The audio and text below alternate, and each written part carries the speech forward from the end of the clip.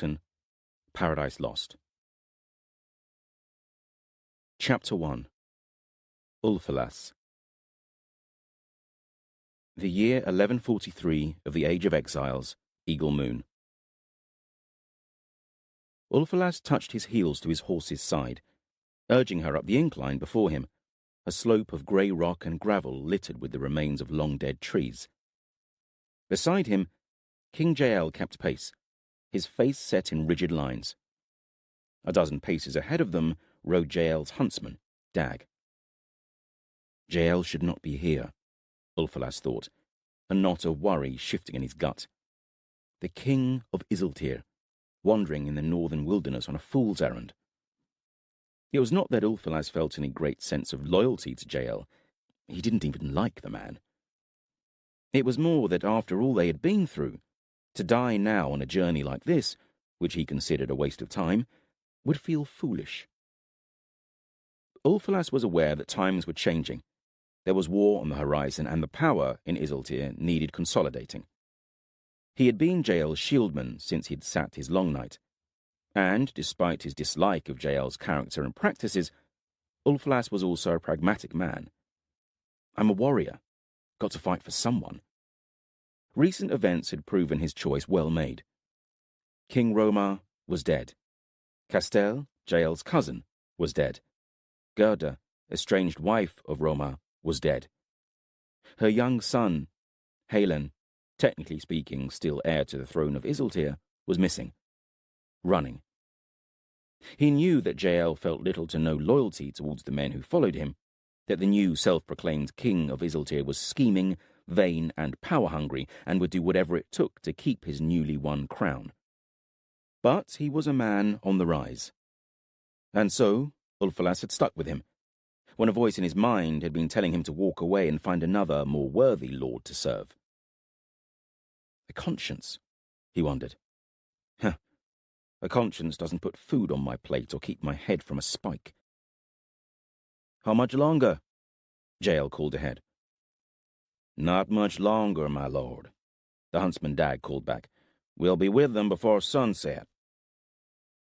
Close to the top of the incline, Ulfilas reined in his horse and looked back. A column of warriors wound up the slope behind him, surrounding a wain pulled by two hulking auroch. Beyond them, the land stretched grey and desolate. Further south, the fringes of fawn forest were a green blur. A river in the distance sparkled under the dipping sun, marking the border of this northern wasteland with the realm beyond. Isiltir. Home. Ulfilas looked away, back up the slope towards his king, and spurred his horse after him. They travelled ever northwards as the sun sank lower, shadows stretching about them, their path winding through empty plains and steep-sided ravines. Once they crossed a stone bridge that spanned a deep abyss. Ulfilas looked down into the darkness. His stomach shifted as his horse stumbled on loose stone, the thought of falling into the unknown making him snatch at his reins. He let out a long breath when they reached the far side, the sharp rush of fear receding as quickly as it had appeared. They rode into a series of barren foothills, eventually cresting another slope to find Dag silently waiting for them. Ulfilas and his king drew level with the huntsman and pulled their mounts to a standstill at the sight before them. A flat plain unfolded into the distance, the tips of mountains jagged on the horizon. Just below the travellers lay their destination, a great crater, as if Elyon the Maker had punched a fist into the fabric of the earth, barren of life and no breeze or sound of wildlife to disturb it. The Starstone Crater, Jael whispered. Ulfilas had thought it more tale than truth, the rumoured site of the Starstone that had fallen from the sky. How many thousands of years ago was it supposed to have crashed to the earth? And from it, the 7 treasures were said to have been forged, over which past wars had changed the face of the Banished Lands, not least of all here, where the stories told how Elyon's scourging had broken the land, scorching it black.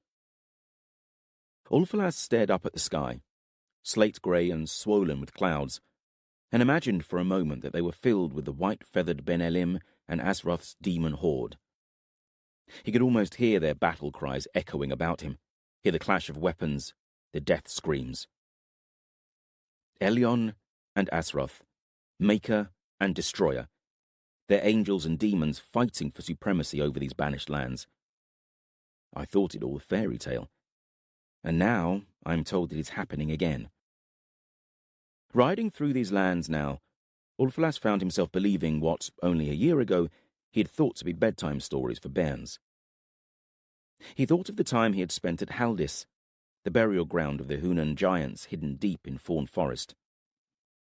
He had witnessed a king betrayed and slain over a black axe, said to be one of the 7 treasures carved from the Starstone.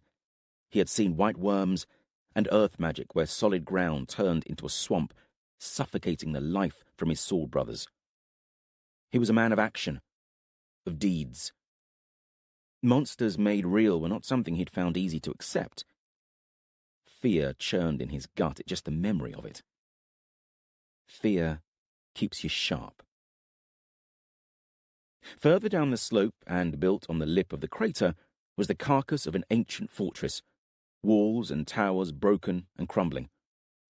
Figures moved amongst the ruins, mere pinpricks in the distance. "The Jotun," said Jael.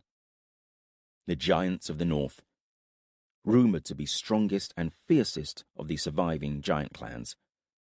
Not for the first time, Ulfalas questioned the wisdom of this journey. "No sudden movements," Dag said, "and keep your wits about you."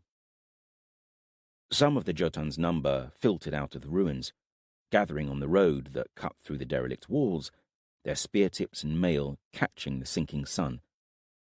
A handful were mounted on shaggy, lumbering creatures. "Are they riding bears?" Ulfalas asked. "We've all heard the tales of the Jotun in the north," Jael said. "It would appear some of those tales, at least, are true." They stopped at the first remains of a wall, the column of riders behind them rippling to a halt. Warriors spread from the path, curling about Jael like a protective hand. 10 score of Jael's best shieldmen. Ulfalas could feel the tension amongst them, saw the way hands gripped spear shafts and sword hilts. Giants appeared from the ruins, moving with surprising grace despite their bulk. Some sat on the path ahead of them upon the backs of dark-furred and yellow-clawed bears. Ulfalas knew Jael was right to be wary. They'd seen firsthand at the Battle of Calidus how deadly an attacking force of giants could be. If it hadn't been for the men of Tenebral forming their wall of shields and stopping the Hunan giants' attack that had been tearing the warbands of Isiltir and Helveth apart, then Ulfalas knew none of them would be here today. Too late to learn the shield wall now, but I swear if I make it home. One of the bear riders moved ahead of the others, a tremor passing through the ground with the bear's every footfall. It halted before Jael, looming over him. The giant slid from a tall-backed saddle and strode forward, blonde hair and moustache bound in thick braids. A cloak of dark fur wrapped his wide frame, the glint of iron beneath it. In his hand, he held a thick-shafted spear. A warhammer was left strapped to his saddle. His bear watched them with small, intelligent eyes. It curled a lip, showing a line of sharp teeth. "Welcome to the desolation, Jael, king of Isiltir," the giant said. His voice sounded like gravel sliding over stone. "Greetings, Ilder, warlord of the Jotun," Jael replied. He beckoned behind him. His warriors parted to allow the wain forward. One of the shaggy auroch that pulled it snorted and dug at the ground with a hoof. It doesn't like the smell of bear any more than I do. Jael pulled back a cloth that covered the wain's contents. "It is as my envoys promised you, a tribute.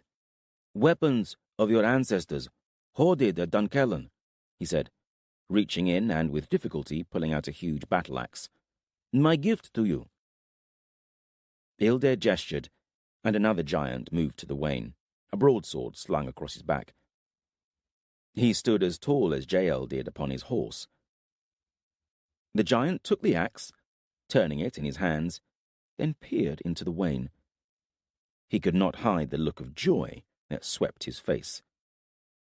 "They are the weapons of our kin," he said, with a nod to Ildair. "I return them to you as a token of my goodwill and part payment of a task that I need your aid in." The giant gripped the aurochs' harness and led them forward, Ildair peering in as the wain passed him. Giants pressed close about it. "And what is to stop me from killing you and your men and giving your carcasses to my bears?" "I am of more value to you alive. You are a man of intellect, I have been told, not a savage." Ildair looked at Jael, his eyes narrowing beneath his jutting brow. He glanced back over his shoulder at the wain full of weapons. "And besides, who is to say that we would not kill you and all of your warband?" Jael said. The giants behind Ildair all glowered at Jael. A bear growled. Ulfalas felt the familiar spike of fear, the precursor to sudden violence. His fingers twitched upon his sword hilt. "Ah," Ildair laughed. "I think I like you, Southlander." Ulfalas felt the moment pass, the tension ebbing. Southlander? Isiltir is not one of the Southlands. But then, we are in the Northlands now. They call anything south of here the Southlands. Ildair looked back at the wain again. "That is of great worth to my people," he admitted. "It is nothing compared to what I am prepared to give, if you can help me," Jael told him. "What is it that you want?" "I want you to find a runaway boy for me." Chapter 2. Corbin. Corbin woke with his heart pounding. The remnants of a dream, dispersed with wakefulness, just a hint of black eyes and immeasurable hatred remaining for a moment. Then that, too, was gone. It was cold darkness all around. He heard Storm growl, and he sat up, one hand feeling for his sword hilt. Something's wrong. He felt Storm's bulk beside him, reached out and felt her hackles standing rigid. "What is it, girl?"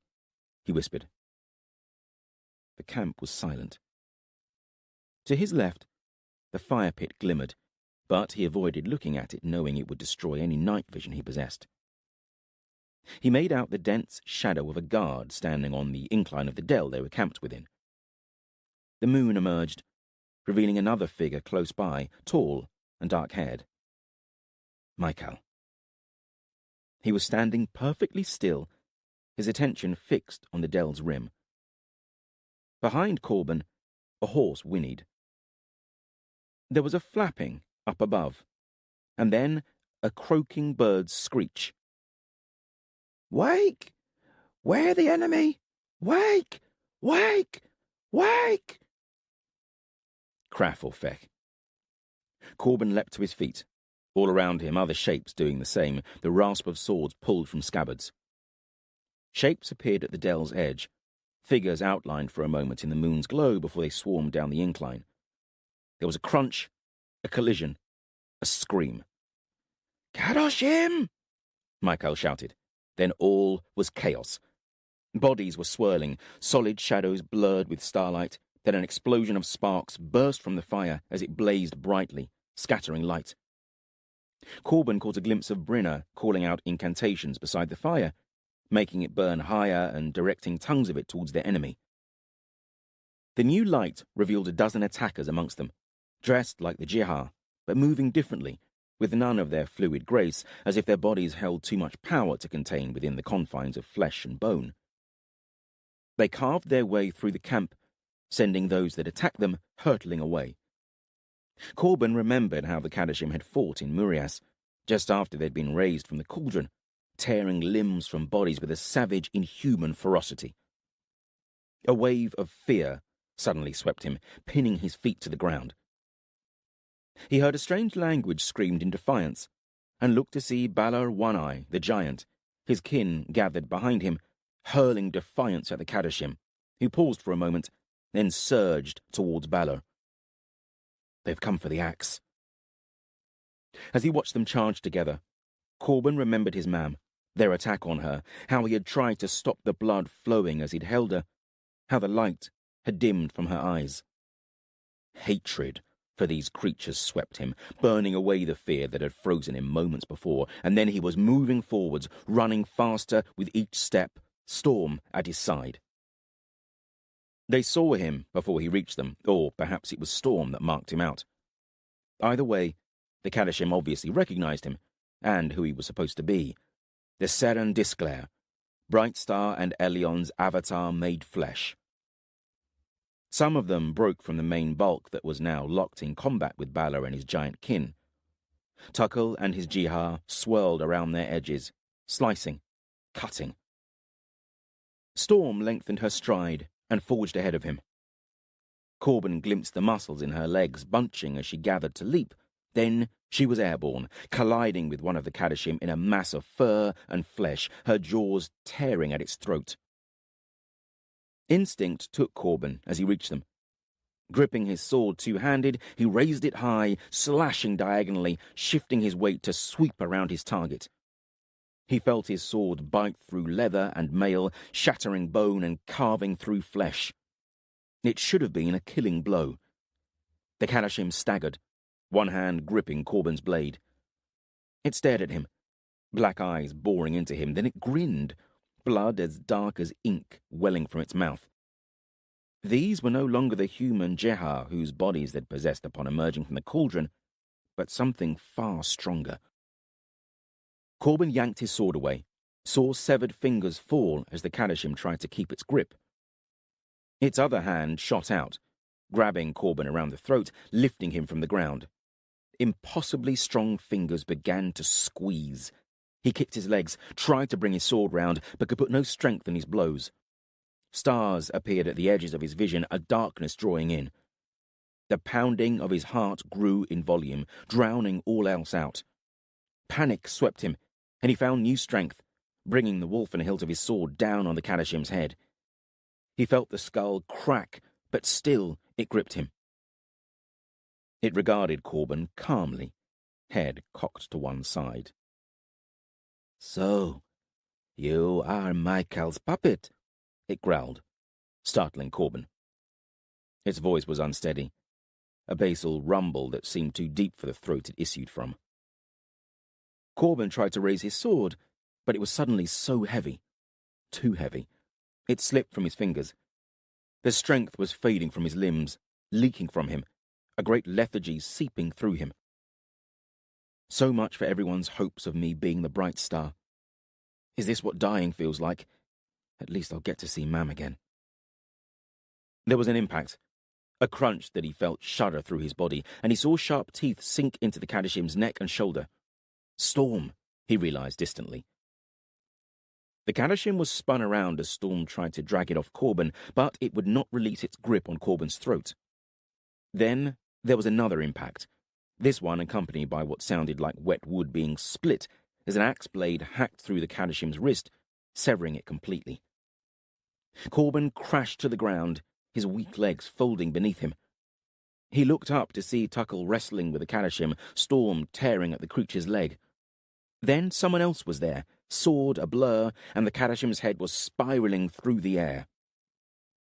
Its body sank to the ground, feet drumming on the turf as a black vapor in the shape of great wings poured from it, eyes like glowing coals regarding them with insatiable malice for a moment, before a breeze tugged it apart.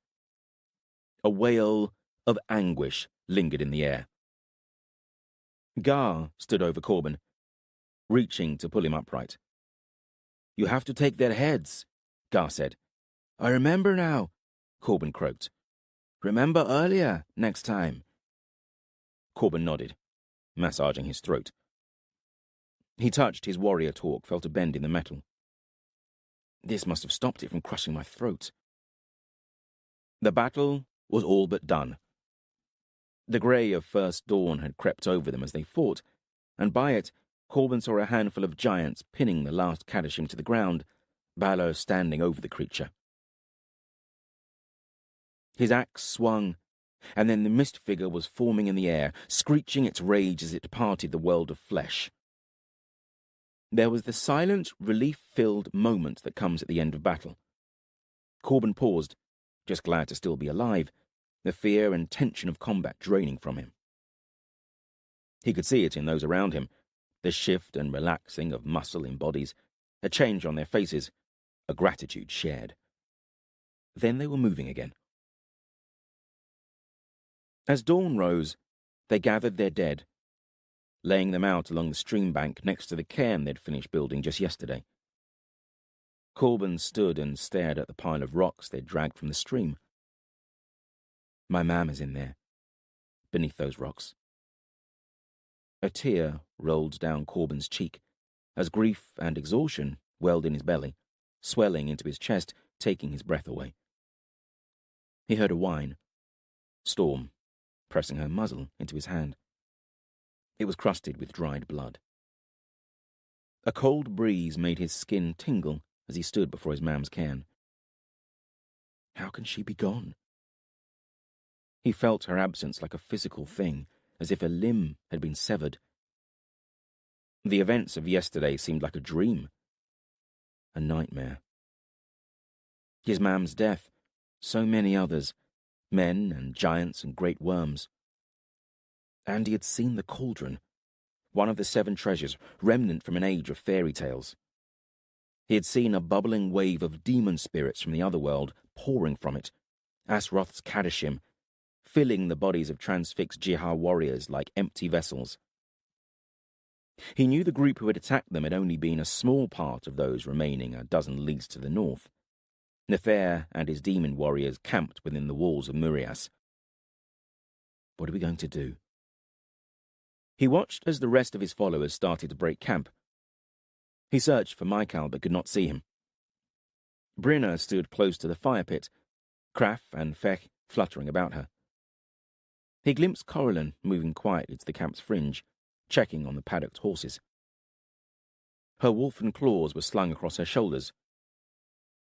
Corbin remembered their words before the battle at Murias, when they had heard of Dawan's fall, of her father, King Eramon's death. She had fled into the trees, and he'd followed her, wanted to comfort her, but not known how. They'd shared a handful of words, and for a moment he'd seen through the cold, hard wall she'd set about her. He wished he could go back to that moment and say more to her. He saw her head turn, her gaze touching him for a moment, then turning sharply away. Beyond her, a huddle of figures stood, the giants who had fled Murias, clustered together like an outcrop of rock. Closer by, the Jihar were gathering beside the stream, making ready to begin their sword dance. He felt the pull of habit drawing him to join them. Without thinking, he approached them, seeking comfort in the act of something familiar amidst the whirl of fear, death, and grief that threatened to consume him. They were gathered about their leader, Tuckle, Gar beside him. A few score stood further behind the old warrior, the ones who had saved Corbin in Rhin's fortress. Others were grouped before Tuckle, at least twice their number. As Corbin approached, Tuckle raised his voice, saying something in a language Corbin did not recognize.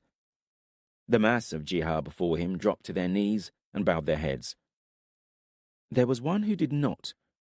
Corbin recognized him as one of the Jihar who had been with Nathair before realizing they had been betrayed. It seemed he was angry about something. Gar stepped forward. From years of knowing him, Corbin could tell he was furious, a straightness in his back, a tension in the set of his shoulders. For a moment, the two men stood staring at one another, a sense of imminent violence emanating from both of them. Then Tuckle snapped an order, and they stepped apart, the other man stalking away. Gar saw Corbin and walked towards him. His eyes looked raw, red-rimmed. Corbin remembered him weeping before his mam's cairn. The first time he'd seen him display such emotion. He has always seemed so strong, so in control. Something about seeing Gar weep had made him seem more human, somehow. Corbin felt a sudden surge of emotion for the man, his teacher and protector, his friend. "What's happening?" Corbin asked him. "The Jihad that followed Sumo and Nathair," Gar said with a nod towards the Jihad, who had risen and all started forming the lines for the sword dance practice. "They have recognized my father as their captain." "Good. And him?" Corbin said, looking at the one who had spoken with Tuckle. "Akar. He was Sumo's captain. He is ashamed that they followed the Black Sun, that they were fooled by Nathair, that he was fooled, and he's proud. It is making him say foolish things." Gar shrugged, the emotion of a few moments ago gone or well hidden. "He looked like he wanted to fight you. It may come to that." Gar looked at the warrior, mingling now in the line of the sword dance.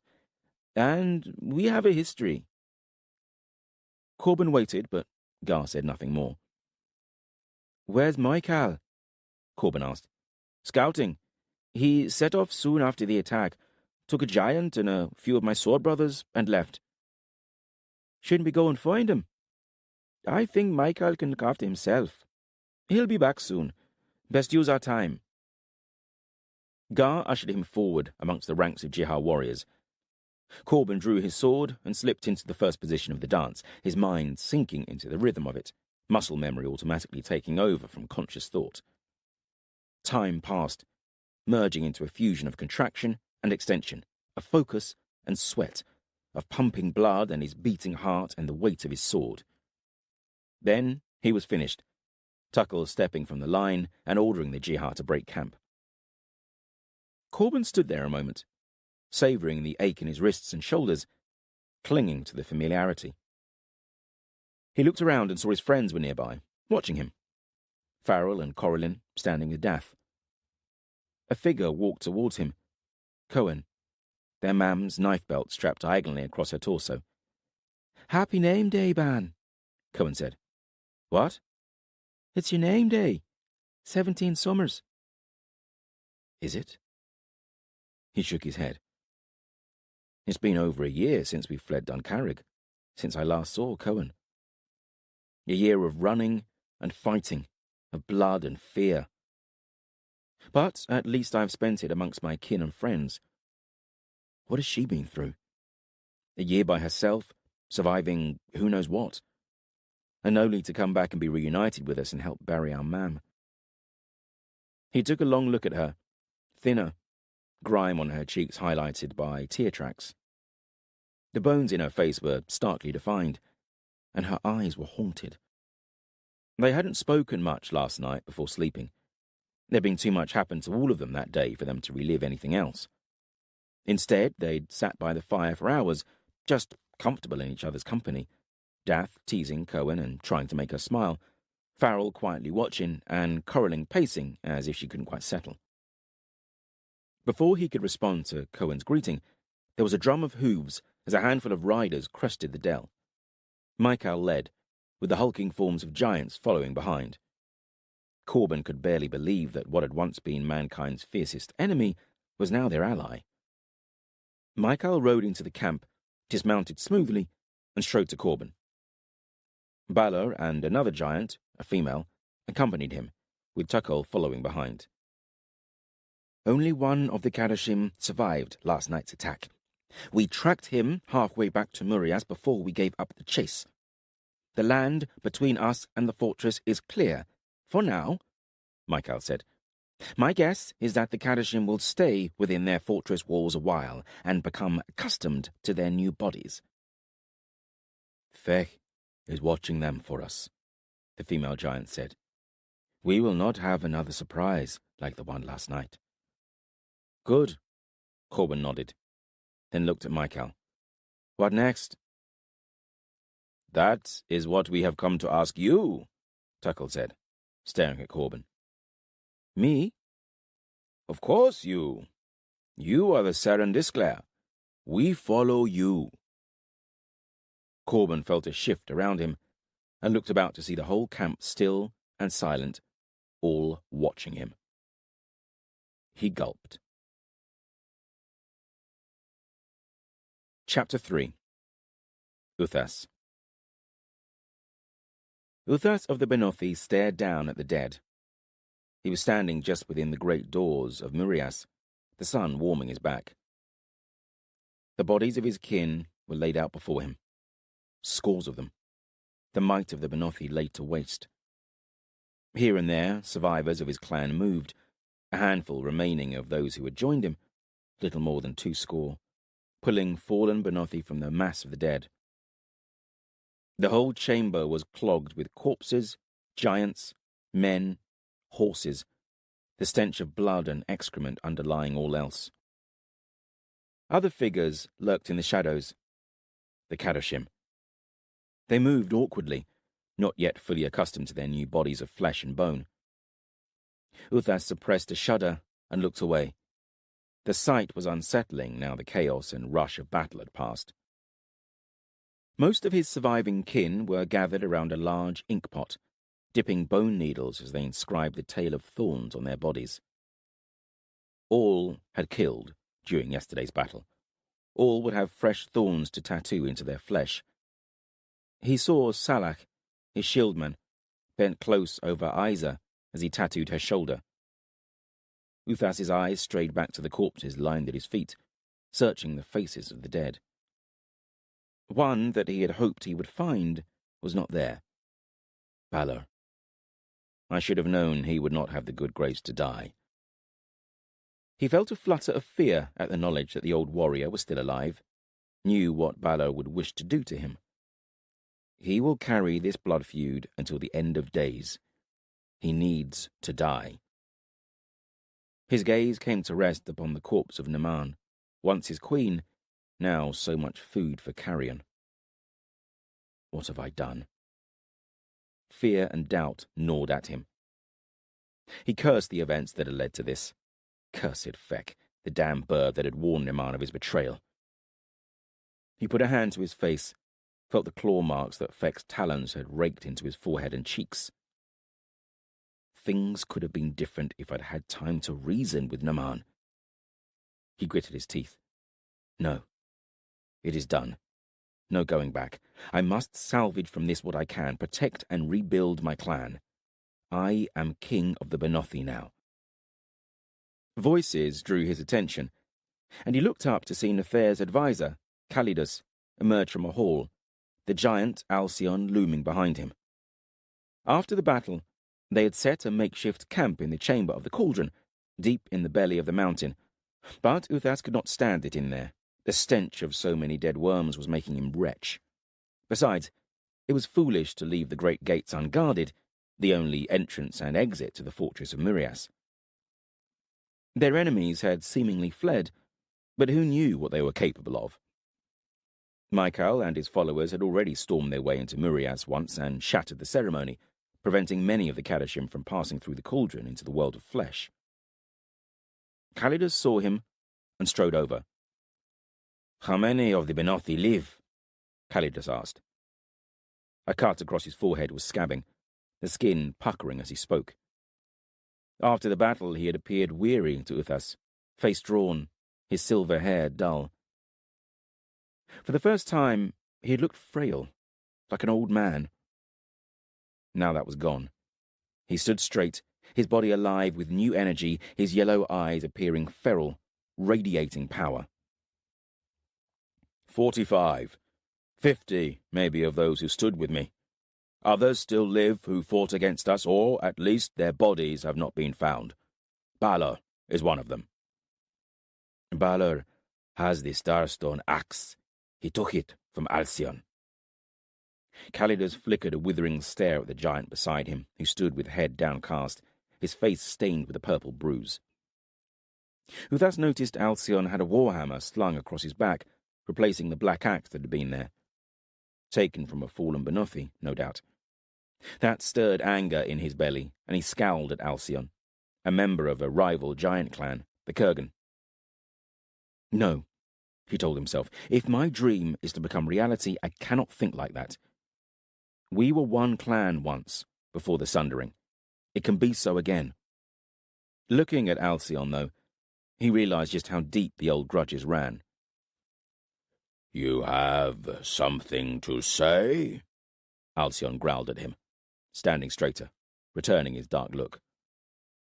Control your temper, build bridges, he told himself.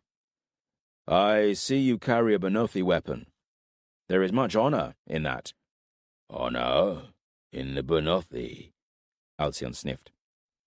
Aye, Uthas growled, anger rising, as there is in all of the clans, even the Kurgan.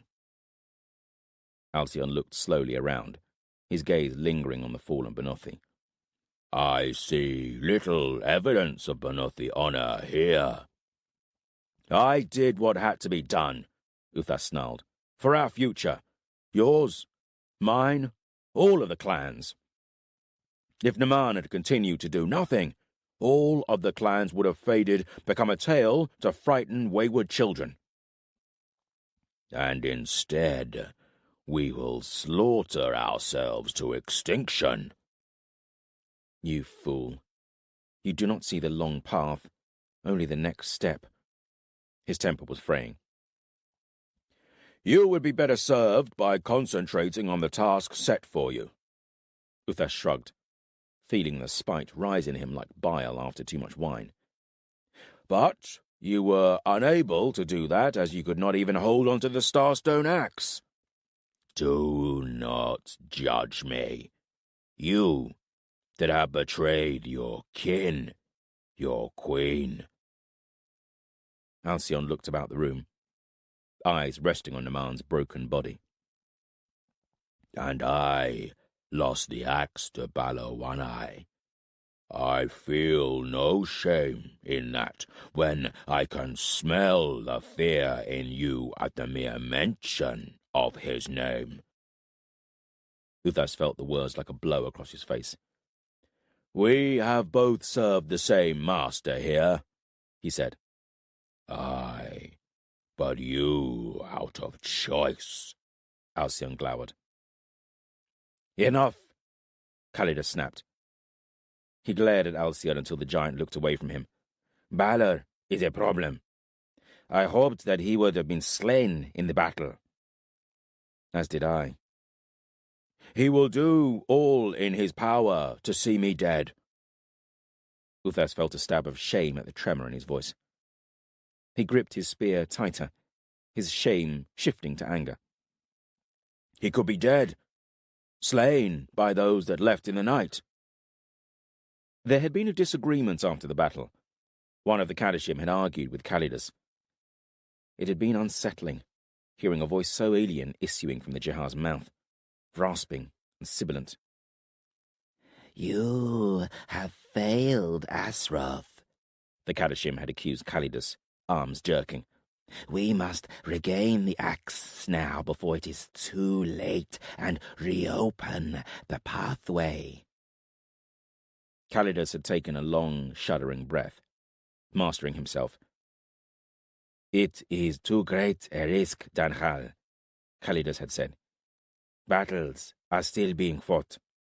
We must secure the fortress, make sure the Cauldron is safe. Would you have us abandon it? Our great master must be allowed to cross over. For that, we need the Starstone axe. 7 treasures are needed to open the way for Asroth, not just the axe. It will happen, but we must wait. I seized an opportunity, and over 1,000 of our brothers are now clothed in flesh. Be content with that. Asroth waits to enter this world, wrapped in his own form, not feeling someone else's as you have done. And besides, to pursue Michael now would be foolish. It would put the Cauldron at risk, and many of you will lose your new skins. Your body of flesh and bone has made you craven, the Kadoshim had snarled. Asroth will reward me when he knows it was I who secured the axe and made his passage possible. Calidus took a step back from the Kadoshim and unsheathed his sword, the rasp of it drawing all eyes. Craven, I have just fought Michael, High Captain of the Ben Elim, and seen him flee. I have fought countless battles to reach this place, and made a bridge between the other world and the world of flesh, to bring your worthless spirit here. You will not call me craven, or would you challenge me, reckless Danchal? Muscles clenched and unclenched in the Kadoshim, a spasming ripple. Eventually, he lowered his eyes. I seek our master's glory, he growled. As do I, Calidus said. Go after Michael, and you will be rejoining our master in the other world before you know it. Calidus had turned his back and walked away. The once Jihar looked about, called for help, and then ran from the chamber, a dozen or so Kadoshim surging after him. If you find them, try and kill Michael's puppet, his bright star. You may actually achieve something useful with your death that way, Calidus called out after them. Uthas had felt a glimmer of hope. To retrieve the Starstone axe, they would need to slay Balor. He wished it was so, but as yet there had been no sign of the Kadoshim that had left during the night. Your comrades that went after the axe, they may have killed Balor, retaken the axe. Maybe, Calidus shrugged, but I doubt it. More likely is that the Kadoshim that went after the axe are slain. Their spirits return to the other world. Michael may be foolish in some things, but he would have set a guard, and he knows how to fight. Uthas could not hide his disappointment as his hope flickered and died. It is of no matter. Danchal has always been a fool. We are better off without his rebellious nature. Do not fear, Balor. I will protect you. Your future is with me now. Your loyalty to Asroth will not be forgotten. I have the Cauldron because of you, and I am grateful. The old man paused a moment. Uthas took strength from his words. How many are with Balor? Calidus asked him. A score that cannot be accounted for. His dreaming bitch of a daughter, Etheling, amongst them. And none of our young have been found. They were hidden in a higher chamber. Around the same number again. He shook his head, a wave of regret sweeping him. The Menothi are close to extinction. Our numbers too late for remorse. You've made your choice. And a wise one. You have chosen the victorious side. The Kadoshim walk this world, and this is only the beginning. Calidus grinned a smile that didn't reach his cold eyes. He's right. And, added to that, what other road is there for me to follow? The Benothi's fate is entwined with the Kadoshim now. Uthas took a shuddering breath. And what now? He asked Calidus. You have the Cauldron. What would you do with it? Make it safe. It is safe enough here. Clearly not. We took it. No, it must be taken to Tenebral. There, it will be at the center of a web that has taken me many years to build. I will have Lycos and his Vinthalan, and Nathair's Eagle Guard to protect it, along with your Benothi and my Kadoshim. Uthas frowned. A long journey. Much could happen. Aye, but it will have an honor guard this world has never seen before. You Benothi and over 1,000 Kadoshim. And once it is in Tenebral? One thing at a time. First, to journey there with the Cauldron. I will have you and your Benothi build a wain for the Cauldron to travel upon, sturdy and strong. We shall do it. To Tenebral, you say. For that, You will need Nathair. Calidus looked thoughtful and frowned. Yes, the time has come for me to speak with our disillusioned king. Calidus had tasked Uthas with keeping a watch over Nathair. During the battle, he had sat on the dais steps before the Cauldron, the truth of his actions unfolding before him, settling upon him like a shroud. After having believed himself to be the Serendisclair for so long, witnessing the events he'd set in action had only left him questioning his true position. After the battle, he had attempted to confront Calidus, who had just ignored him. It seemed that was the last straw for Nathair. He had flown into a rage and attacked Calidus, spraying spittle as he spat curses, denounced him as a traitor, but Uthas had grabbed Nathair, held him, and Calidus had struck him unconscious. He had then cut a lock of hair from Nathair's head. "Where is Nathair?" Calidus asked him. "Out there."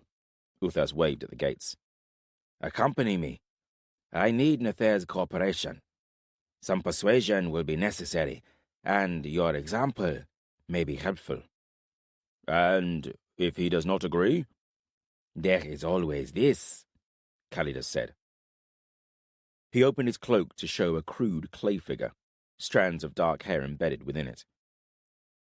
Does he have strands of my hair bound within an effigy of clay? Uthas felt a shiver of fear at that thought. "But I'd rather it didn't come to that," Calidus said, dropping his cloak. "Compassion?" "Don't be an idiot," Calidus said with a sneer. "It will be one more thing that I have to maintain. It is hard work, conquering a world." As they strode towards the gate, one of the Kadoshim called Calidus his name. Uthas recognized its body as Sumur, the leader of the Jihad who would have followed Nathair. "This body," the Kadoshim said, its voice a serpentine growl. "It is weakening, not responding as it did. Men of flesh must eat to restore their energy," Calidus said. "Ideally, every day. Eat. You must consume sustenance, fruit, meat, many things." Calidus waved a hand. As Uthas watched, ripples of movement ran across once Sumur's face. The black eyes bulged, lips pulling back in a rictus of pain as a scream burst from its lips.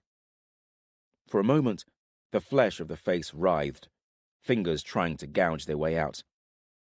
With a twist of the neck and a groan, the features became smooth again, calm, expressionless. "This human objects to my presence," the serpentine voice said. Something passing for a smile twisted its face, a tongue licking its lips. "It gives good sport." Uthas was horrified. He had assumed the souls of the hosts had been displaced, were not still residing, trapped within their own bodies, struggling to evict those who possessed them. He shuddered. Such a thing would be a living death. "He was a master swordsman. All of your new hosts were," Calidus said, raising his voice to all the Kadoshim in the great hall. "Examine their souls, pick them apart, absorb their skills, learn the ways of your new bodies, and eat." Sibilant laughter echoed about the chamber as Calidus walked away. Uthas saw one Kadoshim drop to the ground, burying its face in the belly of a dead horse, the wet sound of flesh tearing. "They are like children," Calidus sighed. "I have much to teach them in little time, which is why I need Nathair to cooperate." They found the king of Tenebral a short way along the road that approached Murias, the tattered bodies of Jihad warriors and their horses scattered around him, shredded to a bloody mess by the raven storm that Queen Rhin had set upon them. He was stood with his great drake, holding its reins loosely in one hand while it feasted on the corpse of a horse. It pulled its snout from a smashed ribcage to regard them with small black eyes, gore dripping from its jaws. As they drew nearer to Nathair, Uthas glimpsed amongst the fern and gorse one of his kin whom he had set to watch the king of Tenebrau. Nathair heard their approach and looked up. He whispered something to the drake, which went back to devouring the horse's innards. Nathair turned his back to them, looking out over the bleak landscape of moorland, gentle hills undulating into the horizon. "He is out there," Nathair said quietly. Who do you speak of? Calidus asked. "The bright star. For so long I have believed that title was mine." He turned. Calm now, Uthas saw, his rage from the Cauldron's chamber gone, spent. His eyes were dark-rimmed and red. A bruise mottled his jaw. "You have deceived me all this time." Nathair looked first at Calidus, then past him to Alcyone. The giant dropped his head, not meeting Nathair's gaze. You would not have understood, Calidus said. Nathair raised his eyebrows at that. "Something we agree on? My first sword Viridis will have your heads for this. Thankfully, he is not here to witness how far we have fallen." Time will be the judge, Calidus said with a shrug. But there is still a future for you. For us. "What? This is not to be my execution, then?" Nathair's eyes flickered to Alcyone and Uthas behind Calidus, and then further off, to the Benothi guards lurking in shadows. "No, I came to talk." "It seems to me the time for that has passed, but go on." "You see things as you have been taught. Good, evil, right, wrong. But things are not always as they seem." "No, they are not. You are living proof of that. Claiming to be one of the Ben Elim, yet you are the opposite. Kadoshim, a fallen angel, servant of Asroth." "You speak of things about which you have no understanding," Calidus snapped. "Kadoshim, Ben Elim, they are just names given by those too ignorant to comprehend. Remember, history is written by the victors. It is not an unassailable truth, but a twisted, molded thing, corrupted by the victor's perspective. Elion is not good. Asroth is not evil. That is a child's view. The world is not scribed in black and white, but in shades of grey." "So you would have me believe that Asroth is good, that Elion is the deceiver?" "No. Something in the middle of that, perhaps, with both parties capable of both good and evil. Like you. More human, if you like. Would that be so hard to imagine?" Uthas saw something flicker across Nathair's face. Doubt? "Your histories tell that Asroth would destroy this world of flesh," Calidus continued. "They claim that was Asroth's purpose in the War of Treasures. Ask yourself, if that were true, then why is he so desperate to come here, to become flesh?" "I would not dare to guess after having been proved so monumentally naive," Nathair said, with a sour twist of his lips. Something of his earlier rage returned, a vein pulsing in his temple. "Don't be so dramatic," Calidus scolded, "like a sulking child. I have come to you to speak hard truths, and will hear you speak in return as the man you can be, the leader of men, the king, not as a petulant child." He took a moment, waiting, letting the weight of his words subdue Nathair's anger. "Now think on this. Asroth would come here not to destroy, but to rule. He would fashion an empire, just as you have imagined. A new order, one defined by peace, once the dissenters were dealt with, no different from your plans. And you could still be a part of it. Our numbers are too few. We will need someone to rule the Banished Lands. Someone who could unite the realms. I believe that someone is you." "And you think I would believe anything that crosses your lips now? After this?" Nathair gestured at the towering bulk of Murias. "Yes, I would. Put your anger, your pride and shame aside and think. War has raged in the other world for eons. It has been bloody and violent and heartbreaking. I have seen my brothers cut down, broken, destroyed, and I have returned the violence upon the Ben Elim 100-fold. I did what I had to do. Withholding some of the truth from you was necessary. Difficult decisions must be made in war, for the greater good. You know this. Calidus paused, holding Nathair with his gaze. There are some lines that cannot be crossed regardless of the greater good, Nathair spat. You forget, Nathair. I know you. I know what you have done. What lines you have already crossed in the name of the greater good. Nathair raised a hand and took a step back as if warding a blow. His drake stopped crunching bones to cast its baleful glare upon Calidus. I do not say it as a criticism, but as a compliment.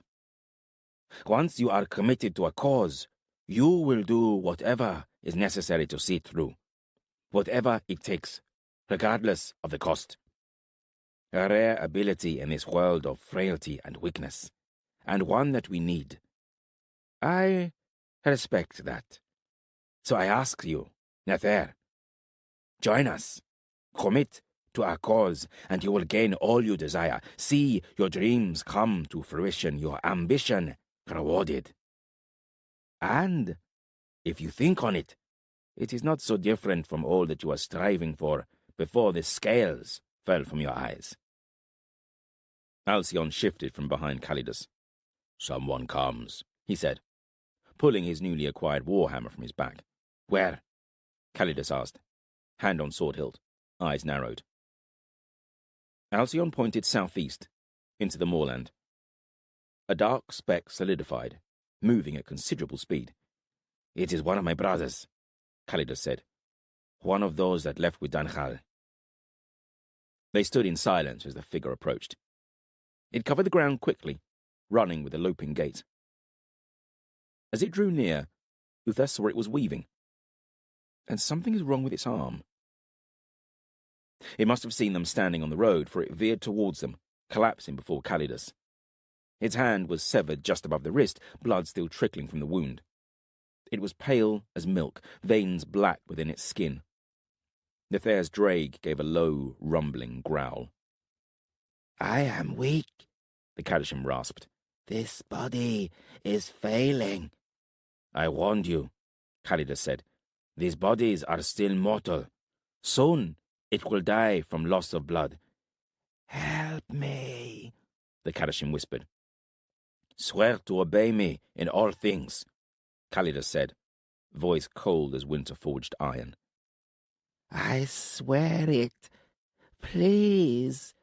Bind his arm, Calidus snapped at Alcyone, kneeling to put an arm about the injured Kadoshim. You must look after your new body, Boone. Like a weapon, it must be cared for. You have lost much blood, but if we treat your wound and feed you, all will be well. My thanks, the creature croaked. I would not return to the other world so soon. Then, no more of this foolish charging off to fight unwinnable battles. Danjal? The others? All gone. Back to the other world. There were too many against us, and these bodies. Boone held up his uninjured arm. It is taking me some time to adjust to it. It will. Come, back to our kin where we can tend you better. Calidus glanced at Alcyone, who finished binding the wrist and then lifted Boone in his arms. Calidus led them back towards the gates of Murias, Nathair and his drake following slowly behind. Birds circled lazily above, the remnants of Naman's ravens lured by the stench of carrion. Uthas glared at them with something akin to hatred, thinking of Fek. As they stepped within the shadow of the fortress, Uthas saw a raven perched on a ledge in the cliff face. It stared back at him. For a moment, he was convinced it was Fek, and he raised a hand involuntarily to his scarred face. Surely not. Fek is not brave or stupid enough to return here. Calidus looked back to Nathair. Think on my words, King of Tenebra. I would have you fight beside me in the coming war. No more deceptions. Nathair paused before the gates and put a hand upon his drake's neck. Together, the king and beast watched Calidus and his companions enter Murias. Watch him closely, Calidus whispered to Uthas. If he tries to leave, stop him, whatever it takes. Chapter 4. Makin. Makin ran through the undergrowth, trees thick about him. With one hand, he pushed aside branches. With the other, he held on to Fidele, the Queen Regent of Tenebral, recently married to Lycus, Lord of the Vinthalon, until she tried to murder him. I'm guessing that's the end of their happy nuptials. She stumbled, and he snatched a glance back at her, saw she was breathing heavily, her bridal gown snagged and torn, stained with blood. She needs to rest. The sounds of combat drifted behind him, faint and distant, but still too close for his liking. It will not be long before Lycus and his Vinthalon have put down the rioters. Then he'll be looking for his absent bride. Still, if we run much more, she'll be finished anyway. With a frown, he slowed, heard the sound of a stream, and changed direction. Makin caught his breath as he splashed his face and naked chest with the icy cold water, washing away the blood and grime of the fighting pit. 100 different cuts began to sting as the adrenaline of his escape faded, his skin goose-fleshing. He shivered. Should have grabbed a cloak as we fled. He was still dressed for the heat of the pit. Boots and breeches, a curved knife in his belt, nothing on his torso except blood and dirt and scars. I'm free. He sucked in a deep breath, savouring the earthy scents of the forest, reminding him of Fawn, of another life. He closed his eyes as memories flickered through his mind. The Gadre, his sword brothers, of Castel, slain by that traitorous bastard Jael, of Tahir and Orgul, the only other survivors of the betrayal in Haldis. It felt so long ago, a time before. He looked at his hands, blood still ground into the swells of his skin, stuck beneath his fingernails. Orgul's blood. His friend's face filled his mind as it had been when he had cradled him, beaten, bloody, dying. A swell of emotion bubbled up, tears blurring his eyes. He remembered Orgul's last words to him, a request to find a man named Michael and pass on a message. That I stay true to the end, Orgul had said. So much death, and yet still I live. More, I am a free man. All right, a refugee with enemies behind me, and I'm 1,000 leagues from home. But I'm free. Free to hunt down Jael and put him in the ground. Even now the thought of Jael burned away all else. He could see his face, lips twisted in a mocking sneer as Makin had been chained and led to the Vinthalon ships. Hatred flared incandescent, a pure flame in his gut. He felt himself snarling. A tearing sound drew his attention. Fidele was standing in the stream close by. She was ripping away the lower part of her dress. Easier to run, she told him. Here. She bunched the fabric and dipped it in the stream, then began washing the filth from his back. She gasped and paused a moment as the myriad scars were revealed, telling the tale of the whip as a slave, countless other cuts and reminders from his time in the fighting pit. She'd seen him earn some of those scars, watched him fight, kill others. Shame filled him at the things he'd done, and he bowed his head. "Where are you from?" she asked quietly. He blinked. For a moment he had to think about that. "Isoltir," he said, pronouncing it slowly like a forgotten friend. "What is your name? Who are you?"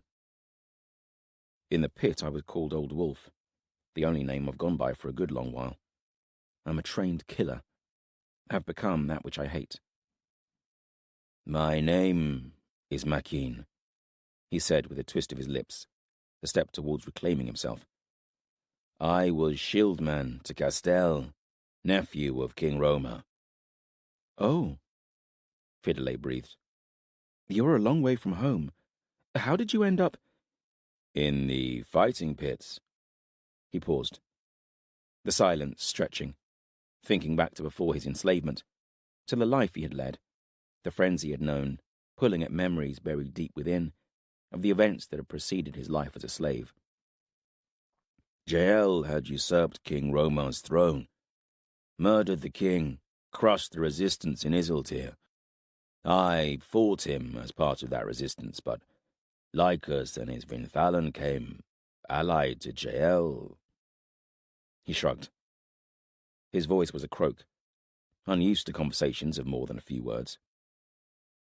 Her hands touched his shoulder, hovering, tracing a swirling design, sending an involuntary shiver through him. Lycus gave me that one, he said, branded me as his slave, his property. Do you think he's dead? Makin remembered the last time he'd seen the man, fallen to one knee in the arena, a knife hilt protruding from beneath his ribs, blood pulsing. Combat had swept Makin away, and when he had looked back, Lycus was gone. Doubt it.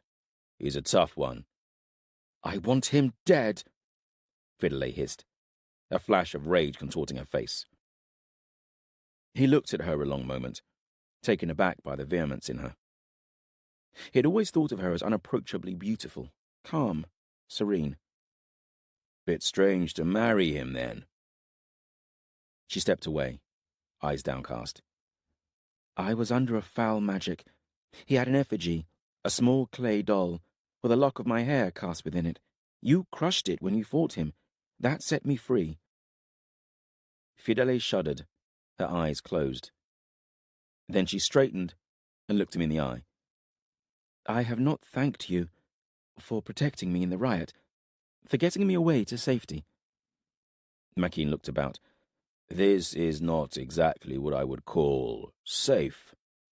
It is safer, by far, than the arena. True enough. All had been chaos back in the arena before Geraldine, and Makin had taken advantage of it, using the mayhem and confusion to rush Fidelay out of the arena. The closest cover had been woodland to the south. Makin led Fidelay in a mad dash across open meadow towards the trees, all the while his heart thudding in his head as he waited for the expected cries of pursuit. None had come as they reached the tree line, and so they continued to run deeper into the woodland, Makin's only thought to put distance between him and the Vinthalan. Something had sparked the riot. Makin's duel with Orgel had played a part in it, but Makin had also seen warriors amongst the crowd, urging them on. They had been wearing the white eagle crest of Tenebral. There was some kind of resistance forming against the Vinthalan, that was clear. But how strong was it? Had they managed to crush the Vinthalan, to drive them from Geraldine and Tenebral? Makin doubted it. The Vinthalan had numbered in their thousands. It would take a lot of manpower to finish them. And what would you do now, my lady? Makin asked her. She frowned and sat upon a rock. I don't know, is the short answer. I would find out if the Vinthalan have been defeated. She paused, a tremor touching her lips. But I am scared to go back. The thought of being caught is more than I can bear. Makin nodded. I can understand that. For himself, he wanted to leave, to point himself northwest instead of south and aim straight for Jael. What about her, though? He could not just abandon her in the woods. Will you help me? She asked. I have seen that you are no friend to Lycus or the Vinthalan. We have a common enemy. I've had enough of fighting other people's battles, he said. I've got my own to fight. I need to go home. I have something to do, he muttered quietly, almost to himself. He looked at her face and saw a determination of purpose there, battling with the fear of her circumstances. But I will see you safe first, my lady, if I can. She breathed a relieved sigh. My thanks. I will do all in my power to repay you and to speed you on your way. First, we must survive the night and the cold. Wait here. Makin whispered to Fidele. They were crouched behind a ridge, looking out upon a wide stretch of land covered in tree stumps. On the far side was a row of timber cabins, piles of felled trunks surrounding them. It was dusk. The forest was grey and silent. "Do not come after me for anything. Nothing. You understand?" She nodded, and he slipped away, staying low to the ground, keeping to the outskirts of the man-made clearing, stalking within the shadows amongst the trees. Eventually, he was behind the row of cabins. Gripping his knife, he slipped to the front and entered. Grey light filtered through gaps in the shutters, and he paused to let his eyes adjust to the gloom. Cots lined the walls, covered by rough woolen blankets, boots, breeches, and cloaks. A long table ran down the centre of the room, cups and plates scattered upon it. Axes and great two-man saws were all about, and there were racks of water-skins, gloves, other work tools. Men live here. Woodcutters. Question is, where are they now? It came to him quickly. Geraldine and the arena. It's a big day. Celebrations and games to mark Lycos being wed to Fidele. He quickly grabbed cloaks from pegs, woolen shirts, breeches, some cheese and mutton, water-skins, and a roll of twine, stuffing them all into an empty bag he'd found. There was a groan. A blanket shifted on a cot in the corner of the room. A figure sat up, a man, rubbing his eyes. In heartbeats, Makin had crossed the room and had his knife held to the stranger's throat. His eyes drawn to the man's beard, the iron rings binding it. He is Vinthalan. A rage bubbled up, threatening to consume him. "Please, no," the man gasped. "Can't kill him here. Too much blood. His friends will be on to us as soon as they return." "Up," Makin ordered. Slowly the man stood, eyes flickering to the sheathed sword hanging over the cot. "Don't," Makin grunted, kicking the back of the man's leg, sending him tumbling away from the cot. He slung the sword and belt over one shoulder. "Why are you here? Not at the arena?" Makin asked as the Vinthalan climbed to his feet. He glowered at Makin.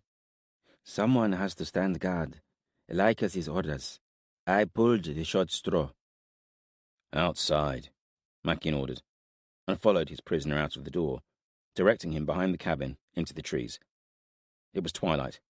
The world was slipping into degrees of shadow. Makin dropped his bundle of provisions. "On your knees. Hands behind your head," he grunted. The Vinthalan lunged forwards, turning as he moved, reaching for Makin's knife arm.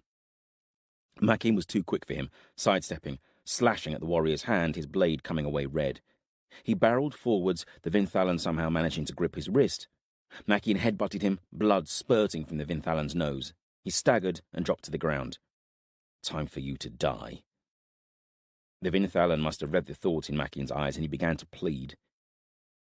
Undergrowth rustled, and Fidele stepped out from amongst the trees. "You're not supposed to be here," Makin said. "You've been gone a long time. I was starting to worry." That felt strange. Someone caring whether he lived or died. "Found someone in the cabin. You should look away." "I've seen the colour of blood before, and he's Vinthalan," she snarled, looking at the rings in his beard. "I'd be happy to watch you slaughter a whole nation of them." "All right, then," Makin grunted. "I can tell you where they are," the warrior blurted, as Makin stepped close, knife moving. "Where who are?" Makin growled. His knife blade hovered at the man's throat. "Lycos' secret, the giantess and her whelp." Chapter 5. Camlin. Camlin lay on a table in a ship's cabin, various pains clamouring for his attention. The broken arrow shaft still buried in his shoulder, one. "Bite on this and lie still," a voice said beside him. Baird, a warrior of Dowan, thrust the leather belt at him. He was one of Wrath's Degad, the feared giant killers of Dowan. He had been assigned by Wrath to see Idana to safety. In Camlin's mind, there was still a way to go on that score, as they were stuck on a ship with only a handful of faithful men about Queen Idana. The rest of them were loyal to Roshin, the mother of Lorcan, the young heir to the throne of Dowan. Running again. "Take it. You're going to need it," Baird said. He grinned at Camlin, the skin puckering around the empty eye socket in his face. "Don't see there's much to be grinning about," Camlin said bitterly. "It was a good fight. One to make a song about," Baird replied, referring to the battle fought on the beach in Quayside as they'd made their escape. "And we're still breathing. Happy to be alive, me." With a grimace, Camlin bit down on the belt. "You'll need to hold him," Baird said, and Von Seria's face loomed over Camlin, his hands pressing on his chest. "Still need to breathe, lad," Camlin muttered. "How can I help?" Idana this time. "Half of Arden is in this cabin." "Don't think you should be in here, my lady," Baird said. "There'll be some blood. Probably some cursing, too." Idana snorted. "I've seen enough blood already, and spilt some myself. As for the cursing, I've travelled with Camlin for near a year now. I don't think I'll hear anything I haven't already." "Well, if you're set on staying, try holding his feet." Baird cut away Camlin's shirt sleeve, gently probing the arrow shaft. A spike of pain lanced through Camlin. Blood oozed lazily from the wound. "Sure you know what you're doing?" Camlin growled. "What with only one eye?" "Is this the time to be upsetting me?" Baird said, grinning again. "Done this a few times. Should be fine. The arrowhead's too deep. Gonna have to push it through." "Best get on with it, then. It's not gonna fall out by itself." "Agreed," Baird said, gripping the broken shaft. Camlin screamed. "How does it feel?" Von asked. Camlin stood on the deck of the ship, leaning on a rail, watching the dawn sun wash across blue-grey waves. To the east, a line of dark green marked the distant southern coast of Dowan. Slowly, he rolled his shoulder and lifted his left arm, which had been healing nicely for the last 2 days. "Feels like I've been shot with an arrow," he grimaced. "It's mending well," he added, at Von's concerned expression. Lad's got no sense of humour. "Be a while before I can draw my bow, though. Damn Braith to the other world." Images of the battle filled his mind. Braith, his old chief from the Darkwood, toppling off the quay into the ocean. Connell knocking his brother Hallion senseless as Camlin escaped to the ship with Roshin's son, Lorcan. Looking back as they sailed away, Connell cutting Marok's throat and tossing him to the waves. Marok. First real friend I've had in a long while. He felt the man's loss keenly, along with Hallion's. They had felt like a brotherhood, friends bound by more than a common cause. And the others, Dath and Corbin, even old Brynner. I wonder, have they found Cohen? Are they still even breathing? The world was in flux, constantly changing around him. It was hard for a man to keep up, especially when all I've known for 20 years is the Darkwood. Still, can't change the truth of things. Have to bend with it. Better than breaking. "You should leave," the old persistent voice said in his head. "Walk away. Make a life for yourself before you get yourself killed for some lordling's cause that means nothing to you. Besides, look at you. You're not the sort to be mixing with queens and noble warriors. You're a thief. A villain."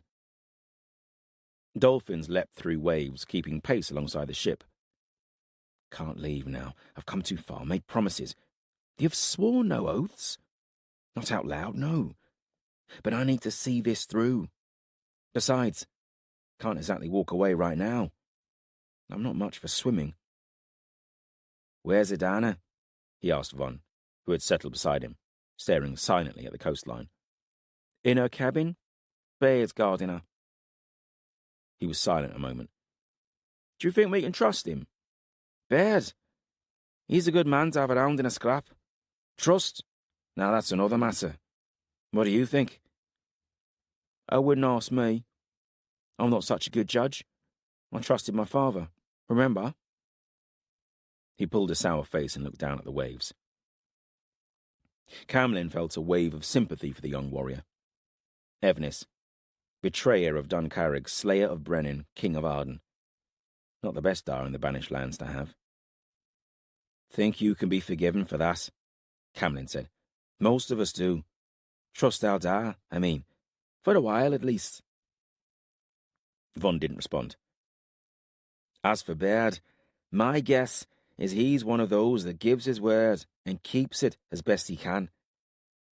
Him and Wrath were close, and he swore to the old man to see Adana safe.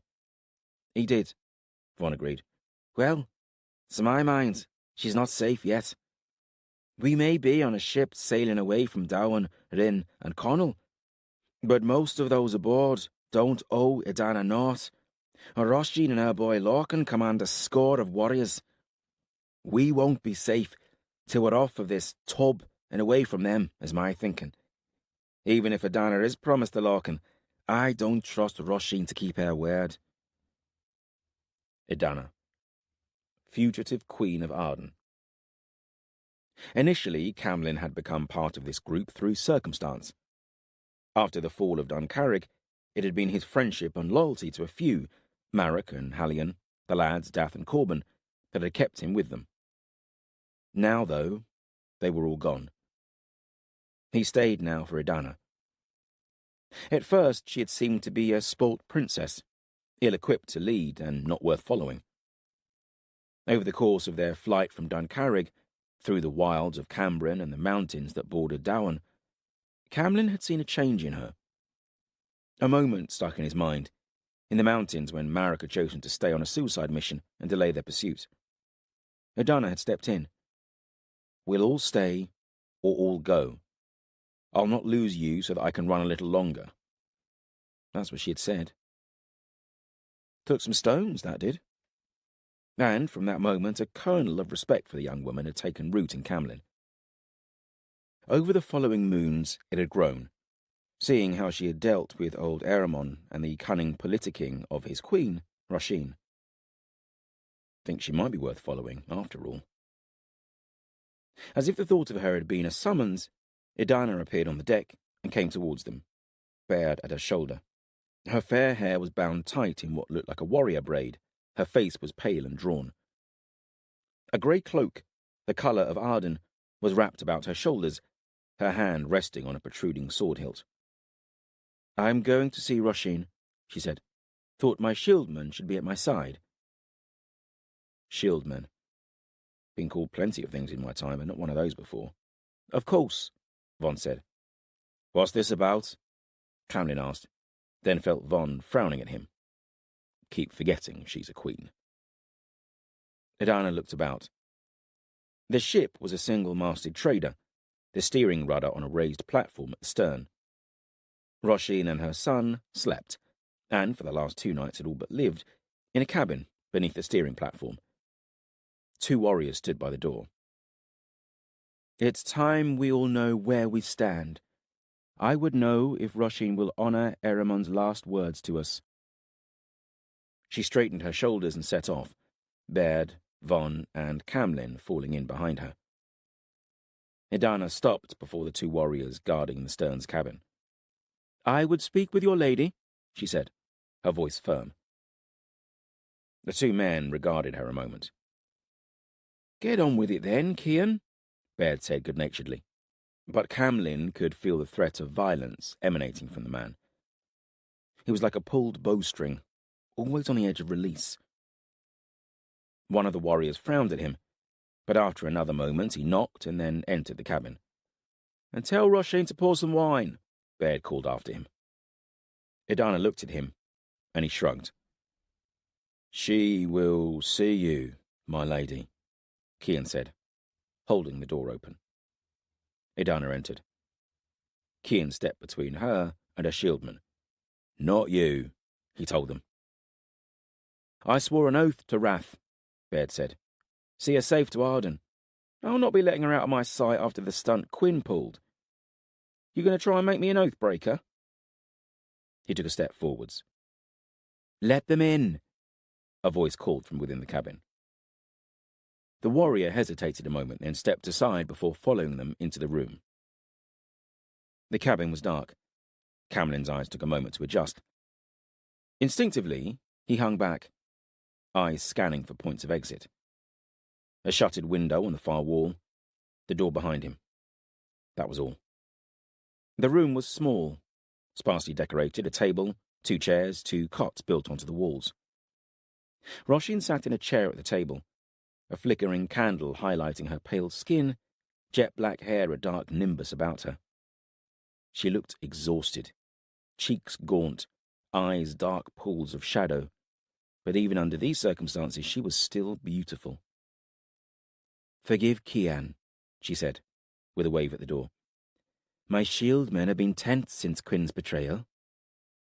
That's fair enough, thought Camlin. He caught us all off guard. Should have trusted my instincts, though.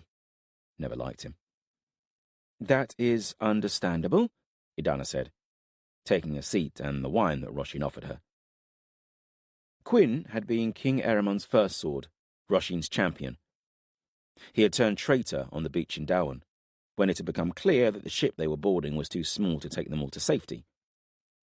With a handful of warriors, he had attempted to snatch Lorcan and use him to bargain with Connell. Camlin had seen Hallion put a sword through the traitor's heart, although Quinn's poison-tipped blade had slowed Hallion enough for Connell to take him prisoner.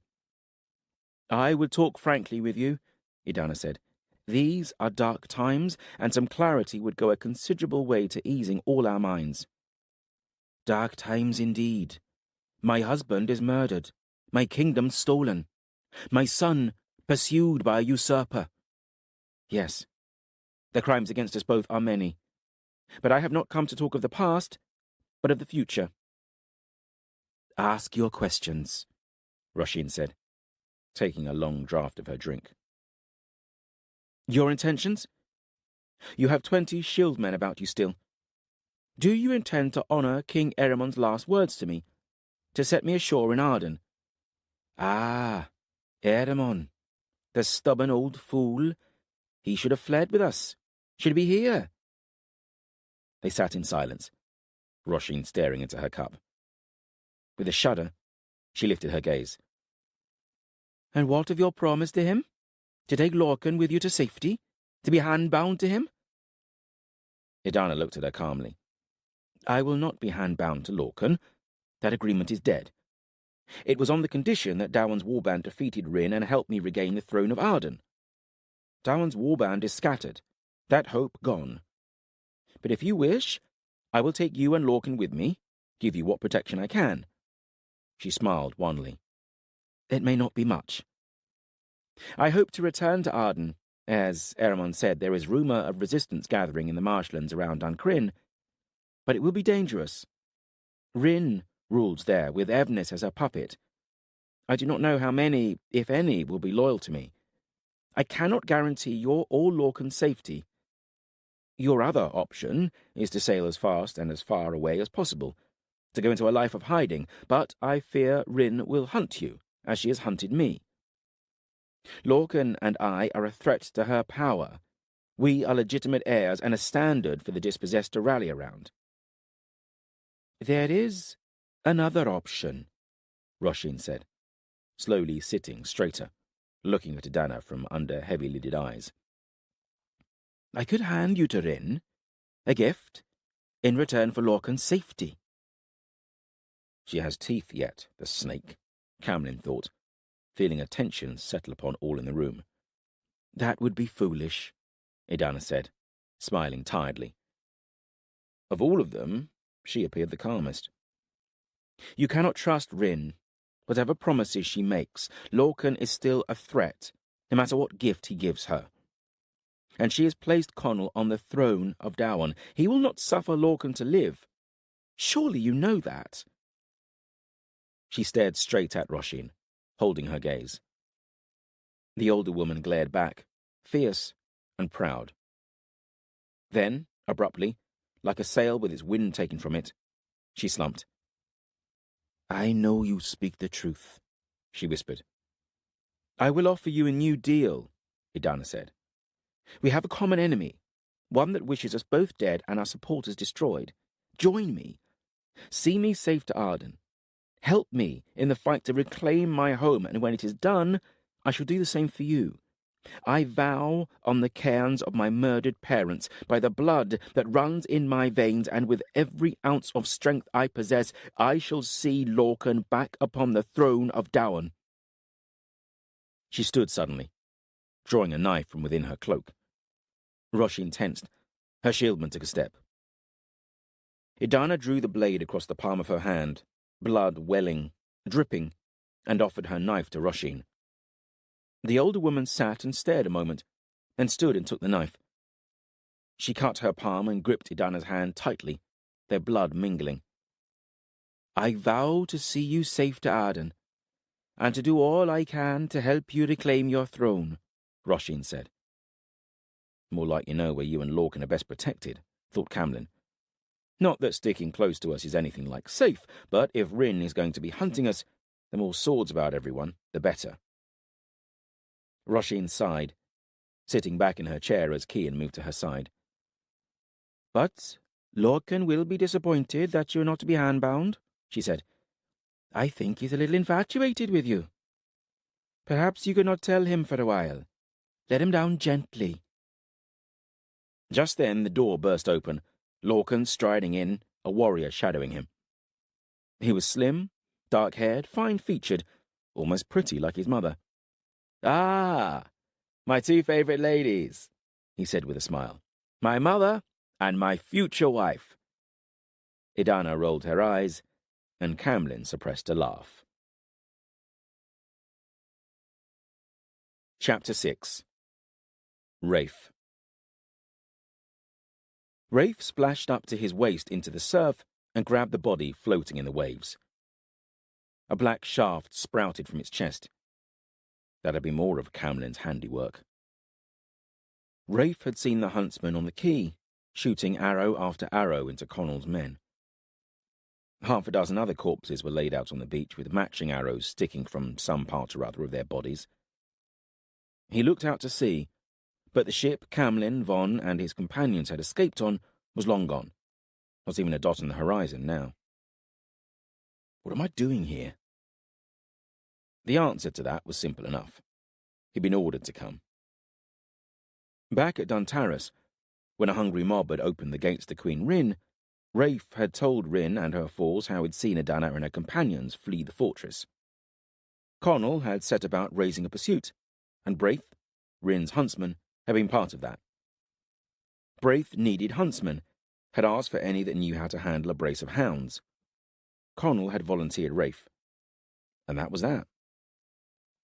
So here I am, hundreds of leagues from home, on a cold beach, on the edge of the world.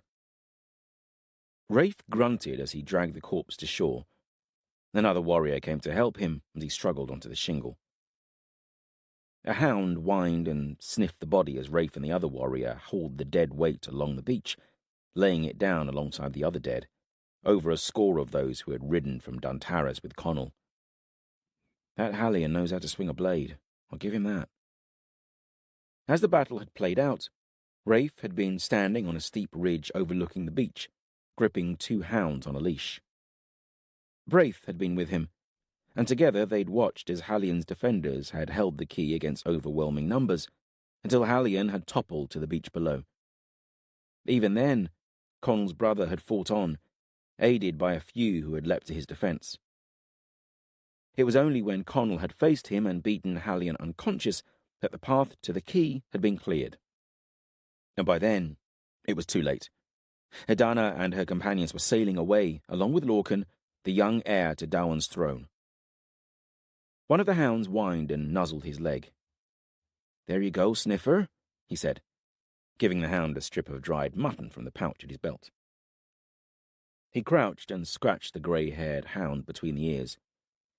"You'll be wanting to go home now, I'm guessing," he said. "Me too. Home. Duncarrig. Arden. Will I ever see it again?" Memories swelled up, of long days in the wilderness with his da, Helfach the huntsman, as he taught Rafe the ways of wood and earth, of how to track prey and how to kill it. The other hound padded over, Scratcher, seeing that he had missed out on a treat. "Go on, then," Rafe said, throwing another strip of mutton. Scratcher caught it and swallowed, licked his lips. Hooves drummed on the beach, and Rafe looked up to see Connell returning, a handful of shield men riding behind him. Connell was the closest thing to home now, the last remnant of his life in Arden. Part of Rafe was scared of the warrior, quick-tempered and deadly. Part of him liked the man, as swift to laughter as he was to anger. He's risen far. Not long ago he was the same as me, just another sword in Evnis's hold. Connell slipped from his saddle, scowling at any who dared meet his eyes. "My brother?" he called, and men pointed. Hallion was still unconscious, laid out on the beach, bound at wrist and ankle. Connell strode to him and stood over Hallion's still form, staring. His face softened, then clouded, other emotions playing out across the landscape of his features.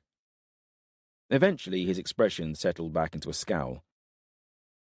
"Any luck?" a warrior, one of Queen Rhin's captains, asked as he joined Connell. All of the warriors who had accompanied Connell were Rhin's. Although the people of Duntaris had opened their gates to Rhin, it was still too early to trust the warriors of Dowan. It had not been that long ago that the men of Dowan and Cambron had been trying to kill each other. "Not a single boat within a league of here," Connell muttered. "They've escaped, then," Rhin's captain said. "You're a quick one," Connell snapped. The captain frowned. "Queen Rhin won't be happy. Glad I'm not you." Connell hit the man in the face, hard. He stumbled back a step, then dropped to one knee. "I'm not happy either," Connell growled. Other warriors moved, comrades of the felled captain, a loose circle forming around Connell. Rafe stood, took a step towards them. "He's the only link to home I have. Don't want to see him dead as well." One of the hounds gave a low growl. Connell turned to face the men drawing close about him. "If any need reminding, I'm your queen's regent and her first sword." He put a hand upon his sword hilt, a reminder of how he'd beaten Morcant to become Rhin's champion. "Don't get involved, you idiot," Rafe told himself. "You don't want to die on this cold beach." But his feet were already moving. He pushed through warriors, the dogs snarling at his heels. Rafe joined Connell. The two hounds flanked him with bared teeth. There was a long, drawn-out moment, violence in the balance. Only the roar of surf on shingle, a gull calling overhead. Then, Rhin's men were turning, backing away, first one, then all of them. "Up you get," Connell said to the fallen warrior, offering his arm. The man looked at him, then gripped Connell's wrist. "No harm done, eh? Well, maybe a blackened eye for a few days. A towel for the ladies." Connell laughed, slapping the man on the shoulder. The captain grunted and walked away. "Saw what you did," Connell said to Rafe. "Won't forget that." Rafe shrugged. "Where's Braith? If anyone could track a ship, it'll be him." "He's dead," Rafe said. "Camlin killed him. Threw him in the sea while you were fighting Hallion." "Did he now?" Connell said, frowning. "Didn't expect that." There weren't many that could have stood against Braith. "Me neither, but I saw it happen." "Shame. Don't suppose you can track a ship, can you?" Rafe raised an eyebrow. "Where do you think they're going?" he asked, as they both stared at the empty horizon. "Away from me," Connell growled. "Somewhere far away from me." "He's waking up," a warrior called to Connell. Rafe saw Hallion stirring. Connell hurried over, Rafe following. Hallion was cut and battered, a dark bruise staining his jaw. His eyes fluttered open. "Water," he croaked. Connell knelt and dripped water from the skin onto Hallion's lips, something tender about the act. "Where are they?" Connell asked. Hallion's eyes fixed on the sea. "They got away, then?" "Aye, with your help." "Where are they going, brother?" "I don't know," Hallion whispered. "We were just running. Away from you, Rhin, Dowan. The where had not been decided." You're lying, Connell snarled, leaning closer. Believe what you will, Hallion shrugged. Either way, they're safe from you now. Connell gripped Hallion and pulled him close. I need to find Lorcan and his bitch mother. Spittle sprayed. Hallion looked at him with sorrow. When did you become a killer of bairns? Lorcan's your kin. Do you not remember what Roshin did to us? Murdered our mam, drove us from our home. Aye, Roshin, not Lorcan. She's on that ship too. And Lorcan is her brood. If they're not dealt with now, they'll come looking for me one day. I'll not spend the rest of my days looking over my shoulder, and I'll lose no sleep over shedding their blood. Either of them. What's happened to you, Con? Me? Look at you, bowing and scraping to a spoilt girl, fighting in defence of our mam's murderer. It's not me that's changed. I gave my oath to King Brennan. I'll not be breaking it. Not for anyone. Not even for you, Con. Connell paused then, just stared at Hallion. A muscle in his cheek twitched. Then he drew his knife and cut the rope binding Hallion's ankles. On your feet. I'm taking you back to Rhin. We'll see how long it takes you to tell her everything you know. She's more persuasive than you can imagine. Hallion climbed to his feet. He saw Rafe. You're still alive, then?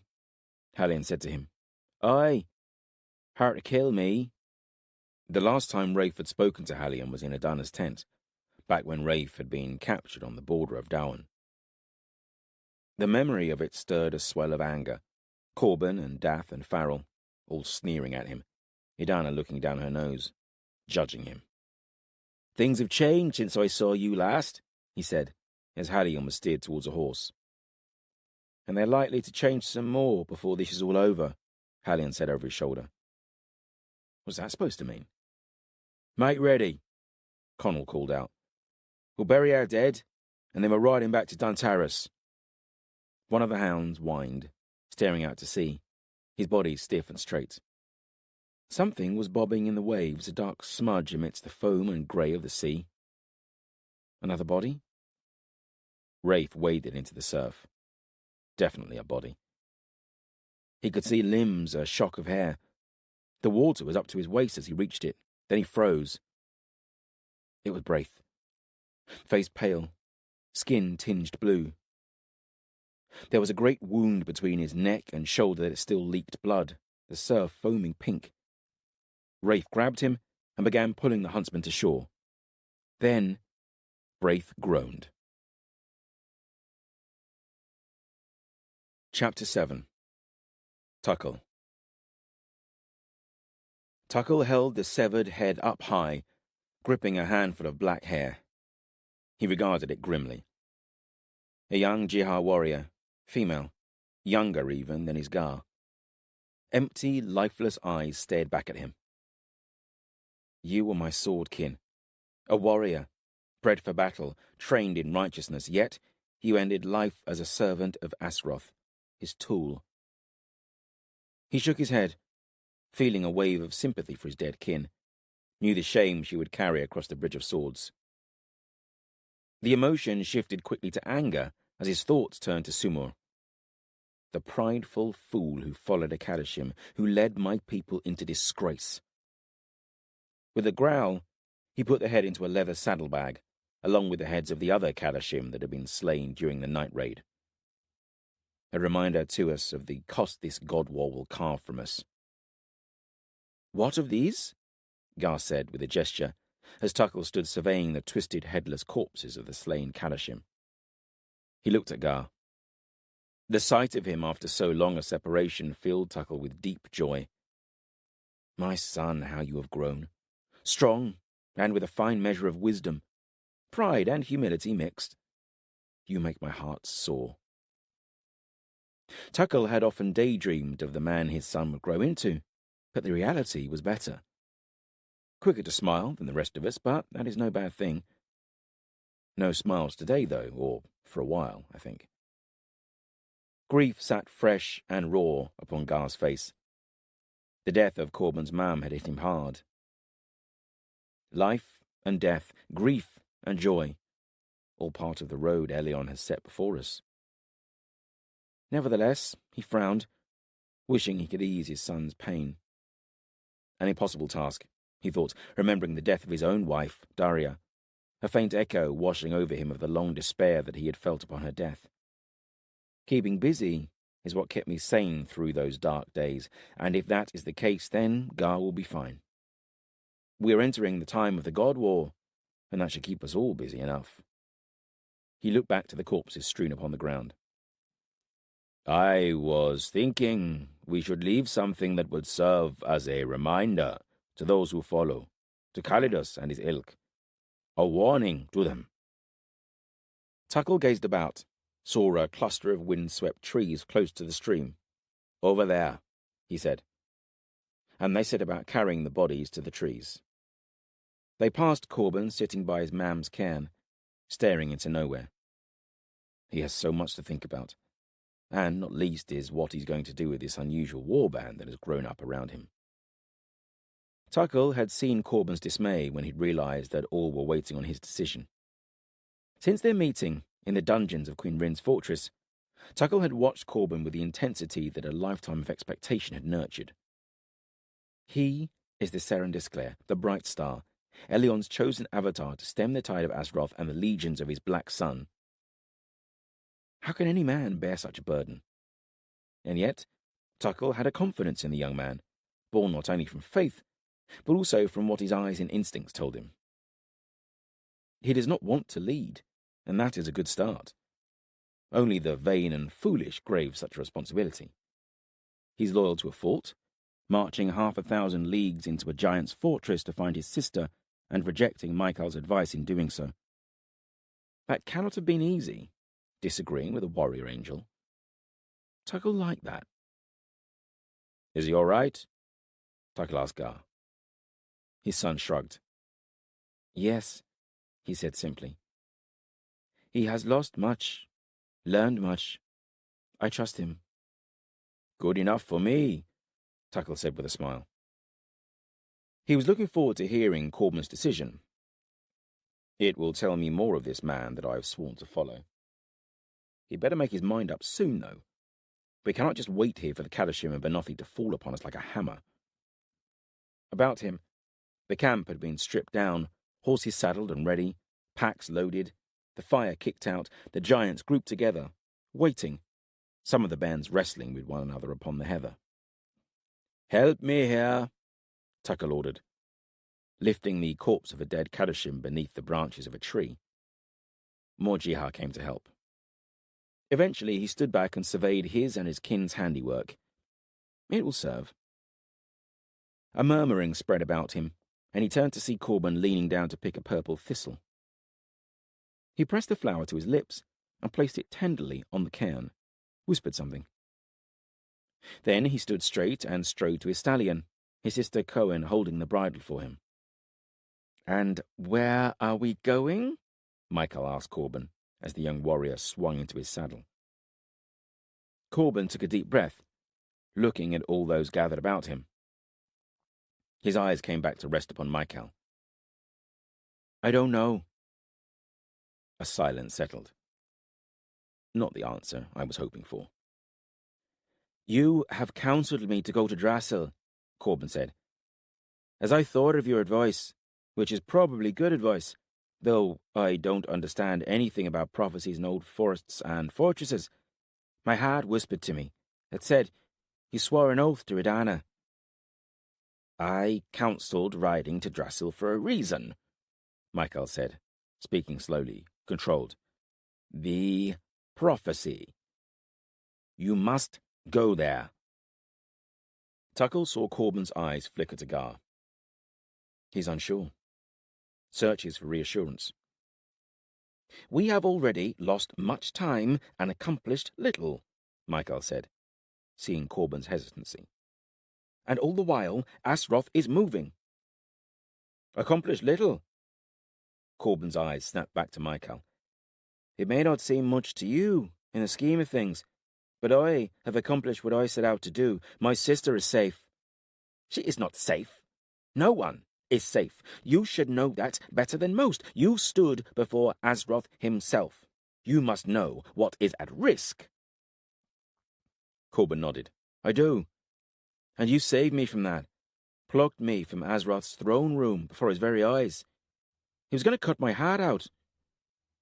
And then you followed me north, helped me save Cohen from Nathair and Calidus. His eyes searched out his sister. You will always have my thanks for that.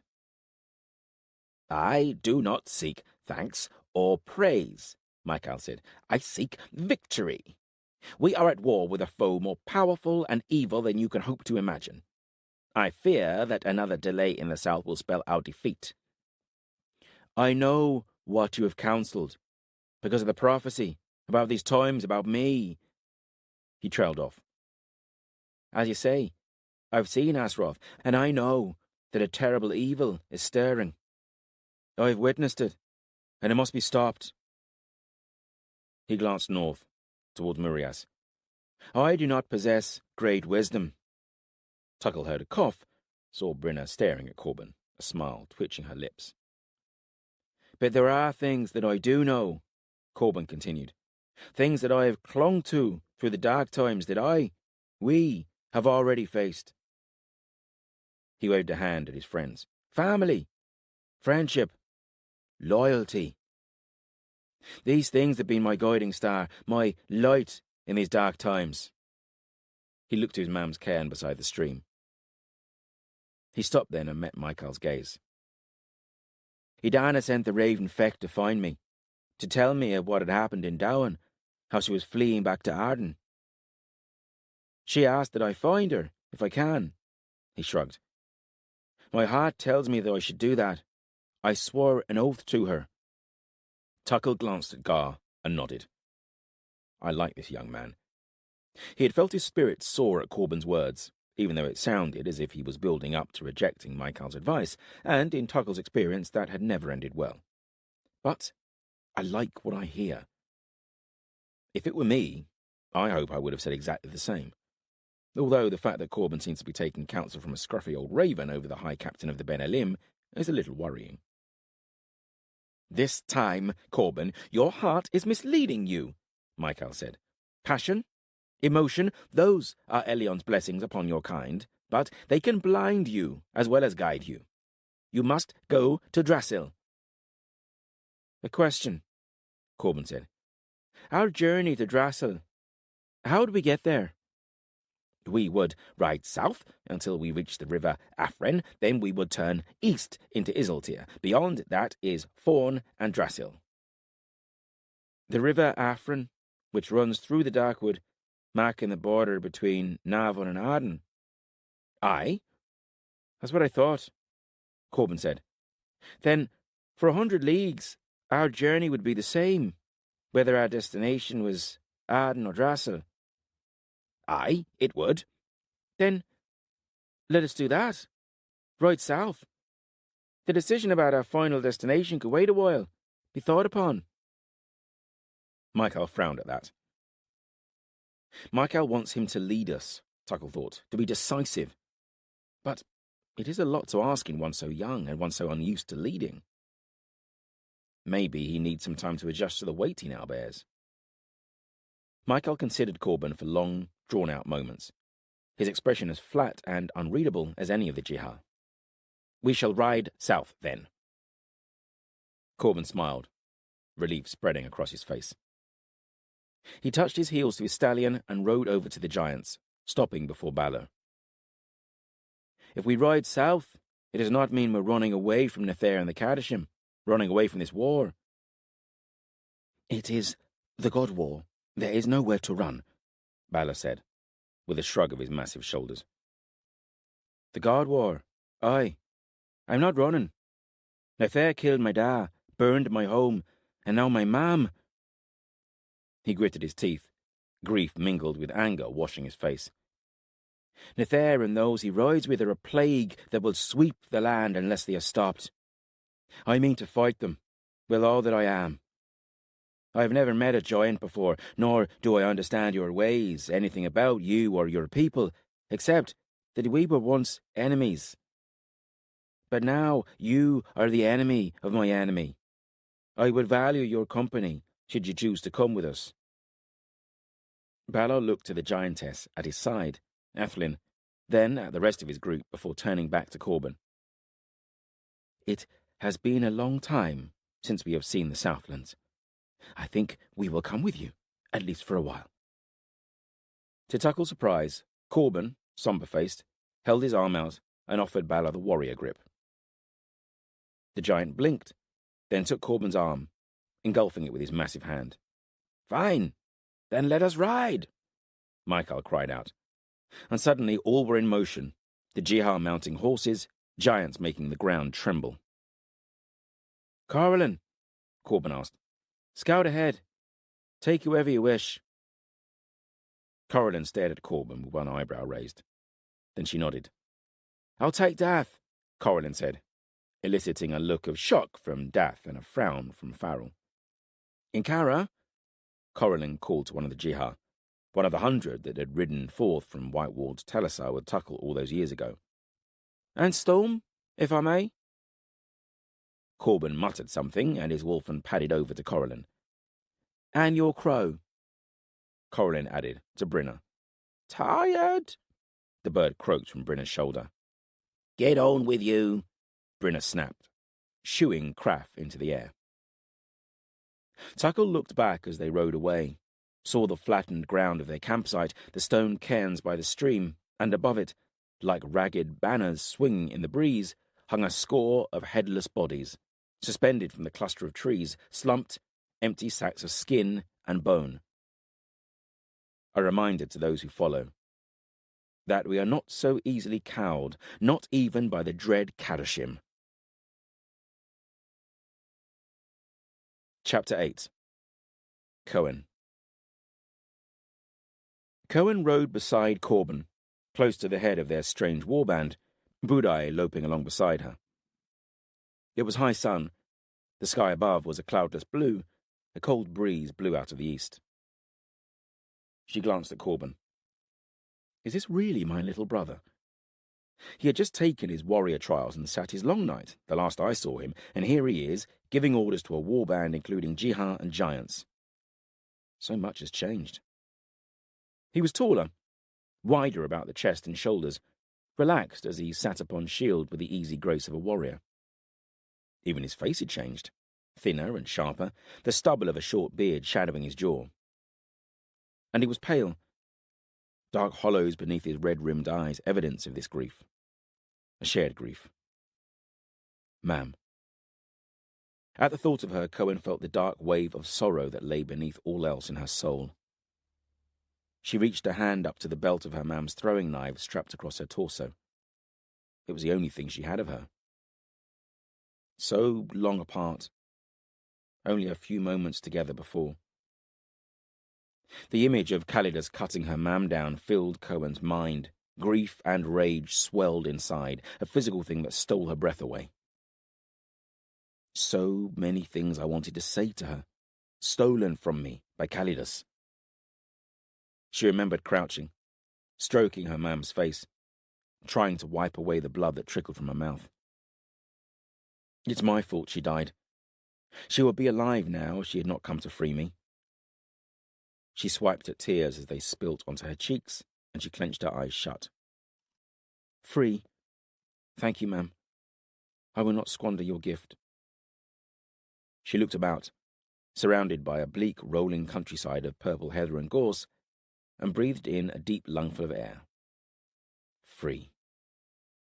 Even Cohen's guilt could not suppress the relief she felt at having escaped the constraints of Nathair and Calidus. She shivered at the memory of them. She felt a prickling sensation and realized that Corbin was looking at her. "We have much to talk about." "We do," she agreed. "I have so many questions. Where to start?" "Did they harm you?" Corbin asked, worry, concern, and fear creasing his face. "Harm? Not really. Lots of threats. My wrists were bound at first, because I tried to escape or kill people." Corbin grinned at that. "Who?" She had to think about that for a moment. It all seemed so long ago. "Morcant, Connell, Rafe." All good people to kill, Corbin said. But they didn't harm you? No. Her thoughts slipped to her guards, Veridis and then the troubled giant Alcyon. Veridis's face hovered in her mind, so serious and determined, and she remembered one of the last times she had seen him. He told her of the bodies in the mountains when she'd been sick with worry that Corbin or a man were amongst the dead. Heb and Anworth, Veridis told me, not Corbin or Mam. Telling her that was an act of kindness. Heb died, she said. Aye, he did, Corbin replied, his features twisting. Brynner took that badly. Looks like you did too. I liked him, Corbin said. We became close. All of us did, on the road together. How did you know? Veridis told me. He was my guard for a while. Along with Alcyon, they treated me fair, she said. Veridis and Alcyon. Nathair's first sword, and his joint companion. I hope Alcyon is all right. She frowned at her own thoughts. He was my captor, but he did free me, cut my bonds at the end, and hid me from Calidus. Alcyon and Balor had fought, Balor sending Alcyon crashing to the ground and taking the black axe from him. Corbin raised an eyebrow. I think I met this Veridis too, in Dowan. He wanted to fight me. Cohen felt a stab of something at that thought. Worry? For Corbin, of course. But there was more than that. She chose not to think about it.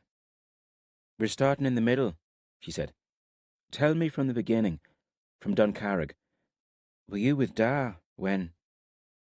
Even now, after witnessing so much of war, pain and death, and worse, she could not bring herself to say the words. I was with him. Rafe and Helfax stopped me from helping him, Corbin said, his expression grim. Nathair killed Ada. Nathair. And Calidus slew Mam. One day, she said to Corbin, a hand going to her knives.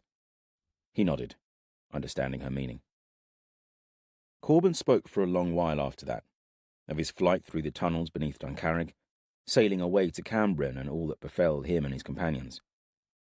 He told of seeing Rafe amongst the prisoners in Dowan, how Rafe had told them that Cohen was alive, how he and a few others had set out to rescue her. When Corbin spoke of his capture by Braith, and how he was taken to Queen Rhin at Dunvanna, he hesitated. What happened there? Cohen prompted. I was rescued, he shrugged. Michael and Tuckle were tracking me, came to Dunvanna, although Farrell was the one who knocked my jail door down with Da's hammer. He grinned at that. And Tuckle is Gar's dad, Cohen said. She was still getting used to that. Aye. Can you believe it? Gar, one of the Jihar. Tuckle and Gar were riding a little further ahead, with a score of the Jihar spread either side of them. The Jihar, they're wonderful with horses. Akar helped me, healed Shield. He was shot with an arrow during the battle where Rhin defeated Owain. I don't think he and Gar get along too well, Corbin said, as he leaned forward in his saddle, running a hand across the scar on Shield's shoulder. The Jihar, they look at you a lot. Cohen had noticed many of the Jihar with their eyes on Corbin, something like awe on their faces. She had discovered that Corbin was the reason Nathair and Calidus had dragged her halfway across the Banished Lands. She was Corbin's sister, and they suspected that she could be used as bait. They were right, come to think of it. But why? Why did they want Corbin so badly? Who do they all think you are, Ban? And who is Michael? They all act like you're their leader. He looked away, appearing embarrassed. This is going to sound very strange to you. Michael is one of the Ben Elim. Cohen found it hard not to look sceptical. An angel of Elion. One of the faithful. Yes. 2 days ago she would have laughed at that. But since then she had seen Kadoshim boil out of a cauldron. The world was a different place now. All right, she said carefully. Go on then. and the Jihar called me the Seren Disclair. You remember the prophecy Idana told us about? Feels like 1,000 years ago. Elion and Asroth, their forthcoming battle, the God War, their champions. Yes? Cohen nodded dubiously, wondering where this was going. Corbin looked even more awkward and refused to meet her eyes. Seren Disclair is the Jihar's name for the bright star. The prophesied champion of Elion, enemy of Asroth. And apparently, that's me. Cohen gazed at the flames of the fire. The world has gone mad. My brother, the champion of Elion. She snorted with nervous laughter, remembering a host of moments with Corbin while growing up. The day he ripped his cloak in the Baglan, when she'd attacked Rafe to defend Corbin. Corbin sneaking into Brenna's cottage, bringing home Storm as a pup, hitting at each other with sticks in their garden, seeing him amongst the rescue party in the Darkwood, watching him as he took his warrior trial and long night. And yet now they were sitting in a foreign land, Benothi giants sitting to her left, elsewhere Jihar warriors were tending to their weapons. "How have we reached this place?" she said to Budai. The hound spread beside her, his big head resting on her legs. Figures loomed out of the darkness and sat beside her, Dath and Farrell, another with them, the red-haired girl, Coralyn. She drew her sword and ran her thumb along its edge, then pulled a whetstone out of her cloak and started running it along the blade. "You look familiar," Cohen said to Coralyn. There was something in the set of Coralyn's jaw, the confidence in her walk, the way she held herself. "She's half-sister to Halion and Connell," Farrell said. "I can talk for myself," Coralyn snapped at Farrell. "That would be it," Cohen said. "Connell was my guard for a while. We didn't get along too well."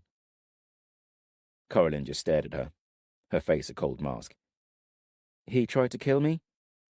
"Twice," Cohen continued, not sure why. Something about Coralyn's emotionless expression annoyed her. "But, to be fair, I was trying to kill him. Pushed him off a wall the first time, put a knife in him the second." A flicker of emotion, respect perhaps, crossed Coralyn's face. Then it was gone. "You were lucky to be alive," Coralyn said. "Not many live to tell the tale once Con decides they're for the grave." "You haven't seen what Cohen can do with a knife," Dath said, and Cohen liked him a lot more at that moment. Coralyn looked at Cohen, then went back to sharpening her sword. Dath passed Cohen a skin of something. She sniffed it suspiciously. "Mead? Where'd you get this?" "Rescued it from Rhin's stores in Dunvanner," Dath said with a grin. "That's the last of it now." "It's good stuff," Farrell said, "especially on a cold night like this." He unslung the warhammer from his back and laid it on the grass beside him. Unconsciously, he patted its iron head. "That's Dar's warhammer," Cohen realized, felt her grief swell in her chest. Again. She took a sip of the mead, the taste of honey combining with the pleasant heat in her belly. "It's good to have you back with us," Dath said to her, reaching out and squeezing her wrist. She fought the urge to pull away, felt tears threaten her eyes. She took a deep breath. "It's good to be here," she answered. Her eyes drifted about the fires that dotted their camp. She saw Corbin emerge from the darkness with Garan Tuckle at his side. He sat beside Michael, who was talking to Akkar. Behind them, at the edge of the firelight's reach, Storm prowled. "Corbin told me some strange things today. What the Jihar are saying about him. Ga started all that. At first, we thought he'd gone mad," Dath said cheerfully. "Then Corbin gets himself captured by Rhin, and a warband of the Jihar ride up and carve 7 hells out of Rhin's warriors. They call Corbin the 7 Disgraces or something like that." "Seren Disclair," Coralyn corrected, not losing time with their whetstone. "Whatever," Dath shrugged. "Whatever it is, those Jihar seem on the edge to me. Edge of what? Coralyn asked him. Insanity. It worries me. Coralyn laughed at that, a touch of warmth melting the coldness in her face, just for a few moments. Do you believe it? Cohen asked. That Corbin is this Seren Disclair? Aye, Farrell said, without hesitation. They all looked at him.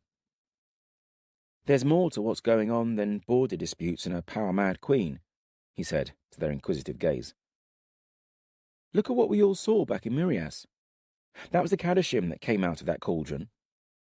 Dath shivered and made the ward against evil. Asroth and Elyon, the Scourging, Ben Elim and Kadoshim, we've all heard the tales. Aye, fairy tales, Dath said. There's usually a fire that starts the smoke. Farrell shrugged. What I'm saying is, there's something big happening. You'd be a fool to ignore it. He looked pointedly at Dath. So, Corbin's part of it. Why not? And that would explain a lot of things, like why we're here, with giants and Jiha all around us and Kadoshim a dozen leagues behind us. Besides, if anyone is going to be this Seren Disclair, I, for one, am happy it's Corbin. What do you mean? Cohen asked him. She noticed Coralyn was staring hard at Farrell. He's the best of us, Farrell said with a shrug. Honest, brave, fair, loyal. I'd follow him into any fight. Voices drew her attention then, Corbin and Michael. Without thinking, she rose and strode towards them, seating herself beside Corbin. I'm not saying that I've decided to go to Adana and not Drassel, Corbin was saying. What I'm saying is that if we went to Adana, I can see us doing much good by aiding her. Rhin is our enemy, a servant of Asroth. If we can help Adana defeat her, it would be a great victory for us. Rhin is an enemy, Michael said, speaking slowly, as if he chose his words with care. But she is not the enemy. To defeat Asroth, you must go to Drassel. Why? Because that is where the prophecy says you will go, and that the enemies of Asroth will gather about you there. I've heard much talk of this prophecy, Corbin said, but I have yet to actually hear it. I can remedy that, said Michael. He reached inside his cloak and pulled out a round leather canister. He undid a cord that bound it and slid out a scroll. It crackled as he unrolled it. Everyone gathered close to hear it. War eternal between the faithful and the fallen. Infinite wrath come to the world of men. Light-bearer seeking flesh from the cauldron to break his chains and wage the war again. Two born of blood, dust and ashes shall champion the choices, the darkness and light. Black sun will drown the earth in bloodshed, bright star with the treasures must unite. By their names you shall know them, Kinslayer, Kin Avenger, Giant Friend, Drake Rider, Dark Power against Lightbringer. One shall be the tide, one the rock in the swirling sea. Before one, storm and shield shall stand, before the other, True Heart and Black Heart. Beside one rides the beloved, beside the other the avenging hand. Behind one the sons of the mighty, the fair Ben Elim, gathered neath the great tree. Behind the other, the unholy, dread Kadoshim, who seek to cross the bridge, force the world to bended knee. Michael paused, glancing at the faces around the fireside. Black sun will drown the earth in bloodshed, Dath whispered to Farrell, his voice carrying in the silence. Don't much like the sound of that. There's more, Michael said, and continued reading. Look for them when the High King calls, when the shadow warriors ride forth, when white-walled Telesar is emptied, when the book is found in the north, when the white worms spread from their nest, when the firstborn take back what was lost, and the treasures stir from their rest. Both earth and sky shall cry warning, shall herald this war of sorrows. Tears of blood spilt from the earth's bones, and at midwinter's height, bright day shall become full night. As Michael finished, silence settled upon them, broken only by the hiss and crackle of the flames. "Storm and shield," Corbin whispered. "Indeed," said Michael. "So, you see, you are the bright star, our champion." This might all actually be true, Cohen thought. My brother, the champion of Elyon. It was much easier to believe, sitting here in the dark around a flickering fire, Ben Elim and giants for company. "Why?" Corbin said. "Why what?" replied Michael. "Why me? Why am I this bright star? Why not Edana or some prince or king? Me, the son of a blacksmith, a boy whose only ambition was to be a warrior and serve as king." "I can't answer that," Michael said. "I just know that it is you. The reason why does not even matter. It won't change anything. Sometimes it is just best to accept what is and get on with doing." Corbin nodded thoughtfully. "When was this prophecy written?" he asked.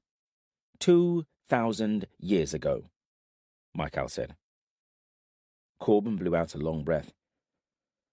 2,000 years? Our fate was decided 2,000 years ago. My fate. He looked at Michael, his expression hovering between doubt and hope. "So, if it's prophesied that I'm the bright star, then we are going to win." "The prophecy does not say who will win, only who will fight." "That's a shame," Dath muttered. "But it does say that you must go to Drasil," Michael added. "Drasil is the great tree?" Corbin asked. "Aye?" "It's a bit vague as to why I should go there." "The Ben Elim will gather to you there. If that is not good enough reason, then there are others, such as the Spear of Skald." "It is there still, then." A deep voice rumbled behind Cohen, making a jump. It was Bala. He stepped into the light. "It is," Tuckle said. "I left 10 of my swordkin there to guard it." 10 is not a great number, Bala observed. "No, it is not. All the more reason to return there as quickly as we can," Michael said. "What is the Spear of Skald?" Corbin asked. "It is one of the 7 treasures," Michael answered. Skald was the High King of the Giants when there was only one clan. "Aye, before we were sundered," Bala said. "The spear was not his. It was used to slay him, and it was left in his body. Thus, ever since it has been named Skald's Spear." "It is in his body still," Tuckle said. "Or what is left of his body. We did not move it." "You've spoken of the 7 treasures before," Corbin said. "Forged from the Starstone." "Aye, that is right," Balor said. "The Cauldron is the most powerful. Together, the treasures can form a gateway between the other world and this world of flesh," Michael said, locking his gaze with Corbin's. "That is why Calidus seeks them. The Cauldron is one. The axe is another. To thwart Asroth, they must be destroyed." "But we have the axe. Let us destroy it now. If Asroth needs all 7 treasures, then he'll be defeated." Corbin sounded excited. "We can end this now." "It's not as simple as that," Michael said. "To be destroyed, the treasures must all be gathered together." "There's always a catch with these things," Dath muttered. Corin punched his shoulder. "So, Calidus has the Cauldron, and we have the axe." "And we have the spear," Tuckle said, "and Drasil." "Do you understand now?" Michael asked Corbin. "There are good reasons to go to Drasil. The spear must be made safe." Corbin gazed into the fire. "What you say? It does make sense. My oath." "There are other options," Michael said. "Send word to Edana. Perhaps she will join us. The danger is wasting time, Corbin. The world will not stand still and wait for you. Asroth is moving. Calidus also seeks Drasil. He has not been able to find it yet, but it is only a matter of time. I would not break my oath. As Cohen watched, emotions swept Corbin's face, doubt, anger, pain, settling into one she recognized well: pig-headedness. Calidus has been laying plans for many years. Calidus, Corbin said, the hatred he felt for him apparent to all. Tell me of him.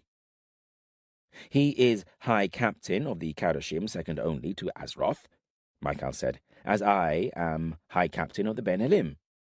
He is cunning, deadly, utterly devoted to his cause. I will see him dead, Corbin said, his voice flat, emotionless. We could go back. Slay him now, a new voice said. Akka, the Jihar who had been sitting quietly, listening the whole time. Calidus is the puppet master in all of this, Asroth's will made flesh. Kill him, and the war is won. And how would we kill him? Gar asked. There was something in his tone, not quite scorn. With a sword in our hands, courage in our hearts, Akkar spat back. Tuckle rested a hand on Akkar's wrist. We would fail.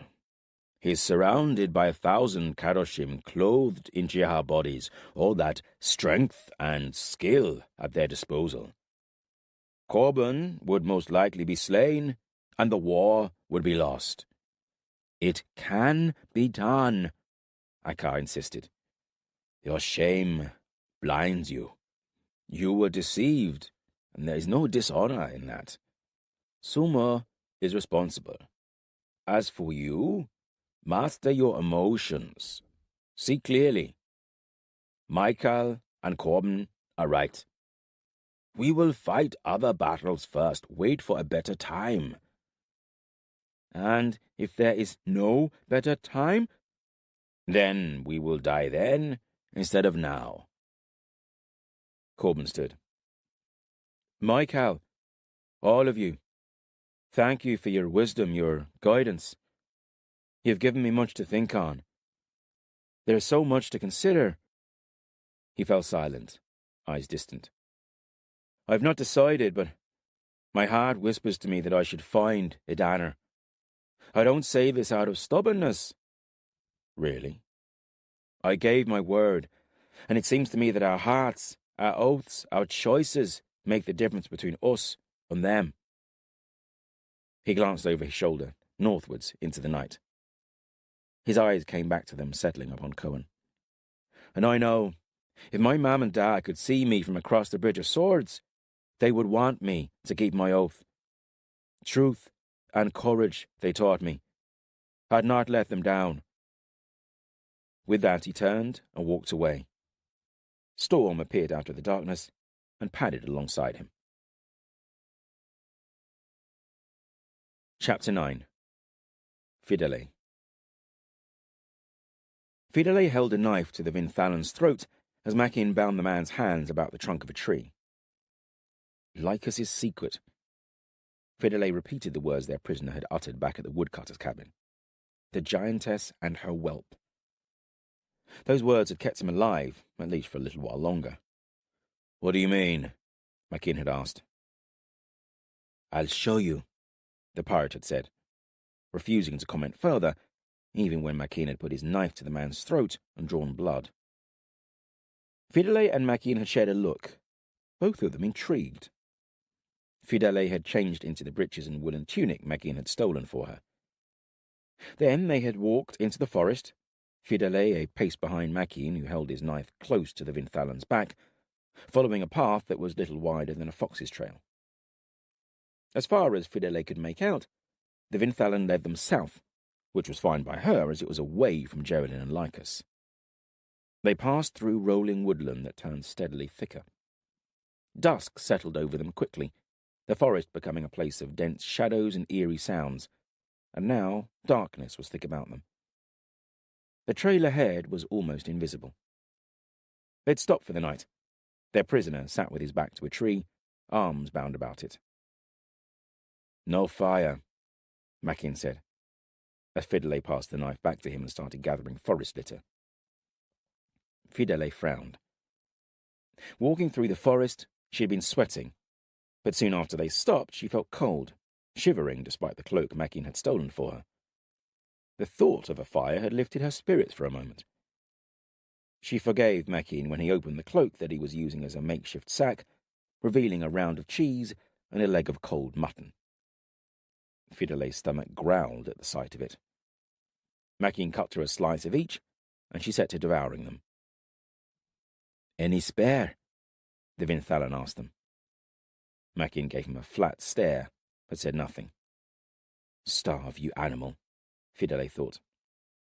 Just the sight of the Vinthalan, his dark beard bound with iron rings, his sun-weathered skin, even the way he looked at her, all reminded her of Lycus. A tremor ran through her at the thought of the Vinthalan king, part fear, part hatred. Shame and anger followed quickly. "I am a coward, pathetic. But why do I still fear him? I stabbed him, maybe killed him." But when she thought of Lycus, she didn't see him collapsed and bleeding in the arena. No, she smelt him, his sour breath in her face, felt his hands gripping her, his will controlling her. "No!" An inner scream. "I will not be ruled by him still. And even if he does still live, he no longer has the effigy. He has no power over me." She clenched her fists, nails biting into her palms.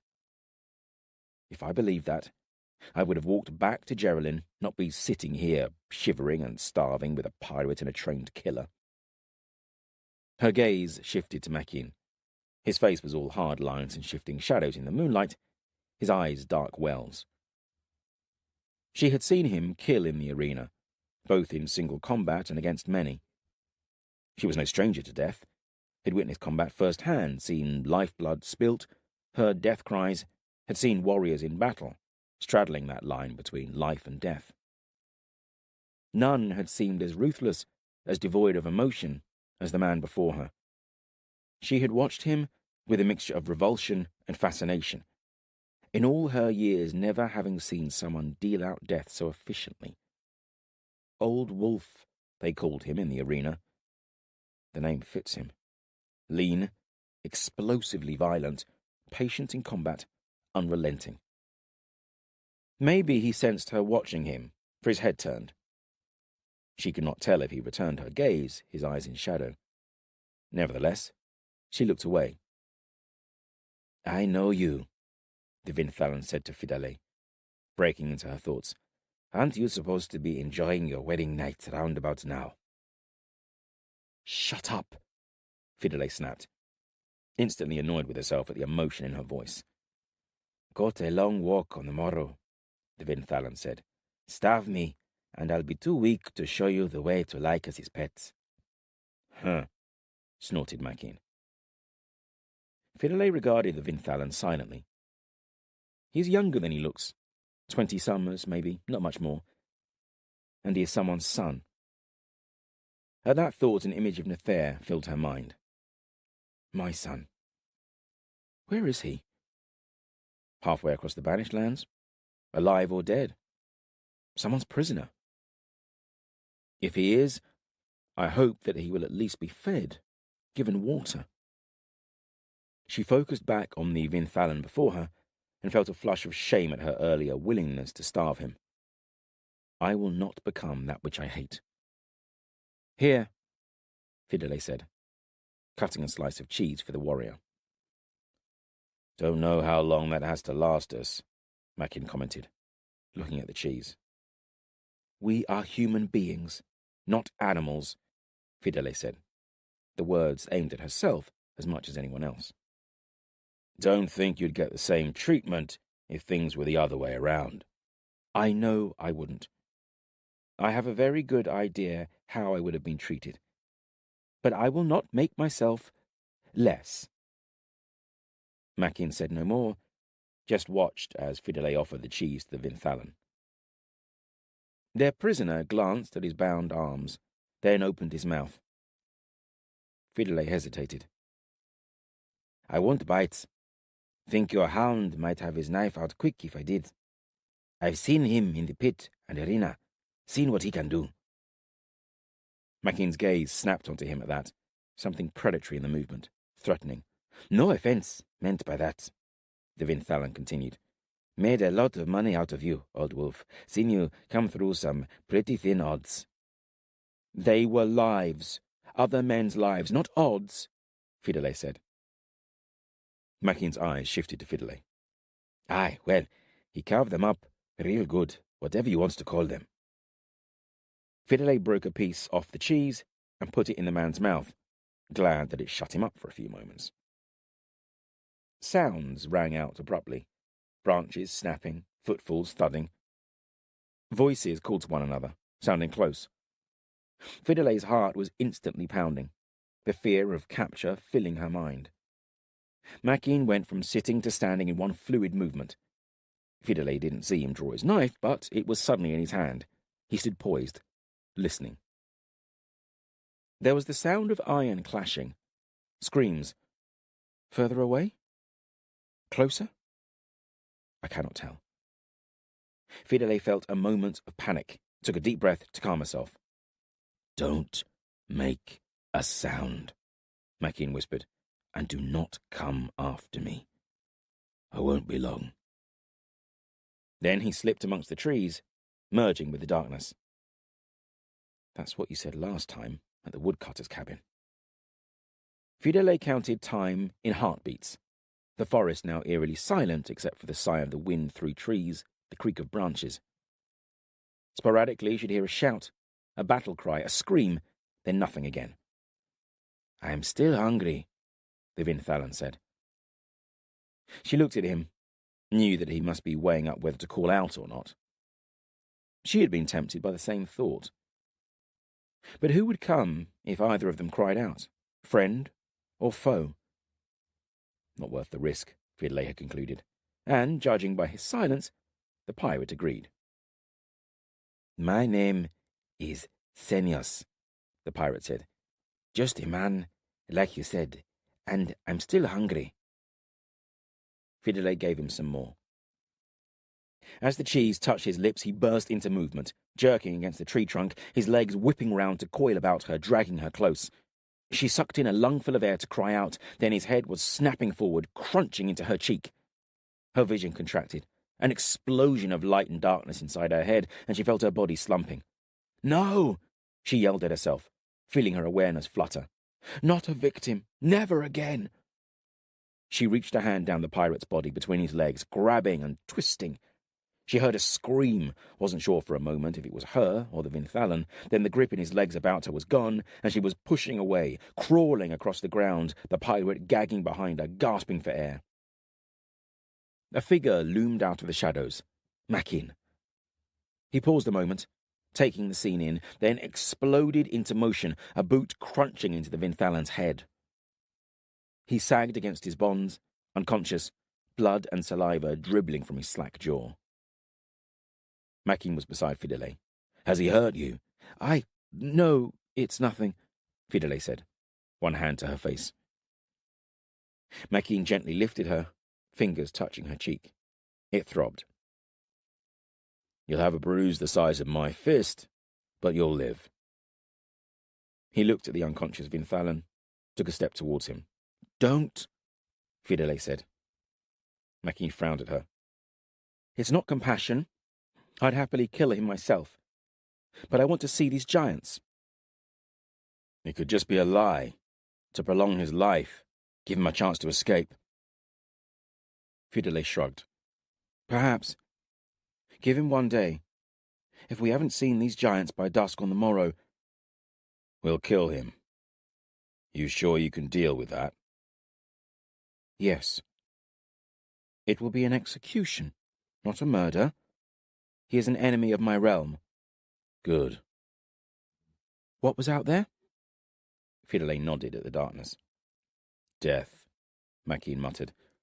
Vinthalan chasing men of Tenebrel. I glimpsed a few, running. They wore Tenebral's eagle. They were away off, running east, away from us. You should get some sleep. I don't know if I can, she said. You're going to need your strength. He paused, his face softening for an instant. You'll be safe. He didn't say more. Didn't need to. It sounded foolish. They were fleeing, cold, hungry, in a forest surrounded by enemies, yet, looking at Makin, she did feel safe. She also felt suddenly exhausted. You'll need to sleep too. Wake me later. I will, Makin grunted, and Fidele curled up on the ground, pulling her cloak about her. Forest litter crunched beneath her as she shifted, lumps in the ground digging into her back. Eventually she found a position that was vaguely comfortable, and she tried to remain still. An owl hooted nearby, making her jump. I may as well sit watch with Makin. I'll never sleep out here. Something shook her, and she opened her eyes to weak sunlight. A shadow hovered nearby, features pulling into focus. For a moment, she thought it was Lycus, his face dark and tanned, eyes boring into her. She gasped and jerked away. Sorry, Makin mumbled. Didn't mean to startle you. He stepped back. It's all right, she said, her voice a croak. I thought you were... She trailed off as a score of pains made themselves known, reminding her she'd slept on the forest floor. She groaned and hesitantly stretched, testing the pains. When she'd established that she was not completely crippled, she tentatively stood, leaning on a nearby tree. First night in the wild, Makin said. A flicker of a smile creased his face. It's daylight, she said, her cheek aching as she spoke, a memento of the Vinthalan's blow. Aye, you were supposed to wake me. He just shrugged and passed her a water skin. She drank thirstily, then glanced at the Vinthalan, who sat with his back against the tree, arms still bound about it. His jaw was swollen, bruised, almost black. He returned her gaze with open malevolence. Senios, how far to this place? Fidele asked him. Makin raised an eyebrow at the use of the Vinthalan's name. He mumbled something, grimaced, a line of spittle dribbling from the corner of his mouth. Fidele made out what sounded like half-day. His jaw's broken, Makin said. Don't expect too much conversation from him today. Senios led them on into the forest, Makin a pace behind him. Sunlight slanted through the trees. Birdsong drifted down from above. Time passed, the sun sliding across the canopy above. Fidele heard the sound of running water, faint at first. Soon they reached the banks of a river, its waters dark, wide and sluggish. Alder and willow lined the bank. Willow branches draped across their path, dangling into the river. The sun was straight above when Senios stopped. Bend, he said, pointing ahead. What are we going to see? Makin growled. A ship, Vinthalan, the giants. His words were slurred. How many, Vinthalan? Senios held both hands up. 10? Makin asked. Senios shrugged. We'll go together. Any noise, any movement that I don't tell you to do, you'll feel my blade. He drew his knife, emphasizing his point. Slowly they crept forwards. They turned the bend. Reeds grew thick and tall along the bank. Then Fidele heard voices. Makin crouched low, dragging Senios down with him, and motioned for Fidele to do the same.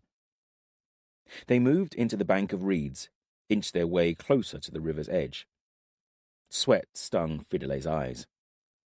With every movement, the reeds rustled and she expected warning cries to ring out. She could see the river through gaps in the reeds, saw the outline of a long and sleek ship resembling a Vinthalan war galley, only smaller. It had no mast, but a row of oars raised out of the water. 10, she counted.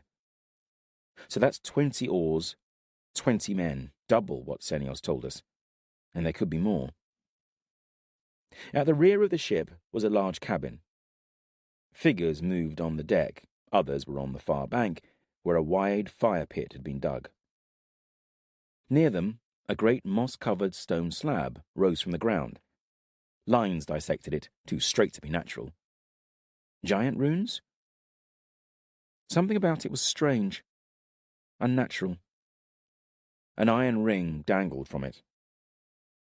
Her attention was drawn back to the ship as the cabin door creaked open and a warrior emerged. He was holding a chain, which he tugged. A female giant walked out onto the deck, tall and muscular, an iron collar about her throat.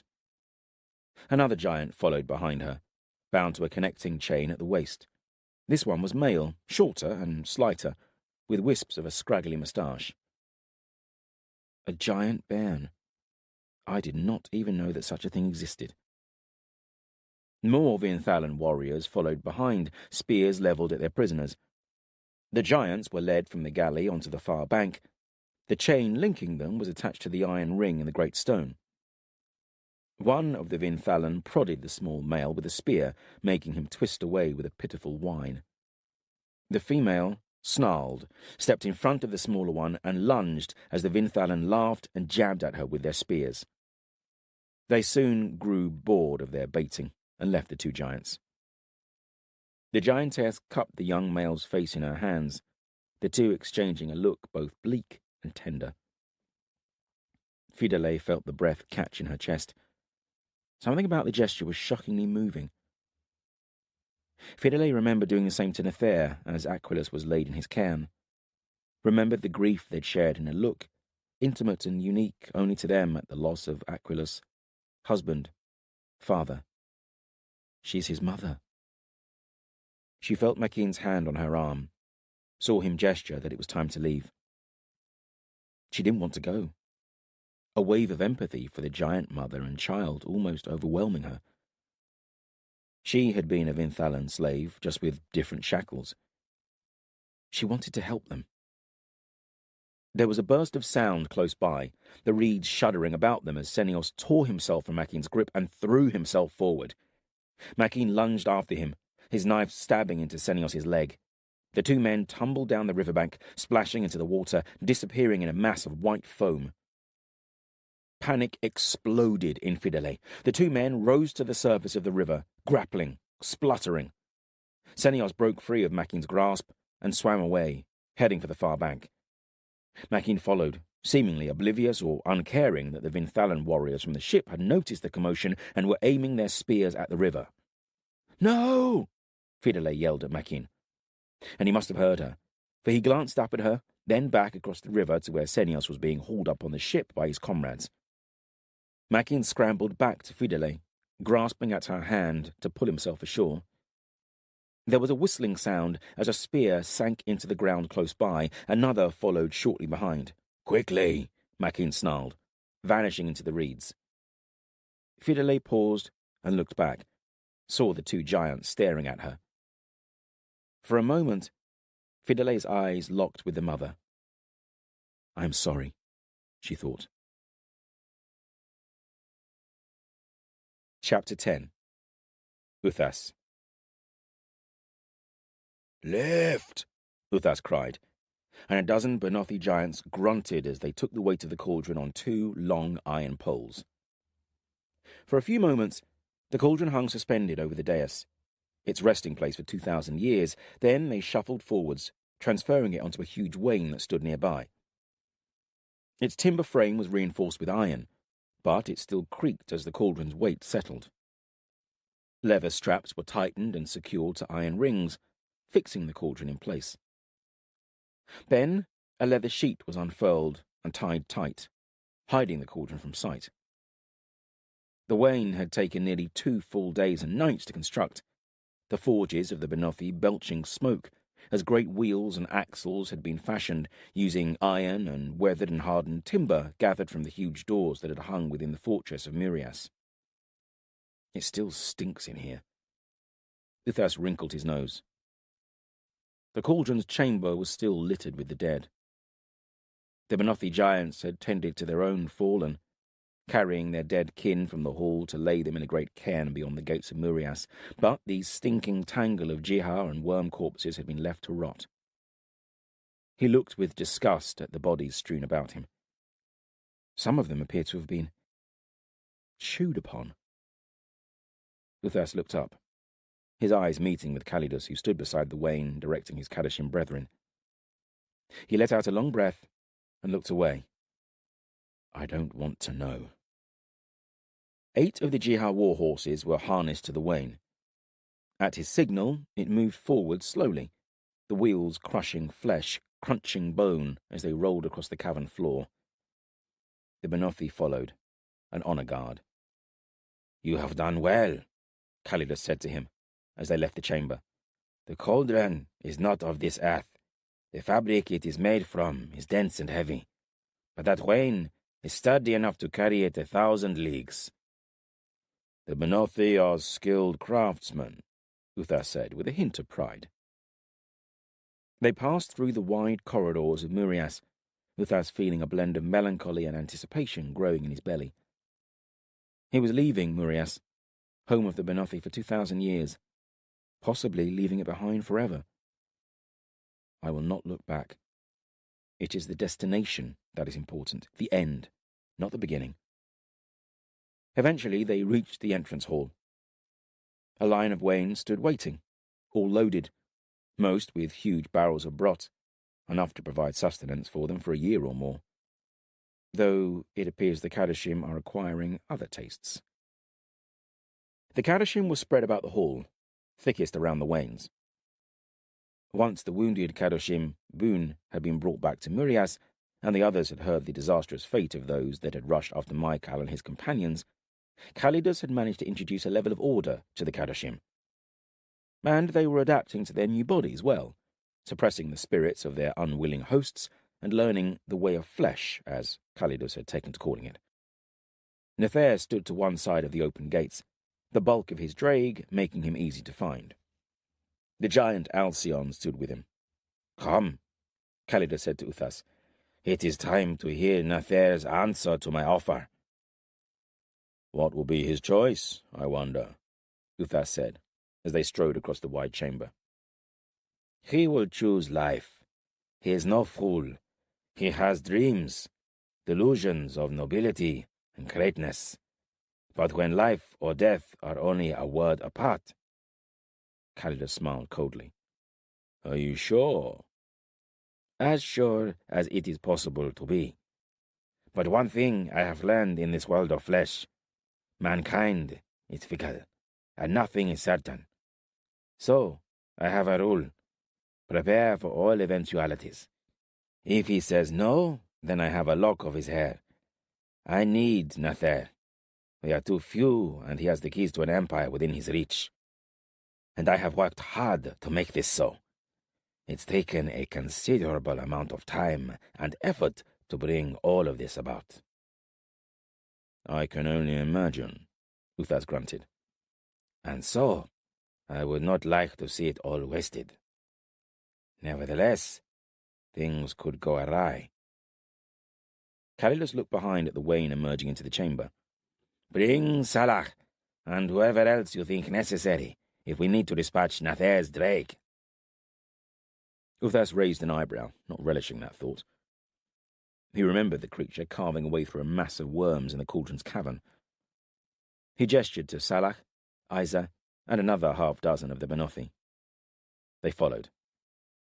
"That would be a shame. It is a magnificent creature, and useful." Calidus shrugged. "It is bonded to Nathair, would tear even me apart in his defense. If Nathair is to die, the drake must be killed too. And Nathair? If it comes to it, Alcyone will take care of him." They approached Nathair in silence. The king of Tenebral was spooning something from a bowl. When he saw them approaching, he stepped closer to his drake and gave it the remnants of his meal. A long, black tongue licked around the bowl, the creature nudging Nathair with its broad, flat muzzle. Absently, Nathair scratched its chin and tugged on a long fang. Halcyon took a step back, his eyes fixed on Calidus. "We are ready to leave," Calidus said to Nathair, conversationally. "So I see. It is time for you to make your choice." "I'm not sure I can," Nathair muttered, massaging his temple. Calidus stared at him with a hint of a smile. "You already have made it. You are just struggling with the final step. You realize, if you continue on this path, there can be no going back for you." Nathair snorted. "You appear to know me better than I know myself." "I do, Nathair. We have been through much together, you and I. Risked much, dared much, gained much. And here we are, on the brink." "You deceived me," Nathair whispered. He looked intensely at Calidus, and for a moment Uthas caught a flash of real pain in the young king's eyes. Betrayal is hard to bear. I saw that same look in Naman's eyes when she realized the truth about me. Calidus returned the gaze calmly. "You know I had no choice. You would not have understood. If you were in my position, you would have done exactly the same. For the greater good. Have you not done things that others would consider questionable for the greater good?" Nathair winced at those words, as if they brought him physical pain. "I have," he said, a whisper.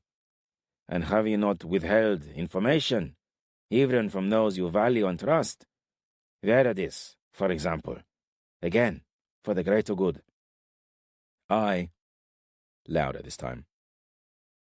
"Well, what I have done and will do is for the greater good.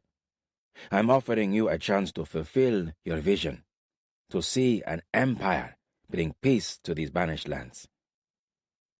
Over a mountain of bodies. Was there ever going to be any other way? How many have already died for your visions of peace? This is no different. You and Asroth share the same vision, a world of order, of peace, where the powerful are able to make decisions to better lives without politics or bureaucracy getting in the way. You are stumbling over concepts, good and evil, right and wrong. Asroth has been depicted in the history of your world by his enemy. Of course, you will think him evil. But he is not. He is like you, a sentient creature with the ability to choose. Our base instinct is to survive. And sometimes, to survive, you must fight. This is not a game.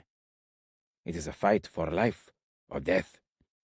But I promise you this, give you my oath, if we win, we will create an empire that will be everything you ever dreamed of." Calidus paused and stared keenly into Nathair's eyes, holding him. "Join us. I will not lie. We need you." "Need me?" "You are no fool, Nathair. I will not tell you what you already know." "That I control the warbands of Tenebral, and that I forged an alliance with Helveth, Carnatan, and Isiltir." "Exactly." Calidus nodded. "I have the Kadoshim, Uthas and his Benothi, Lycus and the Vinthalan. And Rhin, a powerful force, but not all powerful. Together, though." "With me as your puppet king, you mean?" Nathair said. His drake turned its eyes on Calidus and gave a low, baleful rumble. "Not as a puppet, as a king, with the others as your vassals. Rhin, Lycus, Uthas. These banished lands are too vast for one man to conquer unaided." "They are," Nathair agreed. "So join me. Together we can crush Michael and his allies, fulfill your dream. And afterwards you will rule. More than a king, you shall be emperor of the banished lands, ruler of all you have conquered. So you see, Nothing will be changed from your dreams of old. And what of Asroth? What does he want? Victory. Only victory. Asroth's desire is to defeat his enemies, the Ben Elim, Michael, his bright star Choban, and the band of brigands they have gathered about themselves. Afterwards, when they are dead, Calidus shrugged. then this world is yours. Mine? Asroth would not rule here. No. He does not wish to rule. Bureaucracy and administration hold little attraction for my master. All that he wishes for is to see his enemies destroyed, once and for all, to see their blood and bones ground into the earth, to make Michael and his Ben Elim nothing but a stain upon the ground. Calidus's mouth had constricted into a sharp line, eyes narrowed to slits. He is remarkably convincing, thought Uthas. And to achieve that victory, Asroth needs you. He needs about him those who share his vision, whom he can trust. And remember, Asroth chose you above all others. Uthas was studying Nathair, ready for any indication that there would be defiance. He wants to believe Calidus, longs to be the hero of his own story, and Calidus is telling him what he wants to hear.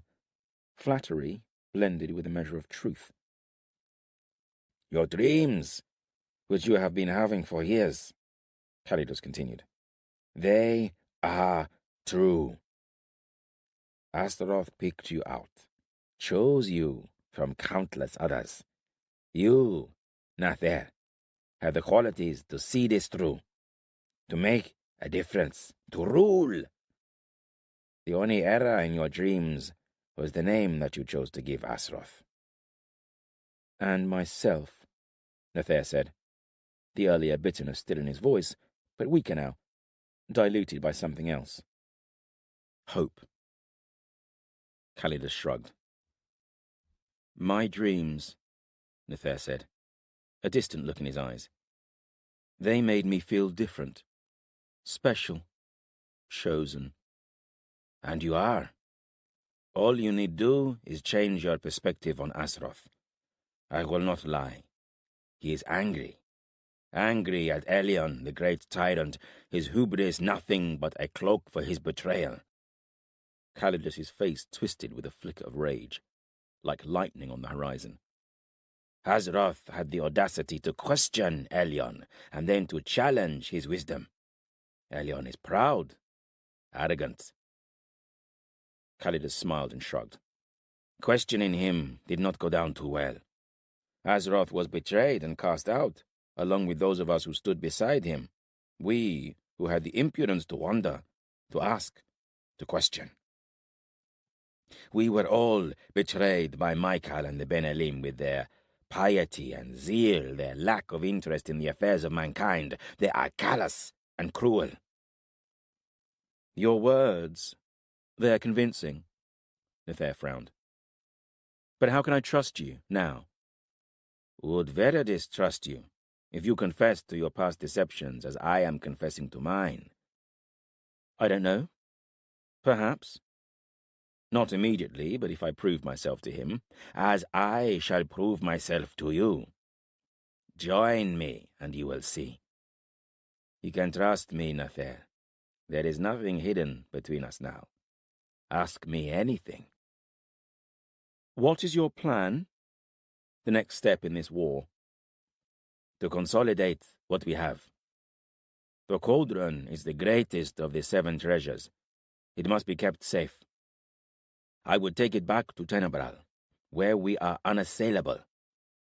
And the other treasures must be found. They are needed to break the barriers with the other world.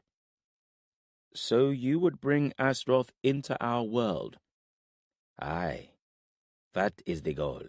To crush our mutual enemies. That is the only way we can win. And I would continue to rule Tenebral now, and be High King in your new order? Yes. More than that. You would be this world's emperor. Those who help me will be rewarded. You, Uthas, Lycus, others beneath them, Rhin, Jael, Lothar, Gondel. Together, we will conquer these banished lands and bring about a new order. He is wavering. Only the final step remains. All that you have to do is say yes. They stood there in silence a long while, Nathair and Calidus locked in a gaze that excluded all else. Eventually, Nathair sighed, passing a hand over his eyes. Yes, he breathed. I will join your cause, though I will tell you the trust between us must be rebuilt. Calidus smiled. Do not trust in me. Trust in Asroth. What do you mean? I have just given you my word. Calidus paused and stared at him. Then he laughed. Oh, Nathair, your sincerity. It really is quite inspiring. I can understand why Asroth singled you out, but trust must run both ways, and you must forgive me if I have a suspicious mind. How do I know that you have not given your word to prolong your life, to buy yourself time until you are reunited with Veridis and 1,000 Eagle Guard at your back? I wonder, will you feel as committed to this cause then? Of course. You will understand if I take steps to guarantee your integrity. What steps? You will see in just a few moments. Calidus strode to a pot suspended over a fire, emptied its contents, and drew something from his cloak. A vial, dark liquid within it. What is that? Nathair asked. The blood of an enemy. A powerful enemy. It is the blood of Neman, once queen of the Benothi. Give me your hand. Why? It is time you met your new master. Calidus stepped closer, gripped Nathair's hand and lifted it, then turned it, looking at the palm. You have made an oath before. His finger traced a white scar. I, with Veridis. You are about to make another. He turned and poured the blood from the vial into the pot. Pale morning sunshine and a chill wind filtered through the gates of Murias as Uthas stood and waited. Make ready! Calidus cried, his voice filling the chamber, and for a few moments all was chaos. This is it. The moment that the Benothi marched to war alongside the Kadoshim. He took a deep breath, an effort to calm the mix of fear and excitement that coursed through him. A hand touched Uthas's arm, and he turned to see Isa standing before the surviving 50 Benothi warriors. You are our leader now, Lord of the Benothi, she said, offering him an object. Uthas looked closer, saw she held a necklace fashioned from worm fangs. They were threaded on an iron chain, bound with silver. I am not worthy. A betrayer. A murderer. He bowed his head, allowing her to slip the necklace onto him. It was a pleasant weight upon his neck and shoulders. I thank you, he said, as he raised his head. I will lead you to glory and a new age for the Benothi. We will hide in the shadows no more. Voices bellowed their approval, and then they were moving out. And not just the Benothi. I will reforge what was sundered. The clans will join behind me. They must. With a deep roar from Nathair's drake, they left Murias, the cauldron on its great wain rolling into the spring sunshine, a dozen other smaller wains strung out behind it. 1,000 of the Kadoshim marched around them. At the warband's head, Nathair rode upon his drake, Calidus mounted on a Jihar stallion beside him. Uthas and Alcyone marched alongside them. Above, ravens cawed and circled, leaving their nests in Murias's cliffs, shadowing them like a dark halo. They know death will be our constant companion. They followed the road that led from Murias, down a slope from the mountain and into a land of rolling moors and purple heather. Calidus lifted a hand and beckoned to Uthas. I do not like the thought of Michael out there. He has too few numbers to defeat us, but he could still be plotting some mischief. I'm going to follow his trail, make sure he's not being cleverer than I give him credit for. Soon after, Calidus left their warband with 100 of the Kadoshim. Uthas accompanied them, his shieldman, Salak, at his side. Nathair was instructed to keep the column moving along the road. The king of Tenebral nodded, a blood-stained linen bandage wrapped around one hand. Uthas felt a wave of pity for him, remembering how Nathair had collapsed to his knees as Asroth had scoured him, searching his soul for any hint of treachery. "Lead us to their camp," Calidus ordered Boone, the only Kadoshim that had survived the rushed attempt to regain the Starstone axe. He had recovered from his injury, his severed wrist bound with leather. He raised his head, sniffing, then took off at a loping run eastwards towards a line of low hills. Calidus kicked his horse into a canter, and the small host followed. "They can run, these Kadoshim," Salak said to Uthas, after they had covered 3 or 4 leagues. Uthas grunted his agreement. The Kadoshim had settled into their new bodies now, and they ran with a supple power, their stamina seeming to match the giants. They moved into the hills. Calidus, ordering the pace to slow, sent a dozen of the Kadoshim fanning out ahead. "He's teaching them," Salak observed. "Aye, and they are quick learners." They crested a low hill, and Calidus reined in his horse. A dell spread before them. The grass had been flattened by many people, a section burned by a large fire. A row of cairns sat close to the stream. Uthas counted 16, and saw that 3 of the cairns were bigger than the others. Cairns built for giants. Asroth below. Let Balor line one of those. Beyond the cairns was a stand of trees, bent and twisted by the wind. Headless corpses dangled from their branches like the tattered banners of a defeated foe. Calidus watched as the Kadoshim spread through the camp, scratching at the ground, sniffing, some snarling and growling like animals. "They are gone," Calidus said, as Uthas reached him. "Probably the day after the battle. 2 days ahead of us. Where will Michael take them, though? That is the question." "Let him run," Salak sneered. Calidus frowned at him. Some of the Kadoshim reached the cairns and began pulling away the stones. "You have outmaneuvered him every step thus far," Uthas said. "Aye, thus far. We must never underestimate Michael, though. I never have, and that is why we are ahead. That is why this will end with his wings sheared and his head on a spike." Calidus looked up at the corpses dangling from the trees, heads severed. "But we must not forget that Michael is no fool, and he has some powerful allies." Balor One-Eye, not least amongst them. "And he has the Starstone axe," Uthas said. "So, what now? Where has Michael gone with his rabble?" "It does not matter," Calidus shrugged. "He has too few about him to challenge us for the Cauldron, and we cannot change our course. The Cauldron must be taken to a safer place. We will continue to Tenebral, and Michael will continue to plot and scheme, but he is undone. His more powerful allies are dead, his attempts at power blocked, thwarted. The war is won, as long as we keep our heads." Literally, Uthas thought, glancing at the headless corpses swaying above them.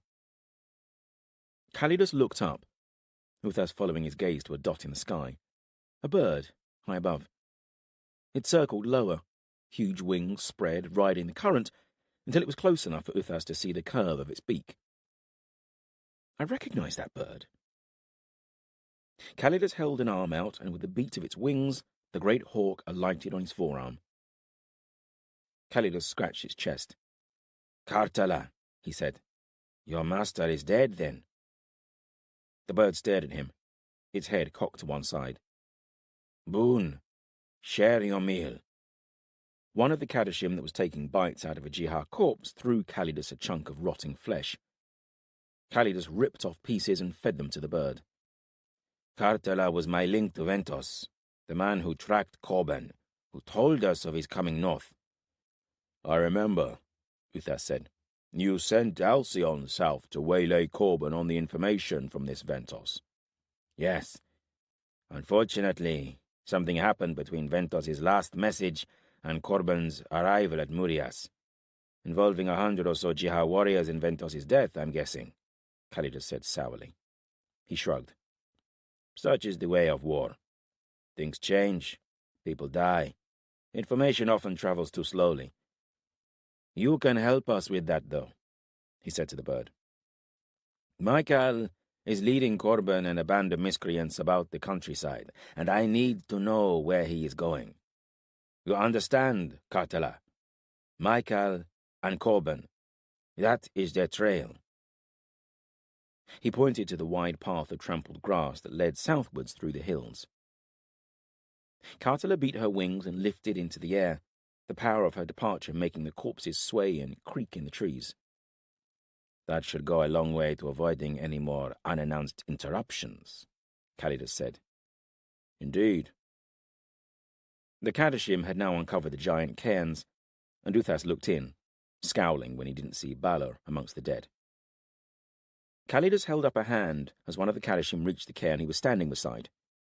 He leaned over, picking up the purple flower of a thistle that was resting upon it, and sniffed at it like a hound. Calidus nodded for the Kadoshim to proceed, and it tore at the cairn, heaving stones and hurling them with a strength even more prodigious than its companions. He's a strong one, Salak remarked. When the Starstone axe was taken from Alcyone, the Cauldron's link with the other world was broken. My kin felt it happening. Many of them sped through the veil in those last moments, swarmed into one body before the gateway was severed. That is the body. What's his name? Uthas asked. His name is Legion because, well, it's self-explanatory, really. Uthas raised an eyebrow. In short moments, a body had been uncovered, a woman, dark hair, skin waxy in death. Ah, Calidus said, smiling. I recognize her. She put a knife or two in me during the battle. He looked at the thistle between his fingers, twirled it, then slipped it inside his cloak. Take her head, he ordered Salak. He gestured to the Kadoshim already sniffing at the corpse. And they can have the rest. Chapter 11. Makeen. Makeen ran through the trees, the sound of Fidele's footfalls just behind. Running away. Again. This is becoming a very bad habit. They had been running a long time, Makeen's lungs burning with each breath. Evening was not far off. The sight of the giants had aroused his curiosity. What does Lycus want with them? How long has he kept them prisoner? Why are they so heavily guarded? Lycus was a sly, cunning, strategic man. There must be some purpose for him to invest so much in guarding these giants. Do not ask. I do not want to know, do not care. My life has become complicated enough already. Those giants are another distraction that I do not need. There is only JL. Getting involved here has already led to Vinthalan on my trail and a woman slowing me down when I could have been leagues closer to Isiltir by now. Nevertheless, he was finding it hard to not think of the two giants.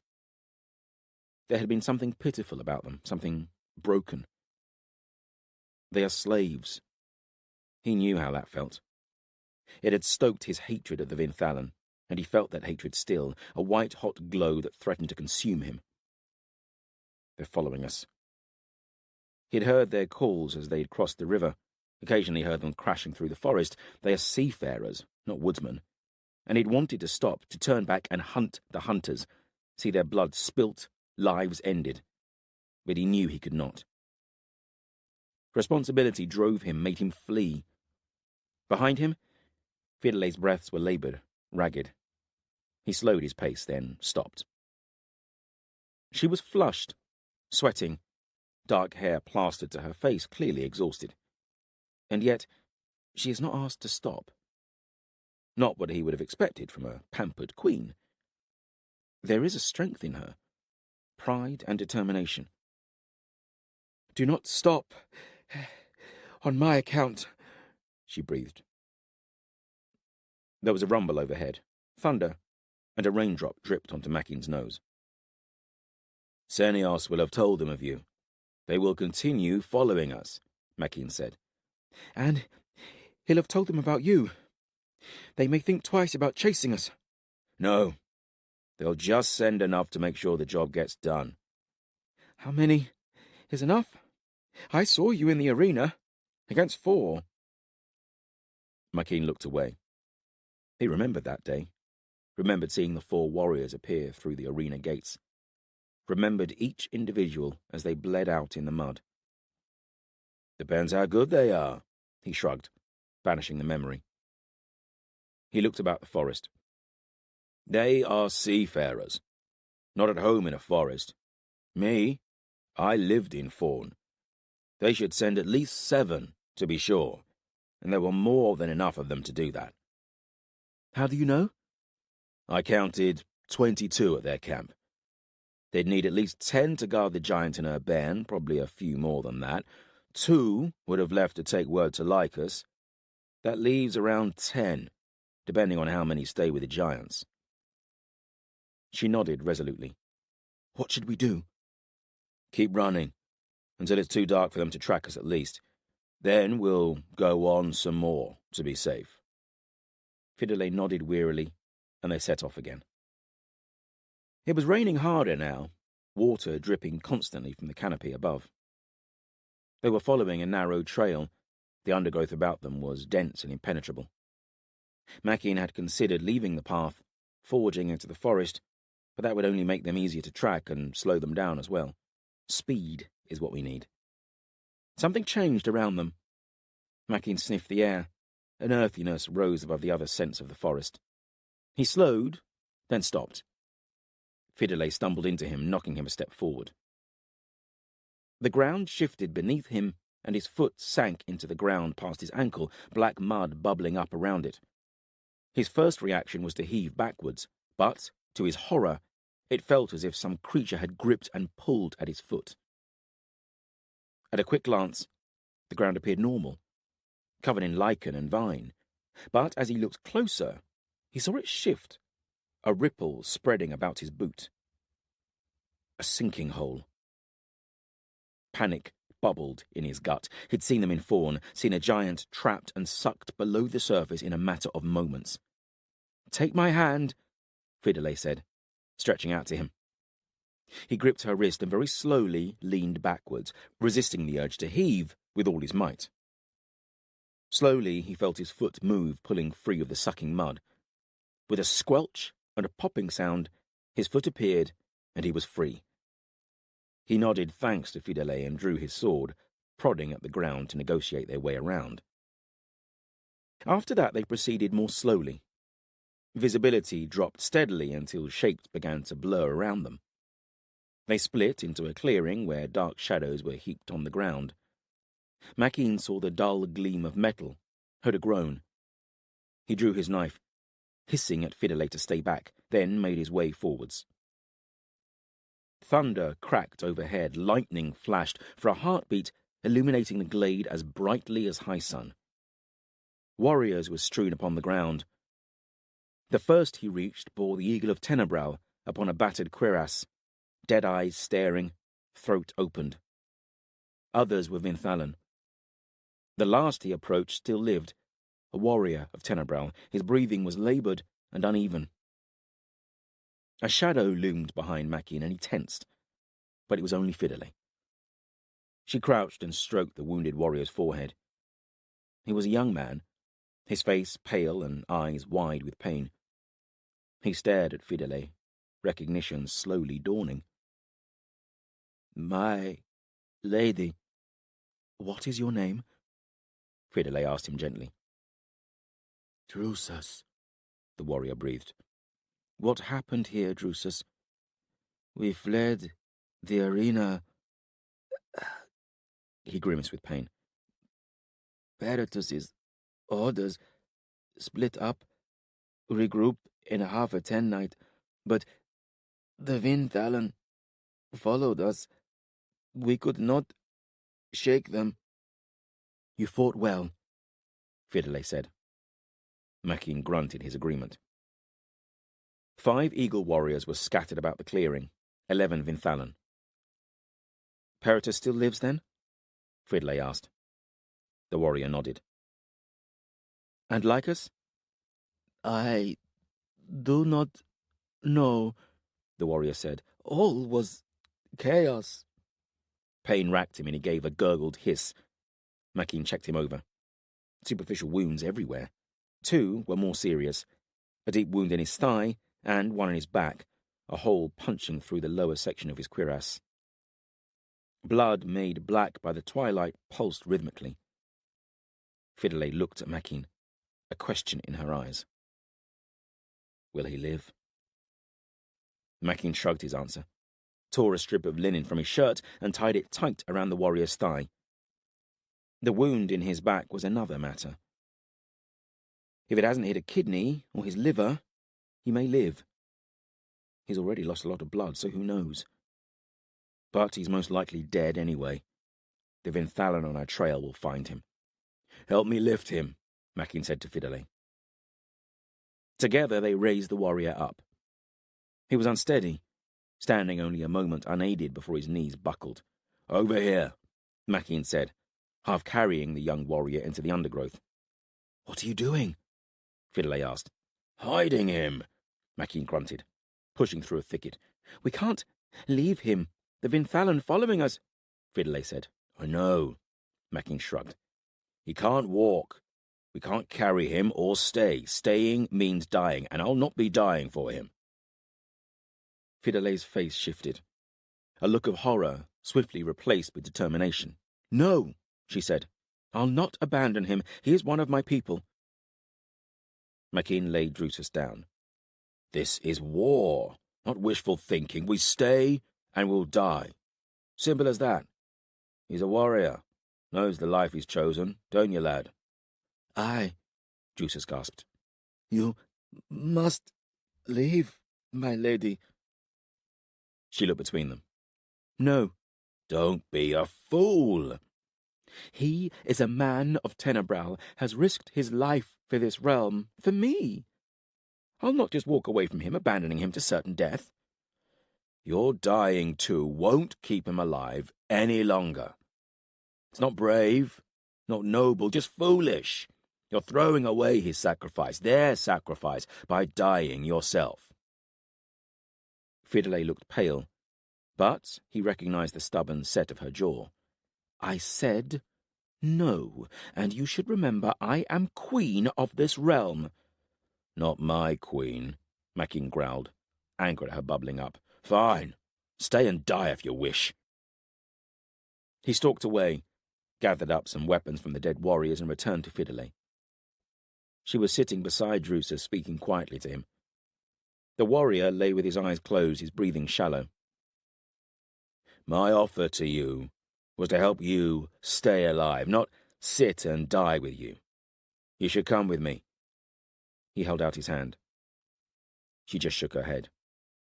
I swore an oath to protect my people. Another bound by an oath. I'm not alone, then. Take these. He laid a spear on the ground beside her, put a knife in her hand. He kept another knife for himself.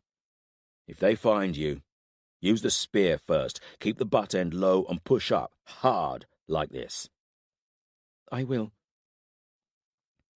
Makin stared at her again, wishing she would relent and come with him. The expression on her face told him otherwise. Determined, resolute, stubborn. With a scowl, he turned to walk away. Makin? Fidelay called after him. Aye. He paused but did not look back. Thank you. For all you have done for me. He walked away. The forest was dark now, ruptured by sporadic bursts of lightning. Idiot woman.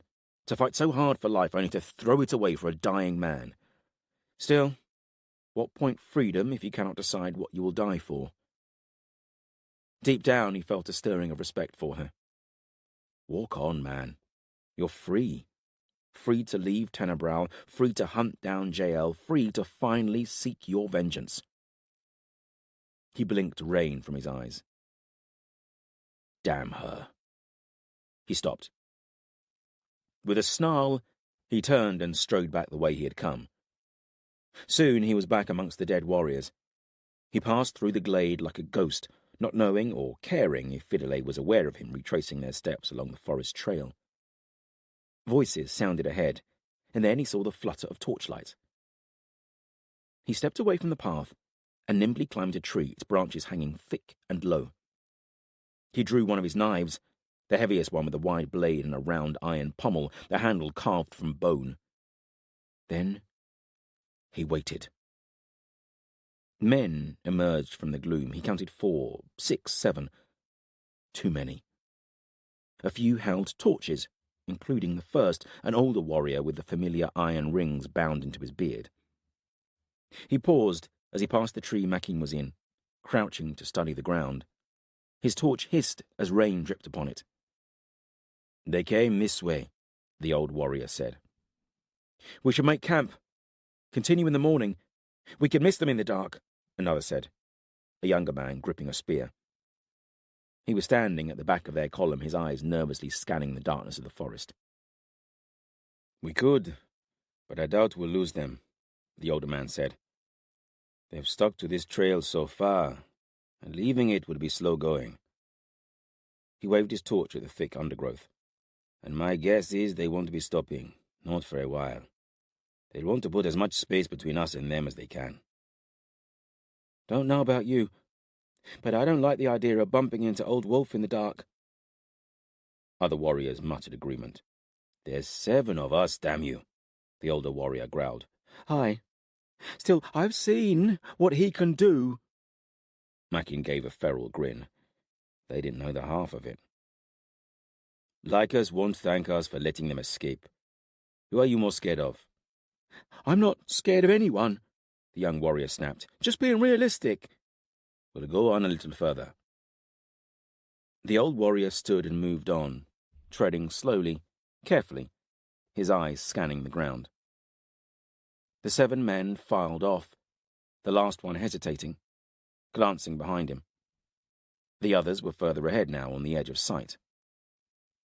Makin snapped a twig and leaf, the sound masked by the rainfall, then stretched his arm out, holding his knife by its pommel, blade hanging down. He let the twig and leaf flutter down, landing upon the path immediately in front of the last warrior, who stared at the leaf, then looked up. Makin let go of his knife. It smashed into the warrior's face, slicing through the warrior's eye, piercing his brain. He dropped without a sound, one leg twitching. Makin slipped from the branch and landed on the path, tugged his knife free and set off after the other warriors. 6 left. Makin was sure-footed and light on his feet. His training in the Vinthalan pit having raised his strength and stamina to new levels, his reactions faster than they had ever been. He ran quickly, the flicker of torchlight ahead guiding him, and, in a handful of heartbeats, the Vinthalan were in sight. They were moving in single file, the trail constricting them. Makin slowed as he drew closer, focusing on the last warrior, who gripped a spear and was using it as a staff, his head down, concentrating on where he was putting his feet. Makin caught up with him, silent as mist, slipped a hand about the man's face, clamping over his mouth, in the same breath sawing his knife across the warrior's throat. Blood jetted, the man slumped, Makin holding him upright and lowering him gently to the floor. 5. His heart pounded in his head as he waited for the warrior in front to turn, but the man continued walking. A cry went up from further along the column, bringing the Vinthalan rippling to a halt. Makin saw the last warrior turn. This one held a flaming torch. He saw Makin looming out of the darkness just in front of him and let out a cry as Makin's knife slammed into his belly.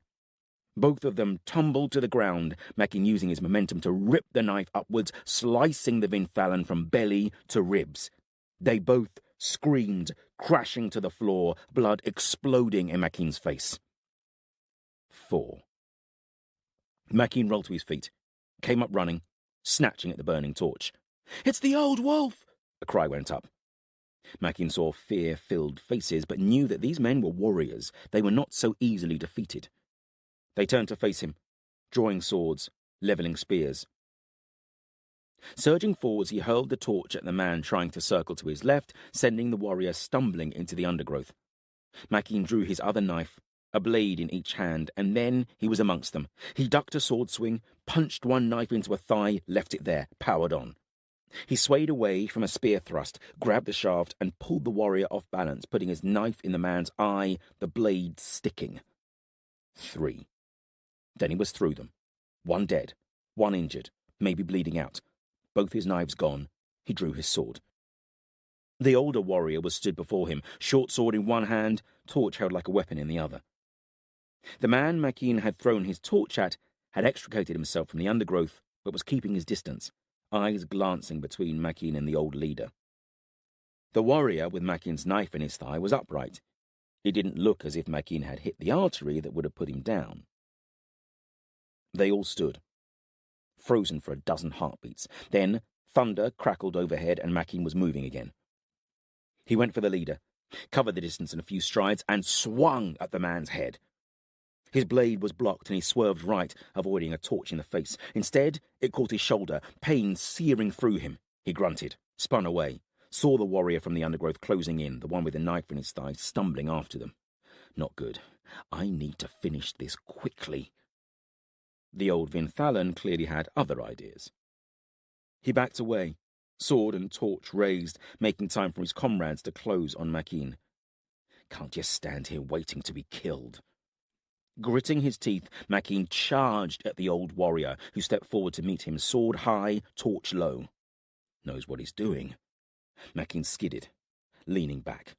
The torch whistled over him, a trail of sparks streaming past his eyes, and then Makin's feet were crashing into his opponent, the two of them going down together, rolling. The torch went spinning through the air, both warriors trying to bring their swords to bear, snarling and grappling. The old Vinthalan gouged a thumb into Makin's burned shoulder. Makin grunted and headbutted the man. The pressure on his shoulder disappeared. Wish I hadn't left my knives in other men. Footsteps thudded. The other two Vinthalan were close. "Hold him still!" one yelled. "Trying to!" the old man grunted. Makin glimpsed the warrior standing over him, sword raised. With a burst of effort, he rolled away, dragging the old man with him. Makin felt his sword slip from his grip. They punched, kicked, bit, and clawed at each other. Then a knee landed in his gut, knocking the breath from him, his limbs weakening for a moment. The old man slid away, staggering to his feet. Pain lanced along Makin's ribs, and he saw the glint of iron. Blood sheeted his side. "Get up, or you're a dead man." He pushed, made it to one knee. "Finish him!" the old man yelled at the Vinthalan standing behind Makin. His sword was stained red. "Makin!" a voice screamed. They all paused, looked up the trail. Lightning exploded overhead for a heartbeat, transforming the forest into a place of light and shadow. Fidele stood 20 paces away, spear in hand. "Finish him," the old Vinthalan said. "I'll fetch Lycus' bitch." He grinned and strode towards Fidele. Then he staggered, stumbled forward, sinking into the ground. He looked back, twisting at the waist, a look of terror on his face. With a jerk, he sank deeper, as if someone were tugging at his feet from beneath the ground. The sinking hole. Makin heaved himself upright, grabbed the sword arm of the warrior over him. They wrestled back and forth. Makin twisted the man's wrist, the sword dropping from his grip. They slammed against a tree. Makin wrapped his fingers around the man's throat and started squeezing. The Vinthalan lifted his knee, connected with Makin, and suddenly he couldn't breathe, was fighting the urge to empty his stomach. Still, he would not loosen his grip. The Vinthalan's eyes bulged, his fists punching into Makin's ribs again and again. Then A spear stabbed into the man's chest. Fidele stood with the spear in her hand. She stared at the dead man, her eyes fierce, breathing hard. Then she flung the spear down as if it had burned her. Makin glanced about, remembering there had been another, the one with Makin's knife in his thigh. He saw him 6 paces away, lying twisted on the trail, face pale, eyes staring. Knife clipped his artery, then. Makin gripped his blade and pulled it free. He put his hand to his ribs. A sword cut, not deep, but bleeding heavily. "Thanks," he said to Fidele. "You came back," Fidele said to him. "Aye, well, seems you're not the only fool in this forest." She smiled weakly at him, then twisted away and vomited. "Help me," a voice cried. The old warrior in the sinking hole. He was submerged to his chest now. Makin and Fidele walked to the hole's edge and stood silently watching him. He begged and pleaded, offered money, his oath, safe passage through the forest. Makin and Fidele kept their silence, just watched him as he sank deeper. They did not move or speak until his head slipped beneath the mud. Chapter 12. Cohen. Cohen rose to the sound of sparring, swords wrapped in leather to protect their edges and mute the noise of a few hundred Jihad warriors sparring with one another. They were camped in the fringes of a wood nestled in a wide, steep-sided valley. Mountains surrounded them, their peaks wreathed in cloud. They marked the border between Benoth, the giant's realm, and Narvon to the south, once the realm of Owain, now ruled by Rhin, as were all the kingdoms of the west. Budai lay beside her until he saw Storm, a shadow in the woods, and bounded after her. She smiled at them, tumbling together, a flash of fur and teeth. "They act like pups around each other," Brinna said from behind her. Cohen looked to see Kraft was perched on her shoulder, and another shape fluttered out of the sky to land on a branch close by. Feck. "Some bonds can never be broken," Cohen told her. She turned back to watch the sparring. Nearly 300 warriors in a meadow, but her eyes picked out Gar and Corbin almost immediately, the two of them moving in a blur, too fast to track individual blows. By some unspoken agreement, they stopped, all those around them doing the same, then moved on to new opponents. Corbin turned, and Coralyn, the girl from Dowan, was standing in front of him. They shared a brief smile and set at each other. It was as fast as the combat with Gar, though with more kicking and punching, Coralyn always moving close, using elbows and knees to gain any advantage. It still ended with Corbin tripping her and his sword at her throat. Cohen could relate to that. More often than not, she had been in the same position when she had practiced with Corbin back at Duncarrig. I remember that feeling. It's annoying. That was until Dath had joined them, and she had started putting him on his back. But here, even Dath was sparring as if he knew what he was doing. She saw him partnered against Farrell, using his size and speed to swirl around his larger friend. And Farrell was holding his own, confident blocks merging with smooth attacks. The last time I saw him, he was a clumsy auroch. What's happened to everyone? I spent the year with my hands tied together and everyone else has become a warrior. She felt her face creasing in a scowl. A 10 night had passed since they had escaped Murias, each day falling into a similar routine. She had wanted to talk more with Corbin, but it seemed that everyone wanted to talk to Corbin. And everyone else seemed to have a role, a task that they performed in this fledgling warband. Everyone except her. She was starting to feel useless. She didn't even spar with the rest of them, although part of her was desperate to take part. I'm not good enough. Even the worst are better than me. She felt her scowl deepening. "Careful, girl. If the wind changes, your face might stick like that," Brinna rasped beside her. Cohen smiled wryly. "My mum used to say that to me." "Have some of this." Brinna held out a skin, and Cohen sniffed it and wrinkled her nose. Brot. The giant's food. Food is too generous a term. "Yuck!" Kraft squawked, eyeing the skin disapprovingly. Toasty, Feck reproved. The giants were gathered in the woods, just darker shadows amongst the trees. Mostly they kept themselves separate. Whilst the warband travelled, they took the position of rearguard each day, always grouped together, rarely mixing with the jihad.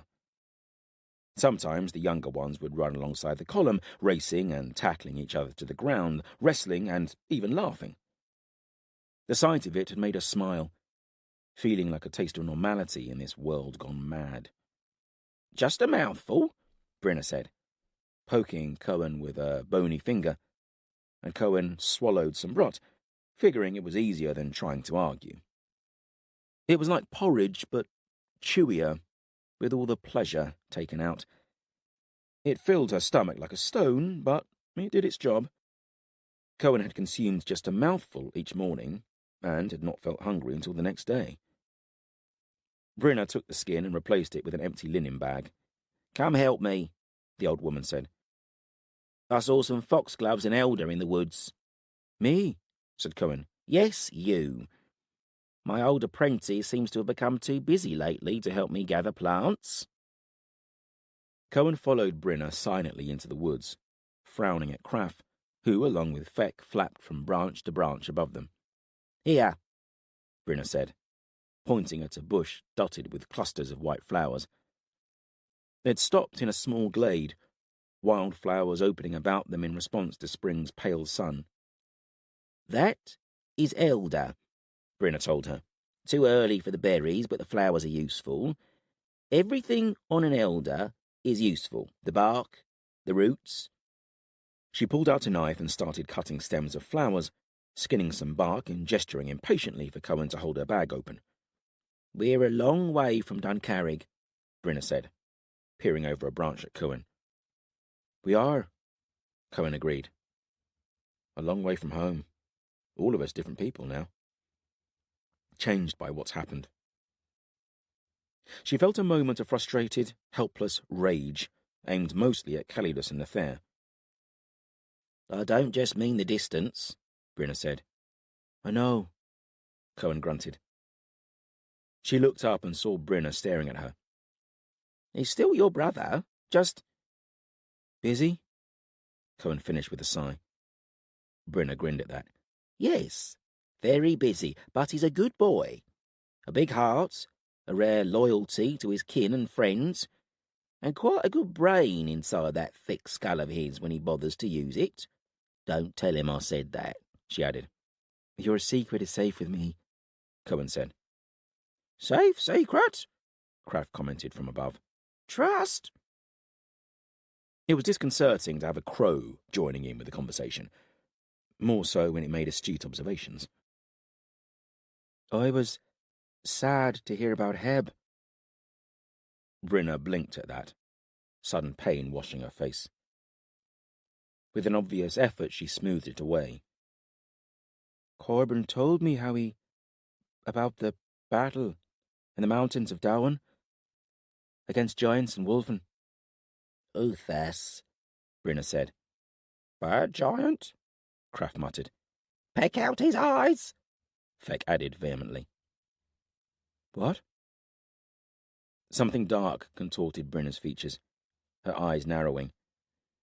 Uthas is the name of the Benothi giant that killed Heb. I've been talking to Feck. Yes, she has, Feck confirmed. I know Uthas, Cohen said. He joined Rhin and Nathair. He's in league with Rhin.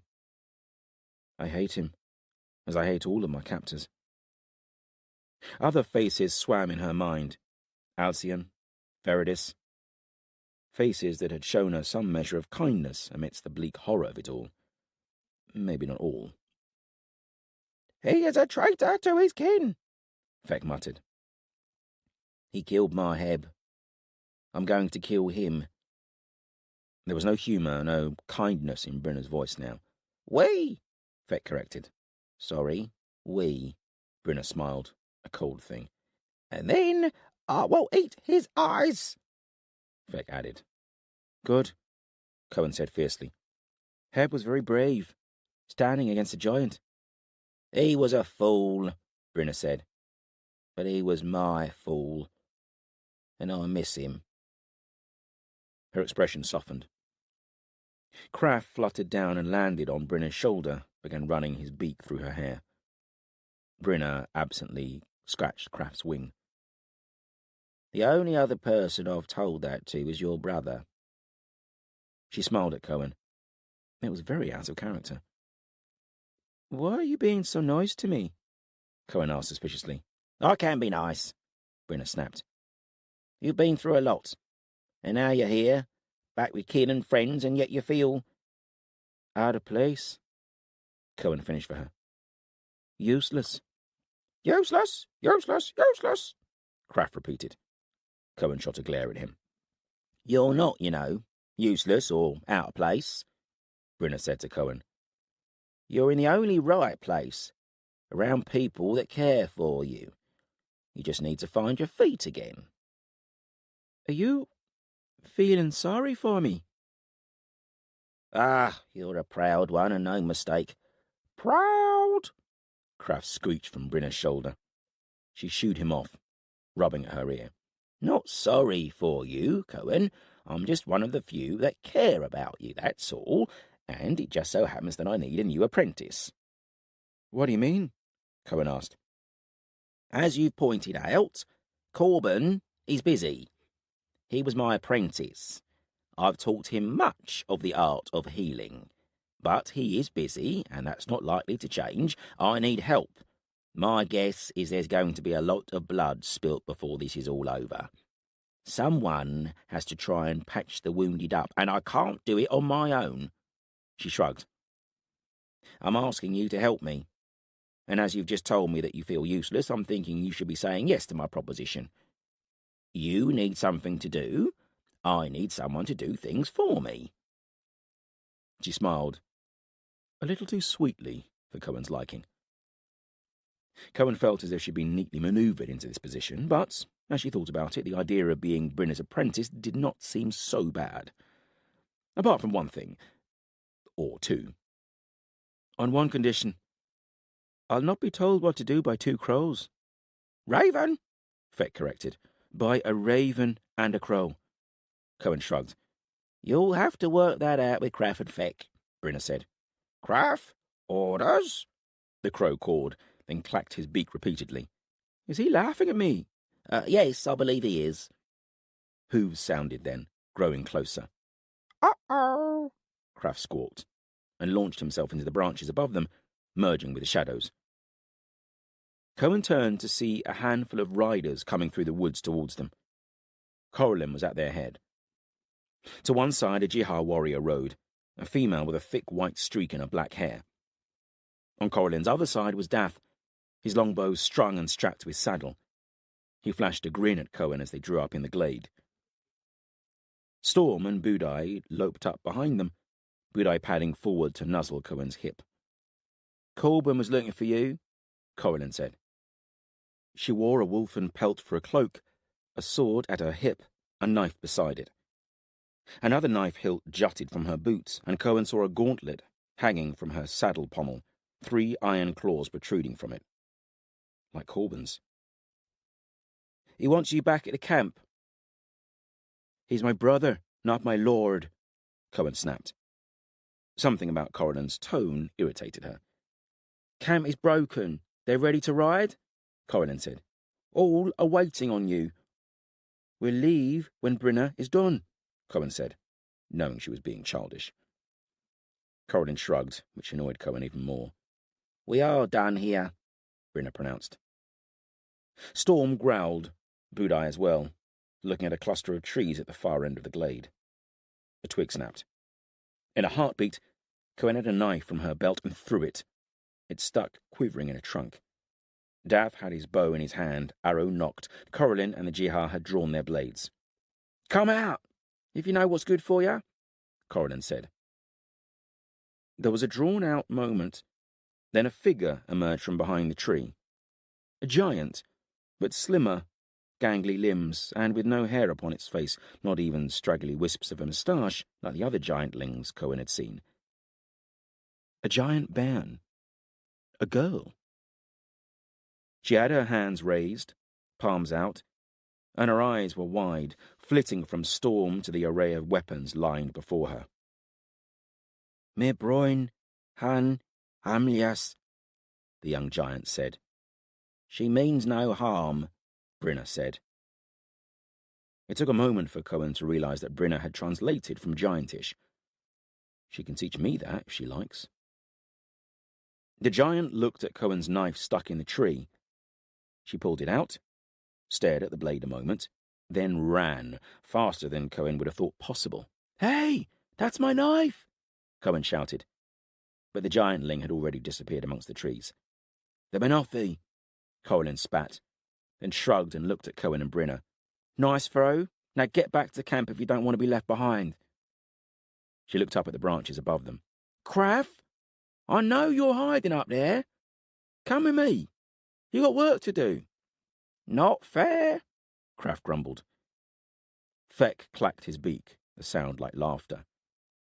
"And I don't know why you're here," Colin said to Feck. "You're supposed to be flying rearguard." "Talking to Brenner. Important," Feck squawked. "Not as important as protecting us from Kadoshim," Colin said. "Go on with you." She spurred her mount on. Dath winked a goodbye, and they all rode off, Storm shadowing them.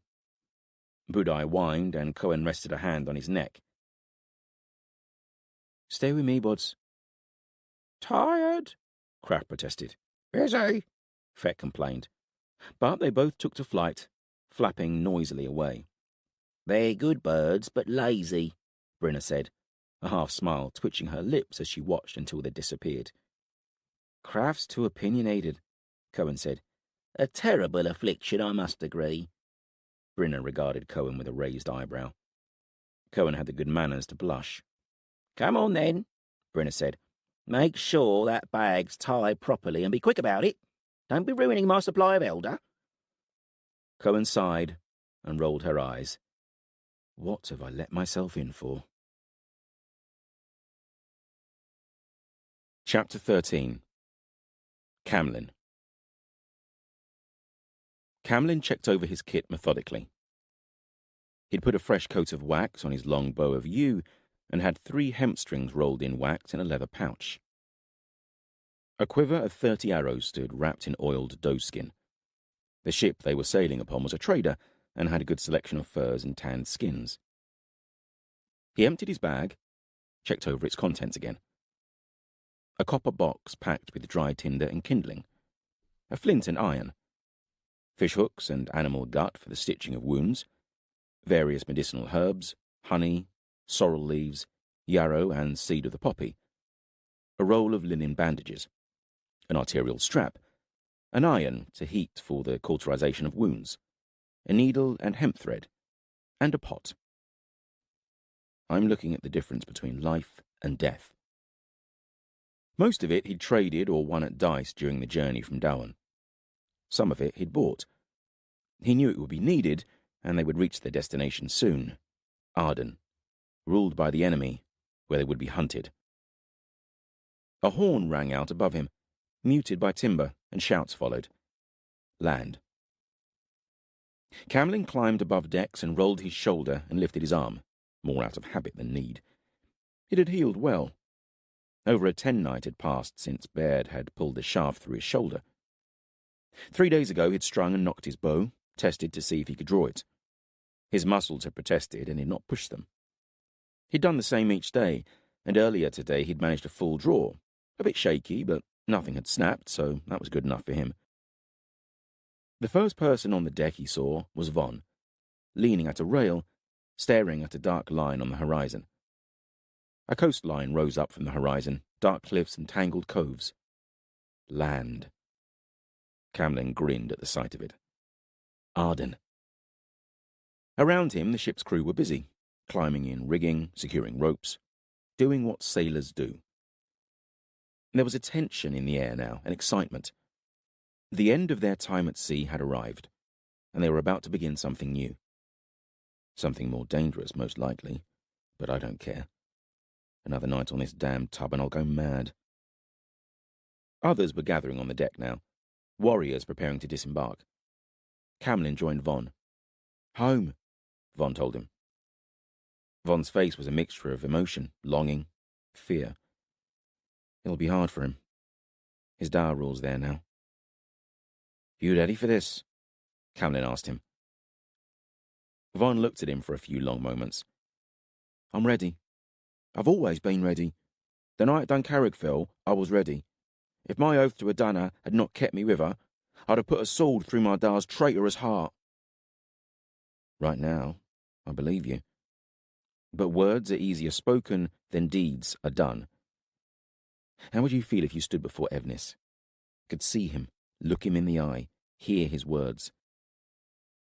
"Is that really Arden?" a voice said behind him. Camlin turned to see Adana. Her hand rested on a sword at her hip. Our warrior queen. Baird stood beside her. The one-eyed warrior had become her shadow, rarely leaving her side. "Aye, it is," Camlin said. "There were times when I thought I'd never return." Adana took a deep breath. "Time to roll the dice." Why did she look at me whenever dice are mentioned? They stood together and watched the coast grow closer, their ship angling towards a cove with steep-sided cliffs. The sail was furled and 2 rowing boats were lowered from the deck to the slate-grey sea. Roshin and Idana spoke to the captain, thanked him, and then the group of them were rowing towards the coast. They scraped onto a thin strip of shingle and clambered onto solid ground, Camlin grinning for the joy of it. I hate the sea. It felt strange, the ground steady beneath his feet, and he stumbled as his body still compensated for the eternal pitch and roll of a ship's deck. Roshin stood with Lorcan, her warriors spread protectively about them, a score of men. Most of them gazed up at the cliffs. Seamen from the rowing boats deposited a barrel onto the shingle, then, with a last goodbye and a wave, they rowed back to their ship. "Smoked herring," Baird pronounced as he sniffed the barrel. "Draw lots for who's carrying it?" "I'll carry it," a tall and solid warrior said. He didn't seem to have a neck. Brogan, one of Roshin's. Camlin had won a fine deerskin belt from him. "No complaints from me," Baird grinned. "Von, with me," Camlin said, and without a look back, he was climbing the slope, following a narrow goat track into the cove's cliffs, twisting its way upwards. He used his unstrung bow as a staff. The calling of gulls in the air was loud, the cliffs of the cove clustered with nests. Here and there were stunted bushes bent by the wind. Camlin emerged onto a landscape of rolling moorland and hidden gullies. He could see for leagues, and took a few moments to check for company. Then he turned and waved to those gathered below, all looking up at him. They started their climb. He turned back to study the land. To the east, the undulating moors dropped and flattened, glistening as sun reflected on a marshy peninsula that continued into the horizon, patches of it darkened by woodland. Here and there, pillars of smoke marked holds, farmsteads, a small village. None close enough to worry about, though. And am I supposed to lead this ragtag band to Duncarrig, ruined fortress of the giants? Is it even out there in those marshlands? During their voyage, Idana had spoken of this with him, of how King Eramon had received word that a resistance was growing in Arden against Evnis, and that it was based around the ruins of Duncarrig, in the marshes.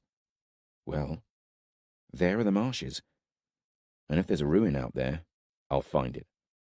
What happens then, I'm not so sure. One step at a time. Von climbed, panting, to stand beside him, and they both looked northeast, towards Duncarrig. It was too far away to see, but Camlin could make out a dark stain on the horizon. Baglan Forest. Been there. Not my best memories. That had been when he was part of Braith's crew, come to the Baglan to cause some mischief in Arden. Little had he known at the time that it was all at Rhin's behest. He'd ended up with a knife in the back, put there by one of Evnis's sworn men. And now, here he was, a refugee on the other side, playing guide to the fugitive Queen of Arden and the fugitive King of Doan. He peered over the cliff, saw them labouring up the twisting path behind him. He'd followed his own twisted path to this spot. From bandit to shieldman. What next? Warriors emerged from the path, Idana with Baird. Camlin saw she was grinning. "The cry of gulls. It sounds like home," Idana answered his questioning look. "Home is 50 leagues that way," Camlin said, pointing along the coast.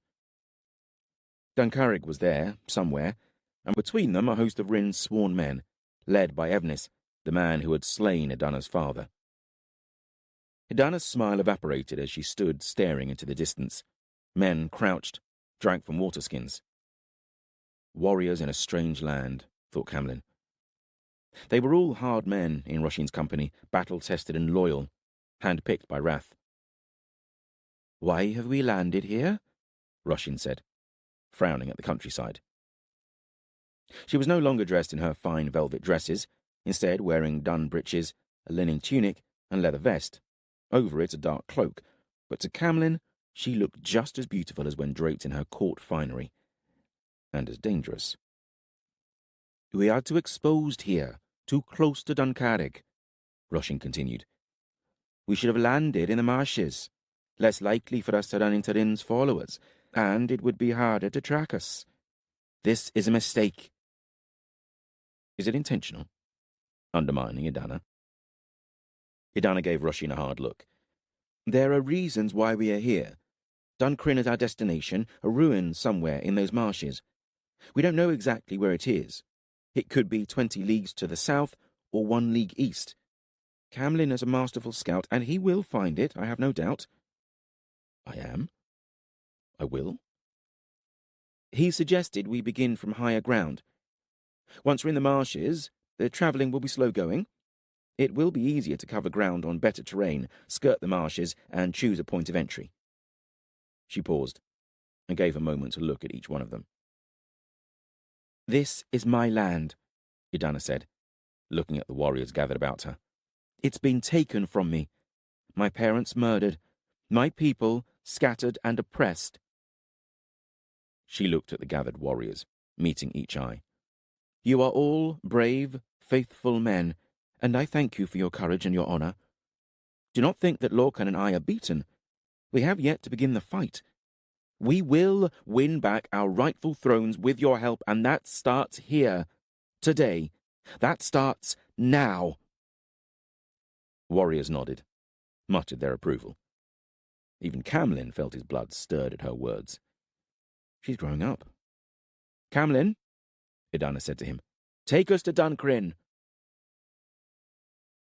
Camlin sped through the village, his bow strung and arrow nocked.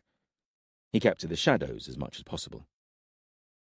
They had walked all day, steadily descending from the moorlands towards the marshes. Now they were in a kind of borderland, the terrain dry enough for scattered woodland and roads, but dissected by 1,000 streams and middling rivers. Camlin had spied the village and planned on circling around it, but something had drawn his eye. The lack of sound or movement. There were no signs of normal village life. Hearth fires, livestock, dogs. Nothing. Instinct told him he needed a closer look, and so did Idana when he informed her of his concerns. Now he was starting to regret it, though. Probably another bad idea to add to my long list of bad ideas, he berated himself. Why couldn't I just mind my own business and walk around? He looked to the far side of the street, where Baird was keeping pace with him, his sword drawn.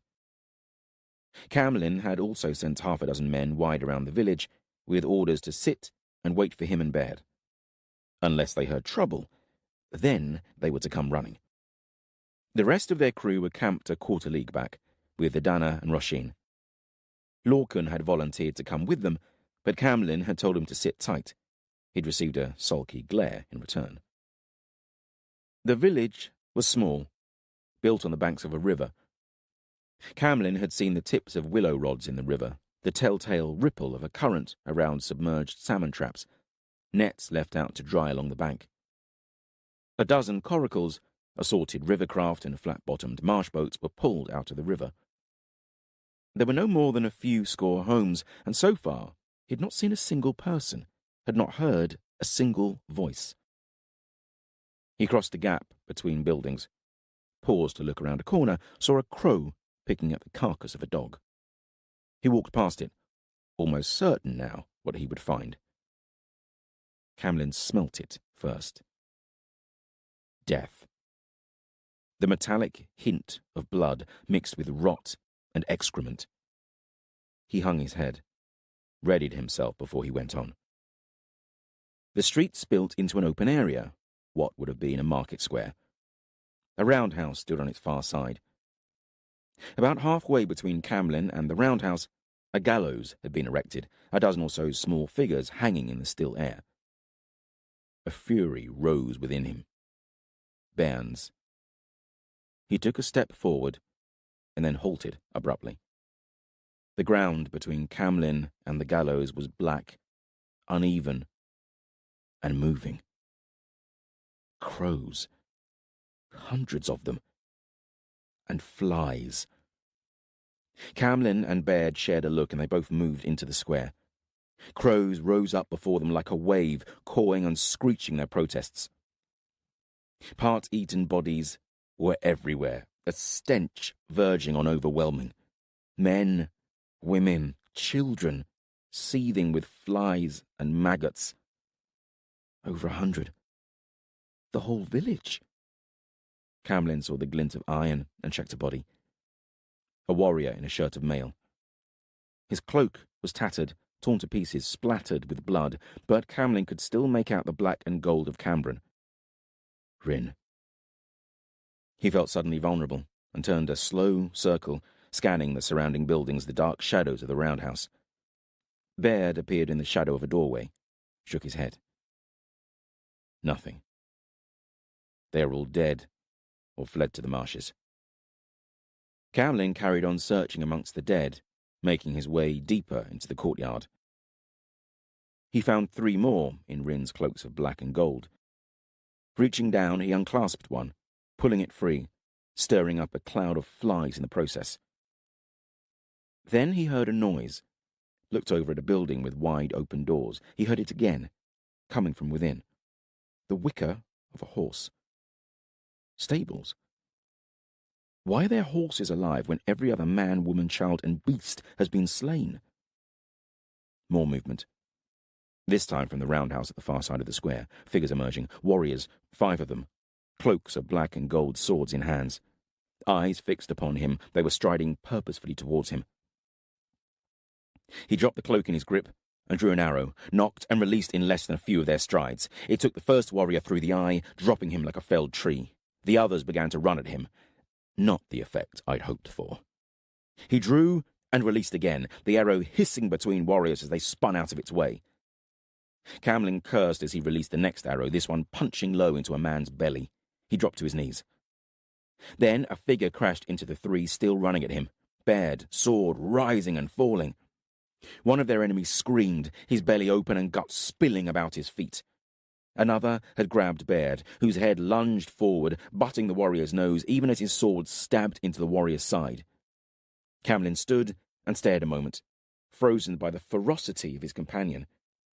Then his eye was drawn to the roundhouse. 3 more men burst from the doorway, 2 running towards Baird, the other sprinting around the edge of the courtyard, making for the stables. Before Camlin realized it, he had another arrow knocked and was sighting at one of those charging at Baird. It slammed into the warrior's shoulder, spinning and dropping him. The other was too close to Baird for another shot. Camlin glanced between Baird and the warrior sprinting towards the stables, drew his sword, and ran to Baird's help. He almost didn't need to. By the time he reached them, Baird had put one man down and was trading blows with the other, backing the warrior up. A panicked glance from the warrior at Camlin was all Baird needed, his sword opening the man's throat. Hooves thudded, and the last warrior burst from the stables, kicking a horse hard into a gallop. Camlin dropped his sword and drew an arrow, tracked the warrior, who was bent low in the saddle, almost hugging the horse's arched neck. Camlin's arrow took him in the throat. The warrior sagged, slumping from the saddle to be dragged by the still galloping horse. Camlin and Baird just stared at one another, chests rising and falling. They both turned together to the sound of footsteps approaching from behind. Idana and a dozen others, including Roshin and Lorcan. Quickly, Camlin moved to intercept them. She doesn't need to see this. "You were supposed to wait for my signal," Camlin said, hurrying forward to stop her reaching the square. Some truths are best not seen. "We heard screams. The clash of iron. I was worried for you," Idana said, with a wave of her hand as she pushed past Camlin into the square. She stood there a moment, eyes scanning about her, body rigid. Then she stuttered into motion, picking her way through the square, eyes sweeping the ground until she reached the gallows. She faltered, looked up at the children, their bloated corpses swinging in a gentle breeze. Ropes creaked. She saw the black and gold of Cambrin upon the dead warriors' cloaks. "Rhin, even here." Camlin came and stood beside her, saw tears running down her cheeks. Lorcan pushed forward and took her hand. "Come away now," he said. "These are my people," she snapped, yanking her hand out of his grip. "I am not some innocent girl," she trailed off.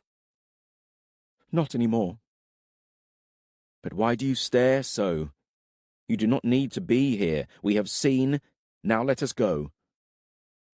"I stare so that I will not forget. This is my land. These are my people. Rhin and her ilk have slain them, slaughtered children. They will not be forgotten. There will be a reckoning." Lorcan looked into Adana's face, then nodded. "What happened here, Camlin?" Good question. And why were their warriors still here? He glanced at the roundhouse where the enemy had appeared from. Something's wrong. We need to get out of here. "What happened here, Camlin?" Idana repeated.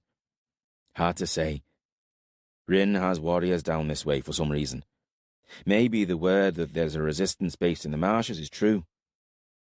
Looks to me like they were making some kind of example." He nodded to the gallows.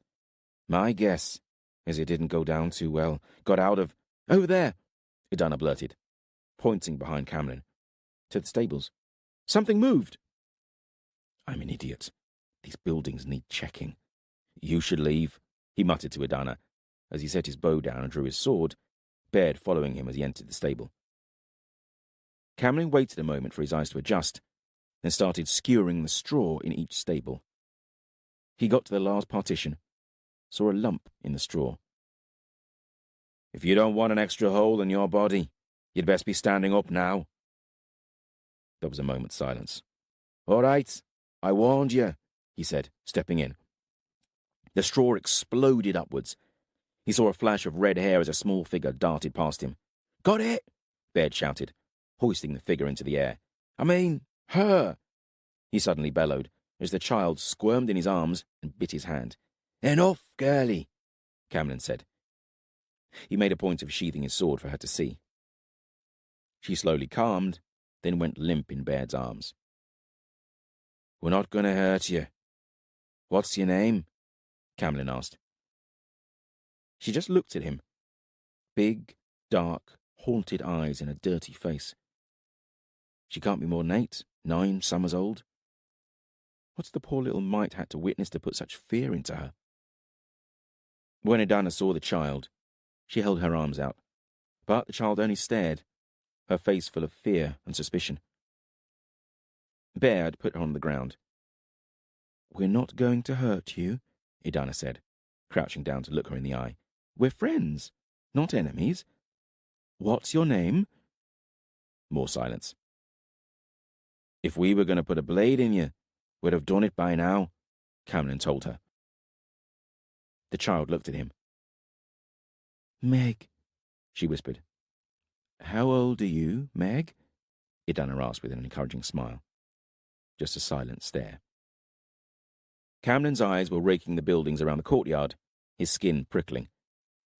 He wanted to take a look inside the roundhouse, but he also wanted Idana out of the village. "You need to get away from here," he said. "Soon," Idana said with a frown, stooping close to the girl.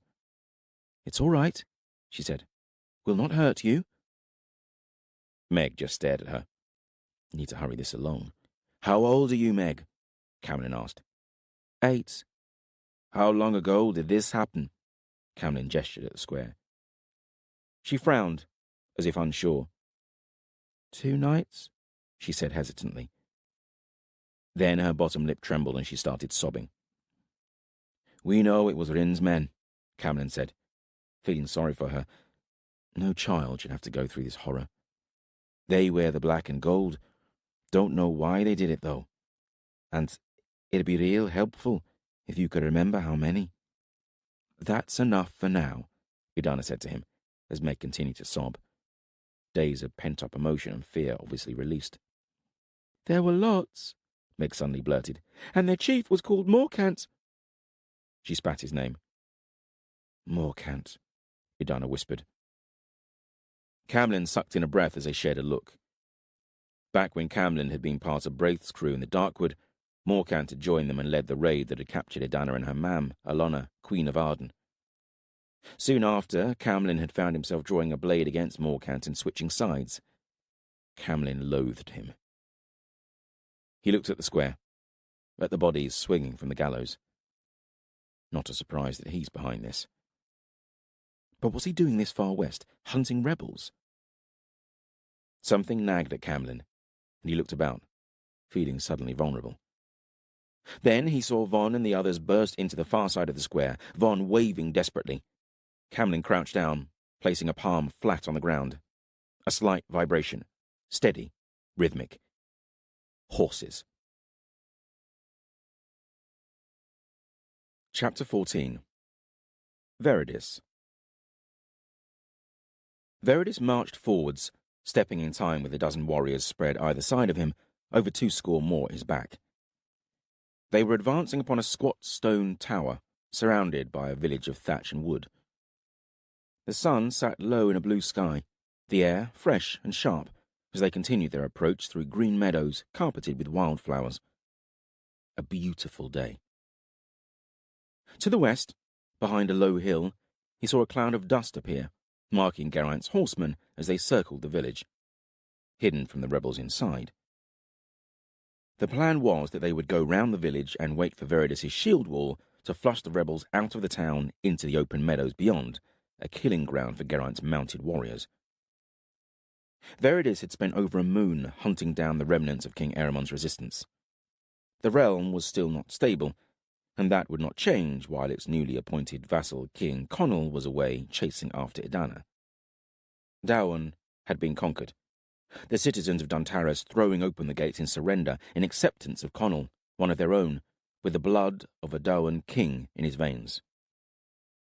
Even if he is a bastard. But Rhin sitting upon the throne in Connell's absence had not gone down well. Unrest had escalated into violence, and the streets of Duntaris had run red. The rebels had notched up a string of minor victories, and even when Veridis and his shield wall had entered the fray, it had been hard, bloody work. The shield wall had not been designed for enclosed spaces and back-alley fighting. But eventually the rebels had been defeated and fled. Rhin had ordered her battle chief, Geraint, to give chase, and had asked Veridis to lend his support. Better to crush them now, put an end to the leaders, then allow them to spread their poison. It will only fester and rear up again, she had said to him. Veridis knew she was right. The stability of the realm meant peace and less bloodshed. They reached a field of barley, trampling through the green, unripened stalks. A wide street of hard-packed mud opened before them. Veridis heard the bass lowing of a herd of auroch in the distance. He gave his commands, and the warriors' shields snapped together, a concussive crack as they marched forwards, no one breaking stride. Veridis peered over the rim of his shield. It was an improved design, oval instead of round, giving more protection to his head and ankles, while making it easier to stab his short sword around its edges. He'd spent much of the winter thinking on his shield wall, considering strategies, strengths and weaknesses, seeing where injuries were most common, and the new shields were one of a few innovations he had made. They marched into the village, their iron-nailed boots thumping on the ground like a drum beating time, A narrow street angled away, and Veridis gave more orders. The back row of 12 men broke out of formation, and, establishing a new compact wall, 3 men wide, 4 deep, who took this new street. This was how he'd learned to fight in the city streets, smaller, more compact groups. The tower reared over rooftops ahead of them, its unshuttered windows like dark eyes in its granite face. They are here, somewhere. Could not have slipped away in the night. He saw a flash of movement in one of the windows. Hold up in the tower, then. A sound seeped into his awareness, more a vibration at first, travelling into his boots, up his legs. It grew louder by the heartbeats, and then a cloud of dust was roiling down the street towards them. He stood, gaped open-mouthed for long moments before he realised what was happening. "Auroch!" he bellowed, leaping to the side, pulling men with him. The huge cattle stampeded down the street, swinging their long horns from huge, shaggy-haired heads. Tall as giants, they were mountains of muscle and fur. The ground shook beneath their hooves. Veridis slammed against a wall, other men with him, some crashing through doors and shuttered windows. One of his warriors stumbled in the road. Veridis reached out a hand, but the Auroch were already upon them. One moment the warrior was there, the next he was gone, blood splattering Veridis's face as a seething, stinking mass of cattle surged by, the thunder of it almost overwhelming. And then they were past, stampeding down the street out into the fields of barley. He called out to his men, his voice a croak choked by the dust, and he saw shapes scattered on the ground, knowing they were his sword brothers and that many would never stand again. For the first time in an age, he felt a deep, mind-numbing fear fill him. The shield wall had been dominant for so long in his memory, crushing any opponent with overwhelming regularity, that to see it broken and scattered so easily was shocking. Not since the very first battle, when he had stood in the wall and faced a charge of drake-riding giants, had the shield wall been so easily destroyed.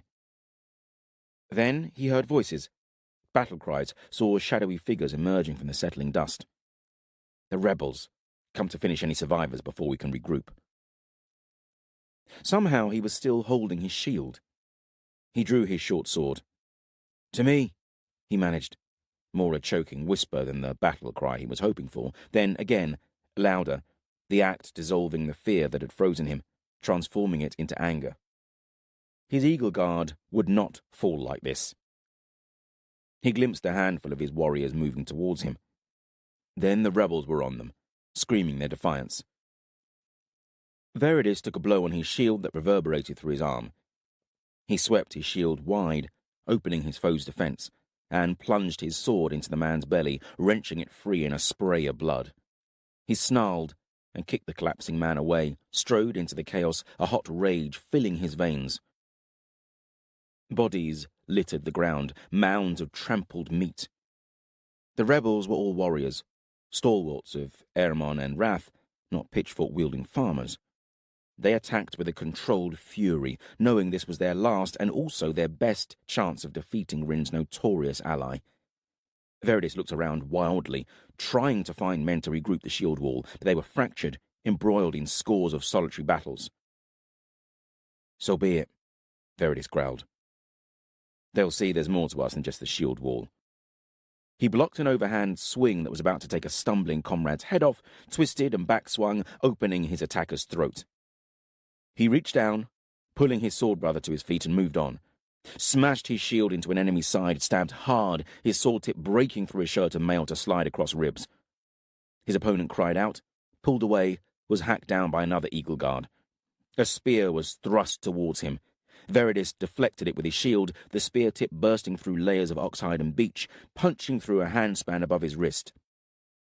He dropped his shield, wrenching the spear from his opponent's hands, and hacked his blade down into the man's skull. Veridis switched his short sword to his left hand, drew his long sword, and fought on.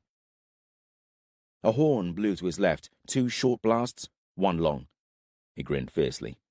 It was one of their signals. Regroup. The Eagle Guard that had left the shield wall before the Auroch stampede appeared from a side street nearby, a dozen men in formation, their shields locked. He started cutting his way towards them.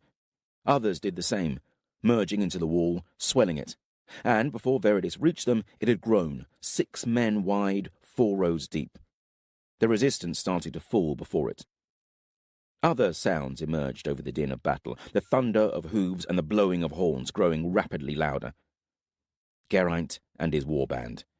They must have heard us. Thank Elyon.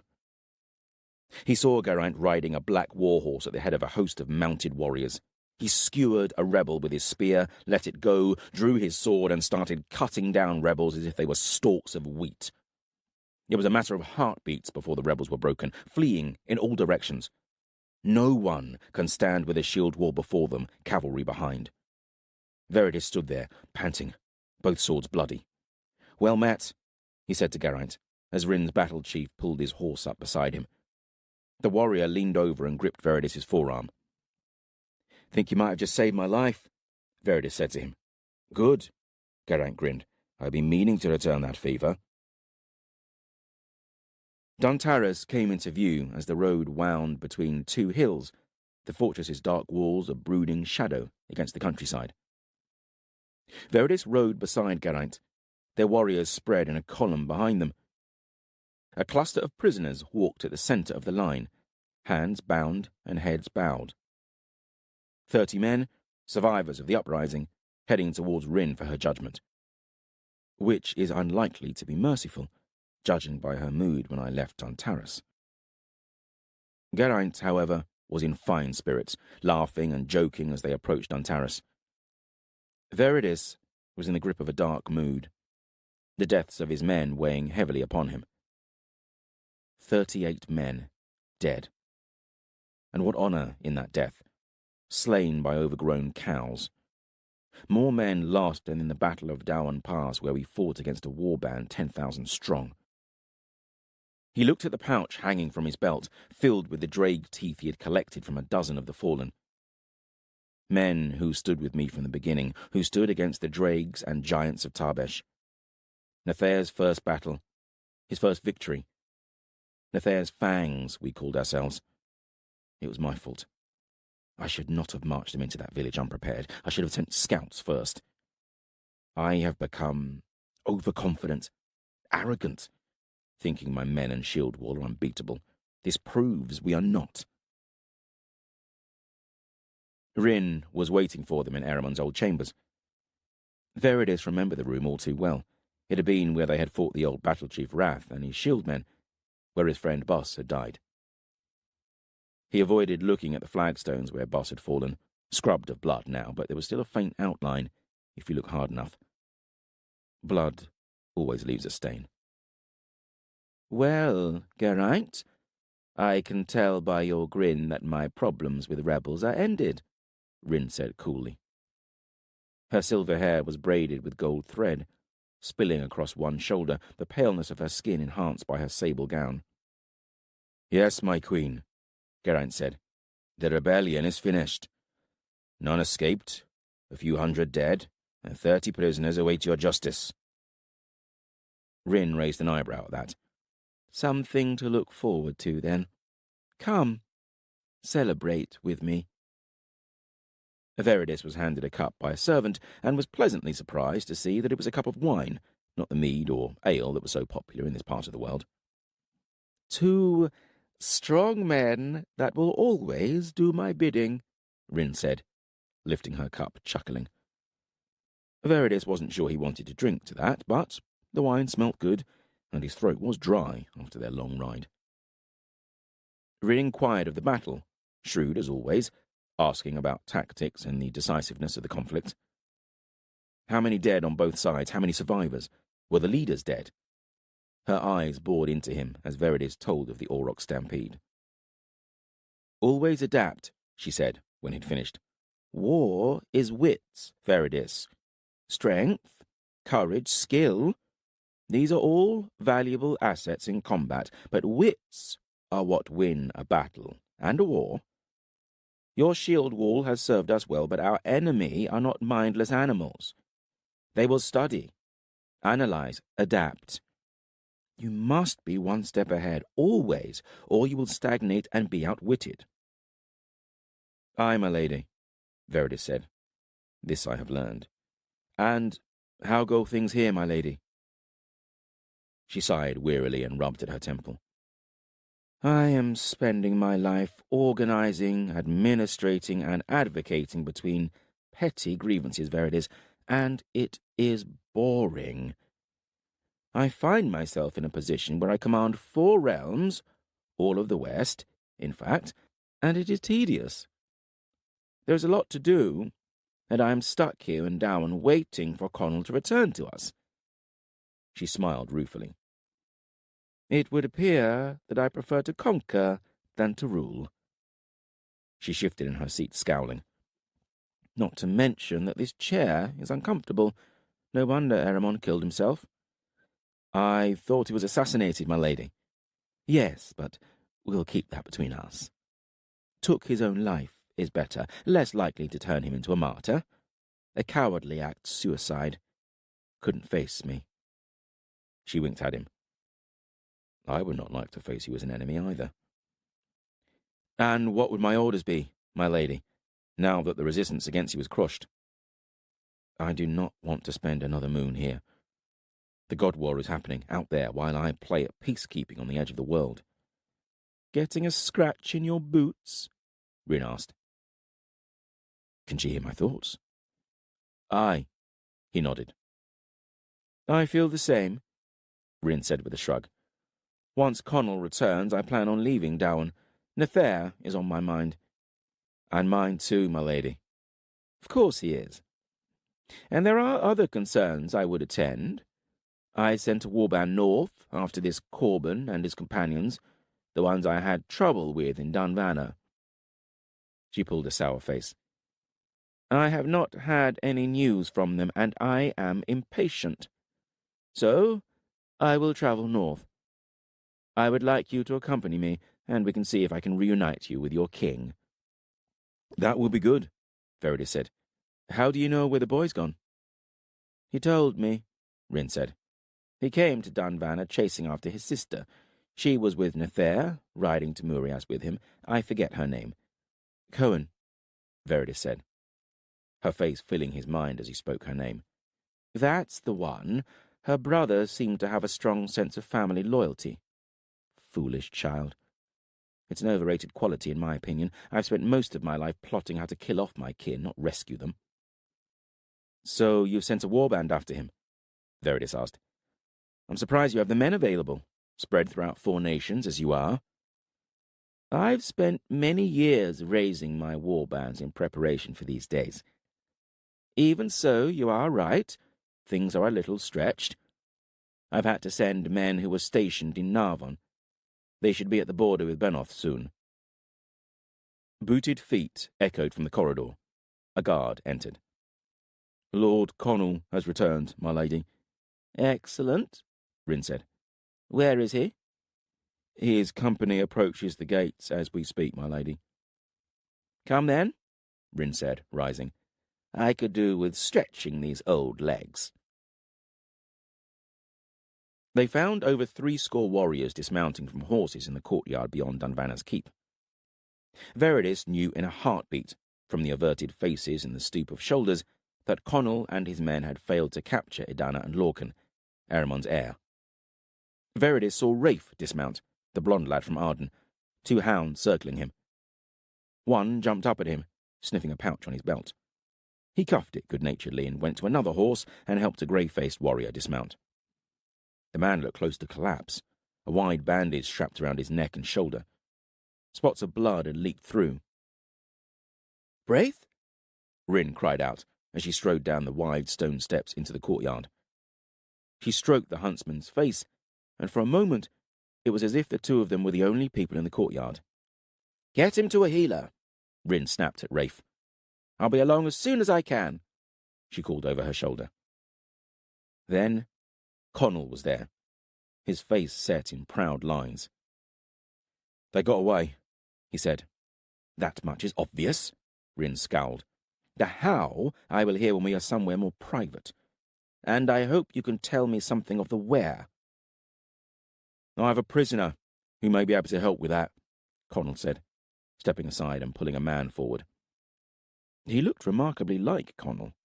Older, lacking the fire and mirth that seemed to war constantly for control of Connell's features, but definitely related. Serious grey eyes regarded Rhin.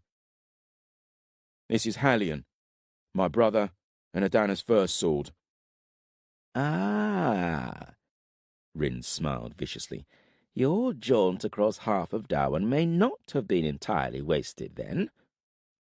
She stood and stared at Halion a long moment, the warrior returning her gaze. "Eramon's seed," she laughed. "All so proud." Then she turned and marched back up the stairs towards the keep. "Come on, then," she snapped. "Bring him along, and we'll see what we can salvage." Veridis leaned against a pillar of stone, watching as Rhin stirred a pot bubbling over a fire. Connell's brother, Halion, sat in a chair, his wrists tied to the armrests, a leather belt tightened about his chest, holding him secure.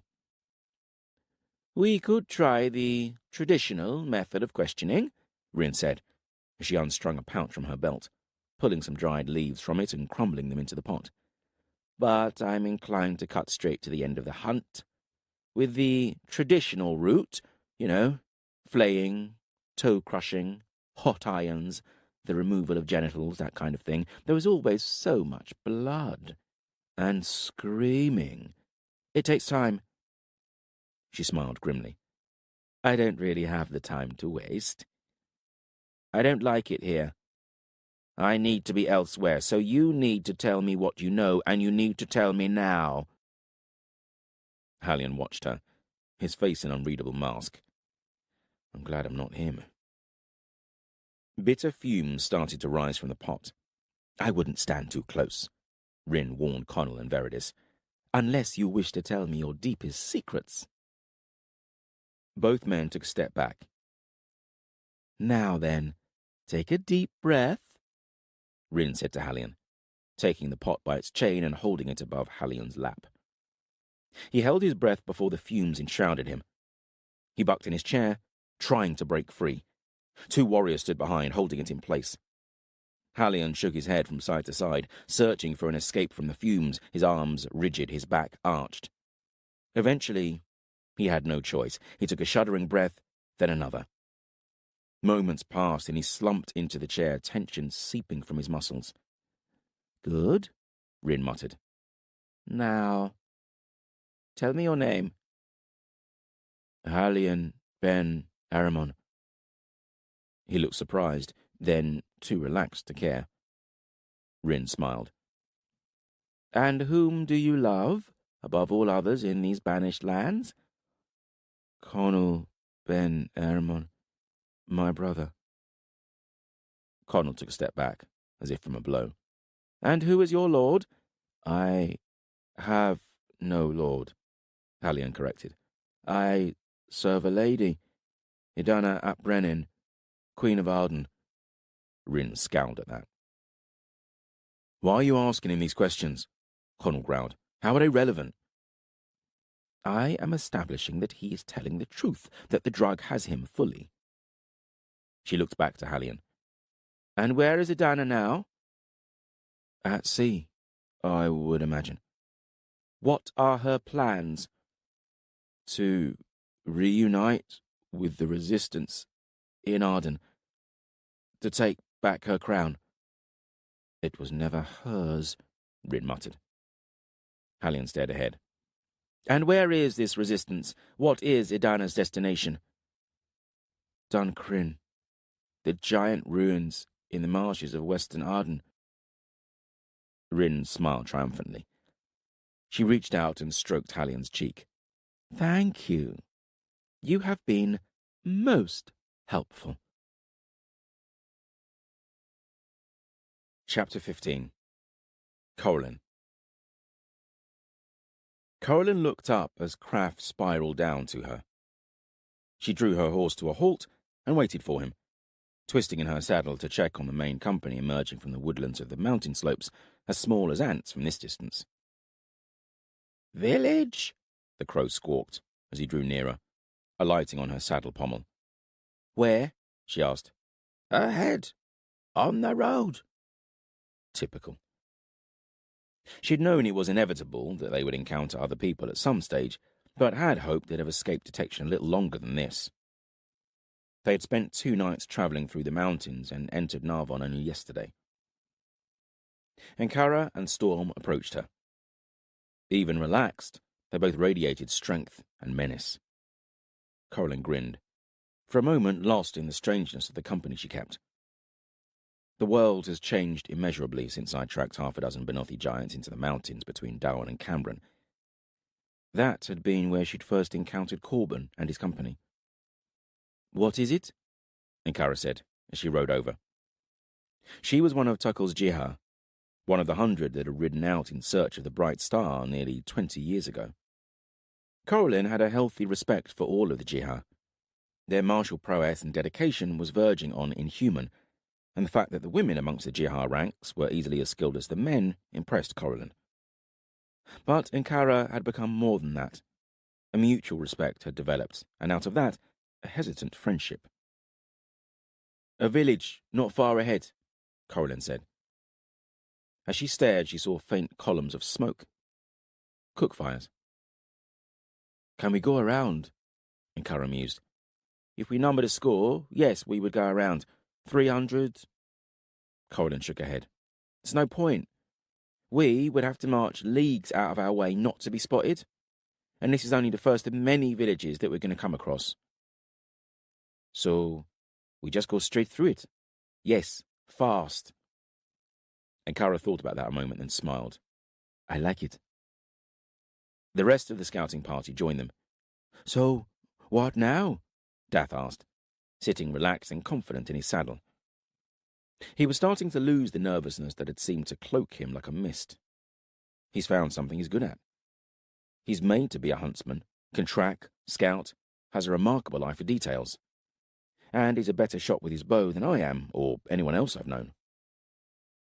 Corellin gave them her orders, splitting the crew, Ankara and 2 others leaving to warn Corbin and the warband, the rest going with her to scout out the village. It still felt strange, giving orders. She had ridden with a hard crew most of her life, with Wrath and his giant killers, but they had numbered around a score or so, and she had grown up with them. And she'd never given them orders. Now she was responsible for 300 lives, and was making decisions that could mean the difference between life and death for them all. If it's strange for me, how must it feel for Corbin, sitting at the head of his warband, having a Jihar, Benothi giants, and one of the Ben Alim looking to him? "What about me?" Kraft squawked. "Stay with me," she said, clicked her tongue, and touched her heels to her horse, spurring it to a canter. Corellin lay hidden amongst gorse and heather, studying the village in front of her. She had led Dath and a dozen Jihar wide around the village and approached through woodland from the south, leaving the majority of them hidden in the trees. Corellin and Dath had crept closer for a better look, accompanied by Culla, a young Jihar warrior who always seemed to be somewhere close to Dath. Corellin just ignored her. A small village spread along the riverbank, consisting of 40 or 50 buildings of undressed stone and turf roofs, a large roundhouse at its centre. Women were scrubbing clothes in the river shallows, bairns playing on the riverbank under their watchful eye. Men worked in fields of wheat and rye spread to the west, and to the east, Corellin saw a herd of goats dotting the valley slopes, their bleating drifting on the wind. As Corellin watched the women about their work, she saw a girl, 6 or 7 summers maybe, creep up on one of the women and splash water over her back, then run away in a burst of spray and giggles. The water must have been icy cold, fresh from the mountains, but the woman didn't turn, just continued her scrubbing against a boulder. In time, the girl crept back again with exaggerated stealth, but just before she put her cupped hands into the water, the woman turned and dashed after her, swooping her up and kissing her repeatedly. Corellin heard them both laughing. As she watched, she felt something tighten in her chest, and to her horror, she felt tears bloom in her eyes. I can't remember one moment in all my life like that with my mam. I was never the child she wanted. She blinked, sending a fat tear rolling down her cheek, and sniffed. "You all right?" Dath asked beside her. "Fine," she snapped, swiping at her face. "A fly in my eye." She paused a moment, then crept back to her horse and swung into the saddle. Dath and Culla followed her. "Where are you going?" "To the village." The original plan had been to stick to their position until Corbin and the warband appeared, and make sure that no one headed south from the village in an attempt to spread word of the warband's coming. Suddenly, though, the fear and panic that the villagers would feel were things she wanted to try and avoid. "Why?" Dath asked her. "It's dangerous." "You should stay here," she said, as she rode towards the village. Dath caught up with her. "You're mad. But Corbin and Farrell have my stones if I let you go riding in that village alone." "Displeasing the Saran Disclair must be avoided," Culla said, a horrified expression creeping across her face. "At all costs." Dath raised an eyebrow, and Corlin scowled. "I can look after myself," she snapped. "I know that," Dath shrugged, "but I'm still coming." "We," Culla amended. "Suit yourself." They rode into the village. Dogs barked, children shouted, and people gathered about them, more filtering from the surrounding fields. Corlin saw many making the ward against evil as they saw her, causing her to scowl. Strangers obviously weren't welcome, and in these troubled times she could understand why. But if they fear me, wait until they see Corbin with a warband of giants and wolfen. She pulled on her reins, saw the gauntlet of wolfen claws she wore on her left arm, and realized she was also wearing her wolfen fur, the head draped across her shoulders, jaws gaping and teeth bared. Perhaps they have good reason to fear me. A man stepped out of the crowd surrounding them. Dath and Culla looked around warily, prepared for trouble. "Greetings," he said. "Excuse the poor welcome. Strangers are rare this far north." Despite his polite tone, he clutched a thick-hafted boar spear in his hands. With disapproval, Corlin noted the blade was rusted. Other men were moving forward, most hefting woodcutters' axes. One had a battered sword sheathed at his side. She saw the mother and child that she'd watched in the river huddled together and remembered her purpose. "You're about to see a whole lot more," Corlin said. "I've come to warn you that a warband is approaching from the north. They'll be here soon." Gasps rippled around the crowd, into panic, some faces skeptical. Questions flew at her, raised voices. "There is nothing to fear. They are peaceful and just travelling south. They will not stop. They will not attack. They want nothing from you. You'd be best going to your homes and closing your doors." Corlin saw expressions of doubt, disbelief, fear spreading through the crowd. "Peaceful? When is a warband peaceful?" someone yelled. "They mean you no harm, is what I mean." Corlin felt her temper fraying. "Who are you?" the man who had greeted her shouted. People filtered away from the crowd's edges. A group began to hurry to the east, towards the wooded valley slopes. Some made to pass her, heading south, and she turned her horse, blocking the road. "This isn't going well," Dath whispered to Culla, which didn't make Corlin any calmer.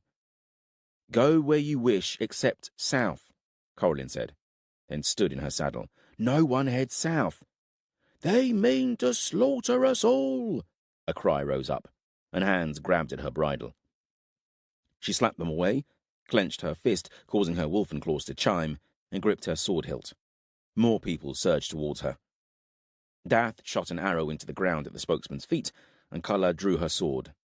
"Stay back or die," Culla said, her voice flat and cold. "I've managed to bring someone less gifted at diplomacy than me." "Next man goes to lay a hand on her gets an arrow through the eye," Dath said loud and clear. "This isn't going as I planned." Men were gathered in a half-circle about her, Dath and Culla, a score at most, balanced on the brink of violence. There was a moment's hush, and in it, another sound grew, a distant thunder. Corlin looked to the north, saw figures appear on the valley's horizon, more pouring from the woodland. Mounted warriors, beside them the giants striding on long legs. Ahead of them ran a hound and wolfen. Corbin. "They are here! Go back to your homes!" Corlin shouted, and the crowd was suddenly moving in all directions. Most of them headed into the village, some broke away east and west, A handful swerved past her, heading south. My scouts will send them back.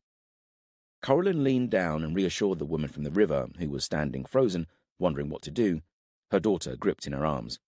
"Trust me," Coralyn said. "Go to your home. No harm will come to you." The woman looked at her, obviously torn between fight and flight. The girl just stared, big brown eyes unblinking. "I'll do as you say." The woman took long strides and disappeared into the village. Corbin's warband was soon upon them, a wing of Jihar warriors 100 strong riding west of the village, thundering across fields of wheat and rye, the rest marching down the centre of the valley and through the settlements. Corbin rode into the silent village, Michael on one side of him, Farrell on the other, a huge grin splitting his face. Corbin nodded a greeting at Coralyn's group. "How are you, girlie?" Farrell winked at Coralyn. "Well enough, and don't call me girlie. I've spoken to you about that before." "Sorry, habit." He winced, a hand moving protectively to his groin. Dath chuckled. "Everything all right?" Corbin asked, frowning as Coralyn fell in beside him. "Aye, just trying to prevent a mass panic." Corbin looked around. The village appeared almost deserted. Here and there a face could be spied, peering from shuttered windows. "Looks like you succeeded." "It wasn't easy," Dath said. "Don't think they're used to seeing even one or two new faces up here. The sight of you lot coming towards them." "What's the road ahead like?" Michael asked. "I've sent Kraft and Jihar scouts ahead. Haven't heard anything, so it must be clear. I'm going to wait until everyone's through the village, then I'll join them." "Something bothering you?" Corbin asked. "No, just want to make sure there's no harm done. We've no quarrel with these people." "I know, but fear can lead to rash acts." "Sure enough. You've done well." She felt a smile twitch at her mouth, then scowled at herself. "I'm not a bairn to blush at praise." "I'll see you after," she muttered, and reined in at the side of the road, Dath and Culla silently joining her. Together they watched the warband sweep past 300 of the Jihar, Gar and Tuckle leading them, a cluster of giants, Bala with his black axe at their centre. Brynner and Cohen rode by, heads close in conversation. The bird Feck sat on Brynner's saddle, his head bobbing, beak opening and closing as if he were joining in their discussion. Kraft won't be happy about Feck getting a ride while he's off working for his supper. "You're supposed to be our rearguard eyes," Coralyn called out to the raven. "Feck is educating me," Brynner said to her. The last of the warband passed through, the Jihar Akkar riding rearguard with a score of his warriors. Coralyn waited a moment and then followed. She rode away from the settlement and into the tree line, pausing to look back at the village beside the river. A flicker of movement drew her eyes upwards, to a bird high above. For a moment, she thought it was Feck, but then she saw the bird hovering, raptor-like, and then it dived, hurtling towards the meadow and scooping up something in its talons. Coralyn heard a faint squeak, a spray of blood, and the hawk landed, its beak ripping into flesh. In the village, a huddle of people had emerged from their homes. One of them raised a hand to Coralyn, the woman from the river. She returned the gesture with a smile and rode into the woods.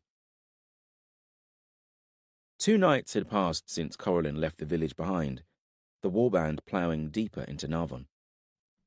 The terrain was similar to the north of Dowan, where she had spent most of her life, leagues of rolling moor and black rock, shifting slowly towards greener vales, the horizon to the south carpeted with dark woodland and twisting rivers.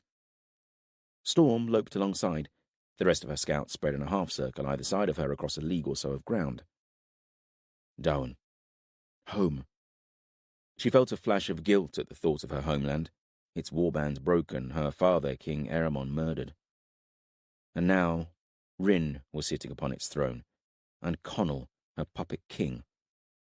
The thought of her half-brother ruling in Dowan would have been ludicrous if she had not seen him at Dunvanna, if she had not looked into his eyes and seen the rage and pain radiating from them. What has happened to you? And what of Wrath and Baird of the Digad? Wrath had near enough raised her. Feck had told them of Eremon's death and the fall of Dawan, and periodically guilt would rise up and consume her. I should have been there, fighting beside Wrath. And what would I have achieved? Me dead as well? It was Wrath who had sent her from Dawan, Wrath who had ordered her to guide Corbin north through the mountains, but she knew that she had not been unhappy about that order. Another pang of guilt spiked at that. But somehow the guilt would always retreat, overcome by another emotion entirely. There was something about riding with his crew that felt different, as if she had been around them all her life. And then there was Corbin. She found her thoughts straying to him more and more often when she rode alone. She tried to convince herself it is concern for a friend over the choices he is being forced to make. A flapping from above drew her attention. Craft swooping down from a slate-grey sky. He was flustered, squawking as he descended. "Warband! Warband! Warband!" the bird screeched as he alighted on her saddle pommel. "Where?" Corlin demanded. "Ahead." "How many?" "A forest of spears and swords," he croaked gloomily. Chapter 16. Corbin. Corbin crawled across spongy grass, through red heather and fern, Corlin's boots just in front, Gar and Michael right behind him. After a quick discussion with Michael about Craft's sighting of the warband, Corbin had called a halt so he could take a look at what faced him. "Down there," Corlin pointed down a long slope to where the land levelled. First he saw the scouts, a score of horsemen strung out across the incline, making their way steadily uphill. About half a league behind them, a warband was emerging from woodland, halting upon the banks of a wide stream to refill water skins and barrels. The broken branch of Cambrin fluttered on banners, framed in black and gold. "Rhin's," Corbin muttered. "Who else?" said Michael. "She's defeated every other realm within 100 leagues." "At least 300 swords," Gar whispered, as he drew alongside Corbin. More warriors were still emerging from the trees, a steady flow. The first ranks crossed the stone bridge that spanned the stream. From this distance, it was a slow-moving forest of leather and iron. A line of wains rumbled into view, shaggy-haired aurochs pulling them, bellowing as they climbed. Steadily they crossed the bridge, continuing along the wide Giants' Road. What are we going to do? It is one thing to lead 300 warriors across a remote countryside, through small villages whose inhabitants hid or ran. It was another thing entirely to be marching towards an enemy who probably outnumbered you. "But they are not Jihar warriors or Benothi giants," a voice whispered in his mind. "If we fought them, we would win. And how many of those who were following me would die?" Gar tapped his shoulder and signalled they should move back. They crawled away, stood when the ridge hid them, and mounted in silence. "Craft, keep an eye on them," Corbin said to the crow. "Work, work, work," Craft muttered as he flapped into the air. Corbin looked around and saw Michael, Gar, and Corlin all staring at him. "What are you going to do?" Michael asked him. "I don't know. Fight? Flight?" Fear had settled in his gut like a heavy stone. Not fear of fighting, or even of his own death. He had experienced enough battles now, and while there was always an element of fear present, he knew that he had the mastery of it. And besides, he had seen more terrifying sights recently, not least Kadoshim demons made flesh and the horrors they had inflicted. What am I so scared of? He touched his heels to shield and rode away, heading back to the warband, the others following in silence. Back to the warband. Back to my warband. And then he realized it was one thing choosing to enter battle yourself. And if others chose to follow you, well, that had given him some worry. But in the end, it was their decision, not his. This time, though, he had led people here, to this point. He had chosen this course. He had expected resistance to encounter the enemy, but not yet. And in his mind, the resistance had consisted of minor skirmishes along the road. Part of him had hoped that they would be able to avoid any large conflict at the very least until they had reached the border with Arden. Certainly he had not expected to march straight into a warband of Rhin so soon, especially not one where the outcome of battle was so uncertain. I'm scared of people dying because of my decisions, my mistakes. Gar cantered closer. Are you all right, Ban? No.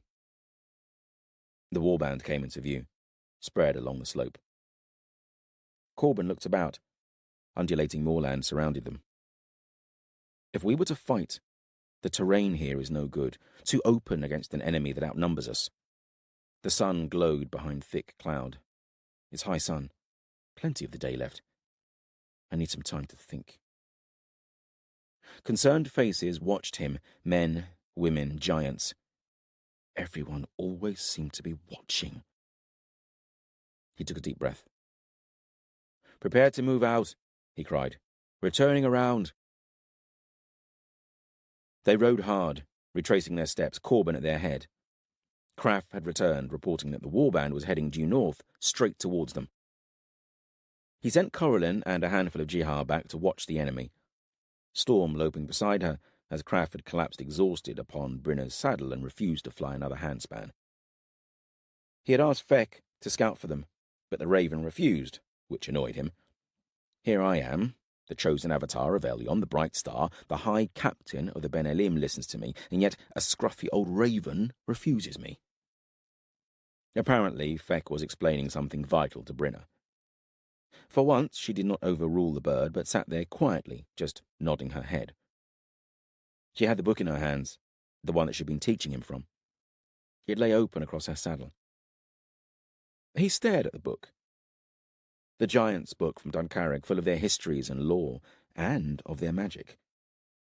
Brynner would have clipped him around the ear for calling it that, but that was how he thought of it. He remembered Von's confession that he had stolen it from his da, Evnis, and then how Brynner and Heb had taught him from it. When was the last time I even thought about that? Or Brynner? I've just abandoned her. At least Cohen was with Brynner. In fact, she seemed to be spending almost every waking hour close to the healer. I need to see more of Cohen, too. I ride hundreds of leagues to find her, and when I do, we hardly share 2 sentences. Corbin sighed. It seemed that being the bright star meant sacrifices. Fine. Have it your way, Corbin said to Feck. I'll not be forgetting your helpfulness, though. Sarcasm won't help, Feck squawked. Bribery usually works. Cohen leaned in her saddle and whispered to him. Corbin considered. Feck, the next thing that Storm catches, I'll let you have its slimy bits all to yourself. Feck cocked his head at Corbin.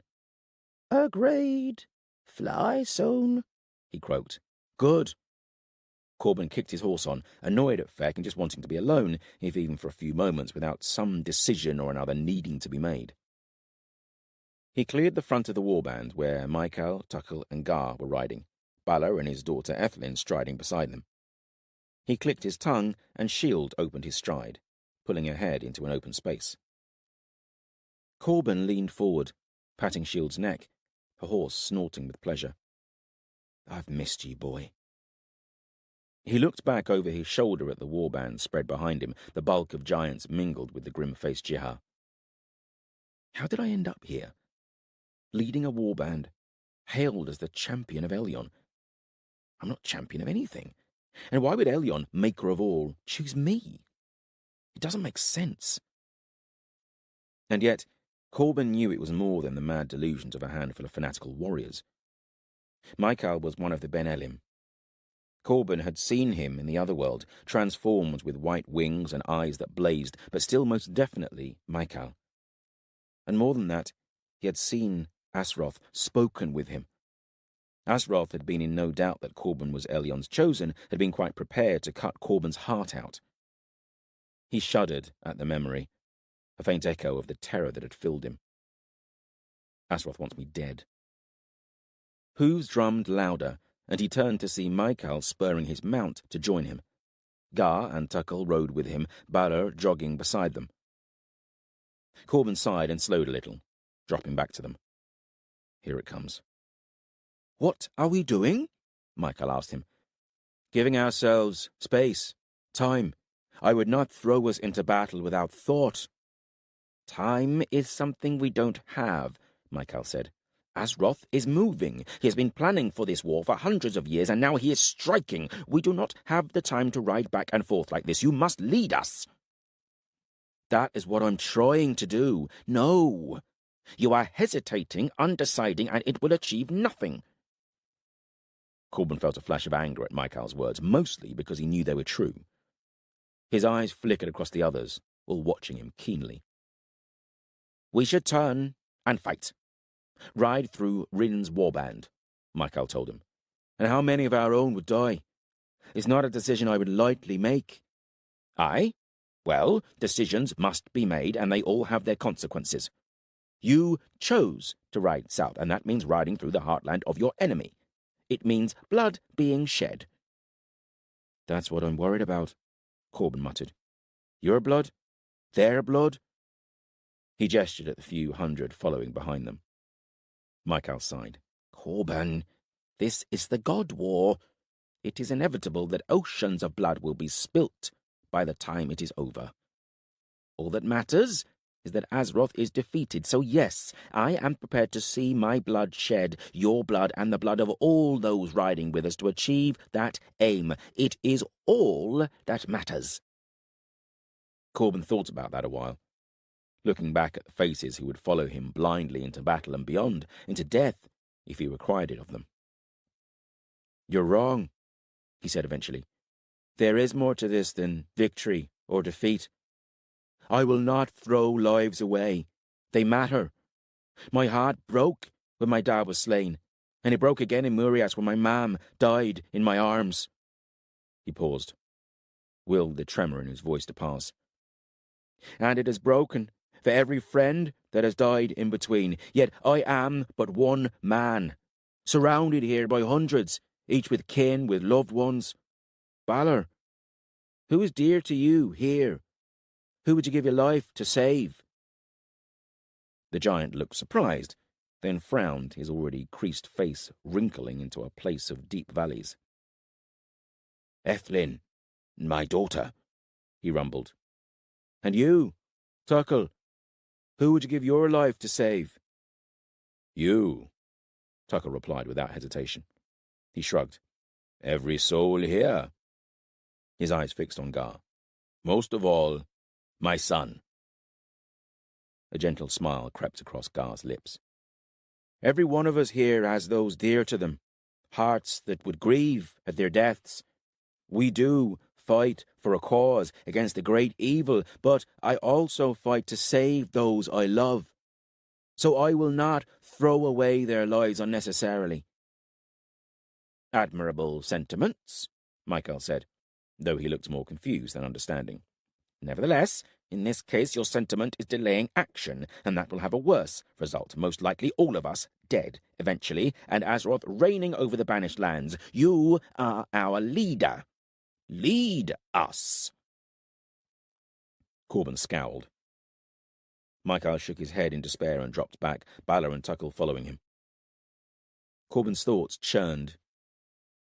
Eventually he looked over at Gar. I don't know what to do, Gar, he said. I'm scared. He remembered making a similar confession to Gar in a meadow below Duncarrig about his fear of having been bullied by Rafe. He almost laughed at the thought of it. It feels like a lifetime ago, yet here I am, still scared. Just scared of something else, that's all. All men feel fear, Gar said. You told me that before. I know. It's what we do about it that counts. Gar smiled at him. This is different, Corbin said. I'm not scared of what may happen to me. I'm scared of getting people killed. Fear is fear, Gar shrugged. It will disable you if you let it, freeze you, crush you. What would you do in my place? Fight? We have no choice. Try and go around, they'll pick up our trail and chase us across Navon. Sooner or later, we'll find someone else in front of us that wants a fight. When that happens, you don't want 300 men with swords at our back. They rode on, the sun sinking, the mountains that marked the border with Benoth looming closer. As the sun was melting into the horizon, they came upon a thick stretch of woodland, to the east a fast-flowing river, to the west a gentle hill swathed with pine and spruce. An idea started to form in Corbin's mind. He stared back at the woods, remembering passing through them. A few leagues deep, and beyond them, the village they had passed through. Can't lead Rhin's warband onto that village. He raised his hand and reined in shield, the warband rippling to a halt behind him. Michael's right. I can't just leave this warband winding all across the Banished Lands. And it is a warband. Warbands are for war. Sooner or later, we will have to fight. He turned and stood in his saddle, staring long and hard at the terrain about them. "We'll make camp here," he called out. "And on the morrow, this is where we'll fight and crush Rhin's warband." Chapter 17. Uthas. Uthas paused and gazed ahead. It was late in the day, and the sun was sinking behind hills to the west.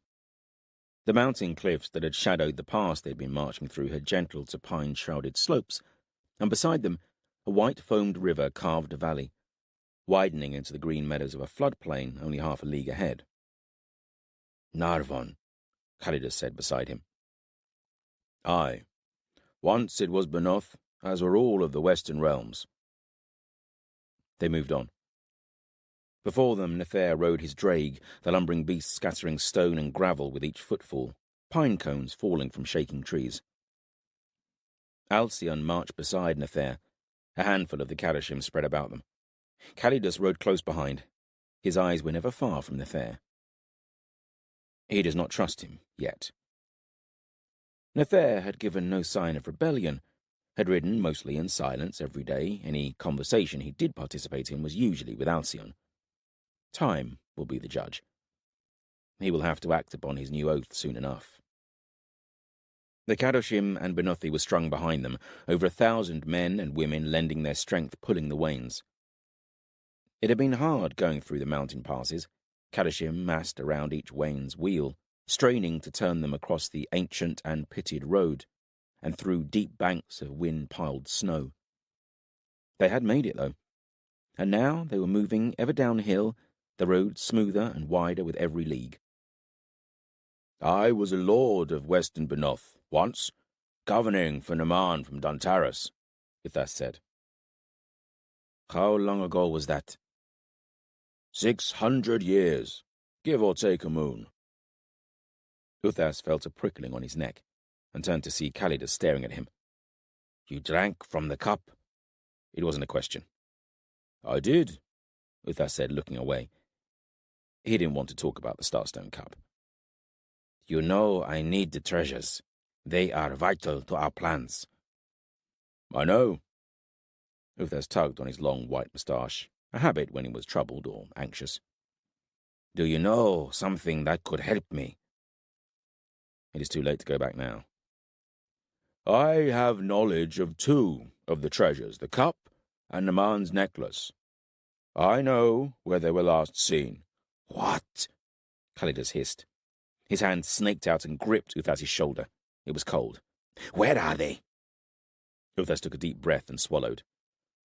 "I would be king of all the giant clans, not just the Benothi, and I want Fawn as my seat, as the new seat of the reconciled clans." "That is a lofty dream indeed," Calidus said, looking at Uthas through narrowed eyes. "Your ambition exceeds even what I expected from you." Uthas shrugged. "The world is changing. Why not reforge something that was broken?" "Indeed," Calidus said with a calculating stare. "In return for the treasures you speak of, I will aid you in this. You have my word." "I suspect your generals might disagree with you. Rhin, Nathair, Lycus, they will not be as enthusiastic to see the strength of the giant clans restored. I need to hear that assurance from a higher power than you." "You would bargain with Asroth," Calidus said, raising an eyebrow. Uthas shrugged. "Why not? I rolled the dice when I betrayed Naman. I don't think they have stopped rolling yet." Calidus laughed, a genuine warmth in it. What is the phrase I have heard amongst men and giants? You have some stones, Uthas. I shall arrange a private conversation for you. Uthas felt suddenly scared at the thought. It's done now. The path led through woodland, the scent of pine strong in the air, the ground spongy with fallen needles. Cries rang out from ahead. The Kadoshim. Calidus kicked his horse on. Uthas lengthened his stride to keep pace. They powered through shadowed woods and then burst into sunshine, Uthas blinking for a moment against the glare of daylight. They were in a valley, the river flowing fast through its middle, meadows rolling either side into hills. Ahead of them lay a village, faint screams drifting on the breeze. A handful of the Kadoshim were running towards it, faster than Uthas thought possible. By the time Uthas and Calidus caught up with them, villagers were scattering in all directions, Kadoshim flooding the streets, crashing through doors and windows, killing anything that moved with a childlike glee. "I need to work on their discipline," Calidus said, glancing casually at a Kadoshim pinning a screaming man down, taking bites out of his throat. "They must learn to control themselves," Uthas said in horror. "They cannot behave like this throughout the Banished Lands. The whole world will turn against you." "I know, but they are new to their bodies and this world.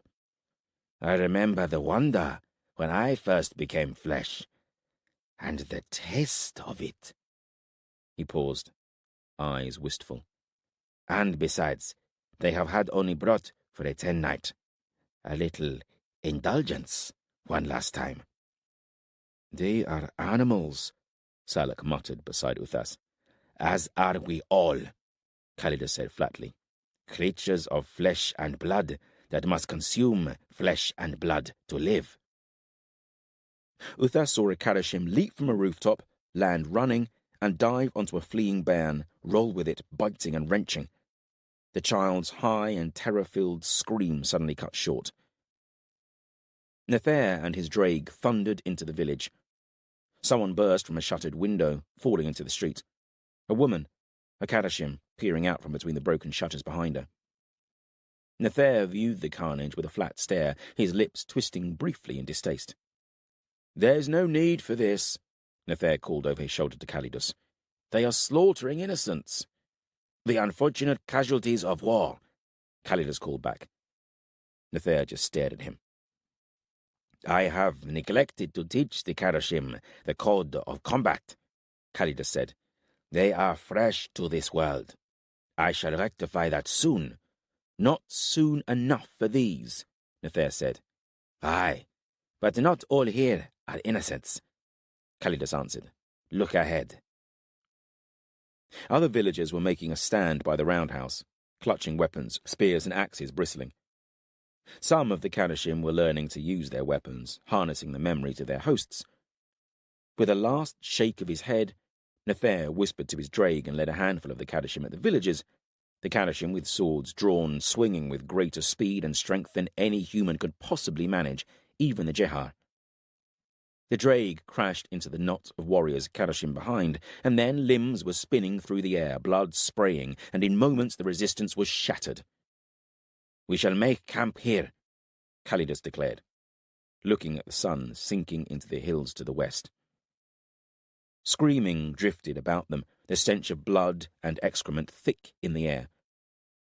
Uthas and Salak shared a look and marched on, through the village and out the other side. Survivors were running through the fields, Kadoshim hunting them like hounds chasing down hares. A group of villagers reached woodland to the south, disappearing into the shadows, but a handful of Kadoshim saw them and followed. "You'd better call your kin back in before they get lost in the woods." "They are like bairns," Calidus said fondly. More screams drifted from the woods. Chapter 18. Corbin. Corbin snapped awake, jerking to one elbow. Instinctively he reached for Storm, but she was not there. It felt as if something had woken him. A scream? Was it a dream? He rubbed his eyes. stopped himself when he realized he was still wearing his wolfen gauntlet, and climbed to his feet. They had made camp close to the river. The trees were widely spaced here. The ground was damp with dew, the world fresh and new for a few moments beneath the sun's first rays, yet Corbin felt tired already. He had hardly slept, the weight of his decision bearing down upon him, though it seemed that the rest of the world had snored quite contentedly around him. We will fight. He had felt sure yesterday, once he had made the decision, determined. Now, though, he found himself hoping that Rhin's warband would turn away and march east or west, anywhere but across their path. Wishful thinking. By now, they would have come across the trail of Corbin's warband. He was resigned to battle now. An idea had formed in his mind yesterday when he'd seen the terrain of the land, based on his memory of an ambush that Camlin had orchestrated back in Cambron. He had consulted with Michael, Tuckle, and Balor, and they had agreed on his strategy. The bulk of the warband would remain within the woods where they were camped and would emerge to face the enemy warband head-on. A smaller force, a score of giants and 100 Jihar, were hidden on the slopes to the west, flanking ambush. Michael would lead them. Between them, the plan was to pin Rhin's warriors against the banks of the river and crush them. A Jihar appeared close by, Akar, captain of the Jihar that had travelled with Nathair. He held a warning finger up to his lips. Corbin heard it again then. A scream to his left, distant, filtering through the woods. At first, he thought it was a fox, the cry high-pitched and childlike. Then he heard another, closer, straight ahead. Akar gripped the sword hilt upon his back, but did not draw, other Jihar guards moving about them, more rousing from sleep. A figure emerged from the shadows, a Jihar running swift and silent, a guard from deeper within the wood. "People are out there, coming this way," he breathed to Akar and Corbin. "Who? How many?" Akar asked. "Hard to tell. They sound scattered through the forest." Hooves drummed behind him, and he turned to see Coralin riding into the camp, back from a night's reconnoitring to the south. Storm and Budai were with her, Jihar riders at her back. "That's where you've been," he thought, looking at Storm. Coralin reined in before him, opened her mouth to speak, then her eyes stared past him, deeper into the woods. Light streamed in broken patches through the canopy above, punctuating the perpetual woodland twilight. Undergrowth crackled, and voices called out. Corbin could make out a group of people staggering through the trees towards him, 20, 30 people, maybe more. Behind them, shapes moved. Fast. A woman hugging a child to her chest ran, stumbling into the undergrowth. Something rose from the ground behind her, blood dripping from its chin. Kadoshim. Corbin felt a shiver of fear course through him, somewhere along the way transforming into a white-hot rage. He heard a giant bellowing in its guttural language. Then he was yelling his own battle cry, running at it, swinging his sword.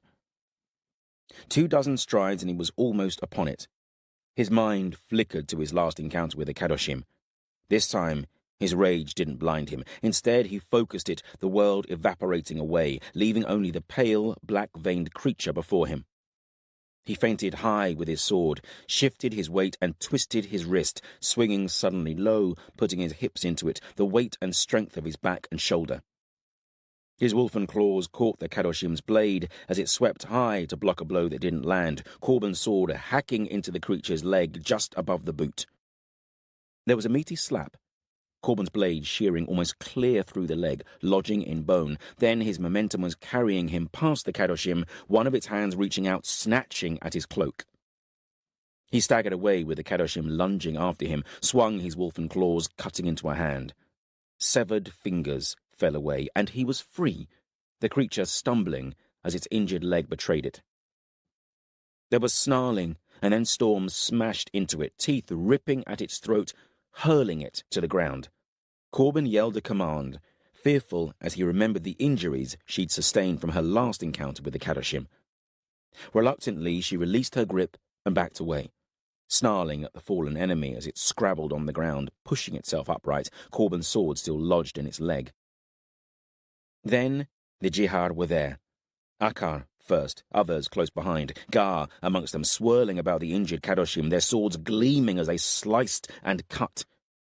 The Kadoshim's sword was a blur as it blocked a dozen blows, snaking out and drawing blood.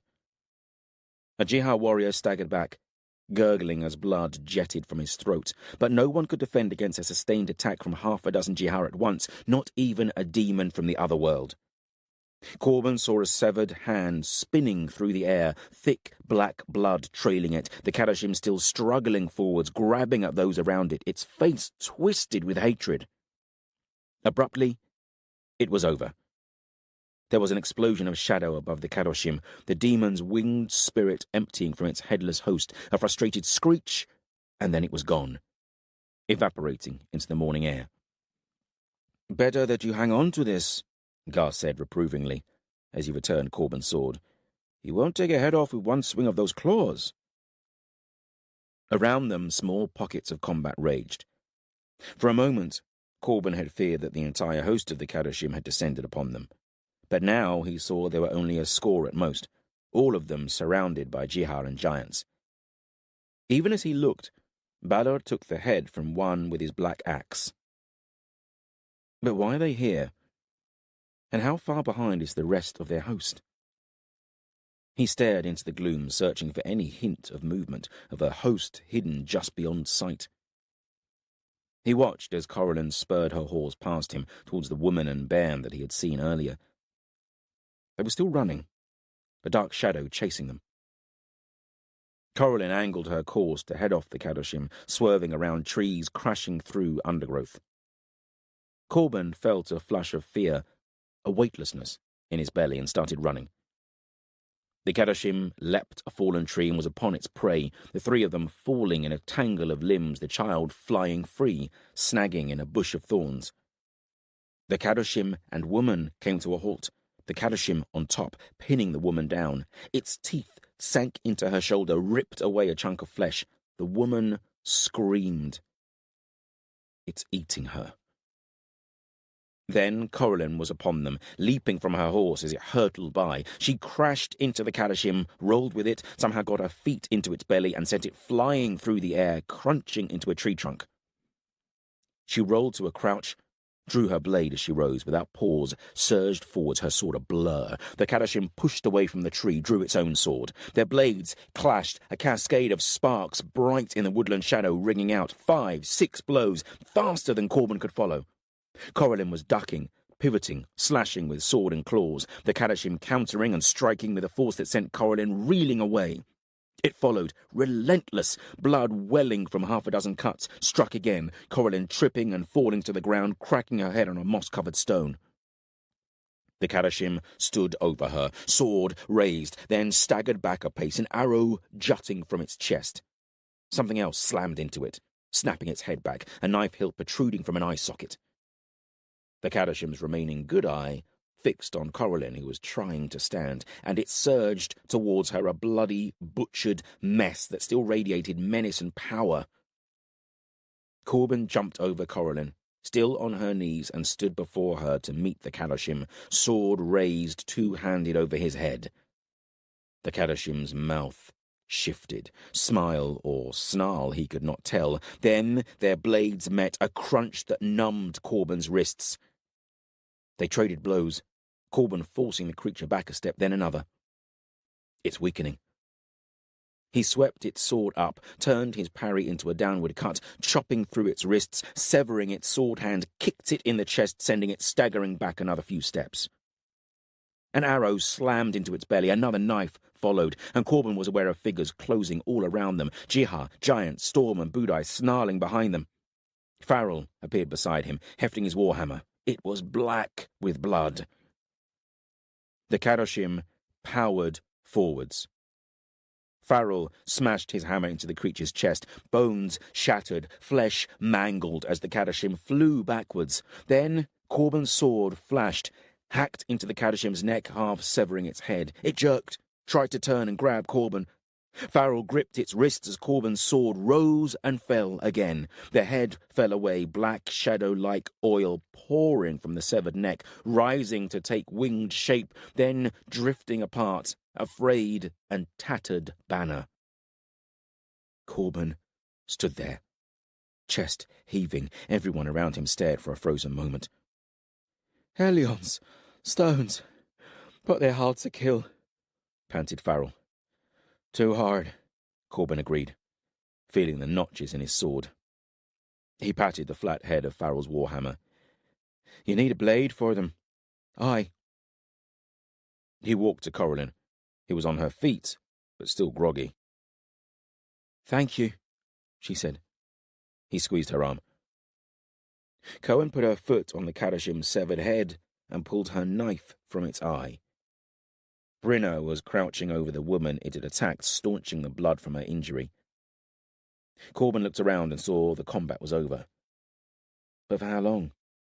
Pockets of Jihar and giants spread out amongst the woods, searching for any survivors. Michael is right. There is no running away from this god war. I ran from Duncarrick all the way to Dowan, and it followed me. I travelled to the far north and walked into the middle of it, and now it finds me again. It cannot be escaped. At best, I can choose where and how I fight. He took a deep breath. "We need to get out of here," he said to no one in particular. "Gather the Kadoshim heads," Tuckle yelled beside him. They formed up on the meadow beyond the woods, gathering up any who had survived the Kadoshim attack in the woods, of which there were at least a score. Corbin searched out Brinna. She and Cohen were tending the wounded. 3 Jihar and a young giant had died and were laid out on the grass, having cairns piled around them. Brinna was applying a salve to the shoulder of the woman whom Coralyn had saved. She was grimacing with pain. Her child, a girl of 7 or 8 summers, sat silently in the grass beside her. She was plucking meadow flowers, twirling them between dirty fingers. Corbin knelt beside the woman. "What is your name?" "Teka," the woman said. "Where are you from, Teka?" Corbin asked her. She stared at him. "You helped me, you and the gal, red hair." "You had a lot more help than just us two," he said. "I need to know, where are you from?" She told him of her village, of a host of the Kadoshim arriving, led by a warrior riding upon a great drake. "Some stayed and fought. I ran," she said. Tears welled in her eyes. "You were wise too." Corbin gripped her hand. "There is no standing against them yet. Did they all chase after you? Are they close behind?" "I don't know." She breathed through clenched lips as Brinna bound a strip of linen about her shoulder. "Would you come with me, please?" Corbin asked Brinna when she was done. "What for?" "I wanted to talk to you about something. And I'm about to make a decision. I'd value your advice." She blinked at him. "Do you have a fever?" she asked him. "Sarcasm isn't an attractive quality, and it's also not very helpful." She shrugged and followed him, the sound of flapping wings accompanying them. Corbin gathered up what was becoming his war council: Michael, Bala and Ethlin, Tuckle, Gar and Brinna. He noticed Cohen had also joined them. Craff and Feck were nearby. He felt the familiar tingle of fear. "I am making plans, changing plans, and people's lives will depend on my choices." The weight of that was huge. He closed his eyes and gathered his thoughts. "The plan has to change," he said to them. "Calidus, Nathair, and a host of the Kadoshim are behind us, to the north.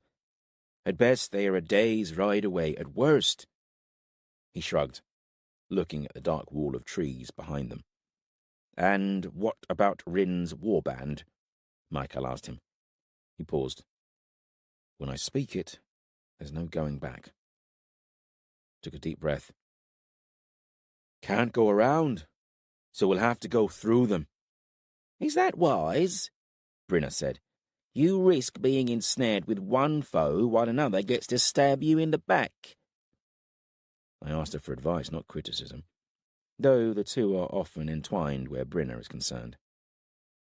My dad used to tell me, don't hit if you can help it, but if you have to, hit fast and hit hard. Corbin saw a grin split Gar's face and he heard Cohen grunt. They remember him saying that too. That makes sense, Michael agreed. But how? Ride straight at them? Many will likely be lost. I've had a few thoughts about that, Corbin said. I think I have an idea. Chapter 19. Camlin. Camlin peered through a crack in the roundhouse's shutters, loosely holding his bow and a nocked arrow. The sound of hooves was growing louder. He swore quietly. I wanted them to ride around. Why the hell did I want to come back to this stinking hole? And he didn't mean that metaphorically. The roundhouse stank of death, flies buzzing in lazy circles around half a dozen corpses of villagers who had obviously sought refuge there. He'd had a superficial look around, wondering why Rhin's warriors had been in here, but a quick glance had revealed little, and the sound of hooves bearing down upon them outside hadn't helped his concentration. When the news of riders approaching had reached them, Edana had looked to Camlin. He'd been frozen for a moment, conflicting interests warring in his brain, then ordered them all into the roundhouse, pausing a few moments to unclasp a few of the black and gold cloaks from Rhin's fallen warriors. Once upon a time, it would have been a simple decision. Prepare for an ambush, use the buildings around the town square, spread our swords. If it came to it, kill and run, regroup at an appointed spot. Now, though, he had 26 lives other than his own to think of. That included a deposed king and queen and an 8-year-old girl. Meg, the bairn they'd found hiding in the stables, was sitting by his leg. She didn't talk much, but every time he moved, she moved with him, straying no further from him than his shadow. He frowned as he glanced down at her now. The shutters started to shake, the drumming of hooves becoming deafening. There's a lot of them. Just gets better. So his plan had been to stick together and hide and hope they passed through. He looked over his shoulder, saw pale, serious faces staring back at him. Rasheen stood at the back of the hall, a dozen of her shieldmen tight about her. Lorcan was close to them, sitting on a blanket-covered chest, his feet dangling. He glimpsed Von and Baird, backs bent, digging at the wattle and daub wall with spear and sword. Always need an escape route. If they find us, we'll deal with that if it happens. He peered through the crack in the shutter again. It was sunset. The sky was awash of pink and orange clouds, shadows long and wide. That's in our favour, at least. He felt a presence behind him, Edana, trying to peer over his shoulder. You should get back, Camlin whispered. She ignored him. Riders thundered into view, spreading around the edges of the market square. No horse wants to stand on a corpse. Camlin counted 60, but he could hear more beyond his vision, hooves thumping on the hard-packed earth. The warrior at their head sat tall in his saddle with an easy grace about him. He was clothed in a shirt of gleaming mail and a black leather surcoat, a sable cloak draping his shoulders. Morcant, Edana whispered venomously. Camlin shared her hatred, remembering the last time he had seen the man. Back in the Darkwood, Morcant had led the ambush on Queen Alona, Edana's mam. Both of them had been taken prisoner, as well as Cohen, Corbin's sister. Soon after, Morcant had ordered Cohen's death, and that had been the last straw for Camlin. He'd drawn his sword and stood in front of her. What kind of fool am I, standing against Rhin's first sword? Even now he couldn't explain exactly why he'd done it. Don't do anything stupid, he whispered. He's evil, I know. But let's live long enough to kill him and tell the tale. Edana glared and then gave a sharp nod. Morcant turned. Camlin saw him take a deep breath and wrinkle his nose. Let's make this quick, Morcant said to the warrior beside him. I don't want to stay here any longer than I have to. Bring them up." He paused, looking across the square to the roundhouse. "Where are the guards I left?" Camlin wrapped one of the cloaks about his shoulders, threw one to Baird, and the two of them stepped into the roundhouse doors. Camlin raised a hand to Morcant. "Ah," Morcant said. He stared a moment, but then another rider appeared, leading a line of half a dozen riders by a rope, men and women with hands bound sitting upon them. Prisoners. "Look around ya," Morcant said to them, languidly gesturing with a hand to the corpse-strewn ground. "This is what happens when I am defied. This could happen in your village too." He tapped his heels against his mount, guided it through the dead to the gallows, where he pushed at the body of one of the hanging bairns. It spun lazily in the fading sun. "Men, women, children, I will spare no one." One of the villagers on horseback bent over and vomited. Morcant's horse picked its way back to them. "It doesn't have to be like this. All you have to do is tell me, where are the outlaws based?" "We don't know," one of the prisoners said, a white-haired woman. "We are peaceful people. We want no trouble." "Neither do I," Morcant said. "I'd rather get my task finished and be on my way back to Duncarrig. Marsh life is not for me." As if to emphasize his point, he slapped at a mosquito that had landed on his neck. "So, tell me where they are. My patience is wearing, my temper fraying." "You're a monster," one of the younger men snarled. "A woman killer, a bairn slayer." He spat in Morcant's face. Morcant's expression shifted from annoyance to blind rage in a heartbeat. In a blur, his arm moved. There was the ring of iron, and her head was spinning through the air. Morcant's face splattered with the dead man's blood. "I am not a monster." Morcant calmly cleaned his blade on the headless corpse's shirt. Slowly, it toppled back in the saddle and slumped to the ground. He sheathed his sword, and with the hem of his cloak, wiped the dead man's blood and spittle from his face. "I do, however, admit to a temper. It gets the better of me sometimes. As to what I did here, in my defence, the people of this village did more than just refuse me information. I had reason to believe that they were supplying provisions to the outlaws in the marshes." He shrugged. "That could not be allowed to continue." He rode along the line of the remaining prisoners, his hand resting lightly on the hilt of his sword. "I do not just punish those who oppose me. I reward those who help me. I will pay well for the right information, enough silver to feed and clothe your entire village for a year. Or you could just share it between the five of you. Our secret." "You're lying," one of them muttered. "Am I? There's a chest full of silver in that roundhouse. Bring it out." Camlin looked at Baird, then back into the roundhouse. He stared at Lorcan, who looked at him in horror, lifted the blanket off the chest he was sitting upon and kicked it with his heel. It chinked. Everyone in the room stared at him. Asroth stones. And I call myself a thief. I'm ashamed. "Bring out the chest," Morcant called impatiently. "Some help?" Baird shouted back, then shrugged at Camlin. Morcant gestured to two warriors. "Go fetch it for me." The warriors rode towards the roundhouse. "Baird, Von, how's that bolt hole coming?" Camlin snapped. "Nearly there," Von hissed. They heard horses come to a stand outside the roundhouse. Boots hit the ground. Footsteps. No time now. Everyone scrambled for the dark corners of the room, hiding behind an overturned table, chairs, anything. Camlin shoved a Danner behind him and drew his knife.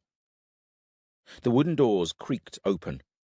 It was dusk now, almost dark in the roundhouse. A weak wash of light filtered a little way into the room, silhouetting the warriors as they strode inside. Camlin let them take a few steps in, out of sight from the square, then leapt forwards, one hand clamping over a mouth, his knife plunging into a back, slicing between ribs, puncturing a lung. The warrior in his grip stiffened, hissed. Camlin stabbed again and again.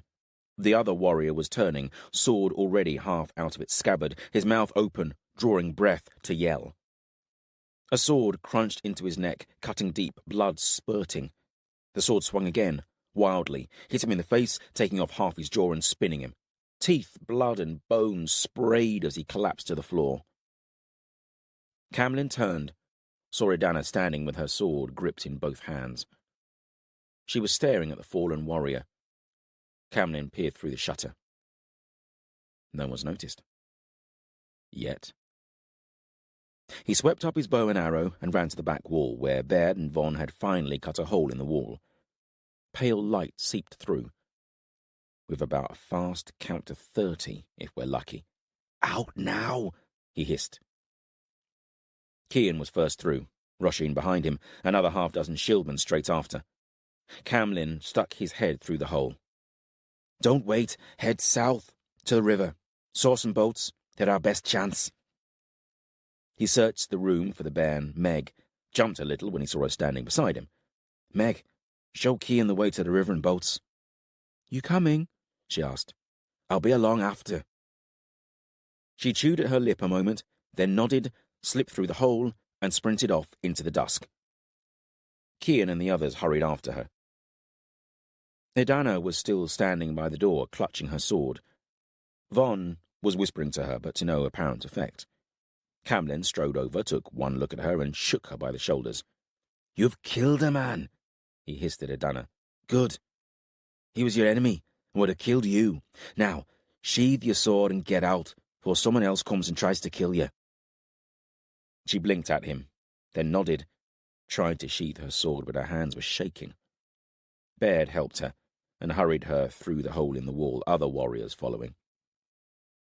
Morkant's voice called out, and Camlin felt his heart freeze. Hooves. Footsteps. "Move," Camlin hissed, pushing men through the hole. "Larkin, you next." "I shall wait with you and defend Edana's escape." Camlin sighed. There were only a handful of them left. Camlin and Lorcan, a couple of Roshin shieldmen, one of them Brogan, the shieldman with the barrel of herring still strapped to his back, and Von. Camlin calmly pulled a handful of arrows from the quiver at his belt and stabbed them into the ground. Feet drummed at the doors, warriors strode in, half a dozen at least.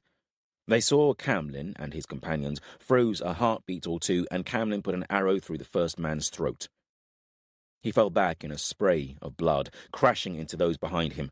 Draw, breath, release, and Camlin put another arrow into them. Then they were charging, calling to their comrades outside as they came. Von was through the hole. Camlin knocked, drew, released. Another warrior stumbled to the ground, tripping others behind him. One of Lorcan's shieldmen shouted a battle cry and ran at the warriors. He swung his sword, two-handed, gutted the first man he reached, ploughed into the other's shoulder first, sending them all staggering. "Come on!" Von yelled through the hole. "Time to go!" Camlin said to Lorcan, grabbing him by the shoulder and shoving him through. "You next, big man," Camlin told Brogan, at the same time drawing his bow and releasing. More warriors in black and gold were crowding through the roundhouse doors. Brogan grunted, stuck in the gap as the barrel on his back wedged tight. Camlin took a step back and hurled himself at the warrior, both of them exploding through the wall. Camlin rolled on the ground, looked back, saw feet pounding towards them, and caught a glimpse of the chest full of silver. He gave one last wistful look at it. Once upon a time. Then he was running. Von and Lorcan were just ahead of him, swerving between wattle and door buildings, Brogan hard on his heels. Hooves were drumming, warriors yelling somewhere behind him, far too close for Camlin's liking. The river. Find the river. It was near dark, a bluish tinge to the air as the sun faded. Camlin heard the sound of water, ran around a hut, stopped to yank open the gate of a pig pen, and then ran on. There was a stampede of feet and squealing pigs, followed almost immediately by swearing, crashing, falling. Camlin grinned and then burst out of the village onto the riverbank. The boats were tied along the bank. Roshin and Kian already in a canoe, a dozen others sat in boats, pushing away from the bank into the wide, sluggish river. "Lorcan!" Roshin cried out when she saw her son, and he clambered in beside her. Baird stood over Adana in a larger, flat-bottomed boat, gesturing frantically to them. Then a hand was slipping into his, Meg, tugging him towards the boat. He didn't need much encouragement, rushed to the riverbank and boarded. Horses thundered along the bank, warriors yelling. Spears whistled past them, splashing and disappearing into the river. Close by, someone screamed and fell from a boat. "Upriver! Into the marshes!" Camlin yelled, as he saw a coracle with 2 warriors in it start to paddle downriver. It'll be faster going downriver, but they'll track us with no problem. Only chance is to head into the marshes. Then Camlin saw Morcant. He burst from between 2 huts, saw the boats pushing into the river and snarled. Camlin nocked another arrow, drew, and sighted, aiming for Morcant's chest. A spear suddenly slammed into Brogan. The big man grunted and dropped the steering pole, the boat veering. Camlin's arrow skittered wide as he tried to regain his balance. Swearing loudly, he drew another arrow from his quiver, but the boat was starting to spin, caught in the sluggish current.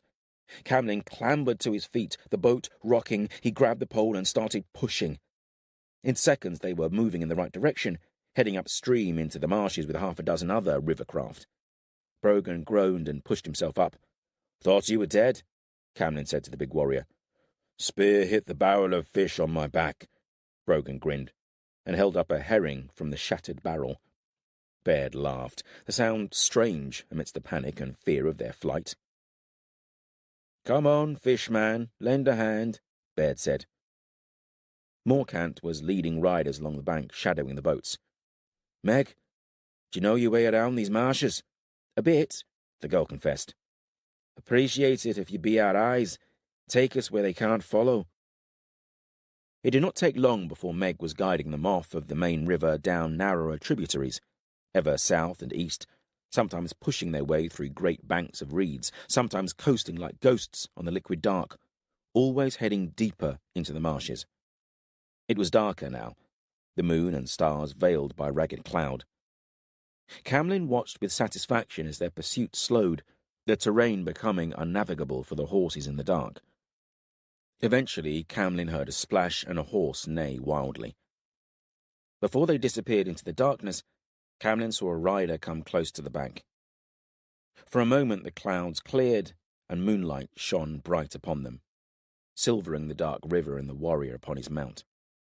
It was Morcant, and he stared straight at him. Camlin returned the gaze with a mocking grin. Chapter 20. Fidele. Fidele watched Makin as he gutted and skinned a rabbit, his movements efficient and practiced. If I were alone out here, I would have starved to death long ago. She felt a surge of frustration as she observed Makin, a moment of shame at how useless she was proving to be. What can I actually do? Run through woodland? And that not very well. Rule? And I didn't prove to be too successful at that either. She felt a wave of shame, thought of how the world had changed in so short a time. It was not so long ago that I dwelt in Geraldine with my husband and son.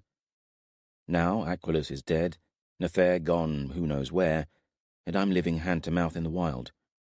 Who even sits on the throne in Geraldine now? Who rules the people of Tenebrel? My people. She felt a failure, felt that she had let down all those who depended upon her. All of those years living a life of service, bound by duty and honour.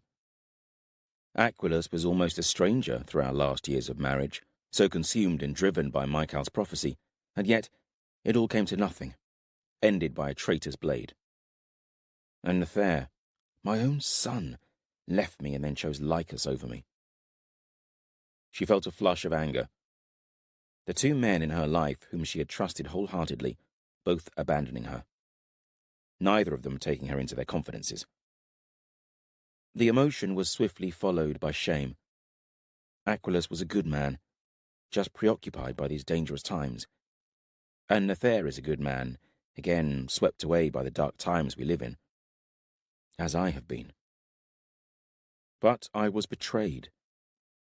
It all changed with the letter from Nathair, his orders for me to step down as regent of Tenebrel and hand over the stewardship of the realm to Lycus. Why did he do that? How could Nathair side with Lycus? I fear for him. Have they bewitched him too? Or is he just misled, deceived? With an effort, she focused on Makin, wrenching her thoughts away from their dark spiral, forcing herself to watch Makin's hands as he prepared the meat for their evening meal. They had stopped a little earlier than usual, the sun still a handspan above the horizon, as Makin had set snares around a network of burrows that he had spied. She watched with fascination as he'd cut, looped and tied twine to overhanging branches, bending and pegging them to the earth, and then settled beneath a densely leafed oak, a score of paces away.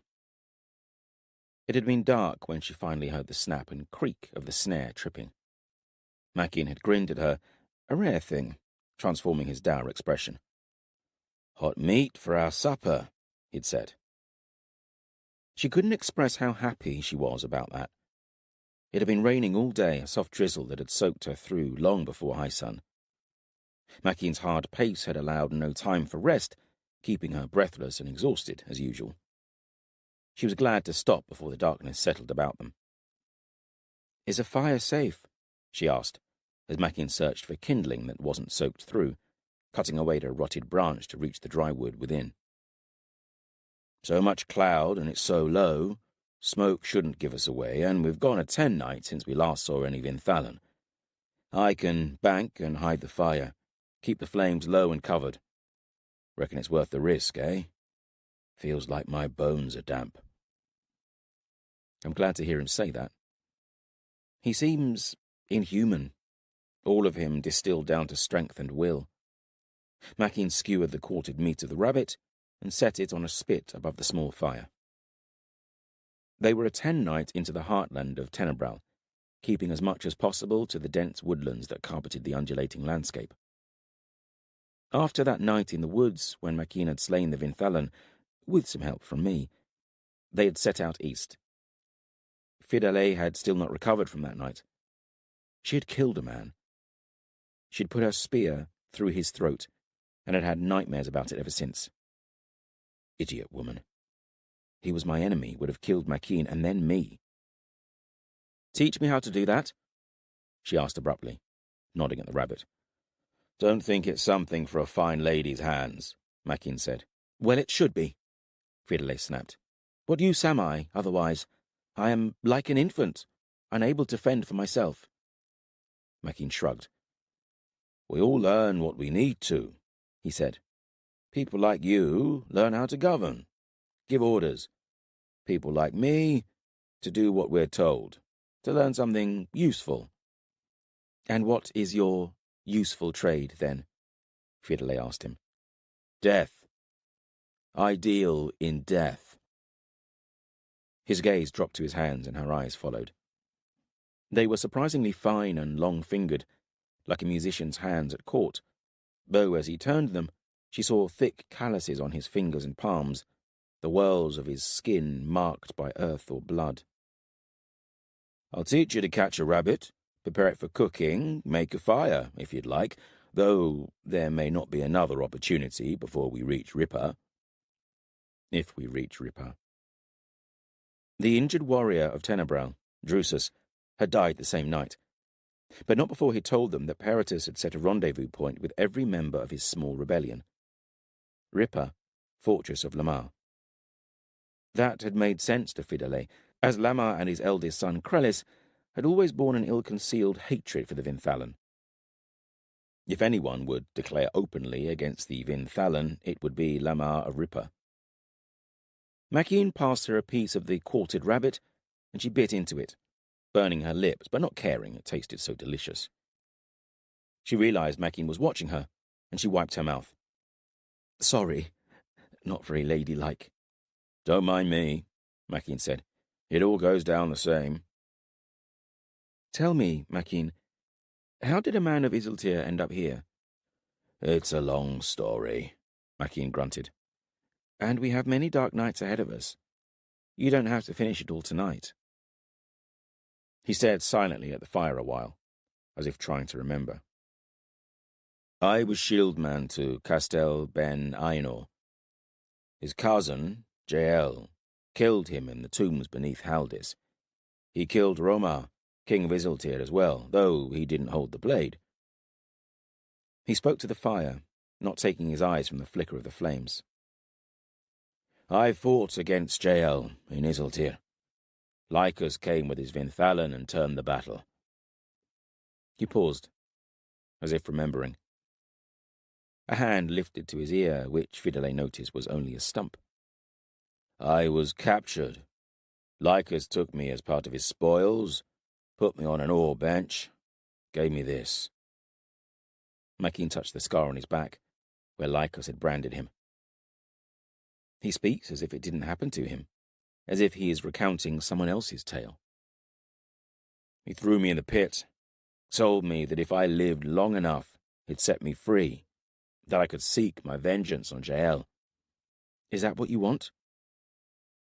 He looked up at her now, his eyes dark pools, a glint of firelight, a spark in their depths. Aye, with all that I am. Fidele resisted the urge to recoil at the hatred she heard in his voice. It emanated from him, throbbing like the pulse of a wound.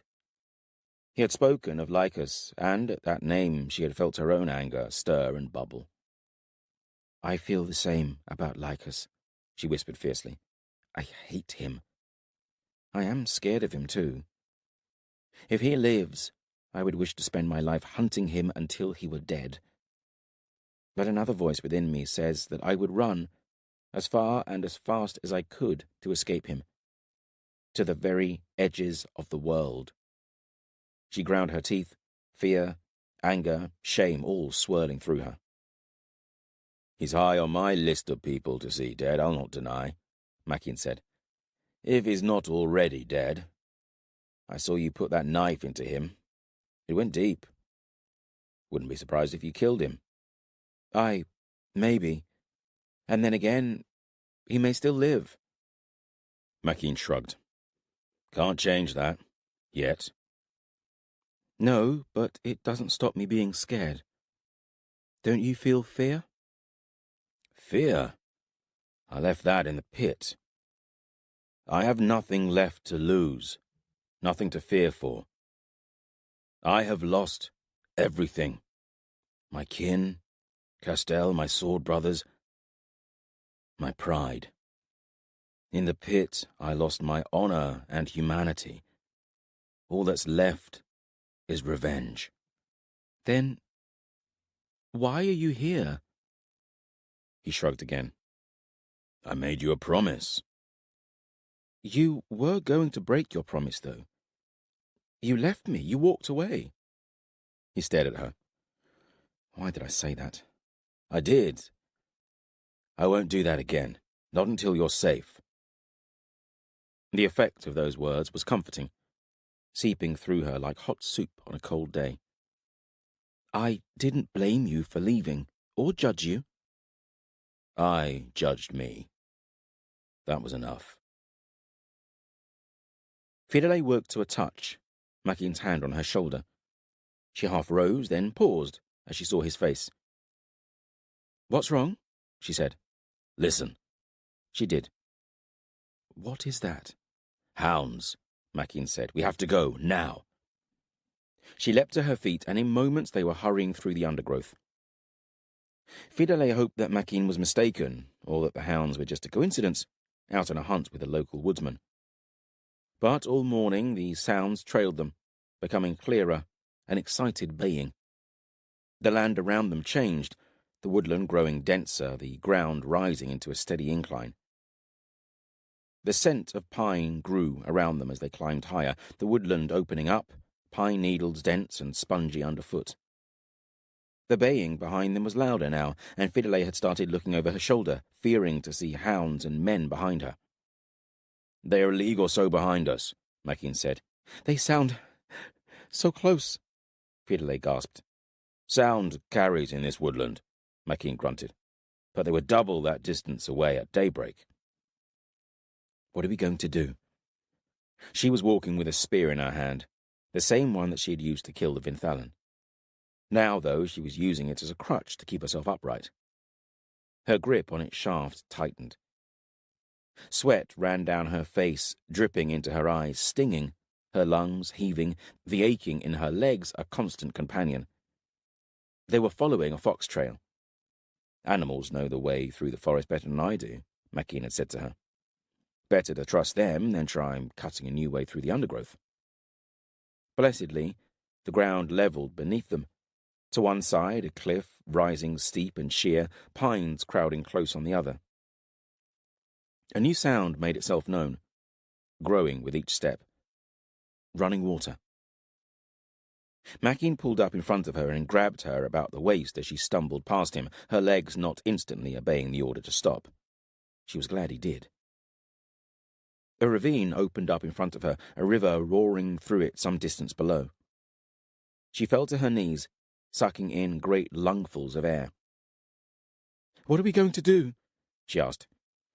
"Well, if the dogs weren't onto us, I'd say we climb down this ravine and swim for a bit, come out a few leagues downriver. It would take a huntsman a 10-night to pick up our trail again, if ever they could find it." "Let's do that, then." "No point. They'll know we've used the river, and with those hounds they'll pick up our scent and trail again within a day. We'll be back to square one." Hunted again. Death breathing down our necks again. "I am sorry to bring this upon you." "Well, I'll not deny you're proving to be a great deal of trouble." "So, what do we do?" Fidele felt that old companion squirming in her belly. Fear. I cannot be caught. I cannot go back to Lycus. Makeen reached inside his bag and pulled out the ball of twine he'd taken from the woodcutter's hut. "Got to kill those hounds." Fidele crouched behind a tree, peering back down the track in the twilight. The sun was setting behind the treetop canopy, its last rays dappling the ground pink and orange. Fidele thought she saw movement. Please, Elion, let it be Makeen. He had set out his plan to her, if it could be called that, and left her soon after. Fear had been steadily filling her since then, like the drip of ice melting into a bucket. No, I will not die scared, or live scared any longer. Makeen is right. There is nothing I can do other than face it. She gripped her spear tightly. A figure emerged out of the gloom, Makeen sprinting towards her and skidding to the ground beside her. "Well, I think I got their attention," he said through ragged breaths. Men were visible on the path now, the first ones training to control 3 hounds, all barking frantically and straining on their leashes. "Didn't think there'd be 3, Makeen muttered, pulling one of the many knives he carried. "Woodsmen usually hunt with 2. He stood and let their pursuers see him. The first man let the dogs go, all 3 of them bursting along the path towards Makeen. They were big, grey-coated hounds with broad heads and wide muzzles, the type she'd seen bring down boars when accompanying Aquilus on hunts. Their bared teeth glinted in the twilight. "We're dead."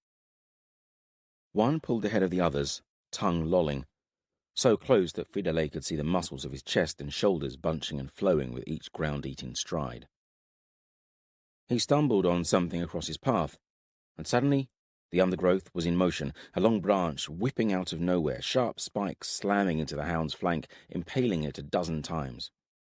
It howled, squirmed, the howls slipping to a whine, then it slumped, blood dripping from its mouth. The other 2 hounds paid it no attention, surging past.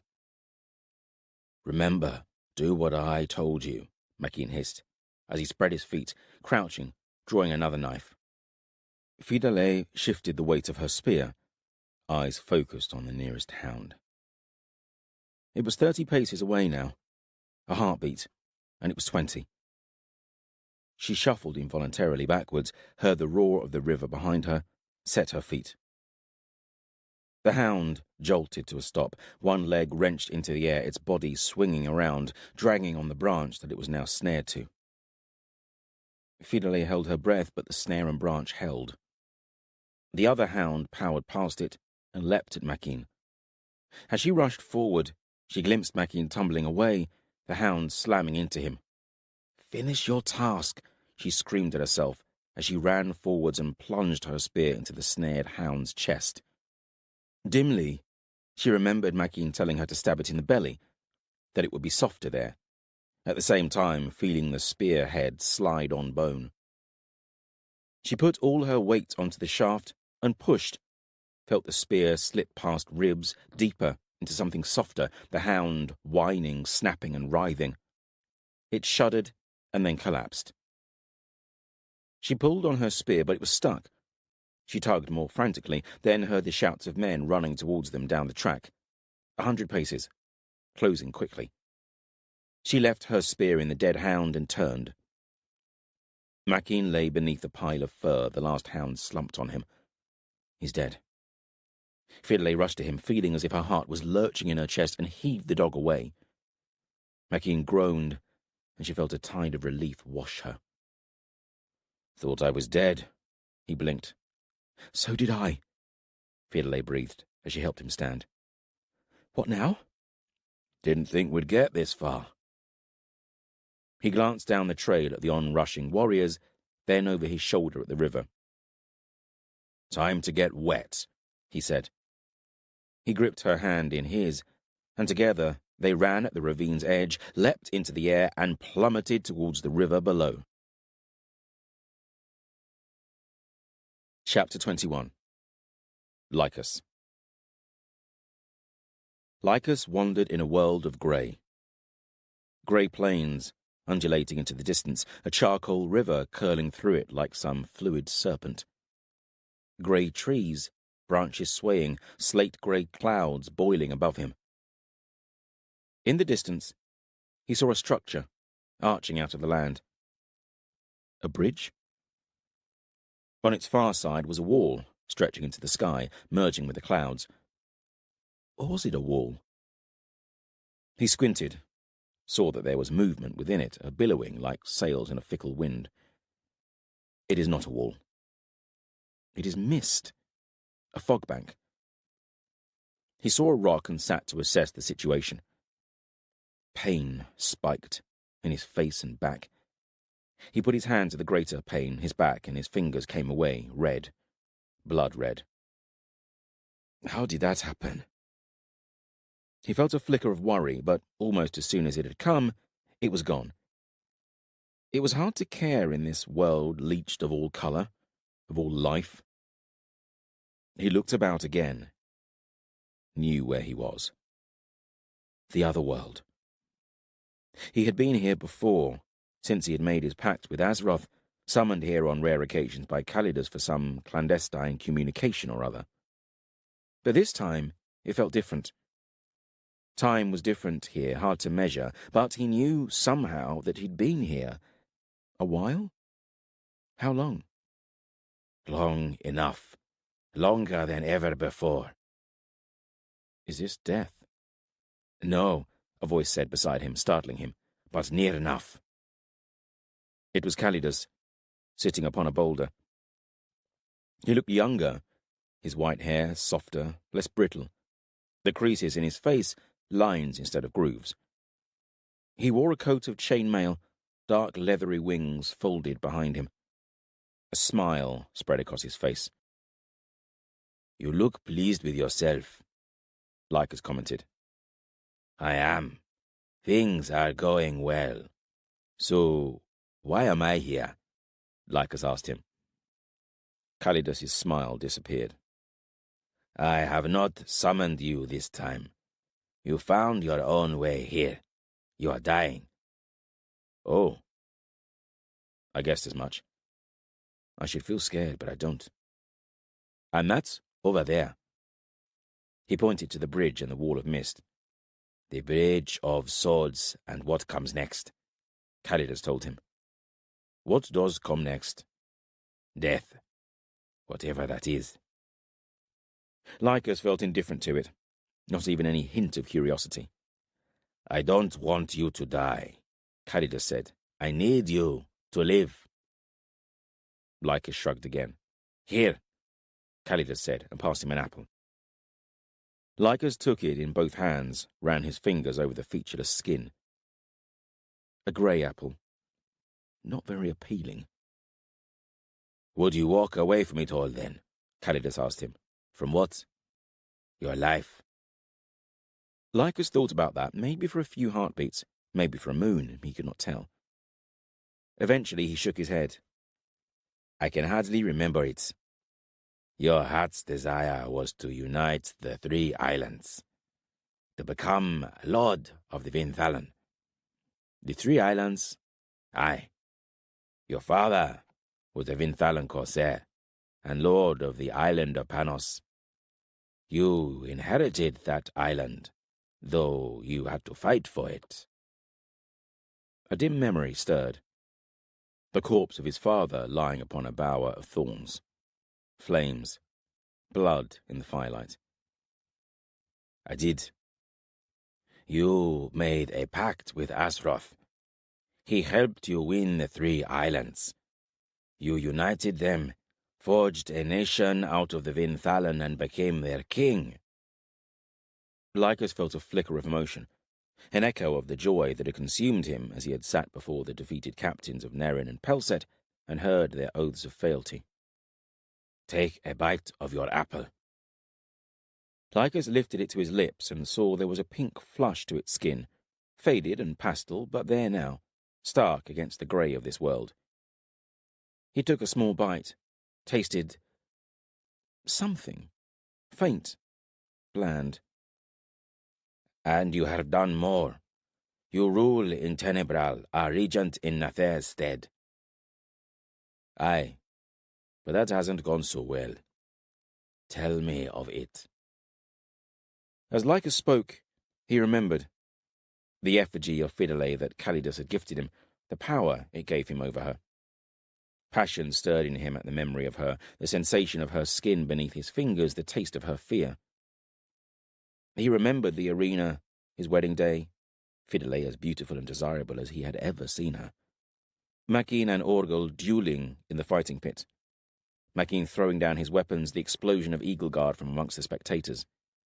Chaos. Battle. Fighting Makin, Fidele plunging a knife into his back. He felt a wave of anger at that, but it soon subsided into a self-deprecating chuckle. I suppose I had that coming. No. In your world you take, or it is taken from you. I remember those words.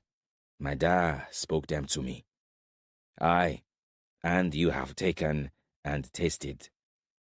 I have. He thought of Fidele again, felt a spark of anger at Makin, the man who had taken her from him. Your face, Lycus, what happened to it? He touched his cheek, felt gouges in his flesh, blood congealing into crusted scabs. She attacked me, clawed me like an animal, the bitch. He licked a drop of his blood from her finger. She was magnificent. Calidus grinned at him. Do you want to go back? Aye. Lycus grinned in return, took another bite from his apple. It was blood red now, the flesh sweet, juice dripping down his chin. Lycus's eyes fluttered open. Where am I? The swaying sensation gave it away. On a ship. He reached out, gripped the side of a cot and pulled himself up. Pain throbbed in his back, but he gritted his teeth and managed to sit upright. He sat there long moments, head in his hands, fighting the pain, the swirling sense of nausea, and the fact that he felt weak as a newborn pup. A door creaked, and a figure peered into the cabin, a woman. He blinked, remembering her. Nella. She had been his woman before his obsession with Fidele, or one of his women. Something was strapped across her chest, a lump wrapped in linen. She put a hand upon his head, her face creased with worry. I'm fine, woman, Lycus said, irritably. Or at least that's what he meant to say. It came out strangled and unintelligible. She poured water from a jug, which he drank greedily. "Slowly, or you'll bring it back up," Nella scolded him. He waved her away. Others came through the cabin door. Old Jair, his ship's healer, Alazon, the white-haired shipwright, and another, a warrior bristling with hilts and iron. "Where's Dynon, my shieldman?" Memories and dreams were starting to blur. The arena, fighting the old wolf Maki Infidele. She'd put a knife in his back. After that, everything was vague. Being carried, half dragged from the arena, then nothing. No, not nothing. The other world. Calidus. He gave me a task to do. His stomach growled, complaining about the sudden influx of water or the fact that he felt half-starved. He did not know. Probably both. "Slow down with the water," old Jair said, as his fingers probed at Lycus's throat, then lifted bandages from his waist, checking the wound on his back. "You're well?" he sniffed. That didn't mean much from Jair, who pronounced everyone healthy until they were a handspan from death. But that in itself is encouraging, I suppose. "Where's Dynon?" Lycus managed to get out, his voice a croak. "Dead," Alazon said. That hit Lycus like a punch in the gut. Of course, they lived and usually died by the sword, but Dynon had seemed invulnerable. And he'd been the closest thing to a friend that Lycus had known, his presence always reassuring. "The old wolf, so men have said," Alazon continued. "This is Kolai. I appointed him as your chief shieldman until you were able to choose Dynon's—" He didn't finish the sentence. Lycus gave Kolai a perfunctory nod as he looked him over. His age was hard to gauge, his skin weathered and scarred, but Lycus vaguely remembered him, had bet money on him. Another one from the pits. It always ages them when you're outside. 30 summers, maybe? "How long have I been out?" "Over a 10 night," Nella said, fetching a bowl and dipping a linen cloth into it. "Goat's milk. Take a few drops, then stop," she ordered. His eyes dropped to the lump strapped to her chest, and he saw a shock of black hair as she leaned over him. It gave out a whimper. "What's that?" he asked, as he grabbed the linen from her. "Your son," she snapped. He blinked at that, abruptly remembering that she'd been heavy with child the last time he'd seen her, back on Panos. He slurped a mouthful from the linen, then took the bowl and drank it down. Nella tutted at him. "She's right. Slow down," Jair said to him reprovingly. "My son," Lycus said, feeling a grin split his face. "What's his name?" "Rodas." Lycus reached over, pulled the linen sheet back, and stroked his thumb across the child's cheek. "Well met, Rodas," he said, patting him on the head. That didn't go down too well, the boy's face wrinkling as he sucked in a breath and wailed. "He's not a hound," Nella said, slapping Lycus's hand away. "He needs to be strong," Lycus said as he stood. "My sword, my knives." The world felt as if it was moving, more so than he would expect from a ship's cabin, but he refused to lie still a moment longer. "Report," he ordered, as he pulled on a linen shirt and a leather vest, wincing at the jolts of complaint from the wound in his back. Alazon spoke to him of all that had happened since the uprising in the arena. He had taken control while Lycus was incapacitated, a decision which Lycus approved of. Apparently a bloody battle had raged on the meadows and streets of Geraldine for half a day. The steady influx of Vinthalan from ships moored on the lake and others arriving by river had turned it. Since then, the Vinthalan had been going door to door, searching, burning, executing. The uprising had not spread, in large part due to the fact that many of the Evil Guard of Geraldine had stayed allied with the Vinthalan. Fidele had been wed to Lycus, after all, so with her missing, kidnapped, Alazon had announced by a madman and a murderer, Lycus was to all purposes her representative until she was found. Slowly the unrest had died down and a semblance of peace had been restored, at least within Geraldine and the surrounding vicinity. Meanwhile, Alazon had sent hunting parties out after any survivors of the uprising. What of the old wolf and Fidele? I want his head and I want her back. Got someone you might want to talk to about that? Lycus leaned against a timber frame in the shipyard that stood on the lake shore before Geraldine's dark walls, resting for a moment as the sun beat down upon him. Damn, but it's hot. Without a word, Alazon handed him a skin.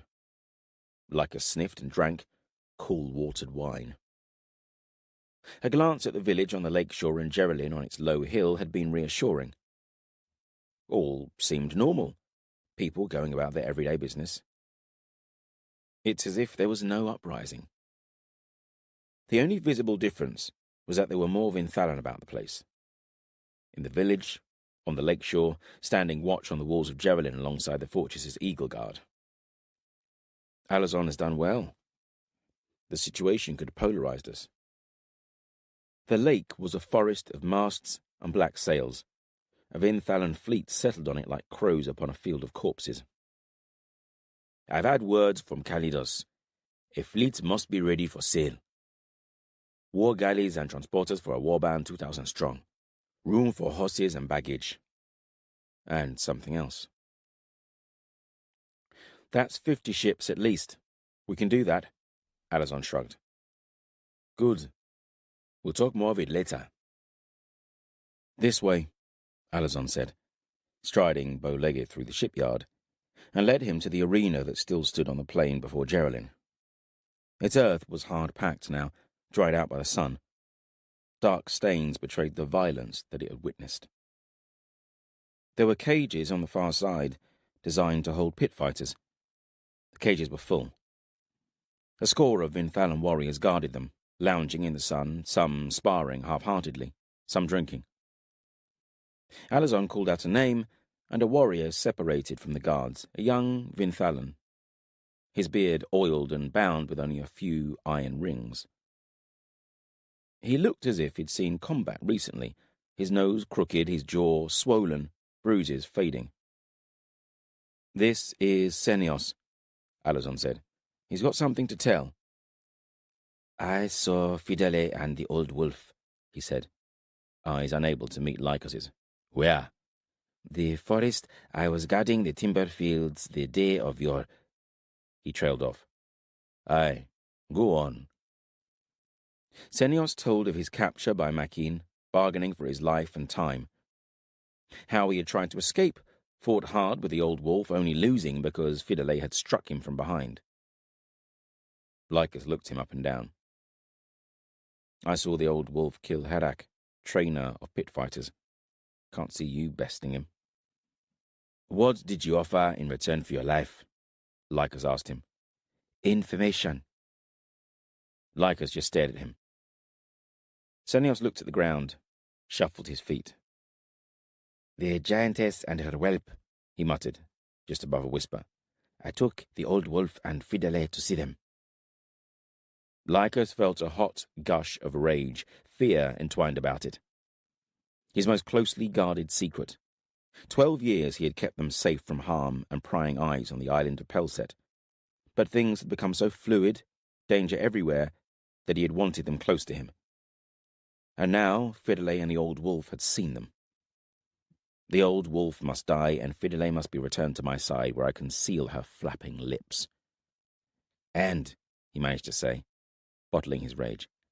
I escaped, Senios said, raising his head and meeting Lycus's gaze. They ran. Some of the giant's guards gave chase. How many? 7, 8. Not enough. When did this happen? 12 nights ago, Alazon said. Senios reached us 8 nights gone. I sent a score more into the forest, hounds and a local woodsman with them. Good, Alazon, Lycus said, patting old warrior's shoulder. He looked hard at Senios, reached a decision. Kolai, he snapped to the warrior whom Alazon had appointed as his shieldman. Aye, the warrior said, stepping forward. I need new shieldmen. See if Senios is worthy. Kolai drew a short sword and knife from the impressive array of weapons strapped about his body. Senios blinked and took a step away. Kolai moved into the arena, beckoned for Senios to follow. Senios, his eyes darted about, fell onto Lycus, who was watching him like a horse trader at market. "What are you waiting for?" Lycus said. Senios walked hesitantly after Kolai. He drew his short sword and shrugged a buckler onto his arm. "Begin," Lycus said, and Kolai exploded forwards. Iron met iron, sparks flying, feet shuffling on the dusty earth. Senios fought well. Any Vinthalan who reached adulthood knew how to fight, but Kolai steadily broke down his guard, Senios' blocks and lunges becoming wilder as Kolai's skill became more apparent. In a dozen heartbeats, Senios was bleeding from many small wounds, blood sheeting into his left eye. He knew it was only a matter of time and decided on an all-or-nothing attack. I admired that, at least, but he betrayed my secret. He ended up flat on his back, Kolai's boot on his chest, sword hovering over his throat. "Live or die?" Kolai asked, not taking his eyes from Senios. There was only ever one outcome I wanted from this. Senios betrayed me to save his skin for the extra day. "Die!" Kolai's sword stabbed down, a gurgle and a rush of blood. Then he was cleaning his blades and sheathing them. Lycus nodded to him as he resumed his position a few steps behind Lycus. He knew this was as much a test for him as for Senios. Unlike Senios, he has just passed. "Who are they?" Lycus asked Alazon, pointing to the men crammed into the cages at the far end of the arena. "Prisoners. A mixture. Mostly locals who got caught up in the rioting. A few Eagle Guards. Pit fighters who turned on us." Lycus remembered that. Could see in his mind's eye Makin and Orgul smashing the locks to the cages, the pit fighters inside rushing out. Lycus walked to the cages, paced slowly alongside them, studied those inside. Local people, farmers, trappers, traders, a handful of battered and blood-stained Eagle Guard. He stopped suddenly. "Javed." Javed was a pit fighter, one of the few who had risen up through the ranks with Makin. He was from Tabesh in the east, small, slim, seemingly built solely of wire-glass muscle. Lycus had offered him and a handful of others their freedom, one last fight and a chest of silver at the end of it for the victor. Javed had won his bout, earned his freedom and his silver, and yet he had chosen to fight beside Makin and Orgul. He sat with his head bowed, refusing to look at Lycus. "I saw the old wolf set you free. He used you, needed some help in getting out." Javed looked up then, glaring, but still he said nothing. "You could have had a chest of silver, and yet you're back in a cage." "I saw my chance for freedom, and I took it," Javed said. No doubt I would have done the same. "Not for long, by the look of things," Lycus grinned. "I'll earn another chest from you," Javed said. He always had a pair of stones on him, I'll give him that. "Maybe, but you'll have to earn your way back into the pit first. It's an ore bench for you." He saw the light dim in Javed's eyes as the horror of his fate swept him. "That's right. Back to the very beginning. Then the first level of the pit, if you're still alive. Perhaps I'll see you back here in a year or two." He walked on, Javed's eyes burning into his back. He counted 5 Eagle Guard warriors within the cage, ordered that they be brought out. "Peritus was behind your uprising. Where is he?"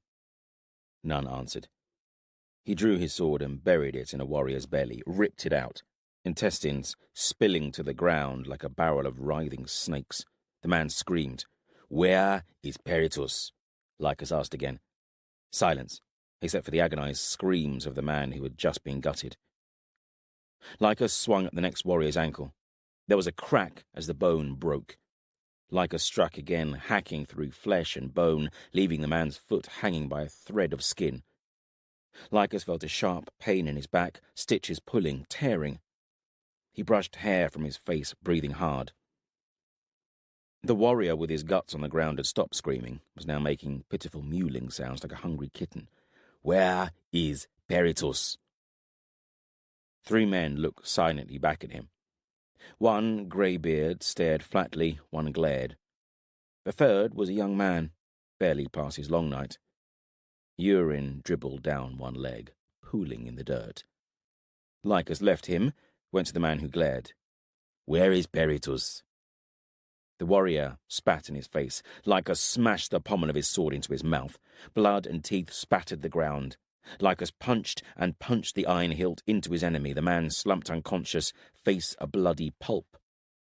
Lycus swung two-handed at his neck, half severing the head. He paused to catch his breath and wipe blood from his face, felt something warm trickle down his back and onto his hip, knew he'd opened his wound, but didn't care. Where is Peritus? No answer. The one that had soiled himself now whimpering. Lycus took a step towards him. No, please, no, the young lad pleaded. A warrior should not beg. It is unseemly, Lycus said. Laughter rippled through the Vinthalan. He took another step closer, raised his sword. Ripper, a voice said. Not the young warrior, but the greybeard. If he still lives, Peritus is in Ripper. Chapter 22. Halen. I'm hungry, Halen said. You'll have to wait for the high sun bell like everyone else, Tahir replied, not even bothering to look at Halen. They were in a huge paddock, Tahir inspecting the saddle straps on a bay stallion. It dug at the ground with one hoof. I'm surrounded by impatient souls, Tahir muttered. Mam never made me wait, Halen thought. He felt a pressure behind his eyes at the memory of her and blinked hard. I hate waiting, he said. Don't we all? Tahir grunted, as he adjusted the straps, then stood and patted the animal's neck. Shouldn't you be at your chores? I hate chores. There were a good score of children living at Graham's Hold who were too young to set foot in the Rowan field, but of an age where they could be put to some practical use. You could go and get me some food, Halen said, ignoring Tahir's mention of chores. He looked back at the feast hall that sat at the crown of a hill, smoke from the kitchens wafting into a grey sky. His stomach growled. No, Tahir said, pausing to look at Halen, his gaze hard. Halen knew that look, had seen it many times now, although he was still struggling with it. No one ever used to say no to me, except Mam and Uncle Varick, and that was rare enough. Tahir's eyes softened, responding to something that swept Halen's face. There's no special treatment here, lad. You have to blend in. It's too dangerous for you to stand out. You know this. We've spoken about it more than once, haven't we? The young warrior looked sternly at Halen, holding his eyes until the boy nodded. Now, I'm going to let this lad know what it feels like to have me on his back. You should be at your chores anyway, blending in. You're supposed to be in the timber yard, aren't you? Halen grunted a response. Besides, it'll be high sun soon enough, and you'll be filling your belly before you know it. I'm not a bairn, thought Halen. When I have my crown, I'll make you fetch me food all day long. He scowled at Tahir's back as the warrior pulled himself into the saddle, the bay dancing a few steps. Go on with you then, Tahir said. I'll not be going far, just around the paddocks. If harm comes knocking, I'll be close enough to shut the door, as my old mam used to say. With a sigh, he began walking across the paddock. Graham's Hold spread before him, a sturdy timber wall surrounding a collection of buildings scattered across a low hill, the main hall standing at the hill's peak. People were busy, working on the various trades that kept the Hold thriving, timber and horses being the main ones. Graham had built this place with his own hand within sight of Fawn Forest borders, raised his sons and daughters here, and now more than 200 souls dwelt about the hill. Over half a year, Halen and Tahir had been here. Graham had taken them in, looked after them, protected them. At first, Halen had thought his man would come for him soon. After a 10 night, he'd asked Tahir what was taking her so long. The young warrior had just muttered about patience, one of his annoying sayings, of which there were many. After a moon had passed, Halen asked again. This time Tahir had not been able to meet his eyes. Soon after, Gram had come to him and sat him down. "How old are you, lad?" Gram had asked him. 10 summers, but I'll be 11 on Midwinter's Day," Halen had replied. "Aye. Well, you're still a bairn, but I'll talk to you like a man. Nonetheless, it's the only way I know how, and it never did my boys much harm." He'd scratched his beard. A sadness in his eyes had stopped his words for a moment. "We've had word from the south, from Dunkellen, about your mam." Helen's heart had beat faster. "She's dead, lad. Or so my messenger tells me, and I've no reason to doubt him." "Dead," Halen had echoed, the words sinking in his chest like a heavy stone dropped into deep water. "Aye. Jael's put her head on a spike, and he's looking to do the same to you." The tears had come then, a seemingly endless flood. "Doubt that it helps much, but I share your grief. My eldest son died there, Orgel. He was a captain of the Gadre, friend of Tahir. He held the door to the tunnel you escaped in." Halen did remember him, the huge bald man with no neck. Looked as if he could never be defeated. In blurred images he remembered Gram trying to comfort him, then leaving the room and Tahir entering. He sat quietly, waiting for Halen's tears to run their course. "I'll look after you," Tahir had said. "We are two of a kind, you and me, the last of our kind. Me, the last of the Gadre, you, the last of your line. But things will be different from now on. You're hunted. Jael knows we escaped Dunkellen, and he wants you dead. You're the rightful heir to Isildir, and Jael wants that crown, so you mustn't be found." I know I'm hunted, Halen thought. Once a group of warriors had been spied riding towards the hold. As they'd drawn closer, Halen had made out the banner that rippled above them. A lightning bolt on a black field, a pale serpent entwined about it. Jael's banner. "They've come to kill me," Halen remembered thinking, the fear as he had seen them cantering along the road, freezing him in the courtyard. Tahir had swept him up in his arms and run, hiding him in the cellars beneath the feast hall's kitchens. They had stayed there together, Halen trying to control his shaking limbs, Tahir staring at the trap door, one hand permanently fixed to his sword hilt. It had felt like days before Gram had opened the door and told them the warriors were gone. That had been over 4 moons ago. The courtyard was heaving with activity. A score of warriors were climbing into saddles, horses stamping and blowing. Wolf, Gram's eldest son, shouted a call and led them clattering towards the gates. Halen jumped out of their way, aiming for the shadows, trying to hide from Wolf's eyes. The warrior had scolded him more than once for shirking his duties around the hold.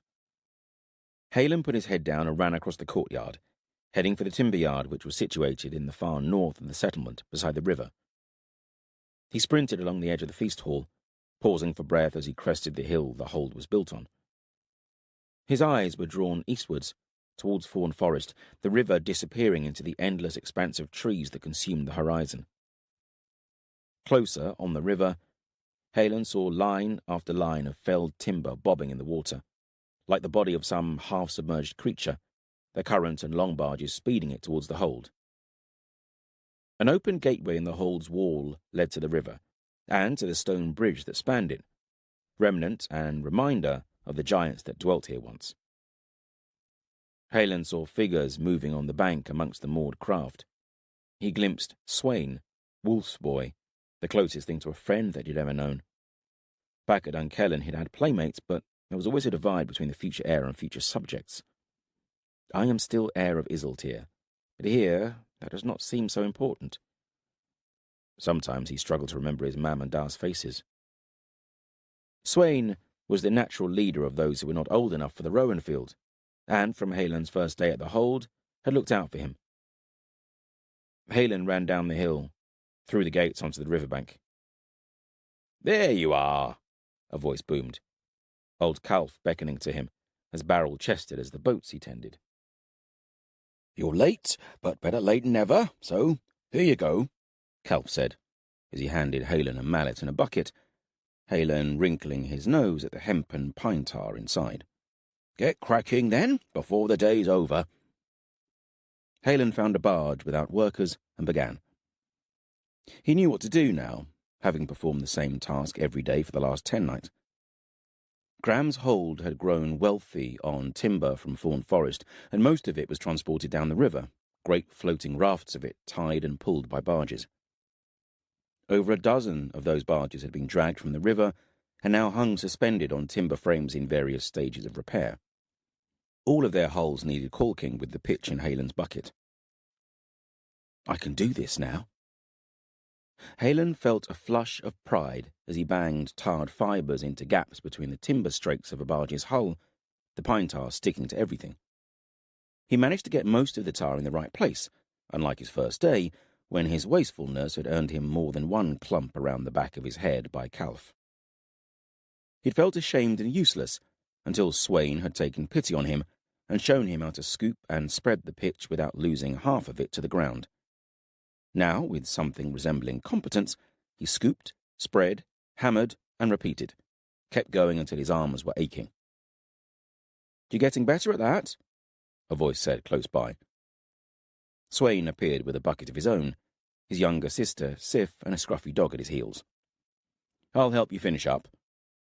"I'll help too," his sister said. "No," Sweyn said firmly.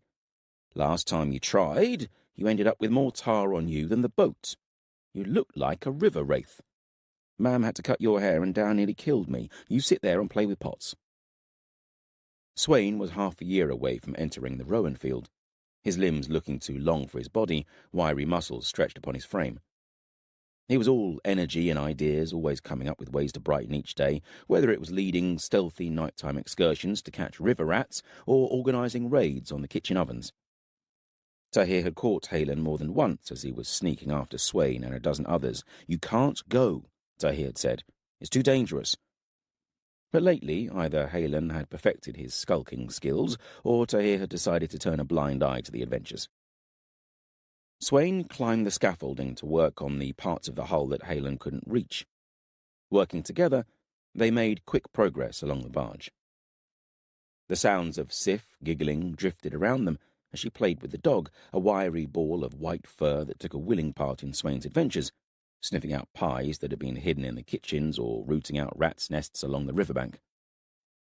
All of a sudden, the dog abandoned Sif and began jumping at the scaffolding below Sweyn, trying to bite his dangling mallet.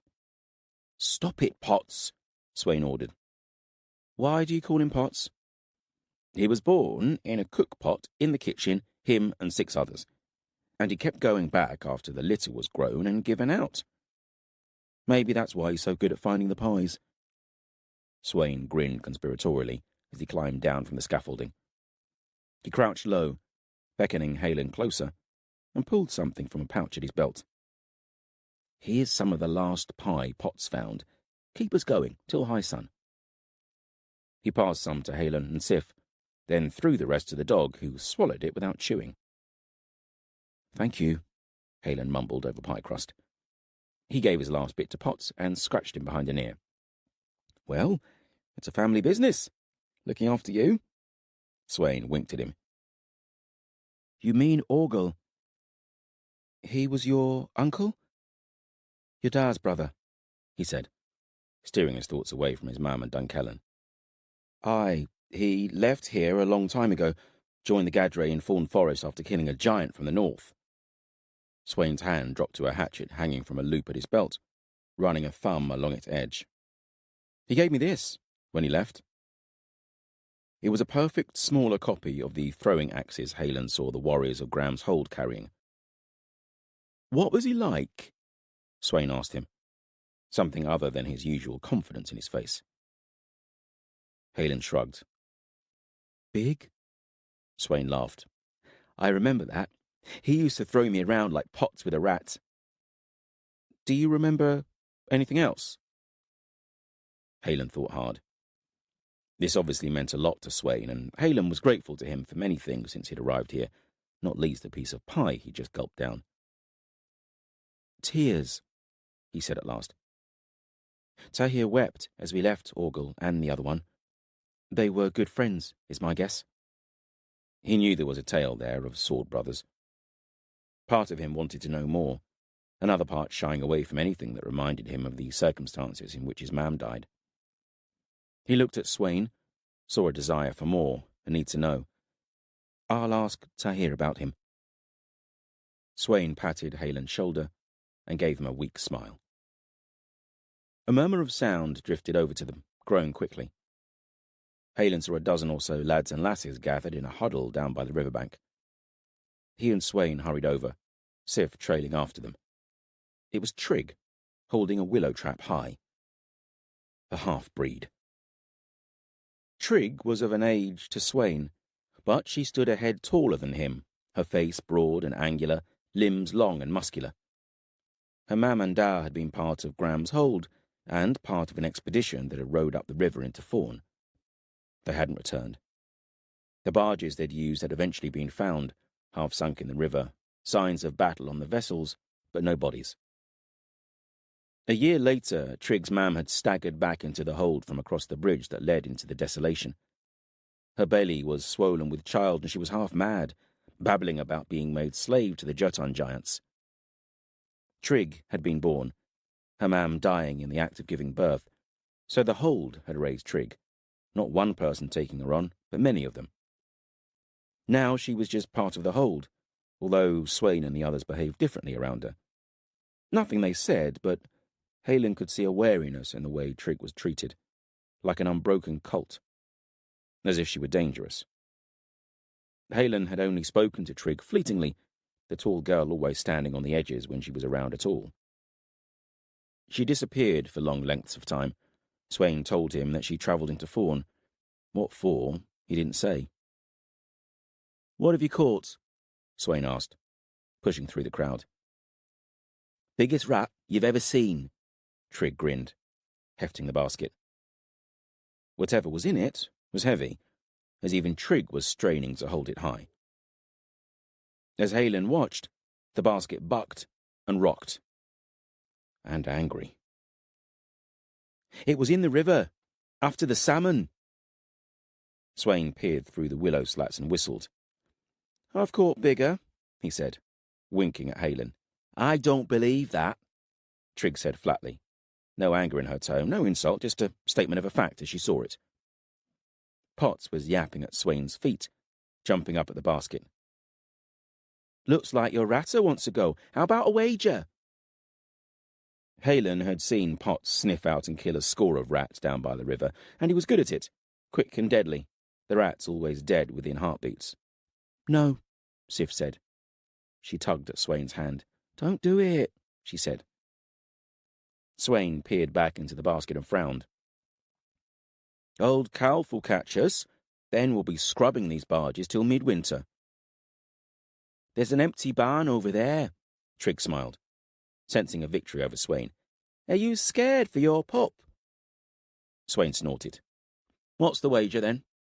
My knife for your axe. No chance. Don't have much faith in your dog, do you? Then he nodded, and they were all rushing to one of the timber barns. As he hurried with the others, Halen glanced across the river.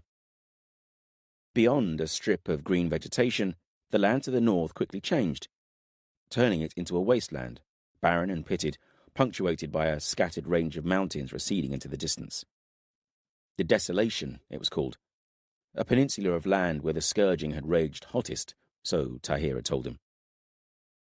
The battleground where Asroth and Elion's hosts had met, the Ben Elim and the Kadoshim. The land was still scarred and broken from the outpouring of Elion's wrath, a place of rock and dust, of ruins and bottomless chasms. Halen often looked out at the Northlands, imagining the clash of angels and demons filling the landscape. He shivered. Now only giants were supposed to roam the wasteland, occasionally raiding across the river on their great bears. A huge war hammer and a bear pelt hung in the feast hall to remind Halen that the giants and their bears were more than just tales. Once inside the barn, Swain and Trigg threw together a circle from hay bales, while others started shouting wagers. Halen was holding Potts. "Kill it quickly," he whispered in Potts's ear. The dog gave his face a quick lick. Swain came and took Potts, holding him by the scruff of the neck as Trigg placed the willow basket on the far side of the makeshift ring. Potts growled, his hackles standing, and Trigg opened the basket. Something black and sinuous leapt out, a collective gasp issuing from the small crowd. It was a rat, but bigger than any that Halen had ever seen before. From snout to tail, it must be as long as my arm. Yellow incisors gleamed in a malevolent face, thick, bristly hair coating its body, and suddenly Halen was scared for Potts. Potts was surging towards it, all fur and snarls. The rat didn't try to run. It just bunched up, then leapt. They collided with a meaty thump, Potts twisting, trying to get his jaws at the rat's neck. They rolled on the dusty ground, teeth snapping, spittle flying, then parted, skidding in different directions, Potts's feet scrabbling for purchase.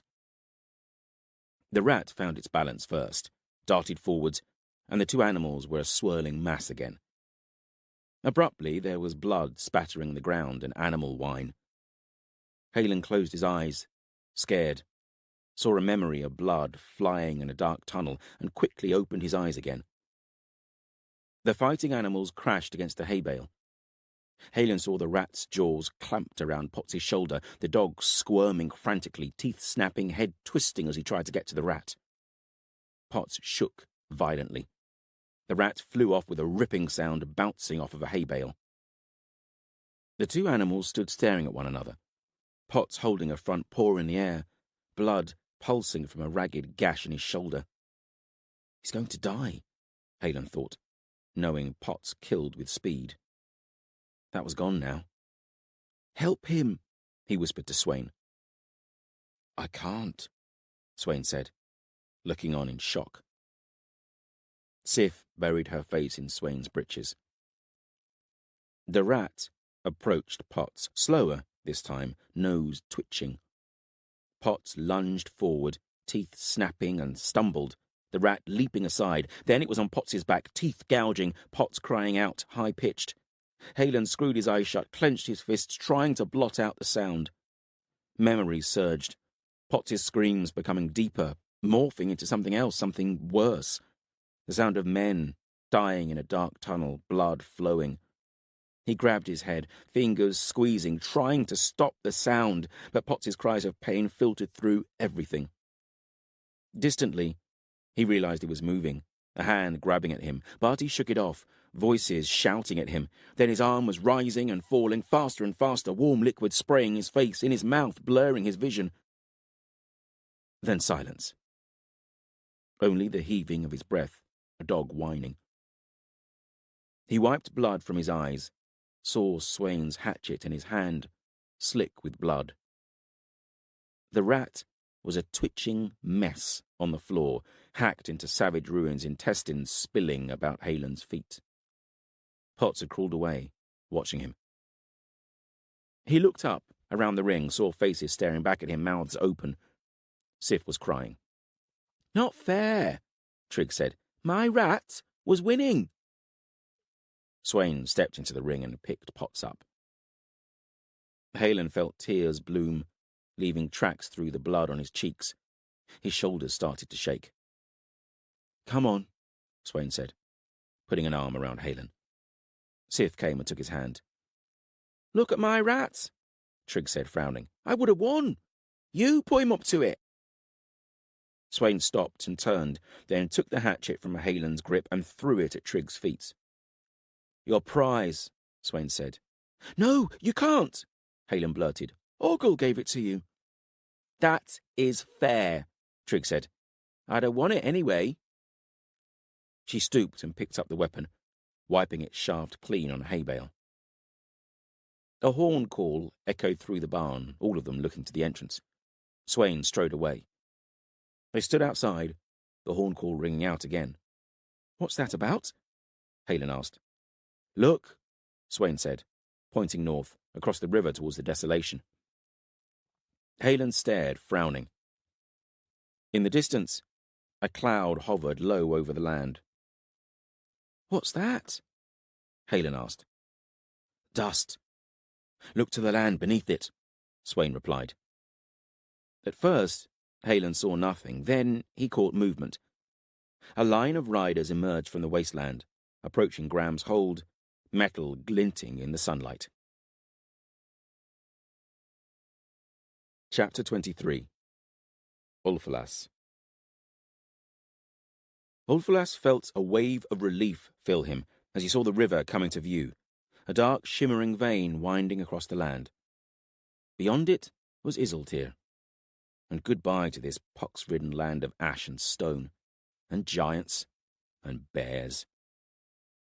"It is always good to return home, after a long journey," King Jael said to him, as they cantered down a gentle slope, the hooves of 200 mounted warriors raising a cloud of dust behind them. "Aye, my king. And a successful one," Jael added, quieter this time. The meeting with the Jotun had gone well enough. No one had died, and King Jael's spirits had seemed much improved on the return journey. Ilder, the Jotun's warlord, had appeared most impressed with the gift of ancient weapons that Jael had given him. Impressed enough to hunt down a runaway princeling, though? Ulfalas wasn't so sure about that. And he couldn't shake the sense of wrongness about the situation. Giants were the enemy, as they had always been, for time without end. Ulfalas had grown to manhood beneath the shadow of Fawn Forest, where the threat of giant raids had been very real. Admittedly, the Hunan, a different giant clan from the Jotun, but giants were giants, warlike, savage, and not to be trusted. So making deals with them was just wrong. But who am I to judge? These are strange days. "What's wrong?" Jael asked him. "I was thinking on the wisdom of making alliances with giants," Ulfalas said. "A polite way of saying I'm a fool," Jael replied. He smiled, but there was a sharpness in his features, no warmth in his smile. "Never, my king. I hate giants," Jael said, "and wish every giant clan dead. Have dreamed that, since the Hunan slaughtered my mam and da, burned out my home." He paused, the flare of his nostrils giving away a measure of his anger. "But I wish to be king more." "The greater good, then," Ulfalas said. "My greater good, at least," Jael said with a grin. "And who knows? My dream may yet come true. We have seen the Hunan of Fawn broken, destroyed. That is one less giant clan. But I need the Jotun." "Do you think they'll find the child?" Ulfalas asked Jael. "Maybe," Jael shrugged. "If he has reached this far. He may be dead. He may be alive and still in Isiltir, hiding in some woodsman's shed. Many would help him out of misguided loyalty to a dead king. Or he may have escaped north into the desolation. I do not know, but I will not rest until I see his dead body at my feet. While Halen is out there, alive or dead, there is a challenge to me. He is a rallying point for every naysayer. He must die, and be seen to be dead by all." Warbands had been set to scouring Isiltir, circling ever wider after the fall of Dunkellen. Ulfalas guessed that Jael was probably correct when he said that Halen was already dead. Probably lying in a ditch somewhere, food for crows. "We'll find him," Ulfalas muttered. "Aye, we will. Us or the Jotun. Little travels through the desolation without their knowledge." "I believe that." Ulfalas glanced back at the hills they were finally riding out of. At the edge of his vision, far beyond the column of Jael's shieldmen, there was a flicker of movement, a shape outlined against the horizon for a moment. It looked like a bear. making sure we leave their lands.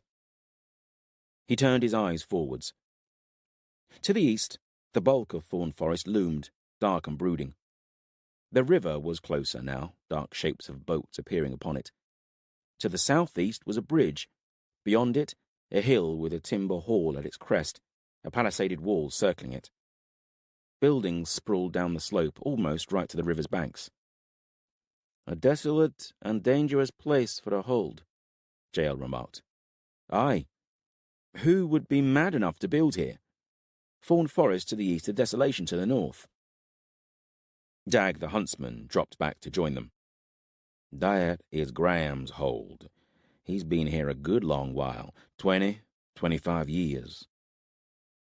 Dag had a set of scars down one side of his face that stretched from skull to jaw, looking like the raking of claws. Part of one ear was missing, and the hair on that side of his head only grew in patches. "Has he now?" Jael said. "Perhaps he needs reminding who really is king." Hooves clattered on stone as the warband crossed the bridge. The river's dark waters clogged with dressed timber, cut and ready to be shipped downstream. Faces peered over the palisaded wall as Jael and his shieldmen cantered onto a road that skirted the wall, taking them past the usual array of boats beached for repair, smokehouses, tanners' yards and grain barns, eventually bringing them around to the southern approach to the hold. Ulfalas noted the glints of sunshine on iron along the wall. 10 armed men at least. "More like a village than a hold," Jael said to Ulfalas and Dag. "It is, my lord." They rode alongside sweeping fenced meadows where herds of horses ran. Impressive, powerful horses, Ulfalas noted, remembering now the reputation Graham's hold had for more than just timber. Ulfalas eyed them covetously. They would make fine war horses. "Magnificent. They are wasted up here," Jael said with a grin. "Just what I was thinking," Ulfalas replied. The road sloped up the hill, the hold's gates open, and they cantered through the gateway into a wide courtyard. Guards with long spears stood on the palisade's walkway, a handful more around the courtyard's edge. Well-equipped guards, Ulfalas thought, taking in their coats of mail and weapons, all of them with swords hanging at their hips, spears in their hands, and all with an axe strapped across their back. Unusual. A dozen guards that I can see around the gates, 5 more in the courtyard. Must have been another 10 on the palisade wall as we passed. How many more here? Is this all of them? A display intended to impress us. They would have seen us coming, had time to prepare a welcome. Ulfalas smiled as Jael's shieldmen filled the courtyard, which was big, but nevertheless hard-pressed to contain 200 of the king's shieldmen, all on proud war horses. I think we will impress them more. A figure emerged from the feast hall and stood at the top of wide steps. He was thick-muscled, though with a large belly as well, tall and fair, streaks of grey in his hair and braided beard. He wore plain breeches and a woolen tunic tied at the waist. "Greetings," the man shouted. "I am Graham, lord of this hold, and I bid you welcome." He looked at the banner carried by one of Jael's shieldmen, snapping in a stiff breeze from the north. A lightning bolt on a black field, a pale serpent entwined about it. "You are Jael's men, then. I say welcome again. Come, enter. I will find you some food and drink." Ulfalas dismounted and climbed the steps, dipping his head to Graham. "We are more than King Jael's men," Ulfalas said, accenting the word king. "We are his chosen shieldmen, guarding him on this journey to the north of his realm." Ulfalas swept a hand to Jael, who sat tall on his stallion, wrapped in a sable cloak, looking as regal as any king that Ulfalas had ever seen. Graham stood frozen for a moment, something sweeping his face. Ulfalas felt the hairs on his neck prickle, the possibility of violence suddenly thick in the air. Then the expression on Graham's face was gone. Ulfalas frowned, disconcerted. Slowly, clumsily, Graham dropped to one knee. "You do me honor," he said. "Be welcome in my hall, King Jael." Jael dismounted and climbed the steps of the hall, resting a hand on Graham's shoulder, bidding him stand. "Welcome to my hall," Graham repeated. He looked flustered, but then it is not every day that a king comes calling. "My thanks," Jael said. "If I had known of your arrival, I would have prepared a feast and fine beds worthy of a king and his company." "It is not a planned visit," Jael said. "In truth, I am riding the northlands of Isiltir in pursuit of rebels and brigands. We came upon your hold by chance. It seemed to be a good opportunity to meet someone I have heard much talk of." "You honor me," Graham said. "My apologies for descending upon you unannounced," Jael said. "We will not be staying long, but something to wash the throat and fill the belly would be welcome." "My mead and meat is yours," Graham said the guest greeting. "Food and drink for our guests," he shouted, waving his arms in the air. All was chaos for a short while as warriors dismounted, a swarm of children appearing from nowhere to take reins and tend to horses. Graham put his arm about one lad and bent to whisper in his ear. The boy cradled a dog in one arm, a ratter. It was bleeding from a gash on its shoulder. "Go fetch your da," Ulfalas heard Graham say. "Yes, Grandpa," the lad replied, and scurried off across the courtyard. Ulfalas caught Dag's eye and nodded after the disappearing boy. Dag slipped away through the crowded courtyard. Graham barked orders as he led Jael and Ulfalas into his hall, other warriors following. The hall was big. 2 long tables running down the sides, leaving a path down the centre. Embers still glowed in a fire pit. Another table ran the length of the back wall. Hanging from the wall above it was a huge bear pelt, its mouth open and snarling. A giant's warhammer was mounted above it. It's obvious that the relationship with their Jotun neighbours is not that friendly. The food that came out of Graham's kitchen was good, simple but hot and lots of it. A fair-haired child offered Ulfalas a jug of mead, but he refused it, taking cold water instead. As Jael's shieldman, he was always on his guard, but here that sense was heightened. He felt unsettled. "That jug looks too heavy for you, child," he said to the girl with the mead. "Grandpa says we should lift more than we can handle," the girl said, freckles wrinkling as she concentrated. "He says it makes us strong, inside and out." Her eyes flickered to Graham. "A good lesson," Jael said, smiling good-naturedly. "Life's hard in these northlands," Graham said. "Now run along, Sif," he added to the child. "Do you have children, then?" Jael asked. "Aye," Graham muttered. "And grandchildren," Jael added, his eyes following the girl as she took her jug of mead to a table full of Jael's shieldmen.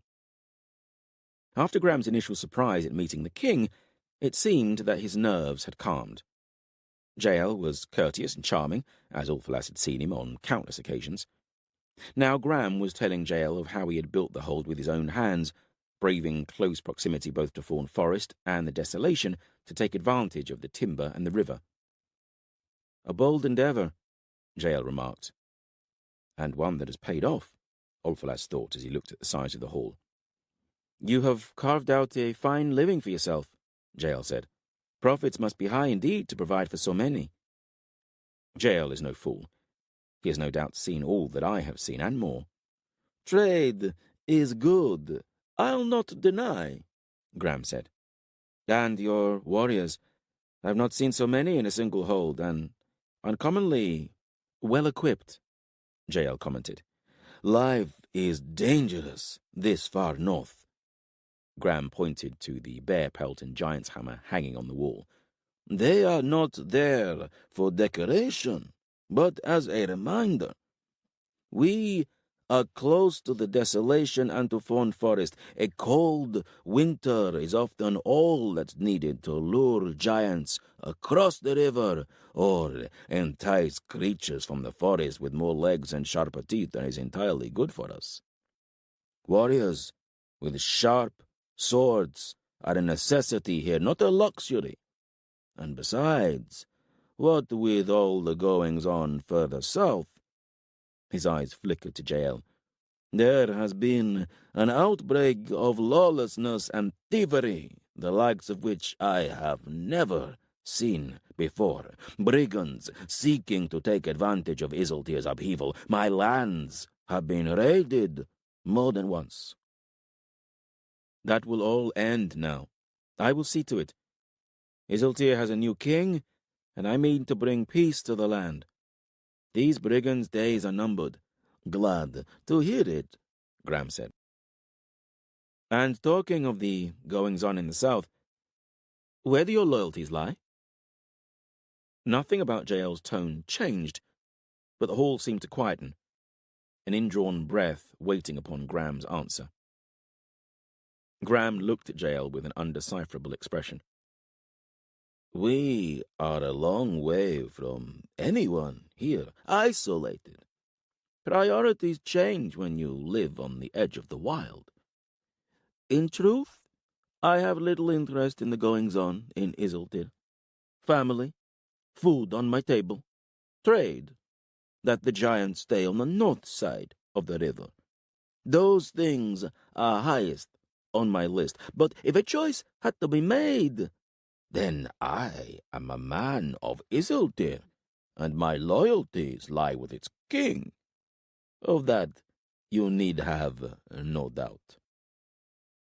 That is good to know, Jael said. Thank you for your honesty. It's all a man has, Gram shrugged. Indeed. Ulfalas saw a shadow appear at the hall's open doors. Dag, the huntsman. The man nodded to him and then stepped from view. And let me return the favor and be honest with you, Jael said to Gram. It would please me greatly if we could work together. What do you mean? Gram asked. I need information. If I know where my enemies are hiding, then I can end these dark times that you speak of. We would both benefit. Jael stopped eating and stared at Gram. Hiding? Gram said, pausing as he ripped a chunk of bread from a loaf. Slowly he looked at Jael, returning his gaze. Aye, these Northlands are vast, with countless places that a cunning enemy may hide. But you are well placed to hear of them. If you could send me information of the whereabouts, the movements of these brigands that you speak of, it would be helpful information. And I always reward those who are helpful to me. Gram remained silent. There is one in particular that I speak of, who I am searching for, Jael continued. One enemy who may be hiding somewhere in these Northlands. A boy and a warrior. They don't sound so dangerous. Hardly a band of brigands, Gram said with a smile. No, but nevertheless it is important that they are brought to me. I will catch them. The boy is 11 summers, red hair. The warrior, young, no more than 20 summers. A survivor of the Gadre. I thought the Gadre were servants of Isiltir, loyal to the king, Gram asked. Not this one. For the most part, the Gadre fell in Fawn Forest, slain in combat with the Hunan. Not as skilled at giant slaying as their reputation would have you believe. Jael chuckled at his joke, as did some of his shieldmen. None of Gram's people did. But this one still lives, or did, when Dunkellen fell. He is a traitor, a renegade. Have you seen anyone matching their description, or heard any news of two such roaming the land? No, Gram said. I would appreciate it if you would help me find them. I will do what I can, Gram said, going back to his bread. Of course you will. You seem like an honest man, so I should take you at your word. Unfortunately, my experiences of late... Well, let us say that I find it difficult to trust anyone. My own fault, granted, but I often suffer with feelings of doubt, mistrust. I am feeling them now. I can only give you my word, my assurance, Gram began, but Jael cut him off. Assurance. Yes, just what I was thinking. Jael touched Ulfalas's arm. Ulfalas launched himself over the table, scattering bowls, food, jugs as he lunged forwards. There was a high-pitched yelp, and then Ulfalas was holding the serving child, Sif. He drew his knife and put it to her throat. A woman screamed, tried to reach Ulfalas, but Jael's shieldmen stood, forming a wall about Ulfalas and the child. No! Gram yelled, standing, his chair falling behind him. Other men were shouting, the sound of swords leaving scabbards. I wouldn't, Jael said, standing too, slowly wiping food from the corner of his mouth. He walked calmly to Ulfalas. She is your grandchild, and family are your first priority, as you have just told me. I think she will come with me, my guest. She will be looked after, not harmed, so long as you do as I ask. An assurance. Do you understand me? Gram just stared at Jael, muscles bunching in his face, his fists. Do you understand me? Jael repeated. I'll not ask you a third time. I understand you, Gram said flatly. Good. Jael looked at Sif. Stop sniveling, child, he said. She is dear to you, I guess, but just one amongst many and only a girl. I think I need more assurance than this. If you think I will parade my grandchildren before you, you are a fool, Gram snarled. True, I would be. Far better to just take another. Jael called out and figures appeared in the doorway. Dag, holding the lad that Gram had sent off earlier. The boy was bleeding from a swollen lip, still clutching his ratter under one arm. Swain! Gram gasped, and the woman who had run to the girl cried out and sank to her knees, sobbing. Good, Jael said with a smile. Now I am confident that I have my assurance. He strode from the hall into the pale sunlight and mounted his horse. Ulfalas was behind him, followed by all in the hall. Sif struggled as Ulfalas climbed into his saddle, and he shook her. Be still, girl, or you'll get a slap, he snarled. The boy in Dag's care lunged for him, but Dag grabbed his tunic and clumped him across the back of the head with his knife hilt. The boy collapsed to the ground. His dog stood protectively over him, growling at Dag. Jael laughed at the sight of it. Dag kicked the dog, sending it rolling away with a whine, then hoisted the lad up and slung him across his saddle. You are now my eyes in the north, Jael cried. The boy and his guardian. Bring them to me, or send me word of them, and your kin will be returned to you unharmed. With that, Jael turned his horse and cantered out of the courtyard. Ulfalas caught up with Jael on the long road that skirted the paddocks. Think you made an impression? Aye. Gram won't be forgetting his new king. Didn't get a new horse, though, Ulfalas said, as he looked into the paddocks. Next time, Jael replied. Do you trust Gram now? I don't trust anyone, Ulfalas, not even you, though you've been my shield man since before I could hold a sword. Nor I you. But trust is overrated, as are love, loyalty, and devotion. Fear, Ulfalas, that is what is important to me. As long as he fears me, all will be well. Ulfalas looked back at Gram's hold, ringed by its stout wooden walls. Ulfalas had not seen fear on Gram's face when he'd first greeted the new king, no. What had swept Gram, only for an instant and quickly masked, had been something else entirely. It was hatred. Chapter 24. Tuckle. Tuckle sat close to Corbin, patiently waiting as the warband prepared to leave. Idly, he leaned forward and rubbed one of Daria's ears. She whickered quietly. All were gathered and waiting upon Corbin, who was in close conversation with Brinna and Ethelyn. They parted, and Corbin pulled himself onto Shield's back, the stallion stamping a hoof and snorting, making Daria whicker in response next to him. Something's changed within him. Yesterday he was unsure, worry leaking from him. Now he looks resolved. Corbin looked about at the faces watching him. "Foes ahead and foes behind," Corbin yelled. "The only choice to make is who do we fight first. We'll head south, see what Rhin's warband thinks of us. The only running we'll do is at them." Tuckle felt a thrill go through him, part fear, part excitement. He welcomed it. Corbin stood tall in his saddle, Storm pacing around Shield. "We'll leave the Kadoshim for another day." Laughter rippled through them at that. Corbin raised a fist. "Truth and courage, and I'll see you all on the other side." Tuckle heard his voice join to many others in a shared battle cry. "Craft, Feck, I need you both now," Corbin said. Both birds were perched on Brinna's saddle and regarded Corbin suspiciously with their beady eyes. "Please." "Feck will fly. You asked nicely." The raven dipped his head in what looked like a mock bow. "Thank you," Corbin said, lips twitching. "Feck, you fly ahead. Give us warning of Rhin's warband. Craft, see if you can spot Nathair and the Kadoshim."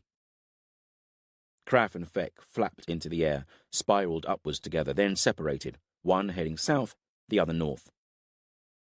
The warband jerked into motion, Corbin leading a central column along the crumbling road. A number of the Jihar horses now bore an extra rider, the villagers who had escaped the Kadoshim in the woods. Only a score or so. Michael had counselled to leave them, but Corbin had steadfastly refused. "They will slow us," Michael had told him. Corbin had looked horrified. "I cannot abandon them to the Kadoshim. Leaving them is not a death sentence. They will likely survive here. All they need do is hide until the Kadoshim have passed by. And what if the Kadoshim find their trail? What if the Kadoshim are hungry?" They had all seen how the Kadoshim in the woods had started feasting on those they caught, and the survivors were telling similar tales from the attack on their village. "This is war, Corbin. Hard decisions must be made. They can make the difference between victory and defeat." Corbin had asked the villagers if they would rather accompany the warband or stay and hide. Not one of them wanted to stay behind. "I'll not leave them," Corbin said stubbornly, and that had been the end of that. Michael shook his head, but said no more. "How Ben Elim is finding his bright star less compliant than he expected." Tuckle had just shrugged. "An extra score we can absorb. And besides, we may have some spare horses soon. Those of our own dead or of our enemies." They'd been travelling a little while when a squawking drew Tuckle's attention. There was something frantic about it. He turned and looked back, saw a black dot in the sky growing larger. "Is that one of ours?" He could not remember which bird had flown north, Craft or Feck. Something was in the sky, higher above it, another black dot suddenly streaking downwards. "Craft!" Brinna shouted, and she was riding back. Corbin followed her, the warband slowing, rippling to a halt. Tuckle wheeled his mare around and galloped after Corbin. Craft had just reached the woods when the hawk hit him. Brinna screamed. There was an explosion of feathers and the two birds spun together, Craft squawking in terror, the hawk's talons snatching at the smaller bird. The whole warband watched helplessly as the birds fought and twisted through the air. Dath had his bow strung and an arrow nocked, but it was impossible to take a clear shot. Then another bird crashed into them. Feck. There was another explosion of feathers and one of the birds dropped straight down, plummeting into the tree canopy. There was a crashing and snapping of branches. Then a black form fell to the ground. It flapped feebly, one wing twisted and not moving. "Craft! Hurt!" he squawked, as Brinna rushed to the crow, sweeping him up in her arms. Above the trees, Feck and the hawk twisted, separated. An arrow whistled through the air, missed the hawk by a handspan. Then they were together again, surging past the trees, over the meadow, hurtling towards the river. They were low now, skimming the meadow grass. The ground rumbled as Balor broke into a run, chasing after the two birds. They crashed into a flat-topped boulder at the river's edge, the two birds rolling apart. The hawk righted itself first, and with a flap of wings leapt upon the still tumbling Feck, and with another beat of its wings it was airborne, rising, gripping Feck tight. An arrow skittered off the rock, just missing it. More arrows sliced the air as it rose, and the hawk veered, Feck wriggling feebly in its grip. The hawk hovered overhead a moment and gave a savage twist of its talons. Tuckle heard the crackle of tiny bones snapping. The hawk's beak slashed down, came away trailing droplets of blood, and it dropped Feck. The old raven plummeted like a stone to the ground, hitting it with a dull thump. The hawk rose swiftly, more arrows sailing past it. In moments it was out of range, flying north. Balor reached Feck and scooped him up, wings dangling. The giant's face twisted, and Tuckle knew that Feck was dead. They rode in silence along the crumbling road, a grim mood hovering over the company after the death of Feck. He was only a bird. 3 of my swordkin died this morning fighting the Kadoshim. Yet Feck's death still seemed to affect them all. Corbin had said that he'd recognized the hawk, had sworn that it had belonged to a trader who had betrayed him in the mountains near Dunvanna. He called it Kartala, a servant of the enemy. That would make sense. And now we are no longer the watchers, but the watched. Tuckle shrugged to himself. No use worrying about things I cannot change. A battle is ahead of us. That I could do something about. It was high sun now, and they had made good time. The terrain was shifting from wooded hills to rolling moorland. We should be upon them soon. He felt the reassuring weight of his sword strapped across his back, and his hand dropped to the axe at his side, gifted to him by Wolf at Graham's hold. It has served him well so far, split more than one skull, and there will be more to come. To Tuckle's left, Corbin called out, glancing down the slope of the road's embankment to the white foaming river. It is time, then. Tuckle liked Corbin's plan. There was a simplicity to it that appealed to him. The only issue he had was the part that Brinna and the giantess had been asked to play. Things could go drastically wrong where the earth power was concerned. Brinna was riding close by, Ethelyn the giantess striding beside her. They shared a look and started to chant, long rhythmic sentences in a language Tuckle did not understand. Michael added his voice to theirs. Ahead of them, the river began to churn, a white mist boiling out of it, spreading across the meadow, creeping up the embankment and across the road, covering the warband. Tuckle looked across to his son, riding just behind Corbin. The mist swirled about their horses' hooves like cords of silk, rapidly expanding, creeping higher until it engulfed them. Riding in the mist was strange. It limited Tuckle's vision, Gar and Corbin becoming fleeting shadows. He risked a glance behind him, at the handful of Jihar and giants he saw staring grim-faced back at him, then focused on the space in front of him, straining his ears for any hint of their enemy. There was a scream to his left, a crash and a wild neighing, then silence. In front of him, a shape loomed, solidifying in heartbeats into a warrior on horseback, his face twisted in panic, clutching at a horn hanging at his belt. One of their scouts. We are close, then. With a hiss, Tuckle drew his sword and took the warrior's head, blood jetting startlingly bright against the white mist. Sounds rang out along the line of the warband, similar encounters. Tuckle felt a wave of exultation sweep him. Riding into battle with my son behind the Serendisclare. Praise be to Elion, Lord of hosts, that I live to see this day. May our hearts stay pure and our swords sharp. He laughed, long and loud, adrenaline pumping through his veins. Now they were moving at a canter. Tuckle yearned to kick his horse into a gallop, but he held back. The mist started to thin about them, evaporating. A horn blast rang out nearby, roughly where Tuckle judged Corbin should be. "With me!" Tuckle yelled, guiding his horse right, sweeping out from the warband. 100 warriors followed him. They left the dissipating mist behind them, the sunlight suddenly bright, making Tuckle blink. The enemy were there, spread along the wide road, a mix of mounted warriors and men on foot. Those mostly gathered about the wains that brought up the rear of their column. 300-400 swords.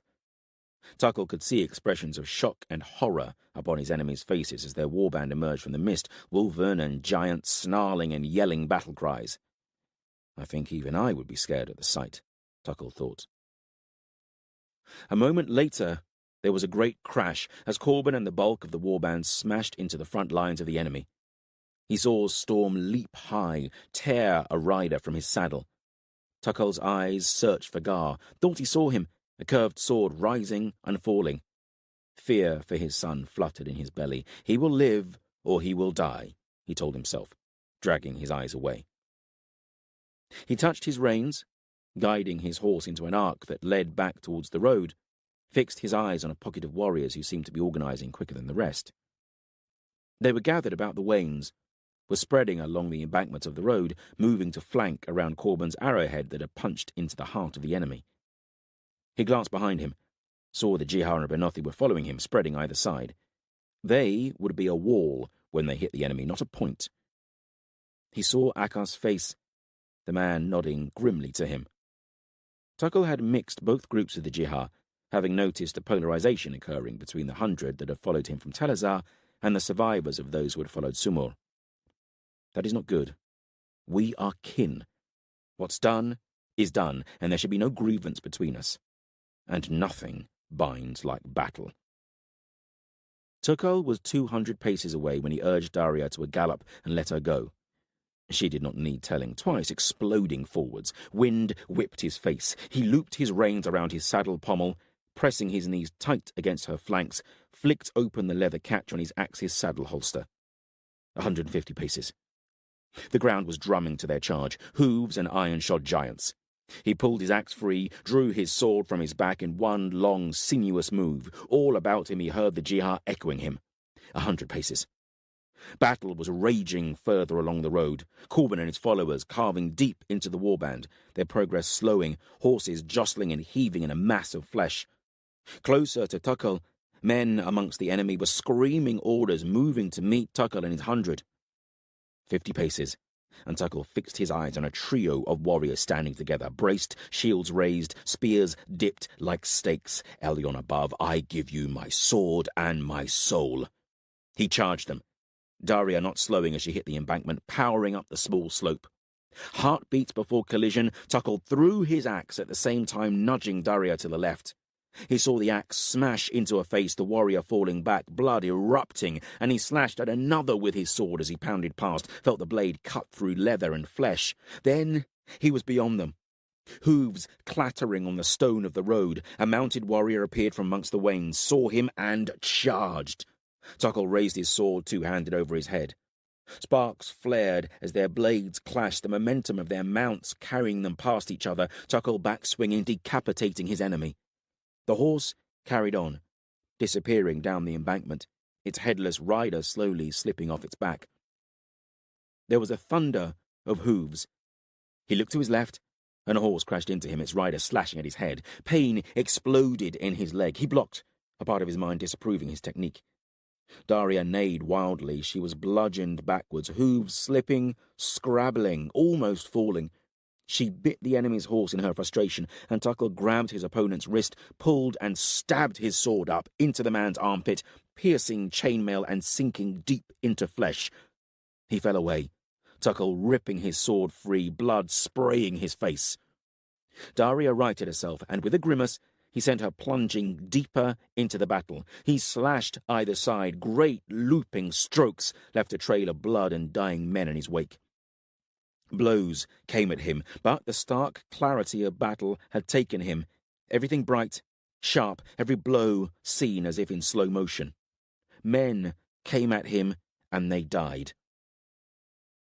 Abruptly, Daria was sliding, plunging downwards. Tuckle felt a moment of disorientation, then realized they had cut their way across the wide, giant road and were sliding down the embankment on the far side. For a moment, Tuckle could see the river, the meadow before it, heaving with battle. Then they were hurtling towards a press of warriors looming before him, mostly men on foot. Daria collided with a solid wall of flesh, their momentum stalled, and then Tuckle was hurtling through the air, thrown from his saddle. He fell into a warrior, bones crunching. Not mine, he thought. Then he was on the ground, rolling clear, somehow still clutching his sword.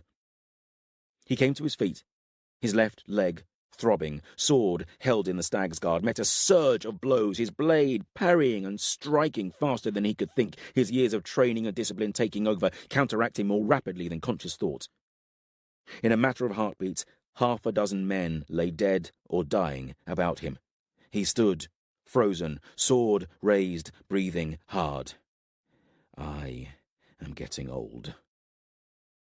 Other men appeared, 4, singling him out. They spread around him in a half-circle. Then one in the middle hurtled forwards in a spray of blood, knocked down by Daria's hooves as she reared behind him and lashed out. Tuckle was moving before the others could understand what had happened, sidestepping to the right, his sword sweeping left to right, opening a throat, following through with his momentum to slash downwards, his blade ringing against a rushed block. He rolled his wrists, shifted his feet, and his sword was slashing across a face, his enemy reeling back, screaming, hands reaching for his ruined eyes. A lunge, and the screams stopped. 1 man was left of the 4. He looked at Tuckle, then turned and ran. Daria trotted forward and nuzzled his shoulder. "Good girl," he said, as he swung back into the saddle. Silhouettes loomed on the road above him, one clearly a giant, others on horseback, instantly recognizable as Jihar. More appeared as Tuckle looked, and they swept down the embankment to him. A Jihar rider pulled up beside him. "Akar." "Regroup?" the warrior asked him. "No," Tuckle said. He blinked away sweat from his eyes, felt the battle joy spreading through his veins, overwhelming the pain in his leg and a dozen smaller wounds. "We press on. Give them no respite." The road above looked clear, the bulk of the fighting appearing to be happening on the meadow before him. Tuckle didn't know if the plan had worked or not. He just saw the black and gold of his enemy before him, servants of those who had set themselves against Elyon, who had already attempted to cut the heart from his bright star. A dark anger swelled in him, bubbling hot through his veins. "Control it, lest you be controlled," he murmured the Jihar mantra. Then he raised his sword and charged into the meadow, ignoring the shafts of pain jolting up from his leg, yelling a battle cry that was taken up by a wave of Jihar and giants behind him. "Truth and courage!" Tuckle sat on the roadside. He'd found his axe and was busy cleaning blood from his weapons, then using a whetstone to work out the notches. His body ached everywhere, but particularly the leg that had been slammed by the charging horse. He'd cared for Daria, checking her wounds, taken her to a spot upriver where the water wasn't flowing pink, and washed her down, did the same for himself, discovering a dozen or so cuts on his body that he hadn't known were there. The battle was done. An overwhelming victory made all the more joyous when Tuckle had seen Gar striding through the dead. They had hugged fiercely, only their eyes betraying their secret fears for one another. The body count so far was 15 dead Jihar and 3 giants against 300 or so of Rhin's warband. In the end, the enemy had broken and scattered, many leaping into the river rather than face the Jihar swords and Benothi hammers and axes. A score of prisoners had been rounded up and were kneeling in the grass before Corbin and Michael. Along with a handful of Jihar guarding them, Storm was prowling a circle about them, her jaws blood-stained, Budai lying in the flattened grass, watching. I don't think any will be stupid enough to try escaping. Further along the meadow, Brynna and Ethelyn were treating the wounded, Cohen helping, as well as a handful of the Jihar and some of the giantlings. The smell of burning flesh wafted on the breeze to Tuckle as wounds were cauterized. "I'll not murder men that have surrendered," Tuckle heard Corbin say, his voice rising. Michael just stared implacably back at him. Tuckle shared a look with Gar, and with a sigh, he rose, his muscles complaining, already stiffening, and strode to join them. "This is war, Corbin," Michael said, as Tuckle reached them. "It is not murder. It is the execution of an enemy that fights on the side of Asroth. There is no moral dilemma here. Let them live.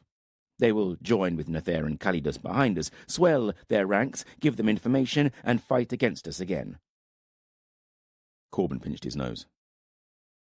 Leading is a hard task, Tuckle thought, and he is bowing beneath the weight of it. They are warriors following orders from their queen, not innocent, but not knowingly Asroth's servants, Corbin muttered. "I understand your points, and they are practical," he sighed. "But there is no honor in killing helpless men." "This is the definition of honor," Michael said, frowning.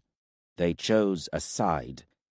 They were not helpless when they made their choice, or indeed half a candle ago when they were set on separating our heads from our shoulders. They fought, they lost, and they have failed their lord. There would be more dishonor for them if they lived." "I do not think they would agree," Tuckle thought, looking at the captives. Corbin looked at the prisoners kneeling in the grass, many blood-stained, wounded. "I cannot kill them." "Break some bones," Tuckle said. "What?" "Break the thumb and a finger or two of their sword hand. Break an ankle. They'll not be able to hold a weapon or move in combat. They'll not face you in battle any time soon, and they'll be alive." Corbin thought about that a few moments. A relieved smile spread across his face, and he squeezed Tuckle's shoulder. "See that it's done," he said, "and quickly. We need to move out before the Kadoshim decide to join us." Tuckle organized the task, asking Balor and a few giantlings to do the deed. "Involve each group in this warband, the Benothi, Mai Jihar, and those who joined us in Murias. We need to become one." Balor chuckled as the first man fainted at the sight of a giant raising his warhammer, but he only brought the butt end down on the unconscious warrior's hand. Bones smashed. It was over quickly enough, most of the prisoners knowing that it could have been their heads lying on the grass. Soon, the warband was ready to ride. Corbin was already mounted, eager to leave. A string of horses was roped to take with them, spoils of the battle, and that was after the rescued villagers had each been given a mount. The spare horses were loaded with more spoils from the battlefield: cloaks, boots, leather jerkins, a few good coats of mail, bundles of spears, swords and knives, as well as barrels of salted meats and mead. It won't last long, but it'll make a welcome break from Brot. The auroch that had been yoked to the supply wains were cut loose and set free on the open moors. Corbin spoke again to the handful of villagers who had joined them, gave them a choice of staying with the warband or riding out on their own. They discussed it briefly, and then Teka, their chosen speaker, told him that they would stay with the warband. And with that, Corbin called out, and they set out, moving down the old Giants' Road in a wide column, Coralyn and her chosen scouts riding ahead. Our first real battle with the bright star leading us. He has done well. Chapter 25. Camlin. Camlin woke with a stiff neck. They'd slept in their boats, tied in amongst the thick bank of reeds. A gentle current had tugged Camlin's boat out into the marsh stream, where dawn's rays painted the world in a golden sheen. Meg was sitting by his feet, staring at him. She offered him a piece of something. Bread, maybe? He looked closer, saw it had a spongy texture, like a mushroom. He shook his head. The others were still asleep, Idana and Baird at the far end of their flat-bottomed boat, Brogan propped in the middle, his snoring rocking the boat, sending waves lapping. Amongst the reeds he could make out the tips of boats, 8 in total, and beyond them the shadowy figures of those on the last shift of Night's Watch. He spied Von's straw-coloured hair, leaning against a willow. They had rowed or poled their way deeper and deeper into the marshes, long after all sounds of Morcant's pursuit had faded, eventually grouping together in his reed bank. Camlin groaned as he moved. His neck wasn't the only part of him that ached. He scratched at a lump on his neck, and another, then looked at the back of his hand, saw more red bite marks trailing up his arm. "I've been dinner for a warband of mosquitoes." "Don't recommend sleeping in a boat," he muttered. Idana stirred, and Baird opened his one good eye. Instantly, he was awake, sitting up, hands straying to his sword hilt. Brogan let out a snore as loud as a horse, and Baird kicked him. He sat up too quickly, the boat almost tipping. "Morning," he said with a grin as he scratched his arse. They gathered on the marsh bank. 3 men had died in the escape from the village. A few were wounded, though nothing seemed imminently fatal. "So, where is this Dun Kryn?" Roshin said, looking between Idana and Camlin. "I don't know," Idana said. "A giant's fortress? How can you not know where it is?" Roshin snapped. Apparently a night spent sleeping rough in a boat in the marshes doesn't improve her mood. This whole marshland covered an area of 50 leagues or more, and the fortress is rumoured a ruin. Who knows what little is left of it? But Eramon received word that a resistance has taken root here, and what we saw and heard from Morcant would confirm that. They must be here, somewhere. "So, your plan is to row around these stinking marshes until we bump into them?" "Yes," thought Camlin, though that's not the most diplomatic answer right now. Idana stared at Roshin for a few moments. Their gazes locked. "Yes," she said. Oh dear. Even princesses have an end to their patience. "I can't believe what I'm hearing. If you don't like it, you can always go back to Doan, or back to your ship." Looks as if Idana isn't so polite after a night as food for mosquitoes either. Camlin tried not to laugh, but he could see ripples of anger flickering through their group, Kian and some other of Roshin's shieldmen. Not a good sign.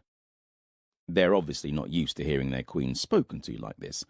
I've seen men start putting knives into each other for little more reason than that they were tired and hungry. This could all turn ugly right quick. Camlin was still trying to think of something to diffuse the situation when Lorcan broke the sullen silence. "No point squabbling," he said. "We should be rejoicing in our glorious escape from Rhin's henchmen. And I must say that to hear my 2 favourite ladies exchange such harsh words is almost more than I can bear." More silence. And this time Camlin could not stop the grin spilling across his face. Idana scowled at the young warrior, while Roshin looked surprised. "Isn't it best if we work together?" Lorcan continued, finding everyone looking at him. "Perhaps there is a better way of finding our allies than wandering aimlessly around." "Agreed," Von said. He was sitting against a thick-trunked willow. "Arguing won't help us find them. And we're here now, so no point regretting it. At least we know that they're definitely here, somewhere, else why is Morcant here? He's hunting them. We all heard what he said to those village elders." "They are in these marshes somewhere," Idana said, her eyes hovering over Camlin's. She wants me to say something. "That they are," Camlin said. "It's just the finding them we have to master now." He looked carefully at everyone in their group, finally settling upon Meg, the girl from the village. "Meg, can you help us?" Camlin said.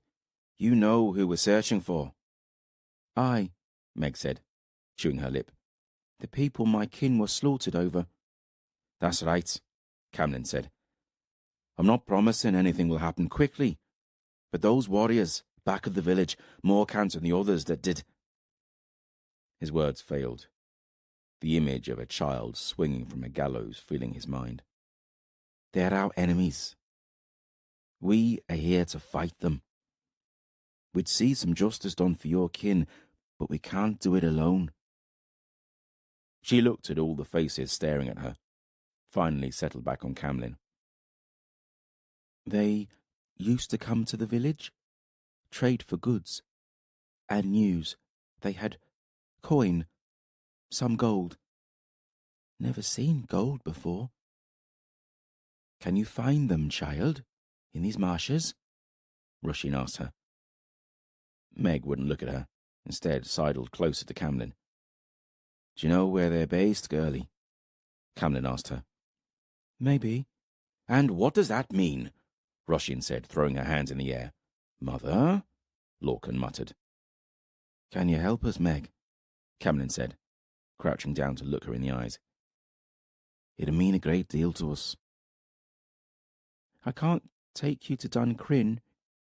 Don't know where it is, but I know roughly where they came from, the direction they took when they left my village. Followed them for a while once, for the fun of it. Camlin nodded. It wasn't much, but it was better than nothing. They spent 3 days making their way through winding streams, some dead ends, others choked with reeds or dense with willow branches that draped the water like lazy fingers in a stream. Camlin's flat-bottomed boat led the way, Meg sitting upon the steering oar as the others took shifts in poling the boat deeper into the marshes. They ate through Brogan's barrel of herring in 2 days, but after that, Meg taught them how to weave willow traps and set them in the stream for the night. Each morning they were wriggling with life, mostly eels, but other things as well, frogs and toads, the odd trout and roach. Camlin could tell that some of this new crew didn't care too much for the food, but he was accustomed to living off of the land. This is easy. Food's a bit slimy and a bit smelly, but slimy food's better than no food at all. And, as Camlin poled, he thought. Thought about how he'd gone from being part of Braith's crew to here, with Adana. How did I get here? Poling through a marsh with a renegade queen looking to me for direction. In his mind, it all went back to one moment, in the Darkwood, when he had stood in front of Cohen as Morkant ordered her slain. And since then he had felt as if he was involved in something greater than him, something more than just living to line his pocket. He had made and lost real friends. Marok, Corbin, Dath. I hope they're well, that they found Cohen and are safe. And Hallion. Was he slain, defending the steps on the beach, or taken prisoner by Connell? Never did like that Connell, now King of Dowan. Everyone has a temper, but him, he was ruled by it, unpredictable. Wouldn't trust him in a fight, whether he was on my side or the other. Camlin's mind drifted back to the village, to the corpses hanging from the gallows, to the conversation Morkant had had with the captives he had brought to the village. And he thought a lot about the chest of silver in the roundhouse. A chest of silver right under my nose. What kind of thief am I? I'll take a go at that now, a voice said, Baird moving along the boat. I'm all right for a while more, Camlin said. Please, I need to do something. Can't just go to sleep at the drop of a cap like our big friend. He pointed at Brogan, who was stretched out in the boat, snoring peacefully. And his snoring is making me want to kill something. All right, Camlin said, and passed him the pole. Behind them, boats twisted in single file, the stream they were travelling too narrow for anything else. Think she knows where she's going? Baird asked him, nodding towards Meg. Don't think she's lying, Camlin said. But following someone for a while and then turning back doesn't mean we're going to find them. They may be moving around. Sensible thing to do when you're in a crew that's haunted. He shrugged. What are your plans, once we find them? If we find them, Baird corrected. Aye, if. Cross that bridge when I reach it, Baird said. He shrugged. I swore I'd see Adana safe. Not sure leaving her in a marsh with a bunch of hunted rebels is safe. He grinned, looking slightly insane. Besides, I've got nothing better to do. Sticking around with Adana is likely to see me crossing blades with Rhin or her arselings eventually. I want revenge. Wrath was a good man, and my friend, Most likely he's dead now on Rhin's account. They turned a bend in the stream, its banks widening a little, passing through a copse of willow and dogwood. Camlin felt the hairs on his arm prickle. Something's wrong. Something was missing. He frowned. Noise. It is silent. Abruptly, there was no bird song. The constant drone and buzz of insects startlingly absent. The only sound was Brogan's basal snoring and the lapping of paddles in water. Baird was staring ahead, a frown creasing his brow.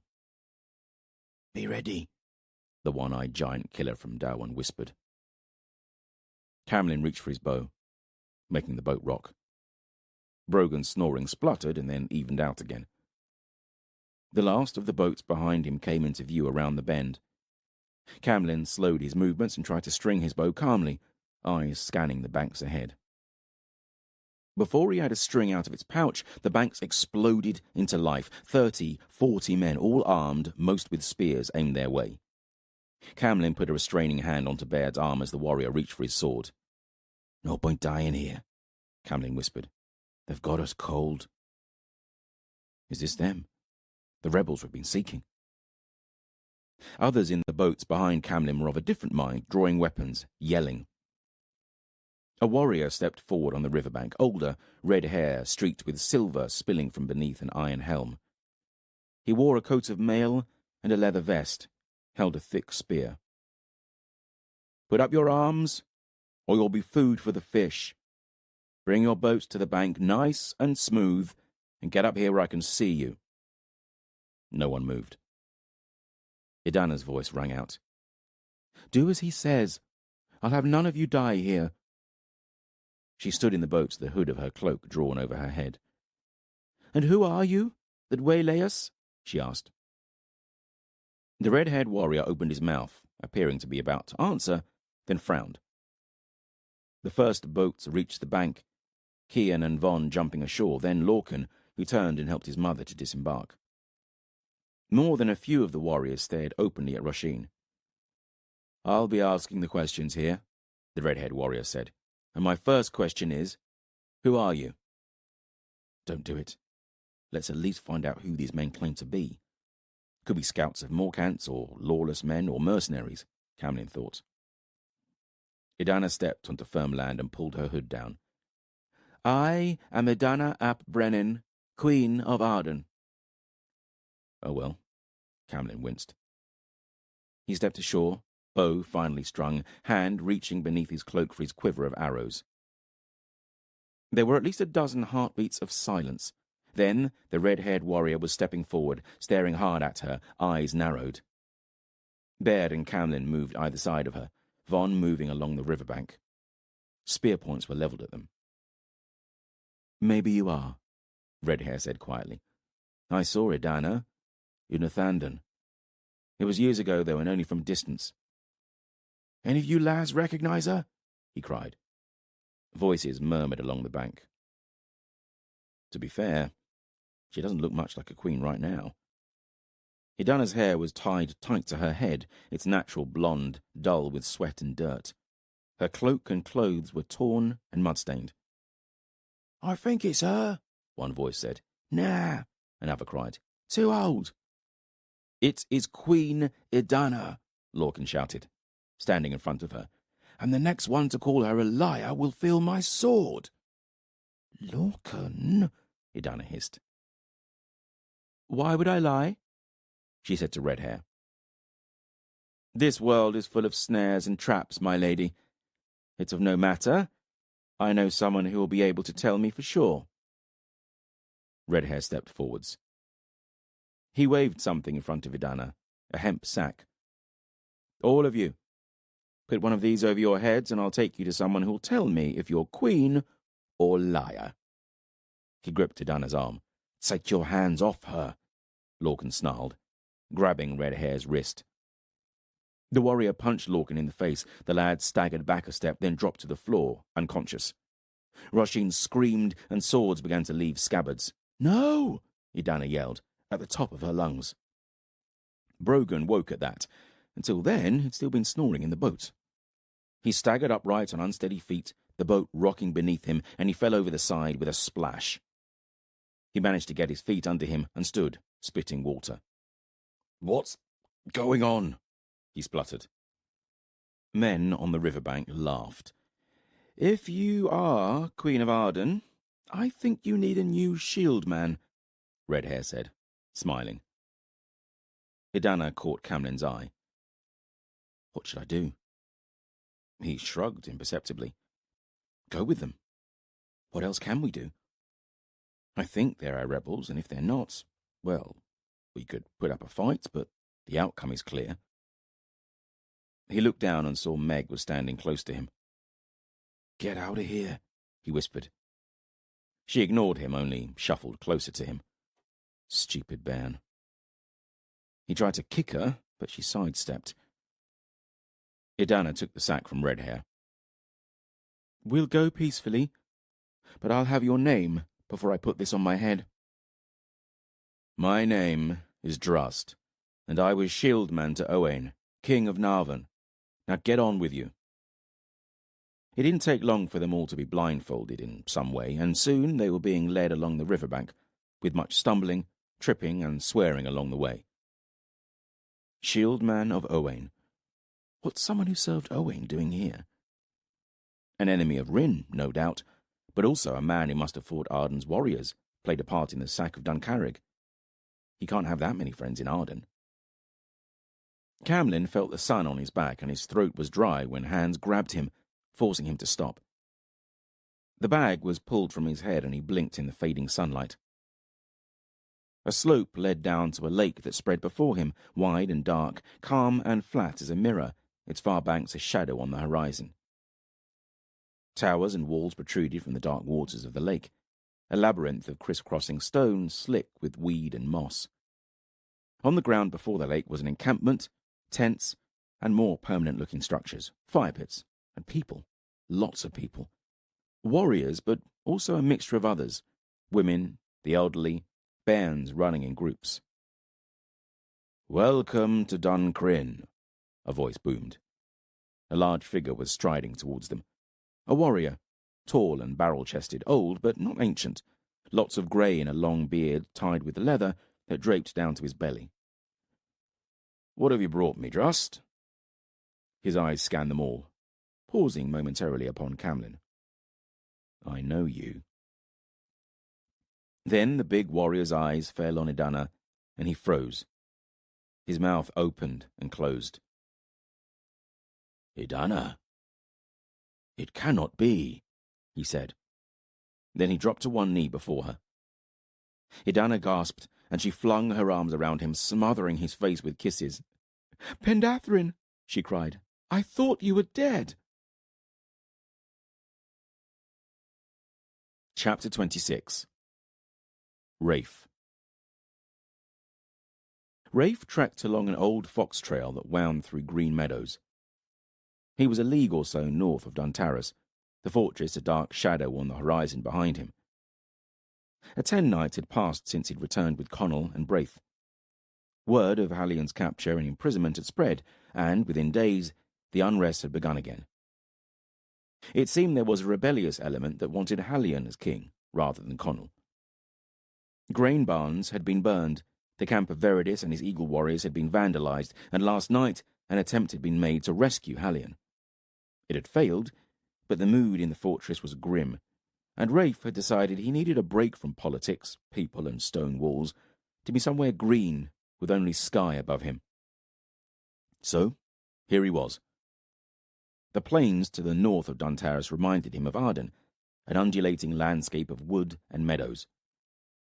As he walked, he thought of his days back home with his da, when they would head out on hunting trips with just a small bag with rope, flint, and tinder, some bread and cheese, never enough to last the duration of their outing. "You'll have to catch us something to eat, Rafe, my lad," his da would always say to him, "else we'll starve to death." And slowly but surely, his da had taught him the way of the wild, how to track anything that moved, to read the signs, to be cunning, patient when necessary, and fast as a striking adder as well.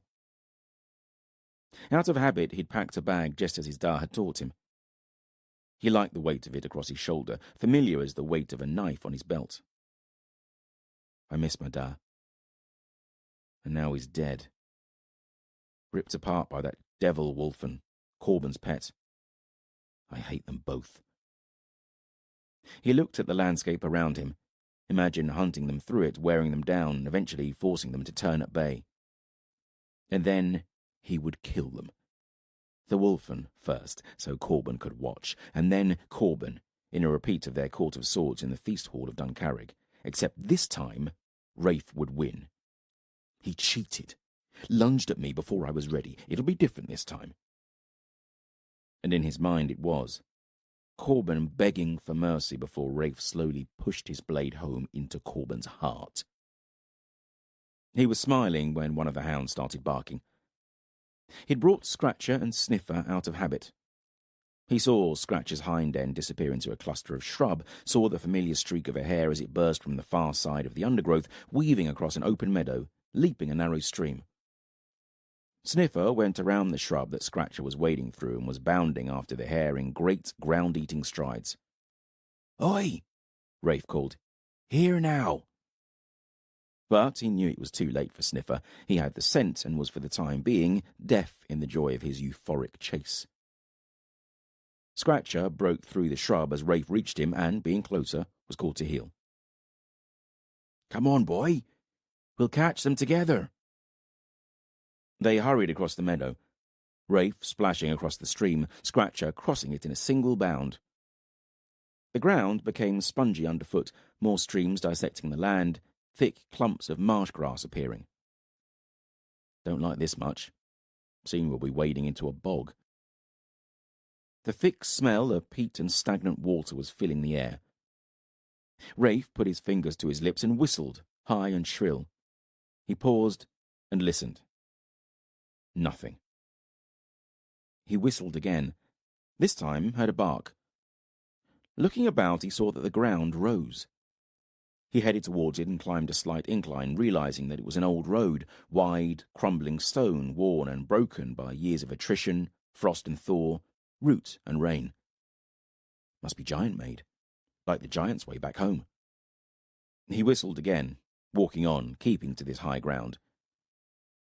He saw a streak of grey, Sniffer weaving back to him, something lolling between his jaws. He caught the hare then. Good boy.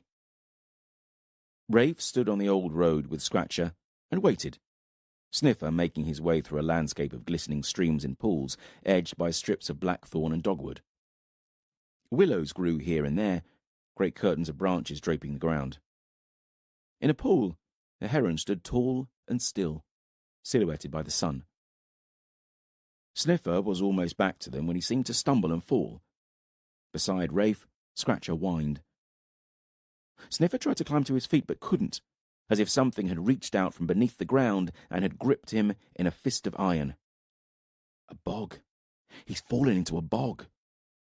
Rafe ran down the embankment, stumbling, almost falling, saw the shift from solid to marsh just in time. Black mud was erupting about Sniffer as he thrashed, his great bulk heaving and bucking in the viscous soil, but the more he struggled, the quicker he sank. "It's all right, boy. I'm here. I'm here," Rafe called out. Not surprisingly, the words didn't have any effect on Sniffer as he writhed, only his head and shoulders visible now, eyes rolling white in panic. Scratcher paced the edge of land and marsh, whining frantically. What to do? What to do? Rafe forced himself to be still, then threw his bag from his shoulder and pulled out the rope. "Thank you, Da." He ran back to a stand of blackthorn and tied one end around the thick, twisted trunk, cutting his hands on the thorns, checked the knot, then tied the other end around his waist. He looked back to Sniffer and was horrified to see his muzzle sink out of sight. He took a run up and leapt into the bog. He fell in with a great splash, the marsh somewhere between water and mud. It was thick, black, and it stank. He thrashed his way closer to where he thought Sniffer had been, with each move sinking deeper. He reached down, arms feeling like they were pushing through porridge, felt something solid brush his fingertips. Fur? He hesitated for a moment, thought about pulling himself back up onto solid ground, but the thought of Sniffer, scared and drowning, filled his mind. He took a deep breath and let the bog take him, digging his way down, doing everything that his Da had told him not to do in this situation. With each move of his arm and his legs, he felt the bog suck him down deeper and deeper. His lungs started to hurt, and still he went deeper. He could hear his pulse pounding in his head, his heart thumping in his chest. His lungs burned now, and still he went deeper. Then he felt it. Something solid, fur and flesh. He wrapped one arm around it, felt his fingers dig into a thicker level of mud, scrape along something hard and cold. Instinctively, he gripped onto it with his fingertips, pulled his arm tight about the hound's body, with his other hand pulling on the rope stretched taut above him. He didn't move. Panic surged through him, combined with a screaming in his lungs into an overwhelming urge to open his mouth and breathe. By an immense act of will, he didn't. Instead, just kept pulling on the rope. He moved. Just a fraction at first, then more, half an arm's length. The hound was a huge weight, anchoring him down, and he was tempted to let go. No, not now, not after this. He reached higher up the rope, pulled again, this time moving easier, pulled again, and now he was moving through honey, not tar. He pulled again, and his head burst out of the bog, his mouth opening to suck in a huge lungful of air. He pulled again, dragged the limp weight of the hound clear onto his shoulder, started heaving himself towards the bank. Scratcher was going berserk on the bank, leaping, barking, and howling at them. Rafe crawled onto solid ground, the body of Sniffer flopping beside him. He realized he was gripping something in his other hand, a handle attached to something caked in mud. He dropped it on the ground, ran his hands over Sniffer, Scratcher licking the hound, pushing him with his muzzle. The hound wasn't breathing. Viscous mud clogged his nostrils, dripping from its mouth. No! Rafe put his ear to the hound's deep chest. Nothing. Hot tears came to his eyes, and he shook the dog. Its head lolled drunkenly. No! He yelled, and slammed his fists onto the dog's chest, again and again. Suddenly, the hound jerked, started choking, legs kicking, coughing up great clumps of black earth. Scratcher leapt about them both, barking and licking. Good boy, Rafe said, as he flopped down beside Sniffer, draping one arm over him. Sniffer lifted his head and looked at Rafe. Good boy, Rafe said. Good boy. Sniffer licked his face. Rafe trudged wearily through the gates of Dun Taris, headed for his room, a barrack that he shared with a score of other warriors. People were staring at him.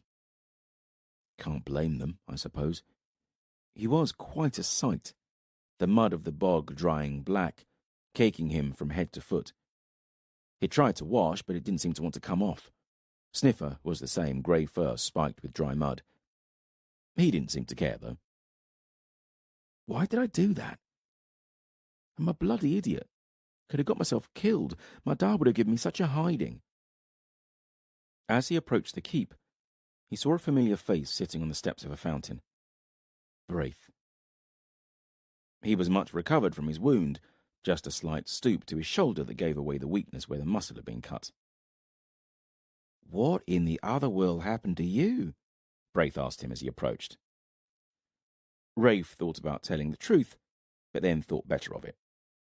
Risking death to pull a hound out of a bog, he'll think I'm touched. I fell in a bog, he said. Scratcher pulled me out. A good lie is best mingled with the truth, my da always told me. He sat next to Braith, dropping his bag at his feet. It clunked, and he remembered the box he'd pulled out of the bog.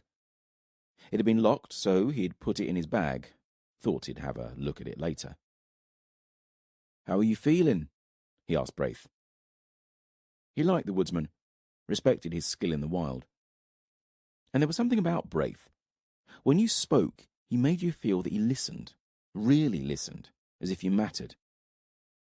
Well enough, Braith said. My legs aren't what they were yet. That's why I'm sitting here. I had to stop for a breather. His mouth twisted in a rueful smile. But nothing a few good meals won't change. Don't think my aim will ever be as good, though. He rolled his shoulder and grimaced. Something I'd like to thank Camlin in person for. Rafe nodded. He had a few scores of his own that he'd like to settle. A noise rose up beyond the archway to the keep. A crowd gathered. Many were marching through the gates. What's all that about? Rafe asked. Rhin's making an announcement at sunset, Braith said. He glanced up at the sky and stood. Lend me a shoulder, and let's go and see what he has to say. Rhin was standing at the top of a dozen steps before the gates to the keep. She looked regal and imposing in her sable cloak, edged in rich embroidery, a torque about her neck, and golden thread wound through her silver hair. Connell stood one side of her, glowering at the crowd, Geraint the other. Rafe saw Veridis standing lower down, on a level with the crowd but apart. A dozen or so of his eagle guard were with him, looking fine in polished cuirasses of black and silver. I'm not one for grand speeches, so I'll make this quick, Rhin began, the crowd quietening almost instantly. There are unsavory forces at work in this realm that are determined to stay rooted in the past, and in the process cause me some irritation. The past is not always good, by the way. In the case of Dowan, the past involved a senile, lecherous old king and his selfish bitch of a young whore wife. Mutters rippled round the crowd, some laughter as well. I like to say things as I see them, something you will no doubt become accustomed to. Anyway, this unsavory element that I speak of amongst you, it has come to my attention that they are keen for Halion ben Eramon to sit upon the throne of Dowan. Now, you already have Connell, the brother, and a very fine king he is proving himself to be too. So why be so greedy? Some more laughter. You malcontents out there will have to make do with Connell for two reasons. First, because in case you have forgotten, I have conquered Dowan, defeated its warbands, seen your king take his life rather than face me. And so I get to choose who I put on the throne. That's the victor's right. Secondly, Halion will be unable to sit upon your throne, because as of this time on the morrow, his head will no longer be connected to his body. There were gasps at that, some widespread muttering, and still some laughter. Connell took a step back, eyes wide, but he quickly composed himself. Think that was as much news for Connell as it was for the rest of us, Braith said in Rafe's ear. That's all I have to say, Rhin said, and disappeared into the shadows of the keep. Connell stood there a moment, head bowed. Then he strode after her. The crowd dispersed slowly. Rafe decided it was time to find somewhere to wash the mud from his body when a warrior of Cambrin pushed through the crowd and called to Braith. Queen Rhin wants to see you, the warrior said. Come with me, Braith said, bending to massage a leg. Rafe shrugged, though he didn't much like the thought of being too close to Rhin. She scared him. They followed the warrior, and he escorted them into the keep. Rhin was waiting beside a fire pit, shadows rippling across her face. She raised an eyebrow when she saw Rafe. Legs are still a bit weak under me, Braith said by way of explanation. Are you well enough for a long journey? Rhin said to Braith, no preamble. I am, Braith said. Long as I'm sitting on a horse, not walking. How far? To Arden. Tracking, hunting. I could do with some help. Rhin looked at Rafe. You're a huntsman, I believe? She looked him up and down. I am, Rafe stuttered. Good. There's your help, then, Braith. What would you have me do? Braith asked.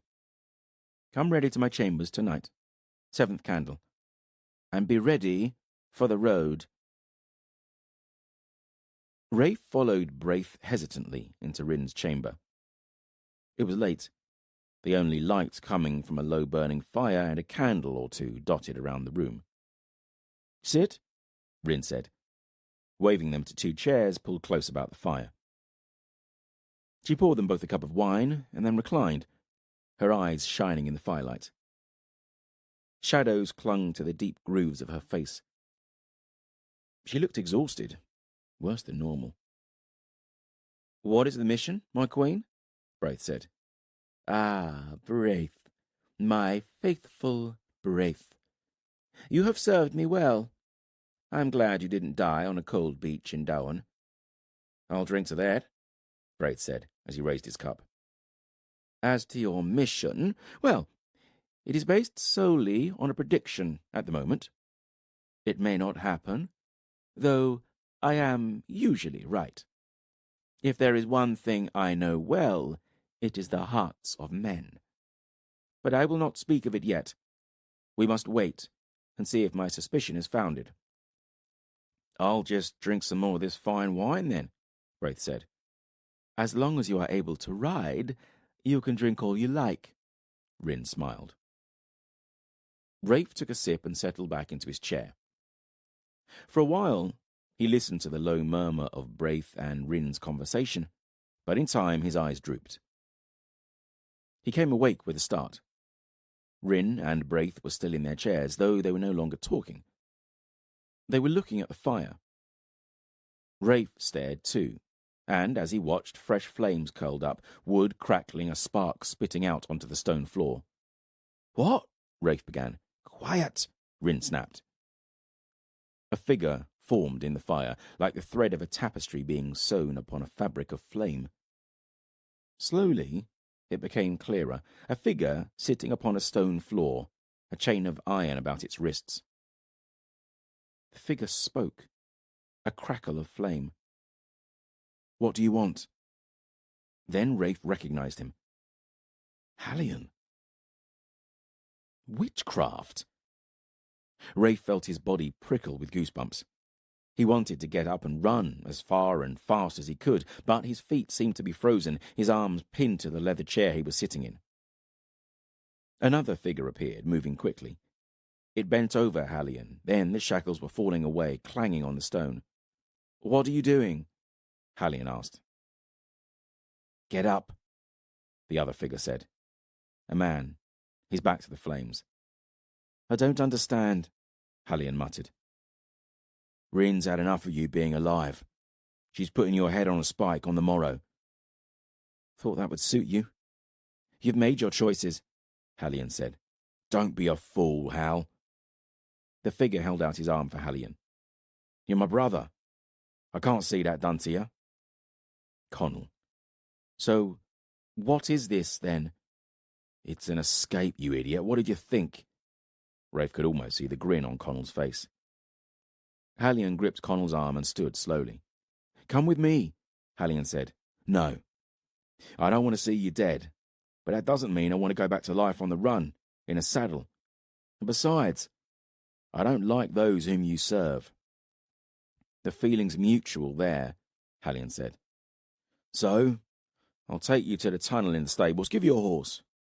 You're on your own from there. Where you go is your business, and don't tell me I don't want to know." "But Rhin'll have your head for this." "She'll never know." Rhin snorted at that. Then they were moving, disappearing from the flames. Silence settled in the room. Rafe stared at the fire. The flames died down, shrinking back to glowing embers. "How did you do that?" Rafe whispered.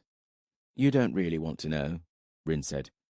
"Suffice to say that it involved the freshly flayed skin of an enemy and some blood. Actually, a lot of blood. It wasn't easy. But then, if it was, everybody would be doing it, wouldn't they?"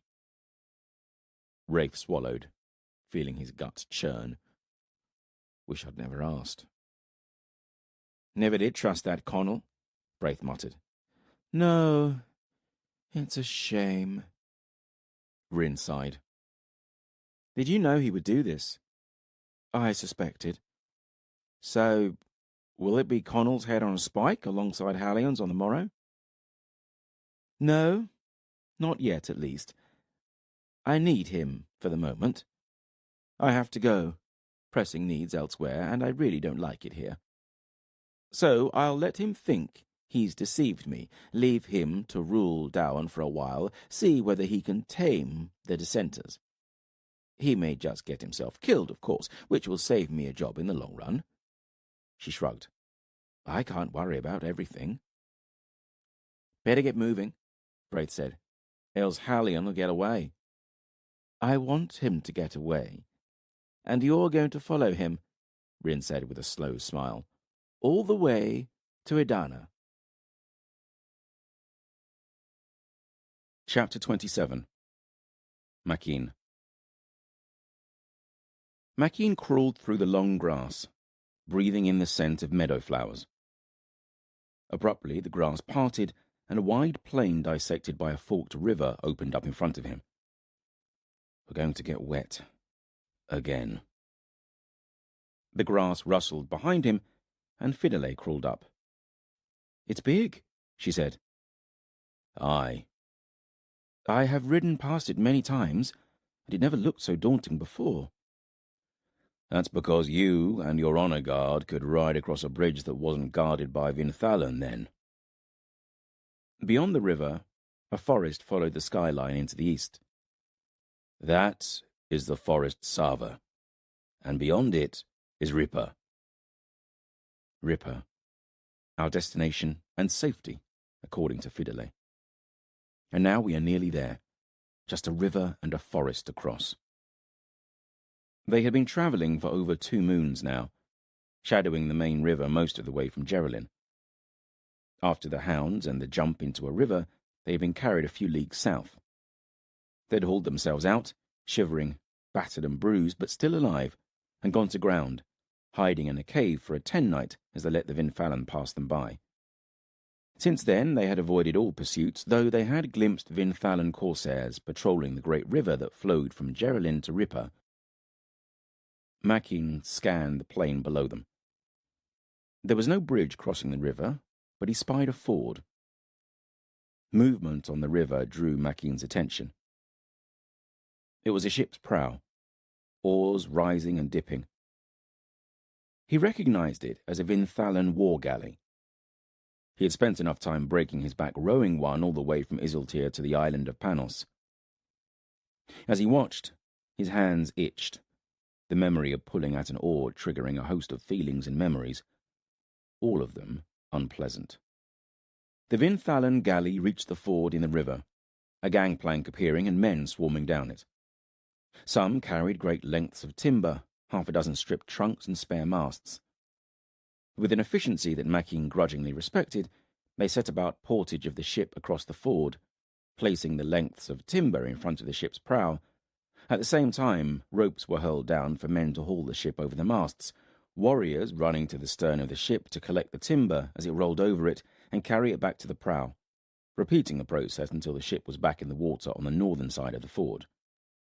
Then they boarded the ship and set to rowing again. The sun was low in the sky when the Vinthalan galley disappeared over the horizon, heading northwest. They're going to Geraldine, Fidele said. Most likely. And we're going to Ripper. Come, let's go get our feet wet. Makeen watched Fidele as she skinned a rabbit, the first rays of dawn dappling her skin through the canopy above. Her cuts were economical and precise, first gutting the dead animal, dumping the offal in the river, keeping the heart and liver, slicing a neat line all along the underbelly, then ripping the skin free in a series of fluid tugs. She's not useless now. Not that I thought she was before. Stubborn, pig-headed, maybe, but not useless. Over their time together, Makeen had learned a quiet respect for her. She was a lady of rank and clearly not capable of surviving in the wild. Well, not when I met her. But to her credit, she had refused just to rely upon him. She asked more questions than an inquisitive bairn, and slowly built up a set of skills that would look after any woodsman in the wild. The rabbit was skinned and quartered now. She pierced each piece on a long knife, and set it over their small fire, a luxury Makeen would not normally have agreed to. But they were half a day from Ripper now. Fidele was focusing on turning her makeshift spit, face set in lines of concentration so as not to burn any of the meat. The last 2 moons had taken their toll on her. She was pale, her face gaunt, dark shadows beneath her eyes, streaks of grey in her otherwise jet hair. Yet something else had changed about her. When Makeen had led her from the arena at Geraldine, there had been a rage within her, something cold and hard, brittle. Over their journey, that had changed, gradually melting away. She was relaxed in the wild, appearing more comfortable than Makeen had ever witnessed her in Geraldine. And now I have taken her almost to safety, to Ripper, the first promise that I have not broken in a long time.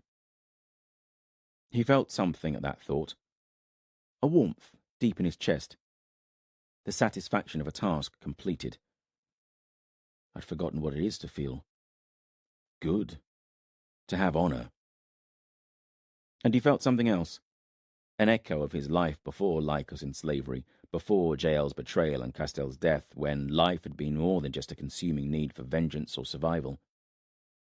She has reminded me what it is like to be a man, not just a trained killer. That feels good, too. She looked up at him, perhaps feeling his eyes upon her. "What?" she said, a smile warming her face. "Nothing," he muttered, and looked away. They stepped out of the forest. The road and river left a gaping hole amongst the trees that reminded Makeen of the dark entrance to the catacombs beneath Haldis. Ripper appeared before them, a stone tower on a high hill overlooking the sea. It was guarded by a stout wooden fortress, a town of wood and thatch spilling from the hill's slopes and down into a bay. Columns of smoke rose up into the sky. The river curled languidly towards the sea through a plain of tall grass, the smell of salt and sound of gulls in the air. They walked on the road, which was built upon an embankment. Beside them, fields of tall grass swaying in a strong breeze. Makeen felt exposed and self-conscious now that they were out in the open. Vulnerable. Been in the wild too long. As they followed the road from the forest that led to Ripper, something nagged Makeen. Where are the people? The children? "Something's wrong," Makeen said. As they crested a slight rise, they saw what? Black-sailed ships dotted the bay, lots of them. A blockade. Makeen stopped walking, pointed to the bay.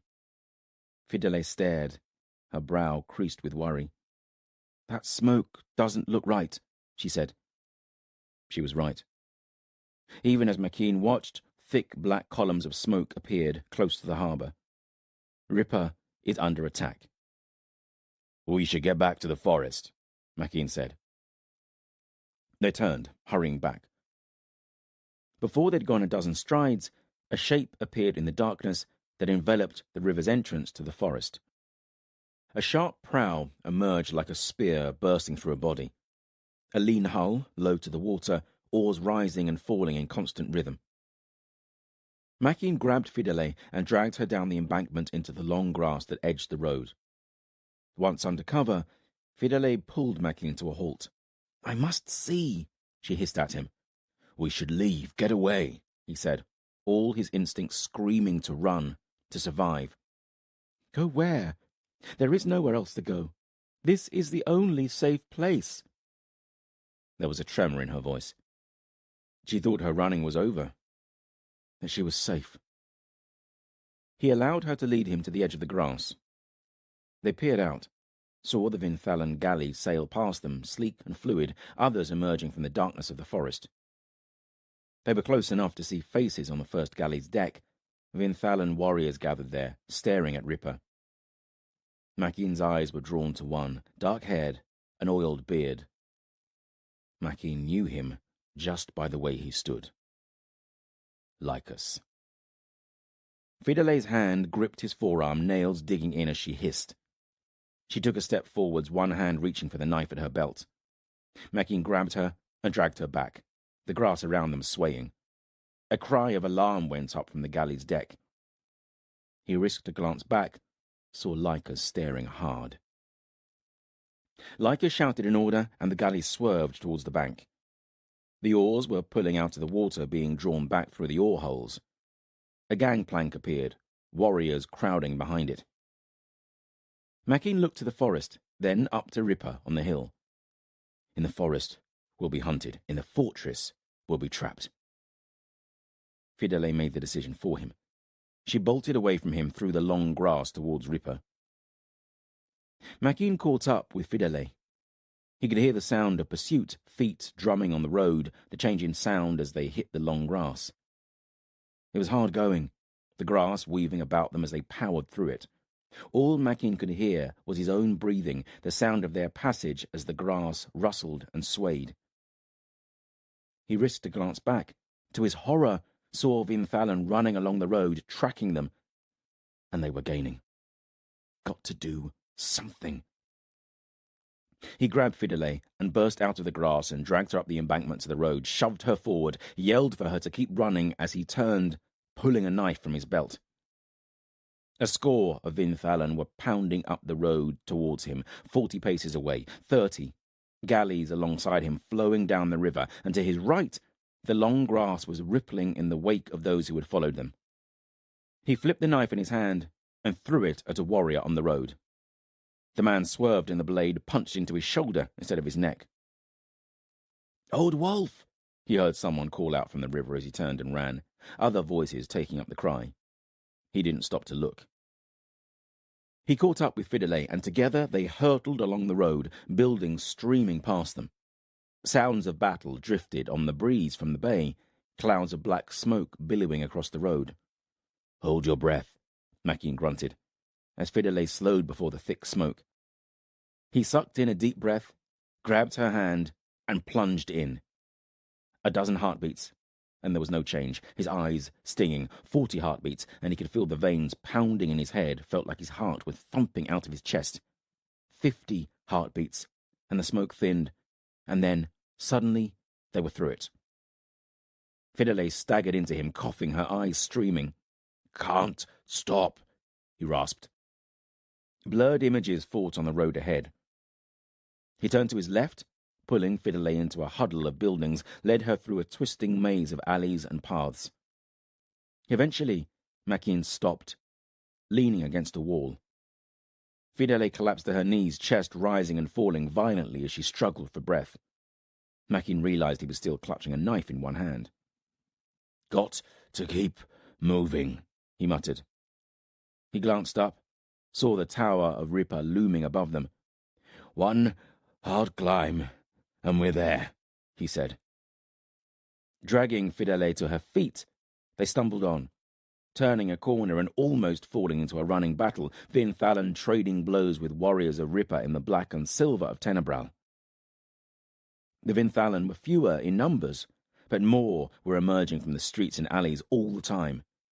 Mackin looked up the hill, saw that the gates of a tall wooden wall that ringed the tower were open, people streaming through them.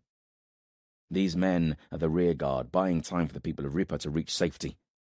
"Up the hill!" Mackin yelled at Fidele over the din of battle. Together they ran, swerving around combat over bodies. 2 men crashed in front of them, punching, kicking, stabbing. Fidele huddled them and stumbled on, but a hand grabbed Mackin as he leapt over them.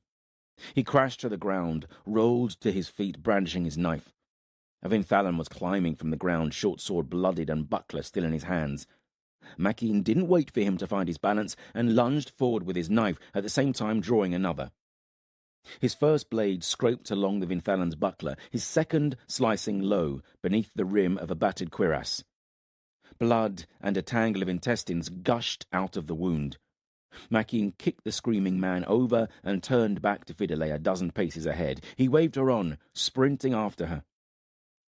The men of Ripper were trying to form a wall against the Vinthalan, but there were too many, more surging up the hill, others flowing out of side streets, flanking the beleaguered rearguard. They have no chance. Then Vinthalan was spilling into the road above them, 2 score at least, more appearing, blocking the road and falling on the men of Ripper. Fidele looked at him, despairingly. There was no way back. The side streets were swarming with Vinthalan, and besides, running that way would only delay the inevitable. The tower gates were still open 100 paces up the road. Only chance is to get through those gates. He stared at Fidele a moment, the worry etched upon her features, moments from their journey flashing through his mind. Strangely, he found himself smiling, remembering snippets of conversation and silence. I think you're worth dying for. He knew making the gates was unlikely, just too many Vinthalan in the way and more arriving by the heartbeat. Death is only ever a moment away. What now? Fidele asked. I carve us a way to those gates, or die trying. Stay behind me, he grunted, stepping in front of her. The first men saw him too late, his knives bringing sudden death upon them. In a dozen heartbeats, 3 Vinthalan were dead, another slumped upon the ground, bleeding out from a deep gash in his groin. Makeen pressed forward, felt Fidele behind him, knew she would have her knife in her hand. The Vinthalan saw him coming now, a handful moving on him together, spreading into a half-circle. Don't give them time.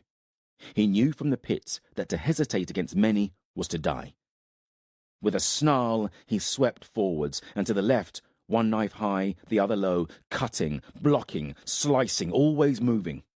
Time slowed, each heartbeat a lifetime. He felt cuts appear on his arms, his thighs, thin lines of pain burning like flame as his attackers managed to get past his guard. He stabbed, hands slick with blood. A blow high on his back staggered him, and he fell to one knee, rolled forwards from it, a sword slicing a handspan from his face. He had no idea where Fidele was now. Could only hope that she was still close. He kept stabbing, every face he saw superimposed with the features of Lycus or Jael. He killed them both, countless times, a feral grin on his face. One of his knives, stuck between ribs, was ripped out of his hand as his victim fell away. He pulled another blade from his boot, powered on, blood splattering his face, blurring his vision, the taste of iron in his mouth. Someone grabbed his arm. He spun on a heel, sliced a hamstring, the man falling, still clutching him, pulling him down. A blow crunched into his gut, low, above his right hip, felt like a punch. He snapped an elbow into a face, heard cartilage snap, took a step forwards, and suddenly he was falling. His right leg numb, the ground rushing up to meet him, his head slamming onto the blood-slick ground, his knives skittering away. He pushed at the ground, tried to rise, but his legs weren't working properly. He just managed to roll onto his back. He sucked in air, the sky a bright blue above him. Numbness pulsed out from the blow to his gut. He reached there, fingers coming away dark with blood. Is this death? He felt no pain, just weariness settling upon him like a heavy cloak, his limbs suddenly filled with lead. A face loomed over him, blotting out the sky, a Vinthalan beard thick with iron rings, face twisted in a snarl, iron glinting. He thought about moving, fingers twitching to find one of his knives, but it was all too much effort. Then the face was falling away, Fidele replacing it. She dropped to her knees, shook him, face contorted with fear. "Run, you idiot," he said, though he wasn't sure how loud he said it, or even if the words had passed his lips at all. Hands gripped his head, Fidele lifting him onto her lap. Tears stained her cheeks, dropped onto his face. He tasted the salt on his lips. Her fingers brushed at his hair, wiped blood from his eyes. Her mouth was moving, her voice filling his head, but he couldn't distinguish the words. "It's all right," he tried to say. His eyes fluttered closed. "Live, damn you!" she screamed at him, a fist pounding his chest. His eyes snapped open. He heard that. "I'm trying, but it's not as easy as you think." In truth, just staying focused on her face was proving difficult. A dark nimbus formed around the periphery of his vision, the urge to close his eyes overwhelming. So tired. A noise grew, filling his head. Pounding, rhythmic, growing louder. Hooves? Shadows were all around him now, a flash of hooves stamping. Arms reached down and grabbed Fidele, pulling her away, and his head thumped onto the earth. She fought them, shouting, reaching out, pointing at him. Then hands were gripping him, lifting him high. A new face appeared, a man, thick black beard on a weathered face. He grinned, which Makeen thought was strange at a time like this. "Welcome to Ripper," the face said. And then the darkness surged in, and Makeen knew no more. Chapter 28. Lycus. Lycus stood on deck and stared up at the tower of Ripper. Gulls circled and screeched, and absently Lycus spied a sea-eagle, sailing the currents high above the flocks of gulls. He is like me, striking without warning. But I did not strike quickly enough. The tower still stands, its walls and gates closed against me. He tried to focus on strategy, on finding a way to end this, but his mind kept looping back to Makeen and Fidele. For a moment he had not believed his own eyes, not believed that his fortune could be quite so good. 2 moons he had waited for word of their capture, had become increasingly frustrated with every passing day. Eventually word reached him that their trail had been found, only for them to disappear again, and then nothing. Until today, when he saw them staring straight at him from a sea of undulating grass. And again, they have escaped me. "Your boat is ready," a voice behind him said. Kolai, his shieldman. Lycus had hand-picked another dozen men, a mixture of pit fighters and corsairs, more than he had ever felt the need for before. But a knife in the back had convinced him of his mortality. Better too many than too few. Lycus made his way across the ship's deck and swung nimbly over the side, climbed down a rope net into a rowing boat bobbing on the swell. The wound in his back was as good as healed, though he could sense a weakness there and ache when he exerted himself. His 12 shieldmen were already in the boat, half of them sitting at the oars. Each one of them had a grapple hook and rope wound about one shoulder. Kolai dropped into the boat behind him, and they set off, cutting across the bay to the harbour. They skirted the burning galleys of Ripper, larger, heavier, and slower than any Vinthalan galley. Lycus smiled at the sight, knowing how many ships the Ripper fleet had cost him while defending their coastline against Vinthalan raiders before the pact with Nathair and Aquilus. It was very satisfying. They moored the boat and climbed stone steps to the harbour. A group of Vinthalan were standing on a pier, 100 men, maybe more. Lycus walked up to one who stood before them, black-haired, beard oiled and clinking with iron like any self-respecting Vinthalan. A scar ran from the corner of his mouth to his left ear. "Demos, it is good to see you, you old pirates." Demos was the closest thing to a friend that Lycus had. He had no interest in politicking or in power, just lived for the thrill of riding the waves, of hunting on the deep blue. He was a shark, a predator, and a friend. "Less of the old," Demos grinned.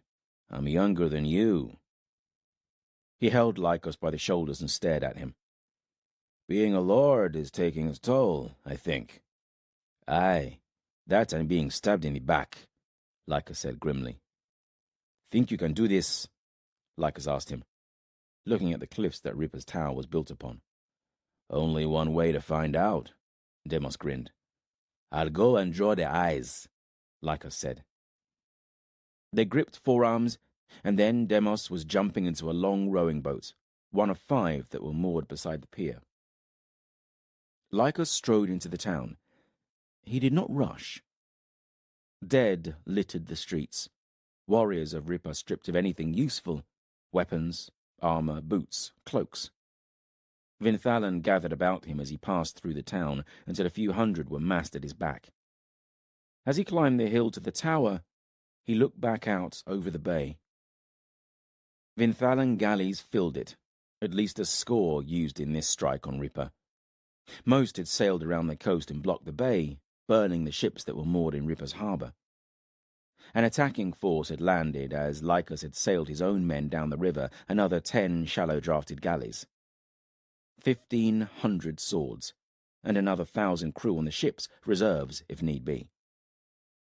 His sources told him that old Lamar had no more than 1,100 men at his disposal, and, judging by the corpses on the street, a good few of them wouldn't be lifting a sword against him. So I have the manpower to finish this.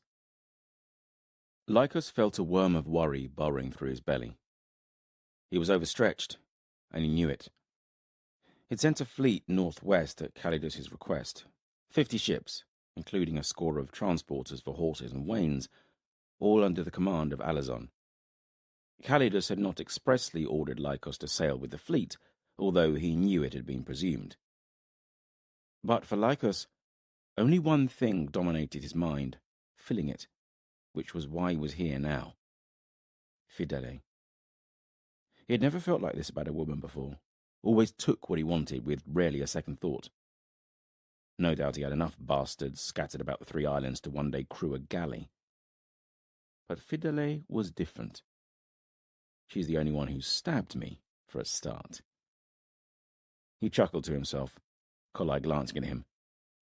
I will have her back. Besides, this rebellion needed to be crushed before it spread. Peritus is in Ripper, and so he has Lamar's backing, and Lamar commands the largest warband in Tenebral after my own. And he did not want Calidus finding out what level this rebellion had escalated to, at least not until after Lycus had dealt with it. The road steepened, and he saw the tower looming above him, black gates closed before it. The walls bristled with men and iron. No matter. A fortress is only as strong as its weakest man. Bodies were thicker upon the ground now, and to his annoyance, Lycus saw a number of Vinthalan faces amongst the dead. He paused again, turning. His position gave a fine view of the surrounding countryside. To the north and west, the forest of Sava stretched, a green, undulating ocean of bough and leaf. In its fringes, a hill reared, broken walls and towers jagged on the horizon. Balara, the giant ruin. He had been there only yestereve, making sure that his secret was guarded and safe. Not so secret now, since Fidele and Makin saw them. He had considered sending his giants back to Pelset, but decided in the end that keeping them close was the safest answer. He faced the tower and gates, stepped over the last of the dead that clogged the road, and walked on a dozen paces, stopping within hailing distance of the barred gates. Close enough for a good spear throw from their wall, Kolai observed. Lycus shrugged. He was more careful since his injury, but something smacked of cowardice, and he had not become Lord of the Vinthalan by being a coward, or by being cautious.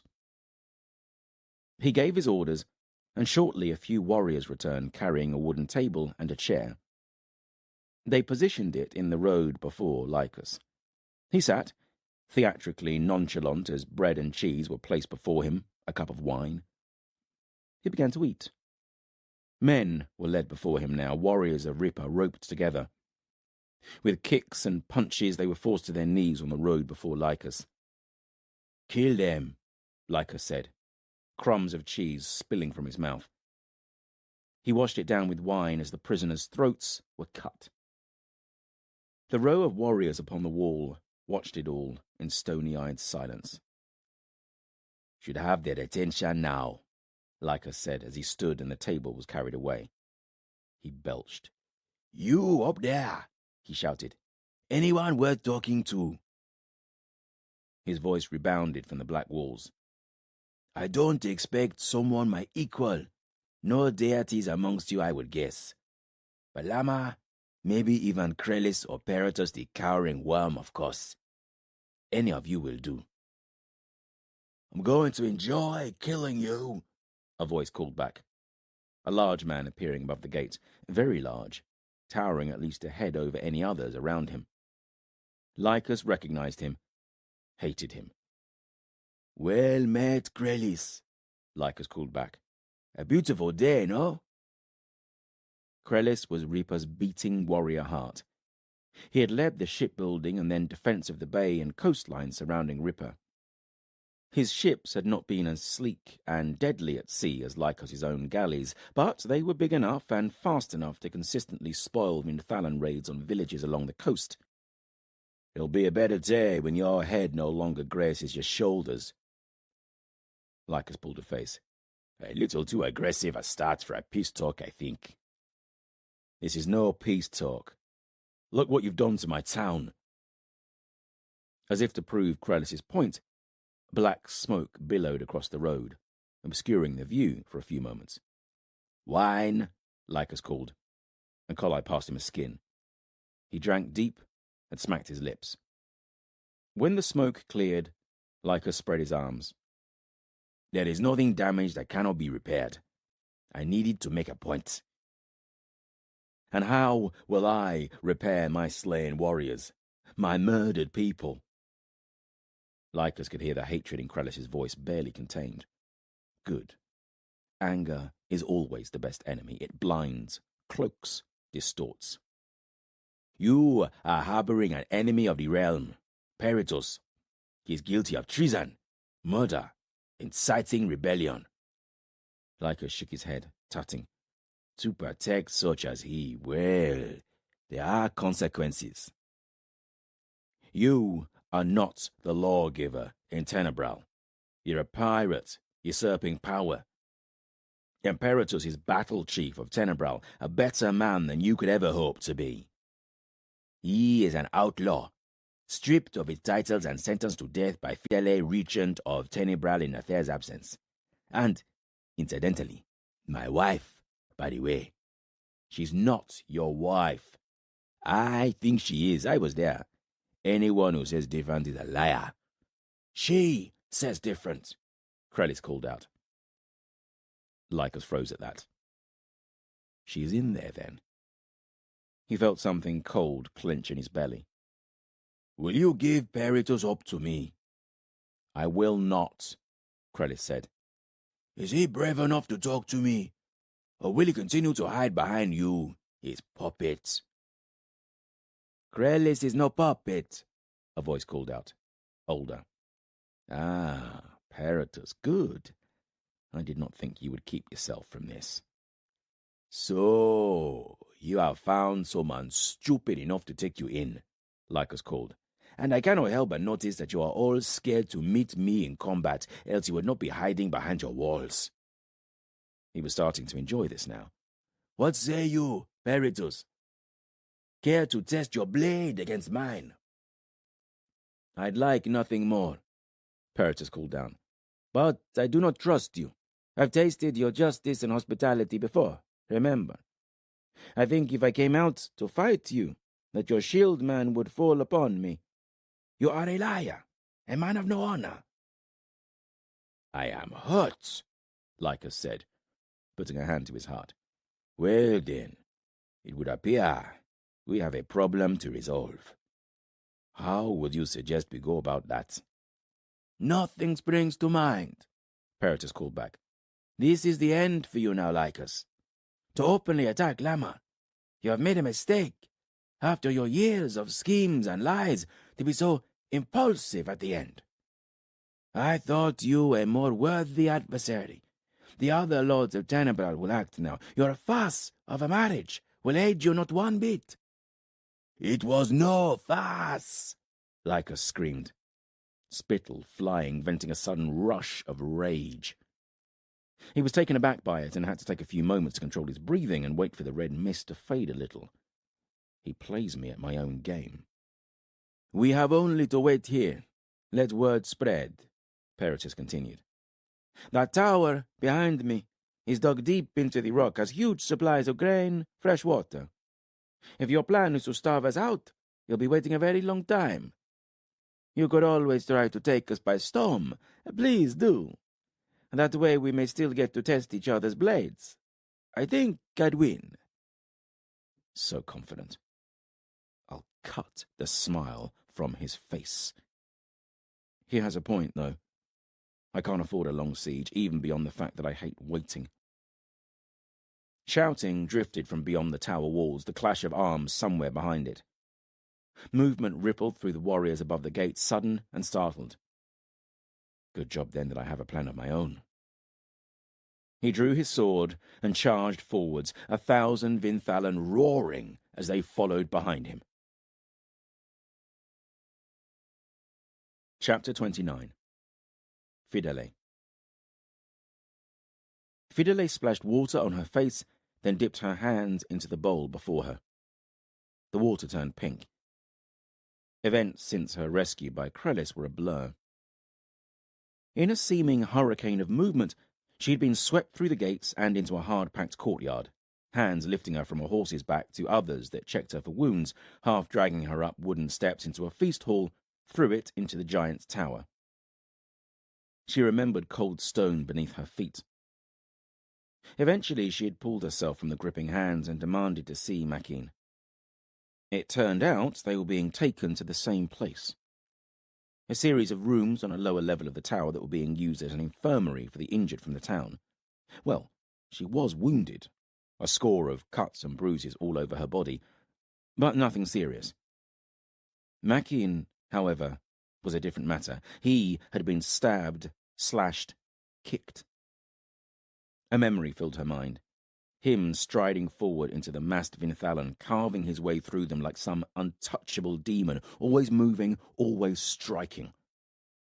She had seen the blow that felled him, seen him kill the attacker, his body failing as even then he tried to force a path for her to the tower, saw him collapse. She had killed the Vinthalan standing over him, recalled the sensation with a shudder. She had plunged her knife into him, punching through leather into the body beneath. Twice, now, I have killed in Makin's defense. Her hands shook as she put them back into the bowl, scrubbing at them with a hard-bristled brush. "Will he live?" she asked, as she turned away from the bowl. Makin lay upon a cot in a stone room with white walls. A row of large windows were open, shutters flung wide, letting in streaming sunshine and a strong breeze that diluted the cloying scent of blood and sweat. Other beds filled the room, the injured or dying groaning as they were tended by a score or so of healers. Tables were being carried in, more injured stretched out upon them. A man was bent over Makin, white-haired and thin. Alban was the swords master of Ripper and, ironically, one of its most skilled healers. "A man can die of many wounds," he murmured. Makin was still unconscious, his breathing shallow. Alban cut away the prone warrior's leather vest and linen shirt, revealing a dark wound above his hip. It pulsed blood rhythmically, with every beat of Makin's heart. Alban probed it, fingers pushing around the wound. Makin stirred and groaned. "Knife or sword?" Alban asked. "What?" Fidele asked, eyes still fixed on Makin's face. "What made this wound? Knife or sword? It will tell me how deep the wound is." "Knife, I think. I'm not sure. It was so quick." He reached out to a rack of tools, pulled out a metal rod with a flat iron head, and placed it alongside other similar tools heating in a fire that burned in a wide pot. He left it there a while, gathering what he needed. A salve that smelt of honey, some leaves, gut twine, a curved needle, a roll of linen bandages. He placed them all on a table beside Makin, then went back to the iron rod, checked its end. "Hold his legs," Alban ordered one of the healers. "I'll do it," Fidele asked, stepping forward. "He may kick out, my lady."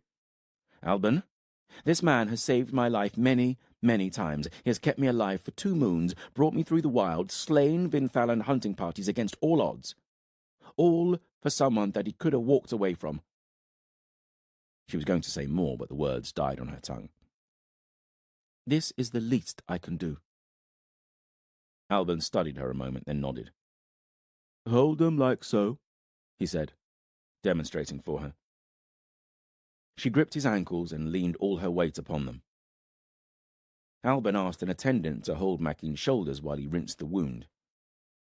There was so much blood, Fidele wondered how Makin could survive, but he had to. Alban took another long look at the gaping cut, then pressed the heated iron head into the wound. Makin's feet kicked, his body jerking, and he groaned. There was a hiss, the stench of cooking meat, and Fridolin felt her stomach lurch. She refused to look away. Alban pushed the rod a little deeper. Then, with a twist, took it out, dropped it into a bowl of water. He cleaned up the wound, stitched it closed, then applied the honey-like salve and covered it over with a leaf. Finally, he bandaged the wound. "Thank you," Fridolin said, feeling suddenly weary beyond measure. "It's a gut wound," Alban said. "If it's pierced his intestines, he will most likely die in agony." She felt something twist inside her, a cold fist clenching around her heart. No, not after coming so far. "If they are not cut, then he may still die, fever and the like. I have seen people live, but only a handful out of hundreds. He may wake at any time. There is seed of the poppy for his pain. No food, only water for the next day. Now, let me take a better look at you." "I am fine, just scratches." "They need to be cleaned. A scratch can still kill." A hand touched Fridolin's shoulder and she spun around. At first, she thought it was a patient, a sickly-looking man staring at her, pale with lank hair, his frame gaunt, almost withered. "My lady," he said, his eyes touching her face. "Hector, Lamar's son." Without thinking, she reached out and hugged him. He was a strange man, reserved and introverted, but Fridolin had spent some time with him the previous year, poring over manuscripts in his library buried deep in the tower's bowels, and she had come to see another side of him. "It is good to see you, Hector," she said as they separated. He was standing stiff and blinking. "And you too, my lady," he managed. He looked around the room. "My father, he is waiting for you in his chambers. You should go. Now." "Lady Fridolin has been injured, Hector. She will be along as soon as she has been cared for," Alban said, his hands guiding Fridolin to an empty cot. "If you could pass that on to your father, I'd be grateful." "Send a messenger. I'm busy," Hector said, retreating. "We'll talk soon," Fridolin said to Hector, who nodded as he turned and left the room, disappearing into a corridor. "That boy is always busy in his mind," Alban remarked. "A boy?" Fridolin smiled. Hector was the youngest of Lamar's sons, around 20 summers. "When you reach my age, my lady, all whose sleep is not interrupted by the need to empty their bladder are boys." Fridolin sat there as Alban checked over her wounds. A myriad of cuts and scratches washed away some blood. "Have you had word from your son, my lady?" Alban asked, as he cleansed her wounds. "No. My son. Where are you, Nathair?" She felt a knot of worry bloom every time that she thought of Nathair, which was every day. Every night before sleep took her, she whispered a prayer to Elion for his safety. Lycus had hinted at terrible things. "So, no news of Veridis either, then?" Alban said. "Veridis, no," Fridolin said. For a moment she had had to concentrate to pull his face into memory. So much has happened since Nathair sailed away. "In my last correspondence from Nathair," the letter that stripped me of my regency, my son replacing me with Lycus, "Veridis was at Nathair's side in Duncarrig, Arden. Elion willing, they are still together. Veridis is the one man I trust with Nathair's life. He has been most faithful, a true friend to my son." "He is a good boy," Alban said, a faint smile touching the corners of his mouth. "I taught him his weapons." "And taught them well." A groan drew Fridolin's attention. Mackin was stirring on his cot. His fingers moved and his eyes flickered. They opened, searching. He made to sit up. Alban was there, holding his shoulders. "No?" he said. Fridolin squeezed Mackin's hand, leaning over him. Recognition swept his face and he relaxed. "You're safe," Fridolin said. "Rest." His lips moved, but only a whisper came out. She leaned forward, putting her ear to his mouth.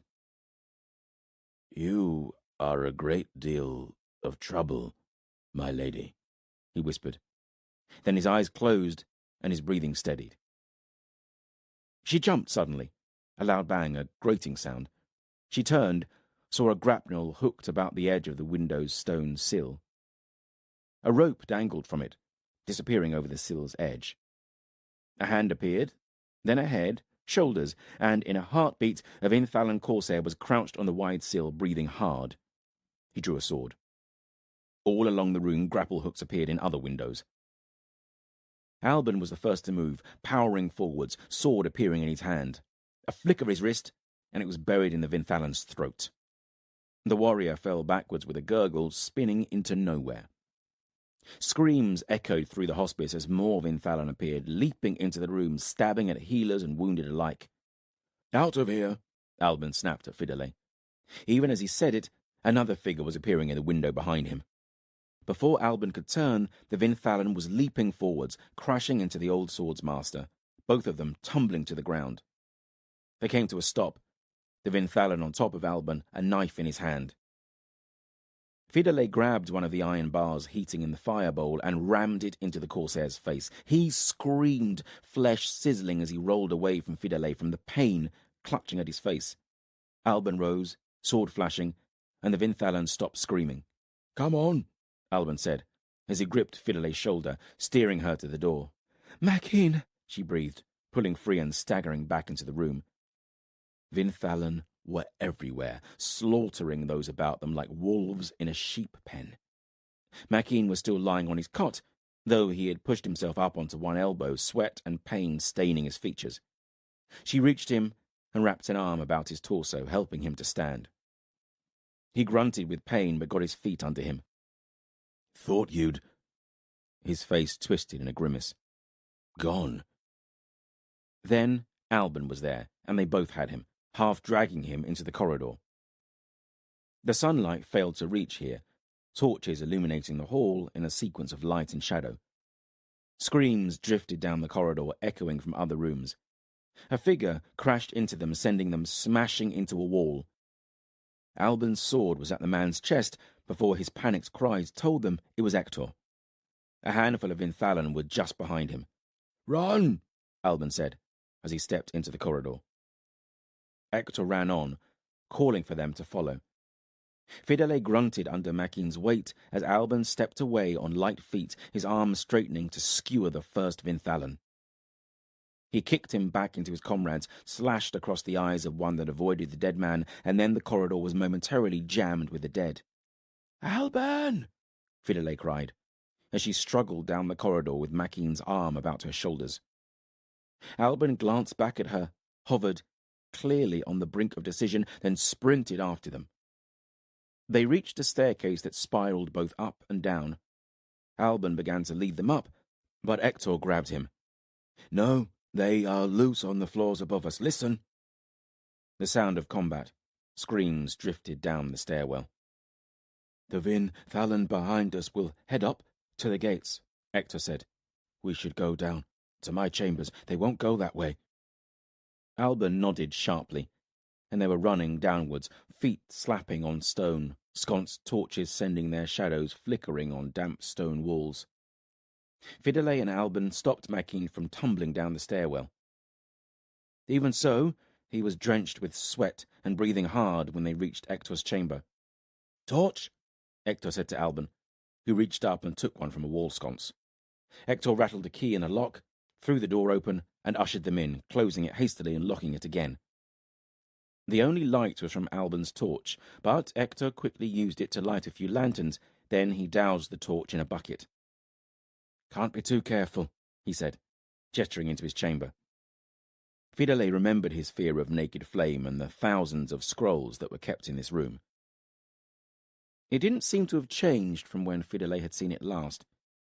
The first half looked as if battle had raged through it. Chairs overturned, bedsheets strewn on the floor, half-eaten trenches of food left to rot.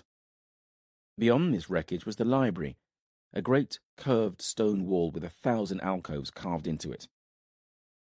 She helped Makin into the chamber, and he collapsed onto a long table, rolling onto his back with a moan. Hector shrieked at Makin and, none too gently, started pulling him upright. "Hector, he is injured," Fidele said, something in her tone giving Hector pause. He looked at Makin, saw the wound low in his belly. "My maps," he said. "He's crushing my maps, and he'll be more comfortable on my bed." Fidele and Alban helped Makin to a huge bed on one side of the chamber. Alban went back to the door and put his ear to it, listening for any sound of the Vinthalan. "You need to stop saving my skin," Makin said to her through gritted teeth. "This way, I'm never going to be out of your debt." "You saved me from something far worse than death, from a living hell. No matter how many times I save you from a knife through the heart, you will never be in my debt." "You need to learn how to keep out of the way of sharp iron, then." He started to grin at that, but it shifted into a pained grimace. "Quiet!" Alban hissed, and they all froze. 100 heartbeats went by. Eventually, Alban turned back to them. "There were footsteps on the stairwell, but they have not come this way." "How did they scale your walls?" Fidele asked. Alban shrugged. "It has never been done before. We are a long way up from the bay." "And what now?" Fidele asked. "We wait," Hector said. "For what? The Vinthalan to overwhelm the tower?" Fidele said. "What would you suggest we do?" Hector snapped. "You, no offence intended, are not exactly warrior-born. Your friend, on the other hand, looked as if he could carve his way to the other world if he had a mind to." It did not sound like a compliment, the way Hector sneered as he said it. "But he is clearly injured and unable to stand unaided, let alone fight, and the oldest swords master in the Banished Lands." Alban scowled at that.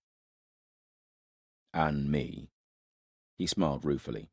"Not the greatest band of heroes ever mustered." "He's got a point," Makin grunted. Fidele thought about it. To go charging into the unknown would be foolish.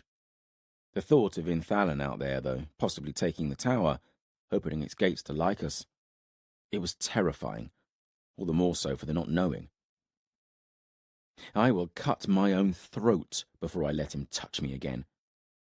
She found herself pacing about the chamber, searching for a distraction. Hector was tidying his table, a worried frown on his face. He seems more worried about his maps than the fact we're possibly being overrun by invaders. I remember studying them with Hector. How long ago was that? A year? 2? She had spent a long day in this chamber with Hector, listening to his wealth of knowledge on the history of the Banished Lands, trying to unravel clues in the ancient writings of the giants. She had been unsettled by what they had discovered, rumours about the Ben Elim and Kadoshim walking the earth clothed in bodies of flesh and blood. There was a reference to the High King's counselor being Kadoshim, a servant of Asroth. The question had been, which High King? Aquilus or Nathair? Michael or Calidus? I think I know now, if Lycus's association with Calidus is anything to go by. "Did you ever find the answer?" Fidele asked Hector. "Not exactly," he said quietly, as if guarding some great secret. "But I narrowed it down to 2 conclusions." "So did I," Fidele whispered. Hector nodded at her, smiling. "You really show a great deal of potential, you know." "Thank you," she murmured. "Footsteps," Alban hissed, drawing his sword. Fidele pulled her knife from its sheath. The latch lifted, rattled as someone tried to open the door. A fist pounded on the thick oak, dust puffing from the hinges. Fidele felt a knot of fear squirm inside her. She gripped her knife tightly. "Hector!" a voice shouted. "Are you in there, you pasty-faced bookworm?" Fidele's fear melted away. Only close kin can be so personal and insulting. Alban unbolted and opened the door, revealing the bulk of Krellis standing in the doorway, a dozen warriors filling the corridor behind him. Hector came forward and glowered at his brother. "You took your time?" Chapter 30. Camlin. Camlin stood in the